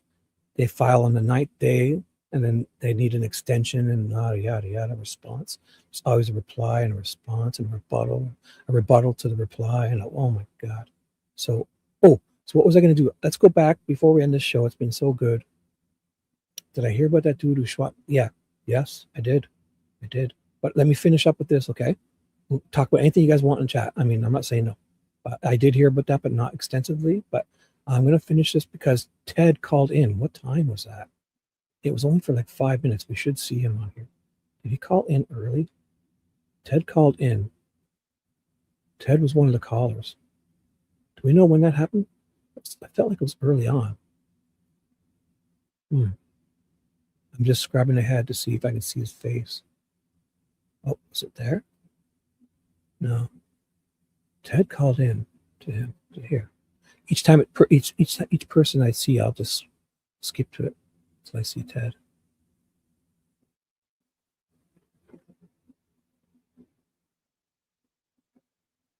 just scrubbing ahead like I'm looking at the status bar. Might have been after this guy, right? Ted calls into his show. And I was like, whoa, that was awesome. So I texted him and said, dude, I forget what I said. I texted him and said, call in or something. Because JLR was asking for people, right? Or he even said his name. He mentioned Ted, I thought, at one point. This guy looked like Ted. Remember this guy? So it must have been before this. Because this guy looked like Ted sitting in his car, but it's not.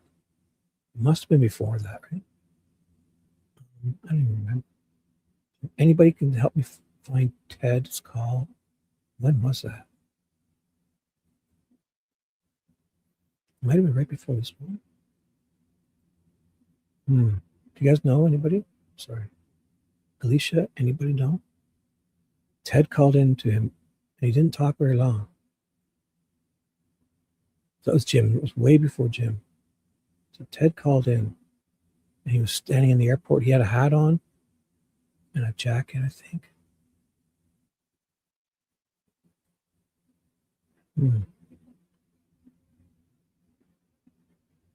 If I could find it, I'll play it. Damn. Shit. Anybody know? Fuck. How do I do this? Ted call Shibby. No. We don't need him to call now. I'm going to replay his calls. And he called my show, Lola. I'm going to look for it. That's all. No, he's sleeping. No. Don't disturb Ted. Ted is resting and going to dinner. Don't. He called into JLR, and I'm looking to replay it for you. It was like 4 or 5 hours ago, right? Just in JLR's last live stream, if anyone can help me, he calls Ted. So if you scrub along the bar, you'll see Ted over here in the talking. Just don't know where it was. It's like he did a whole 7 hours, and I've been on 8 hours because I started watching him. Then I read all that stuff. I paused him to watch all that stuff. So I'm just going to keep looking for it, guys.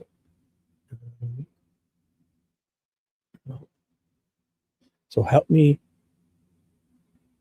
Don't call. No, he's probably sleeping now. We're getting ready to go to dinner for his business meeting. But he called in, and I'm trying to replay it. So how about instead of that, you guys find JLR's last live stream and try to find where Ted. You know what? I'll play it in mine because then Ted called to mine too. How about that? So I'll replay mine. How about that? Maybe I can find it better because Ted calls mine too. So open up a fresh one. This is my live stream now. I hope this doesn't get all weird. As long as I don't stay live, it'll be fine. Oh, hit enter on my stupid keyboard. Enter. So as long as I don't stay live, this is my live stream now. So yeah, oh my God, this is my live. So I gotta go back. This is bunkhouse. I'll pause it. So this is my live. This is your chat now. I won't replay it. I'll get rid of that. I'll go full screen, and I'll find Ted here for some reason. Maybe I did something differently to help. So this guy looked like Ted. I feel it was before this guy. I feel like it was before this guy. Ted, was it for 5 minutes? Here it is. Here it is. I got it. Ted called in.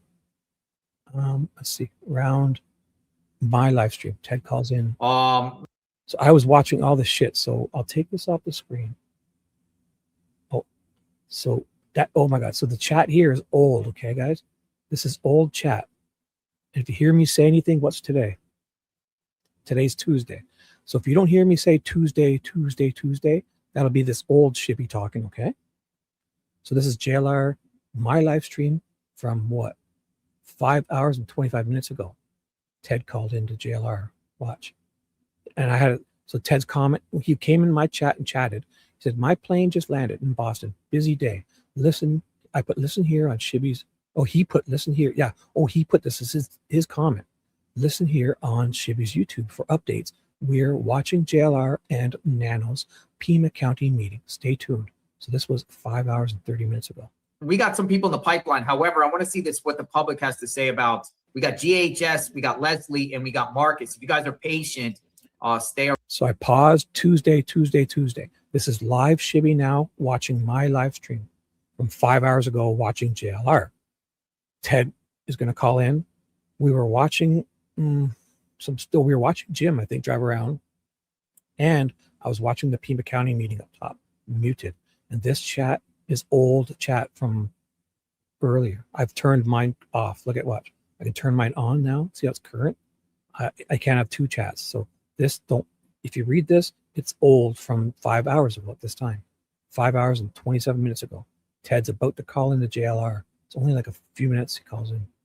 Around because I want to see. And he mentions Ted, and then I texted Ted. I was like, dude. He's like, Ted was like, no. I was like, dude, fuck. He's got like 10,000 people. I said, get your ass up there now. I literally typed, I said, suck it up, Buttercup, and fucking call. And I put LOL afterwards. Like, dude, fucking call him. And he did call him. So it turned out really good. He got cut off at the end, but it was perfect. It almost looked like he did it intentionally. So it was good. Watch. You were saying that the public is about, they haven't started yet. So don't say hi to Ted. Is Ted here? No, Ted's not here. Who's saying hi? So guys, no, Ted is not here, Nina. Whoa. Settle down. So if you're just joining us, this comment on screen is from 5.5 hours ago, okay? See, I'm watching my replay. So see how your comment's in front? How I have it highlighted now? So the one on the screen of Ted is 5 hours ago, okay, guys? This is JLR, me watching JLR 5 hours ago. Ted calls JLR, and I have played it on my show. I'm sorry if I know you're just coming in. You see how, look, that's Ted from 5 hours ago. Here's your comment on top of it. You see, Ted from 5 hours ago, your comment on top. So if you don't hear me say Tuesday, this is 5 hours ago, 5 hours and 30 minutes ago. Ted is about to call in, and at this time, JLR mentions Ted, and 5.5 hours ago, I texted Ted. He was in my chat 5.5 hours ago. I highlighted this. This is from 5.5 hours ago. We're watching my replay. We're not live. I went back 5.5 hours in this very replay we're talking in. So please, I understand it might be confusing. I went back 5.5 hours and we're watching JLR, and Ted's about to call him. Okay, so this is a replay from 5 hours ago of this very live. We're still live. I just went back 5 hours in another browser. So we're watching this let me live just stream. keep monitoring this. When the public starts to speak soon. All right. So I'm closely monitoring. So GHS, Leslie, and then Marcus. GHS. You're up. They haven't started speaking yet, but they might. I want to listen to the public on it. So I'll GHS. skip this caller. Hello. JLR. I'll skip the caller because Ted's going to call. Lily BB, could it be one of the interviews he gave to individual reporters? So we're going back to Nano to finding Nancy. Welcome back. I had it. I just don't think that he's interested. Maybe I went or ahead too far. either I definitely Nanos saw knows Ted. more than Nanos is willing to say. Sorry. Oh my God, did I screw this up? Hold on a second. Man, I had it. I fucked it up. That's why I had this. I'm just comment on monitoring the screen, 'cause board. Ted called. Got you. Well, I appreciate that, Leslie. By the way, Blue Eyes just says, "Wow, chat is extremely Fuck, I rude." had it and I didn't look at the time. Tommaso left. Where was Cameron's wife and children? See, You've heard zero from them. We heard a statement. The only thing I've heard that mentioned Cameron's others on Cameron's family up in the agenda number 38. Okay, here we go. So let's remember this. It's at. See, I can only look at it's backwards because it's still live. So at back at 5 hours and 27 minutes in, Ted came on. So I'll try to just only go a little bit. It's hard to scrub back a little bit. Oh, it's going to be right here. Ted. Oh, here it is. So Ted calls in at 5:27 or so hours ago. So I'm going to go a little bit back because JLR says something. So here it is. It's going to come on right now. You do have a point there, So Tuesday. This is current Shibby. But you're gonna have to pay attention here, guys. This is current Shibby right now. Tuesday, 7:23 p.m. East, 6:23 p.m. Central, 5:23 p.m. Mid Mountain, and 4:23 p.m. Pacific. Okay, this is me live Shibby talking on Tuesday, live. This is my live stream I'm watching. 5 hours ago, we were watching JLR, and Ted was in chat from 5 hours ago. He's not here now. This is a highlighted comment from 5 hours ago. This chat is from 5 hours ago. This is my chat from 5 hours ago. We were watching JLR, okay? And Ted's about to call JLR 5.5 hours ago. This is Ted's comment from my chat 5.5 hours ago. This chat is this chat, but 5.5 hours ago. Okay? So I know it gets confusing, guys, but if I hit play, if you don't hear me say Tuesday, Shibby, then it's old Shibby talking from 5.5 hours ago. Ted's about to call in to JLR. We're replaying it from 5.5 hours ago on my show. I played it. And then Ted calls into this show. Right here, look at, he called in for like 15 minutes, so we'll play that again. But so again, 5.5 hours ago, Ted first called JLR from the airport. Here's how it went. No, might not get any. It's an open active case. Open and active case. Valerie Vendia. Thank you very much, Valerie. Thank you. What do we else we got? Rebecca. Remember, they were able to pull search. They looked up Savannah's net worth.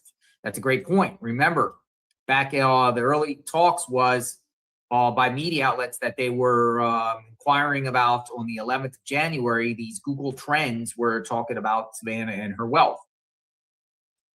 And about Savannah. Remember that? We keep forgetting about that. The media reports were coming out that, the Google Trends were saying that, they were inquiring about Savannah and inquiring about Nancy, according to Google Trends around January 11th. Net worth. What is Savannah's net worth? Thank you for reminding me, reminding us that, Rebecca. Lily BB. Could it be one of the interviews he gave to individual reporters?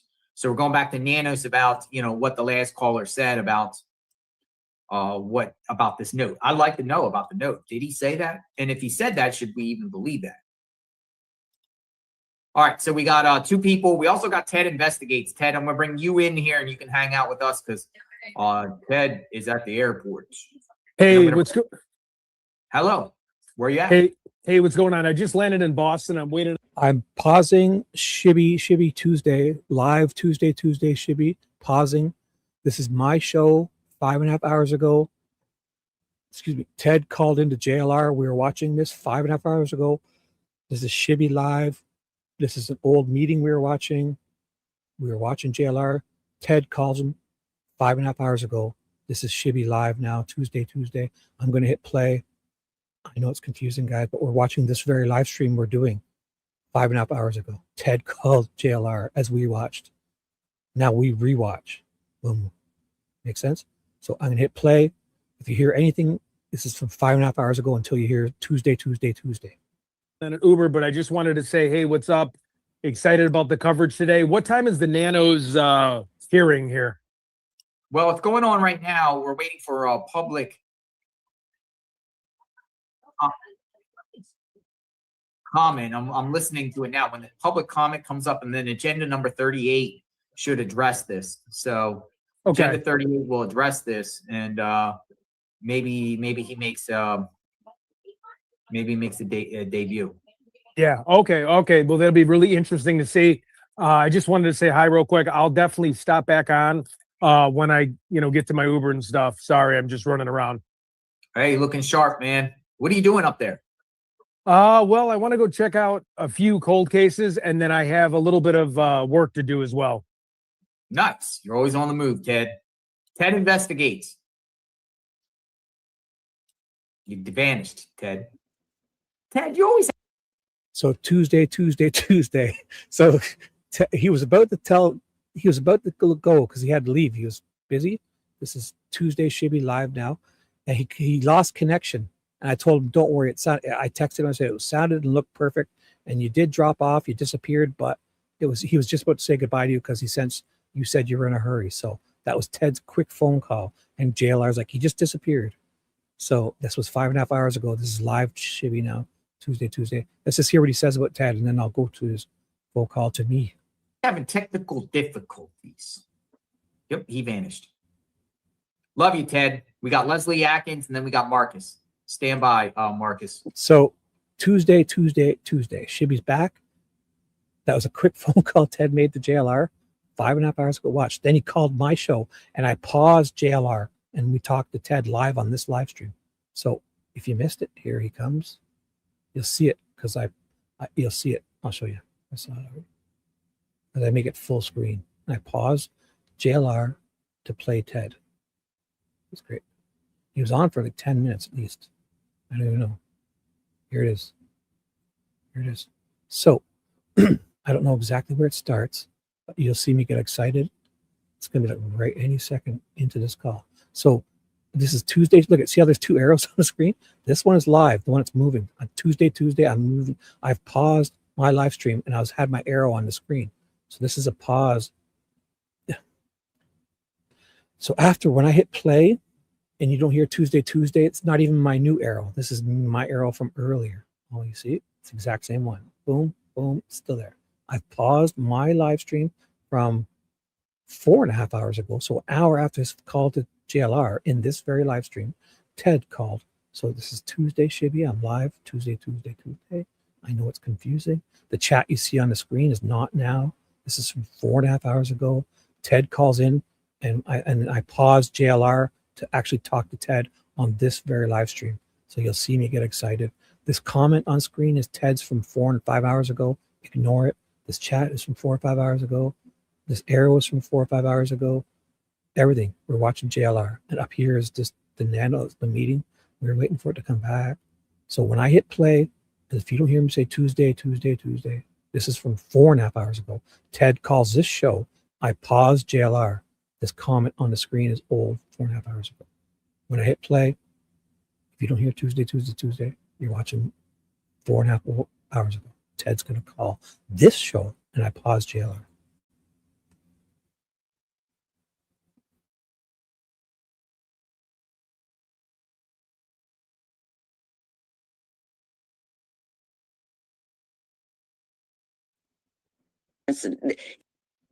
It's no coincidences in this case, period. It's no coincidences. So I mean, yeah. Was I not on stage that whole time? Shit. Thank you. I was talking that whole time. I didn't have myself up on stage. So I'll Tuesday. Okay, so this is real live Shibby. This is me listening to me talk from a while ago. This is 4.5 hours ago. Ted calls. I've interrupted Tuesday. When I hit play, this comment, this chat, this conversation Ted and I have is 4.5 hours ago. I'm going to hit play. This is Tuesday live now. When I hit play, anything you hear is me 4.5 hours ago. This comment's 4.5 hours ago. This chat is 4.5 hours ago. Ted pops up 4.5 hours ago. We pause JLR and talk on this show for at least 10 minutes. Let me repeat that. Do I remember? So I paused this. I've texted Ted to say, does he want to come in and call in or come and chat, or we can watch the rest of this, because what happens is this meeting, they took a 4.5 hour break last time, and they came back to talk nanos at the very end, right before dinner, the very end of it. After 4.5 hours, they took a lunch break and they did some mayor meeting. This time they're doing an executive meeting behind closed doors, but they're going to come back at the end of the day here, and they might talk nanos then. I'm not sure. So I did have it muted, so forget that. So we're listening to JLR now. I texted Ted to see if he wants to call in here or come and chat, or also we have an option. Ted was on, Ted and JLR called Alex's show last night, late last night, from 10 to like 1 a.m. So 10 to midnight. So a lot of people missed it. We can replay that, or we can just watch the rest of this with JLR. I'm texting Ted. Let me know what you guys would like to do. Because Ted called in on this show too to JLR, but it was only like a quick, barely 3 minutes. So let me know what you guys want to do.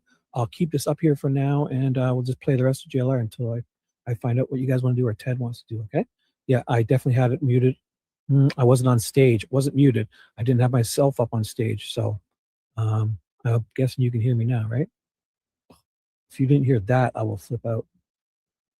I can just check my other computer. It wasn't muted. I just didn't have my, oh yeah, I can hear myself. So don't worry. I hear myself on my, I just didn't put myself up on the stage. So let me know what you guys want to do. With family, you're sticking with Cameron, brother-in-law Tommaso, and And the Sheriff sheriff. Absolutely. Nanos. Absolutely. Hey, Kimberly Picotto. Nice to see you. Yeah. All right. Well, I interesting perspective, and I appreciate you coming on. Enjoyed the conversation. Gary, you're more than welcome to come back. You know, because I mean, I've been watching like everybody else since day one, you know, all day long. And yeah, from what I've seen, the interaction with the deputies, I mean, I think they've been great, you know. And then about earlier, the lady who called, the very angry lady. Yes, the angry lady.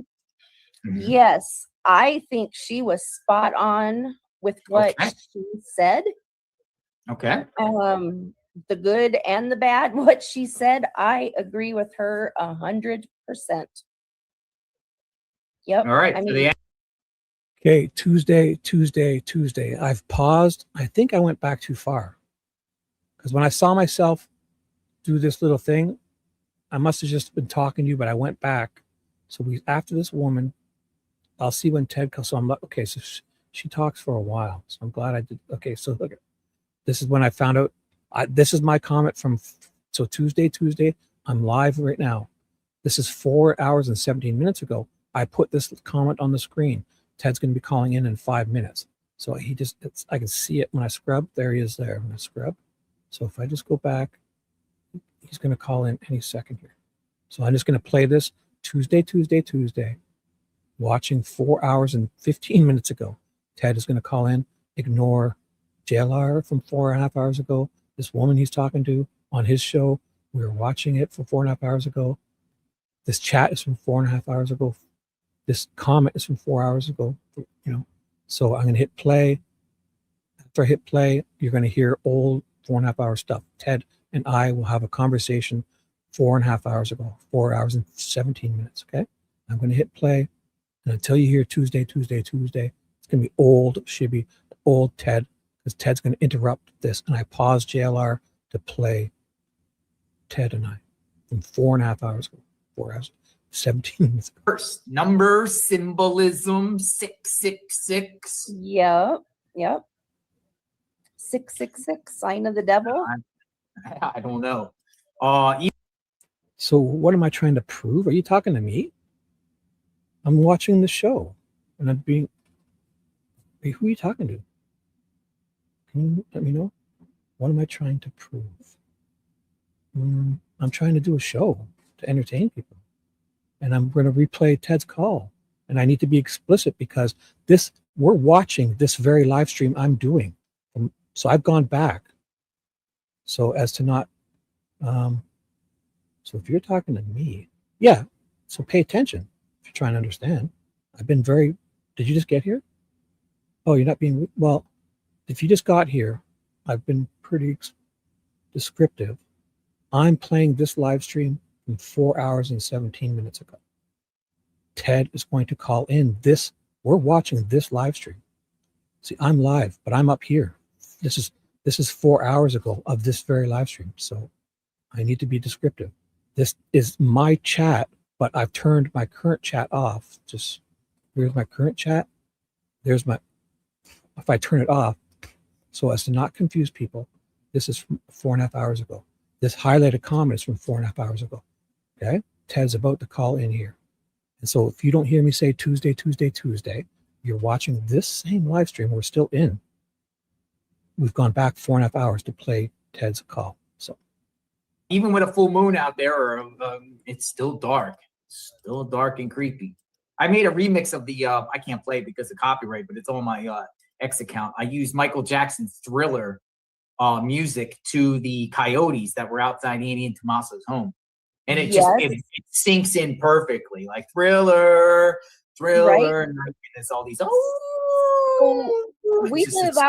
We live out in the country. I mean, and it's pitch black out here at nighttime too, just like that neighborhood. I mean, it's unless you have a yard light or something, it's black out here, but we also have coyotes. And just I hate the sound of coyotes. Even when one is just howling, it just gives me the creeps. And then that night when all of those were howling, Mm-hmm. but I looked it up and it says that coyotes will eat a human. They won't normally chase after them, but if there's a dead person laying out in the field, it does say that they will. I mean, I don't know how true that is, but I don't think that that's what they. Oh, breaking news. Here we go. Here's a young man. Ted, What is you're up? live. You are live on the air. What's Let's happening, see if I bro? can get more daylight in here. You look great, man. You look great. Everyone. This is a man named Ted Investigates. Hey, He's what's live. up, everybody? What's up? How's it going? Wait, is it a little dark in here? Wait 1 second. Let me. No. Let me see. Wait. You look fine. No. It looks great. Okay. No. Perfect. Cool deal. Welcome. Hey, Nicole, what's up? What's up, Norma? What's up, everybody? How is it going? Just touched down in Boston. So just got to my hotel room, wanted to jump on the channel, say hi. We did live with JLR last night. Jumped on his channel really quick. Hey, Janice, what is up? So how's things been going? So what's going on with this Nanos character? Well, it looks like they're doing that same thing. They're taking that 4.5-hour lunch break and they're doing another meeting. But last time they did a mayoral meeting. This time they're doing a executive behind closed door meeting. Oh, wow, interesting. Let me just say hi real quick. Just Granite, what's up? Sheila, Tornado Bond, that's funny. So they're doing a 4.5-hour closed door meeting where they're discussing nanos? Well, I don't know. No. I don't know. I just heard JLR say executive. Now, last time it was like 4.5 hours. They go for lunch. So probably at 3.5 hours, they probably have 3 hours to do a certain other meetings. And then they have a half an hour to get their butts back to here. Because last time, remember we were waiting to hear those 3 things that Nanos was given the ultimatum? It took Well, forever. last time, they luckily I kept it on screen last time because they did the same thing. They took 4.5 hours at lunch. They went to another mayor meeting and then they came back and they talked about it the last 20 minutes right before dinner, like 5 p.m. their time, whatever. So it's the same thing tonight, I think. Although JLR was mentioning closed door, so I'm not sure what that implied. Maybe they are doing the nano stuff out of the eye of people. I can't say for sure. Oh, interesting. Yeah, I wonder if this is just going to be. Oh, he's like the Teflon Don Nanos. It's probably not going to do anything, right? I mean, it'd be crazy. He resigns. There's no way. No, he's got a powerful position. He's voted in, and it's just like he's like the president of the sheriff's department. You know, like he's. Yeah. He's got immunity too, I'm sure. Yeah, exactly. So what was just go ahead. You want to say hi to everyone? Do whatever you want. Yeah, saying Norma, Jaylene, what's up, everybody? See who's in the chat today. AJ, Lay. Just going through Daisy. See anybody else that I'm missing?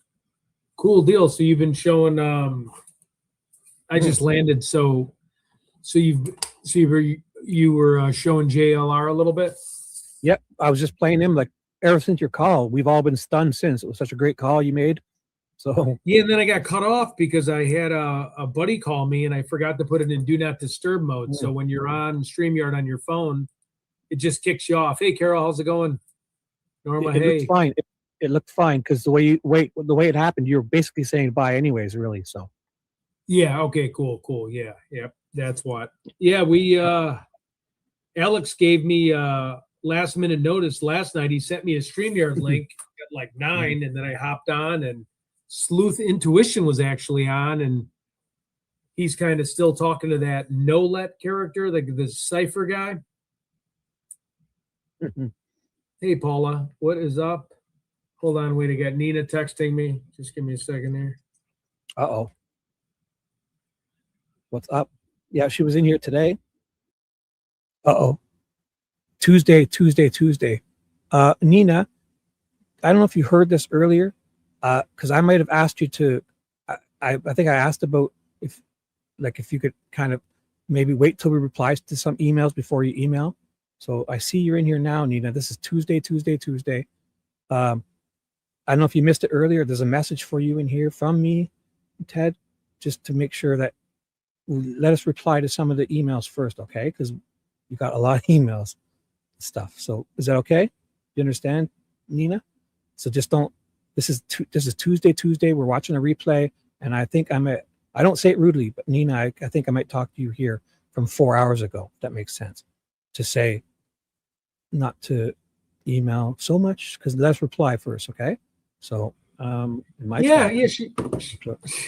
she told me she was. So I just told her, I'm like, in order to get on a live stream, if anybody wants to go on live, you got to reach out to the person via email, and then you get. So Tuesday. Shibby interrupting 4 hours ago. Nina, you're not.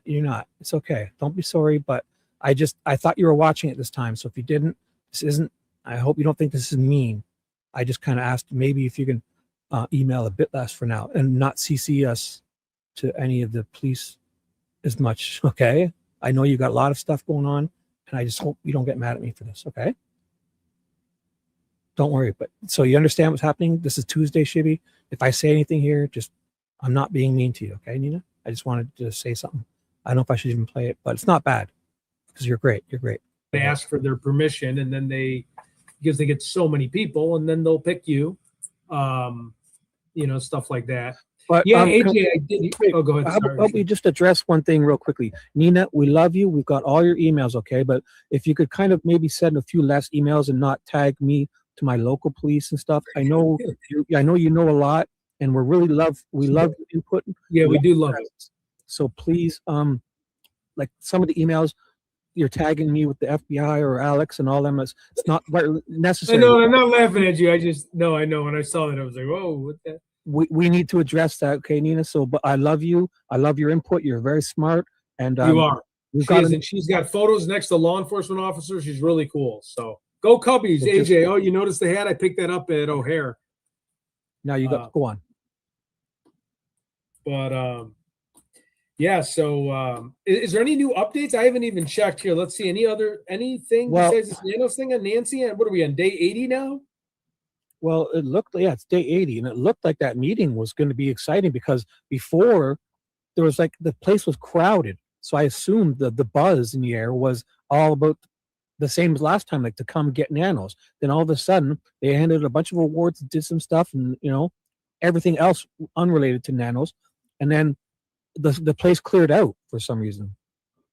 Really? Okay. And then I'm looking at a report here now. I don't know if you guys have seen this. It's Nanos denies, here, let me just read this, yahoo.com.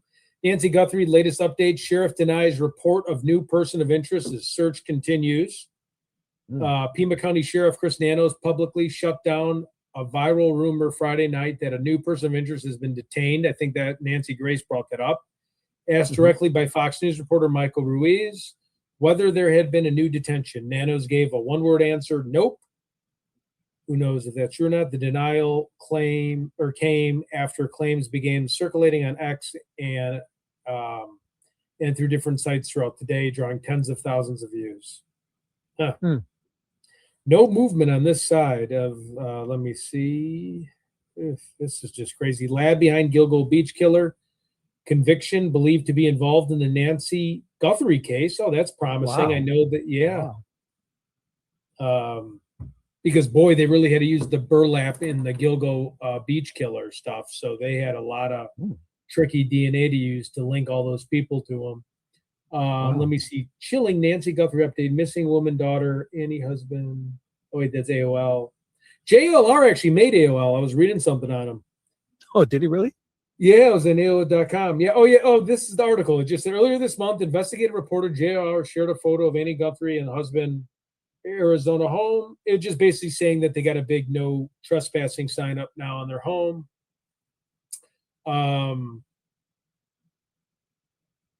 That's pretty cool to see him in the news.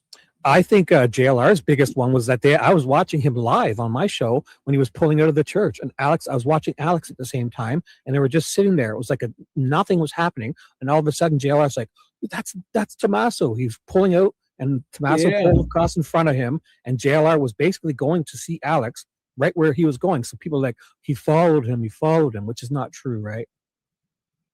Wow. Yeah. You remember? No, I remember remember that. Yeah, that was like the biggest highlight since God knows Yeah. when. I mean, that was the biggest story in the last almost 2 months. You know what I mean? That Well, definitely, finding Tommaso. definitely with him walking to the back there. I mean, Yeah. it was only 5-10 minutes because he walked in, the cop showed up, JLR was behind him. JLR stops to talk to Alex. A black Escalade, all blacked out, was behind them. We're not sure if it's related. That black Escalade went down the street, did a U-turn, and came back slowly. And then 5 minutes later, the FBI person comes out, puts something in the other side of their car, comes back around, jumps in her car, does an awful 5-point turn, comes out and scoots out in front of Alex.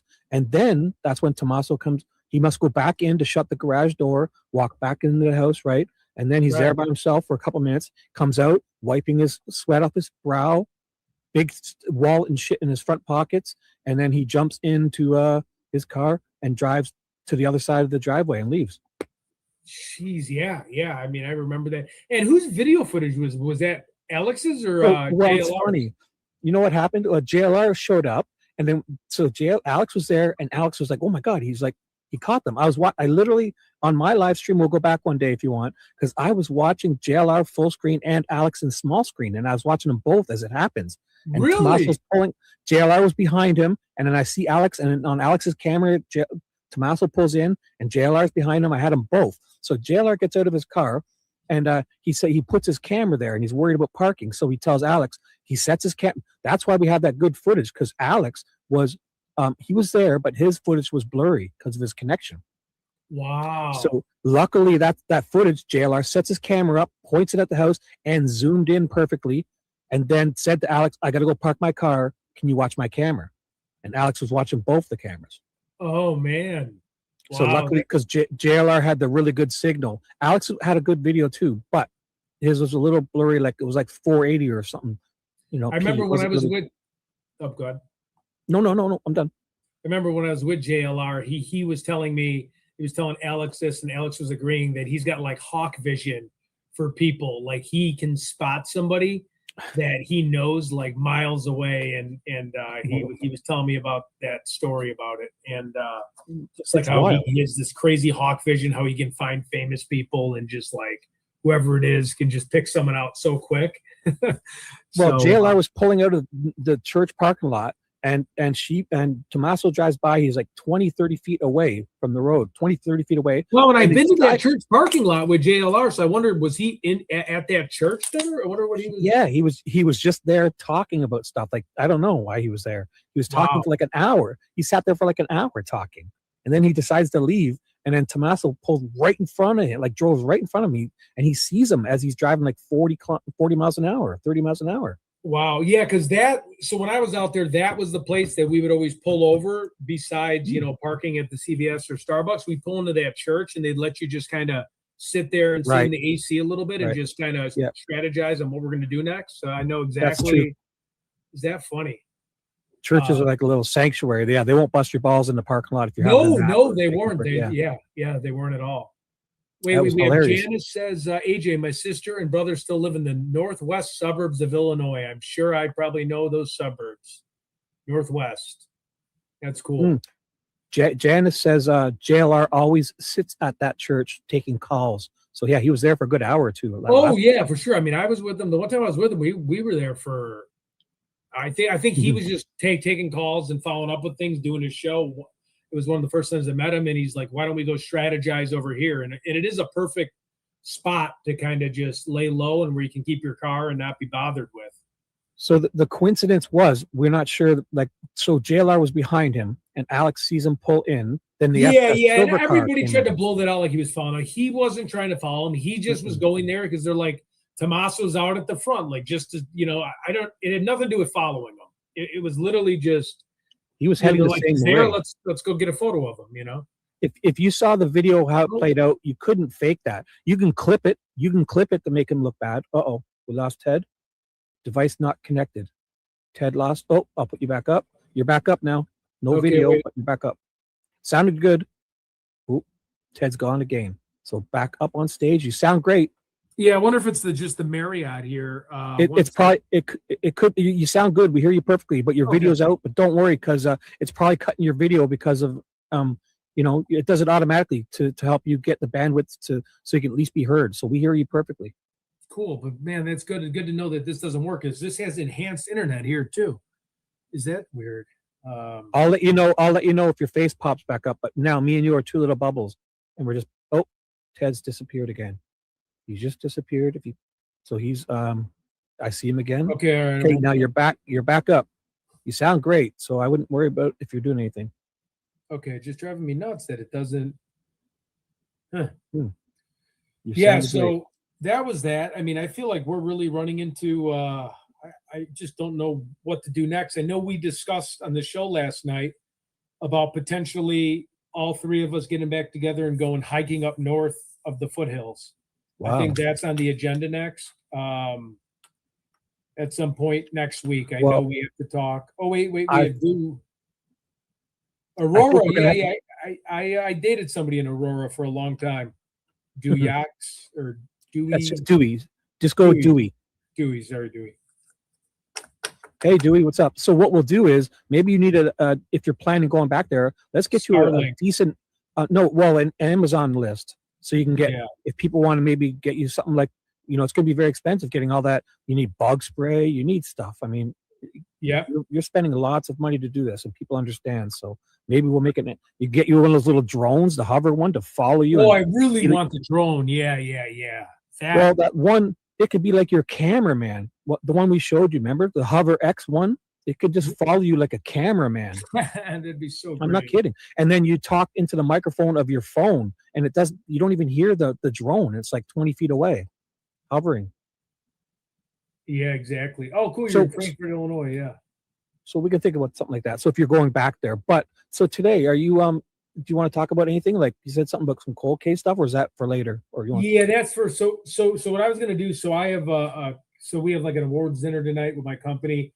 And then I was going to do some research now because I don't have to do anything for a few hours. And then I was going to look up some cold case stuff. And then I'll have time around the afternoon tomorrow to separate from the team and the group and everybody, because a bunch of people are just flying in right now. Right. So even with your hotel and stuff, if you want, if you give me an hour heads up anytime tonight before midnight, if you want me to go live for you while you're out there, I'll do the same thing. I'll make a live and we'll do the same thing. And I'll just say it's Ted's live here on mine, and then we'll do this exact same thing. You can call in, and it's easy. I'll just send you the link. I'll send you the email, and I'll take care of all the rest.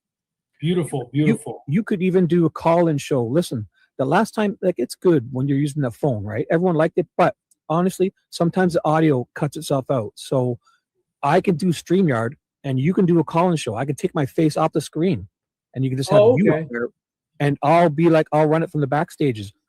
And I'll put someone up to talk to you, and then I'll vet the next person on backstage, right?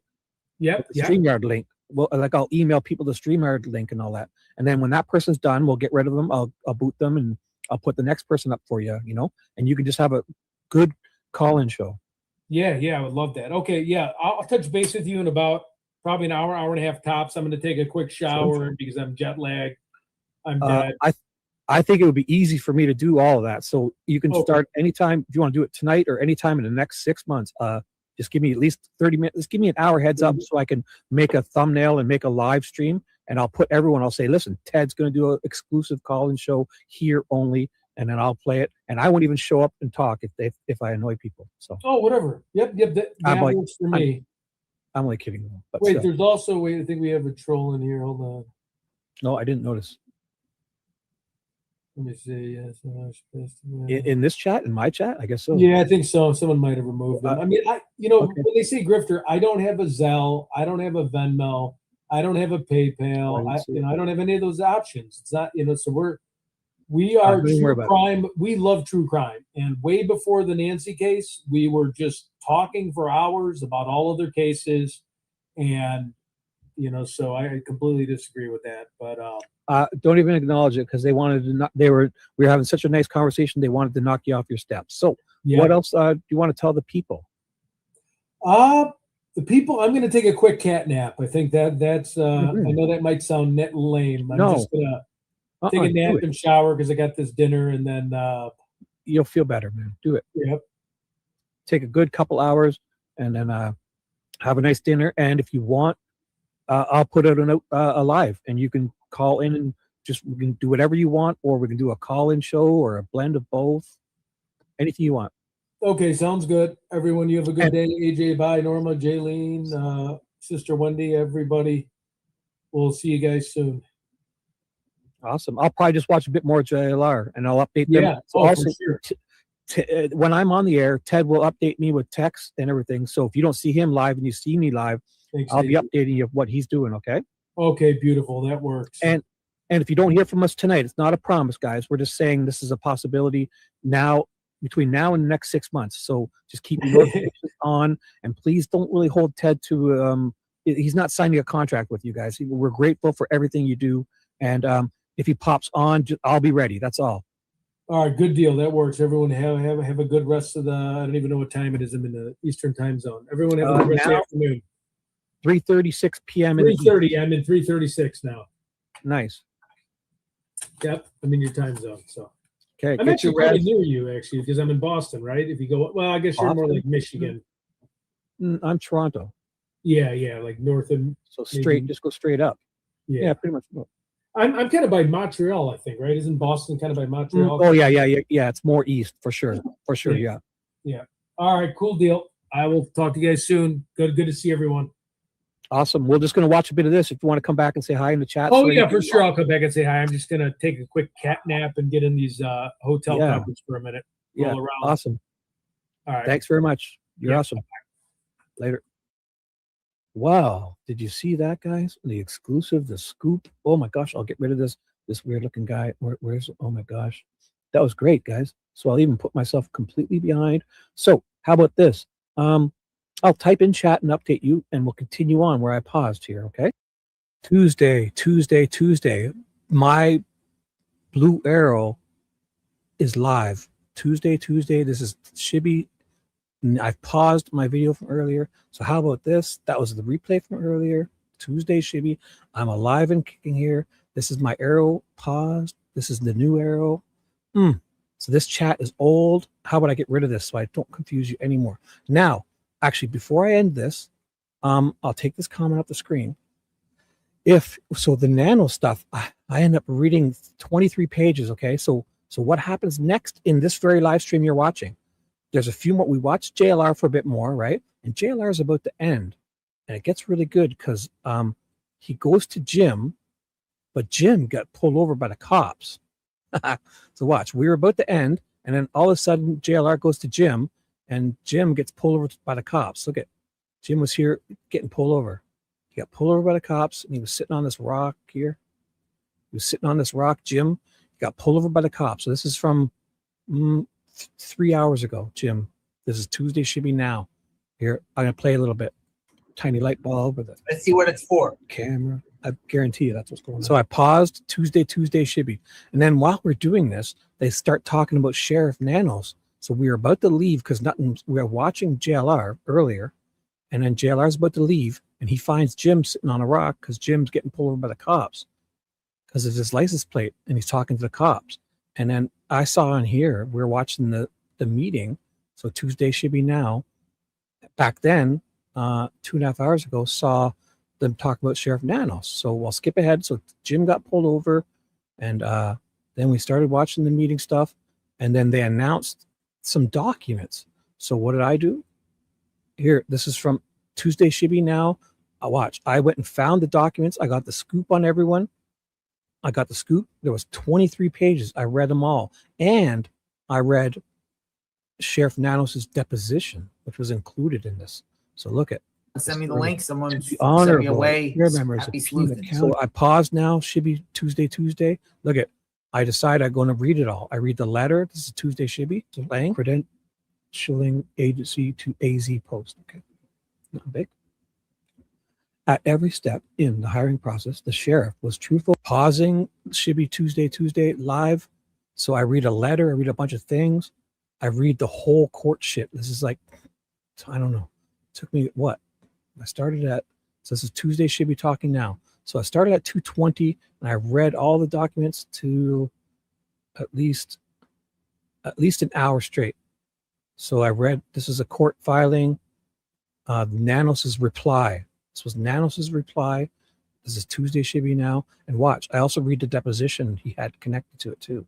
So I'm skipping ahead here. I read his conclusion. So JLR, I think, got to hear it ended. I kept going on and read. I read more. Oh, I read his old resume. So this is Tuesday, Shibby talking now. And then this was the best part. Here, I read his deposition. Here, I'm going to hit play. Tuesday, Shibby's going to hit play and play you a little bit. If you want to go back to this, was interesting. This whole live stream was great. So I read the deposition that Nanos, his lawyer, attached to this reply he had to the board. Sorry. And up to page 8. So this is page 8. See, to prepare for this deposition, I spoke with my attorney and went over some various documents. Pausing, Tuesday, Shibby's jumping in. When you hear the shitty voice, I read his deposition from a long time ago, a couple months ago. So they deposed for this very matter. So this is Tuesday, Shibby. Nanos got deposed by lawyers before this happened. So when you see answer in a gruff voice, that's me as Nanos. And when you hear a question that's some lawyer asking in my nice voice, I ask the questions. And in the shitty voice, I use as Nanos as the answers, okay? From, at least an hour and a half ago, I read this stuff for like an hour straight. You also were here for the entirety of yesterday's deposition. Yes, I was. How long were the meetings that you had with your attorney? An hour, I guess. I don't know. I mean, several meetings. So I had to go fill up my Corvette, do some tricep curls at the gym. Oh, okay. Several meetings. Or maybe it didn't say that. I might have added that last part. Ignore that. Okay. Several meetings. Do you know when those meetings were? Over the period of the last few weeks. And so Tuesday, Shibby is jumping in. Now, you guys can go back and watch this. I just read a whole bunch of stuff. I don't even know what happened. Then we watched JLR to this point. So this is my live stream we're in now. So I'm going to get rid of this because it's going to be confusing. Now, do you guys want to do anything else or am I ending this? This is live Shibby now. Do you guys want to do anything else or you want me to shut this down? I think I should shut it down. It's been 9 hours. So yeah, I'm going to go rest and eat. Okay, guys. So thanks for being here. There is 73 people, lovely people. If you're bored, go back and this very live stream and watch. Stuff happens. We watched JLR. JLR takes phone calls. We were waiting for the nano stuff. I forget what else we did. Oh, Ted called JLR, which I just showed you.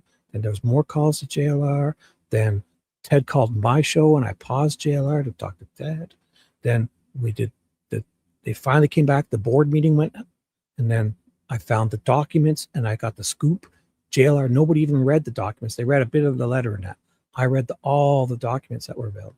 So, all right. And I think I got to shut it down because my brain's melting. So look at two sides. He's live. Oh, let me refresh to see who's live. And I'll let you know where you guys can go. So JLR live finished a while ago, the one we were watching. I can tell you who's live.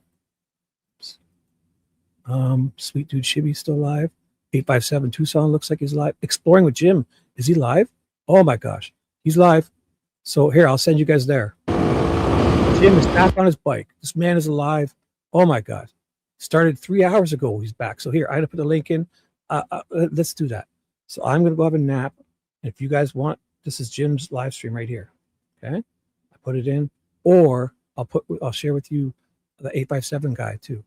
In case you want to go there. And I know you. So look at me. I'm still live like a maniac. So I could have sworn 857 was still live. Oops. So that first link is Jim's live. Oops. 857 is live. So he's just doing some dispatch stuff. He's not actually. So 857's doing dispatch stuff. And he watched that meeting or something they must have went to, I guess. So he just finished that. So he watched the actual meeting and stuff. So, and he's listening to dispatch stuff. So, I would go to Jim. This is how we finish with this. Jim is live. Look, I'm going to go and say hi to him. and then I'm going to go rest. So this is what you're going to go watch if you want. Look at them. There's a teaser. I put the link in. Oh, how you have a nice Peggers? How you doing? I saw you guys having fun in Alex's chat. You never come say hi to me anymore. You guys hurt me. Everyone was over there. You don't even come and say hi. Like, huh? No dropping links. Alex unmodded me. I think Alex hates me. Peggy. Alex hates me, I think. He took my wrench away. I don't even know what I did. I think he's just cleaning house, but still feels funny. Hurts. Just kidding. Yeah. All right. I'll see you guys later. Have a great day. Go on over and watch the gym. Later, Jaylene. You've been great. Peggy. Later. Who else? Sheila, you've been wonderful today. Laura Lai, the Canadian friend. Mr. Real McCoy, what's up? Later. This is me saying goodbye. Sheila again. You guys, Photon, Nat, Shirley. Hello. Did I? So what was the outcome of Nanos? Well, go back and watch this. I read his whole. He basically had the deadline was today for him to reply, and he did. He did. At the very end, we played the meeting, what they say, and then I just kind of paused JLR and went and found the documents, and I read them in my live stream. So if you go back at least an hour or two, I read all the documents. The one he filed is response to this deadline. His lawyer filed all those papers, and that included a deposition that he made a while back, and I read the deposition too. It's all in response to this 3 ultimatums that the board gave him. And so you can go, I read it all. Then Ted called into JLR back here somewhere. Ted called into my show. I don't even remember what happened. Jim got pulled over by a cop. And now Jim's live. So go on over and say hi. Okay. So I'm going to say finish saying bye. Nina, thank you for understanding. I'm just so swamped. And you don't have to kind of, I know you want to include us, but sending to the London police too is, I don't know. Want to be, I know what I'm saying. So thank you, but just let me reply to some of the stuff first, okay, before you send me. Thank you. You're awesome. Thank you for understanding. Carol Burton, you've been awesome today. You helped me out so much. A couple trolls for me. Charlene, what's up? You have a nice evening. You guys have a nice evening. I'm gonna have a little nap. And if Ted summons me after I have my nap and tells me he wants to go live, I will. I'm not saying he's going to, but I will do a live stream for him, and if he wants to have a call-in show or talk to you guys about anything, because he's got shitty internet and only one screen, I'm going to do a show, so keep your notifications on if he does, tonight, tomorrow night, any night, because he's on the road and he's busy driving a car and that.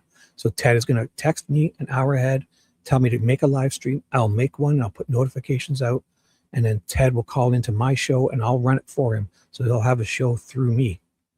Exclusively, nowhere else. Okay, I'm not saying it's going to happen tonight, but if it does, I'm ready. So let's see what happens. If not, you'll see me tomorrow sometime. If I get to sleep by midnight, I'll be up to do my show. If I don't hear from Ted, I'll do day 6 of the Corey Richards trial. All right, unless Ted summons me from the abyss. So go watch Jim live.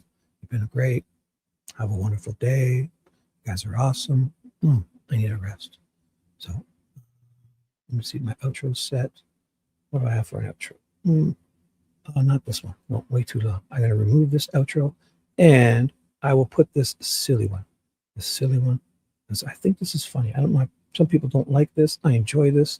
This is called 25 Ways to Say Shibby. Bye. Have a good day. Bye.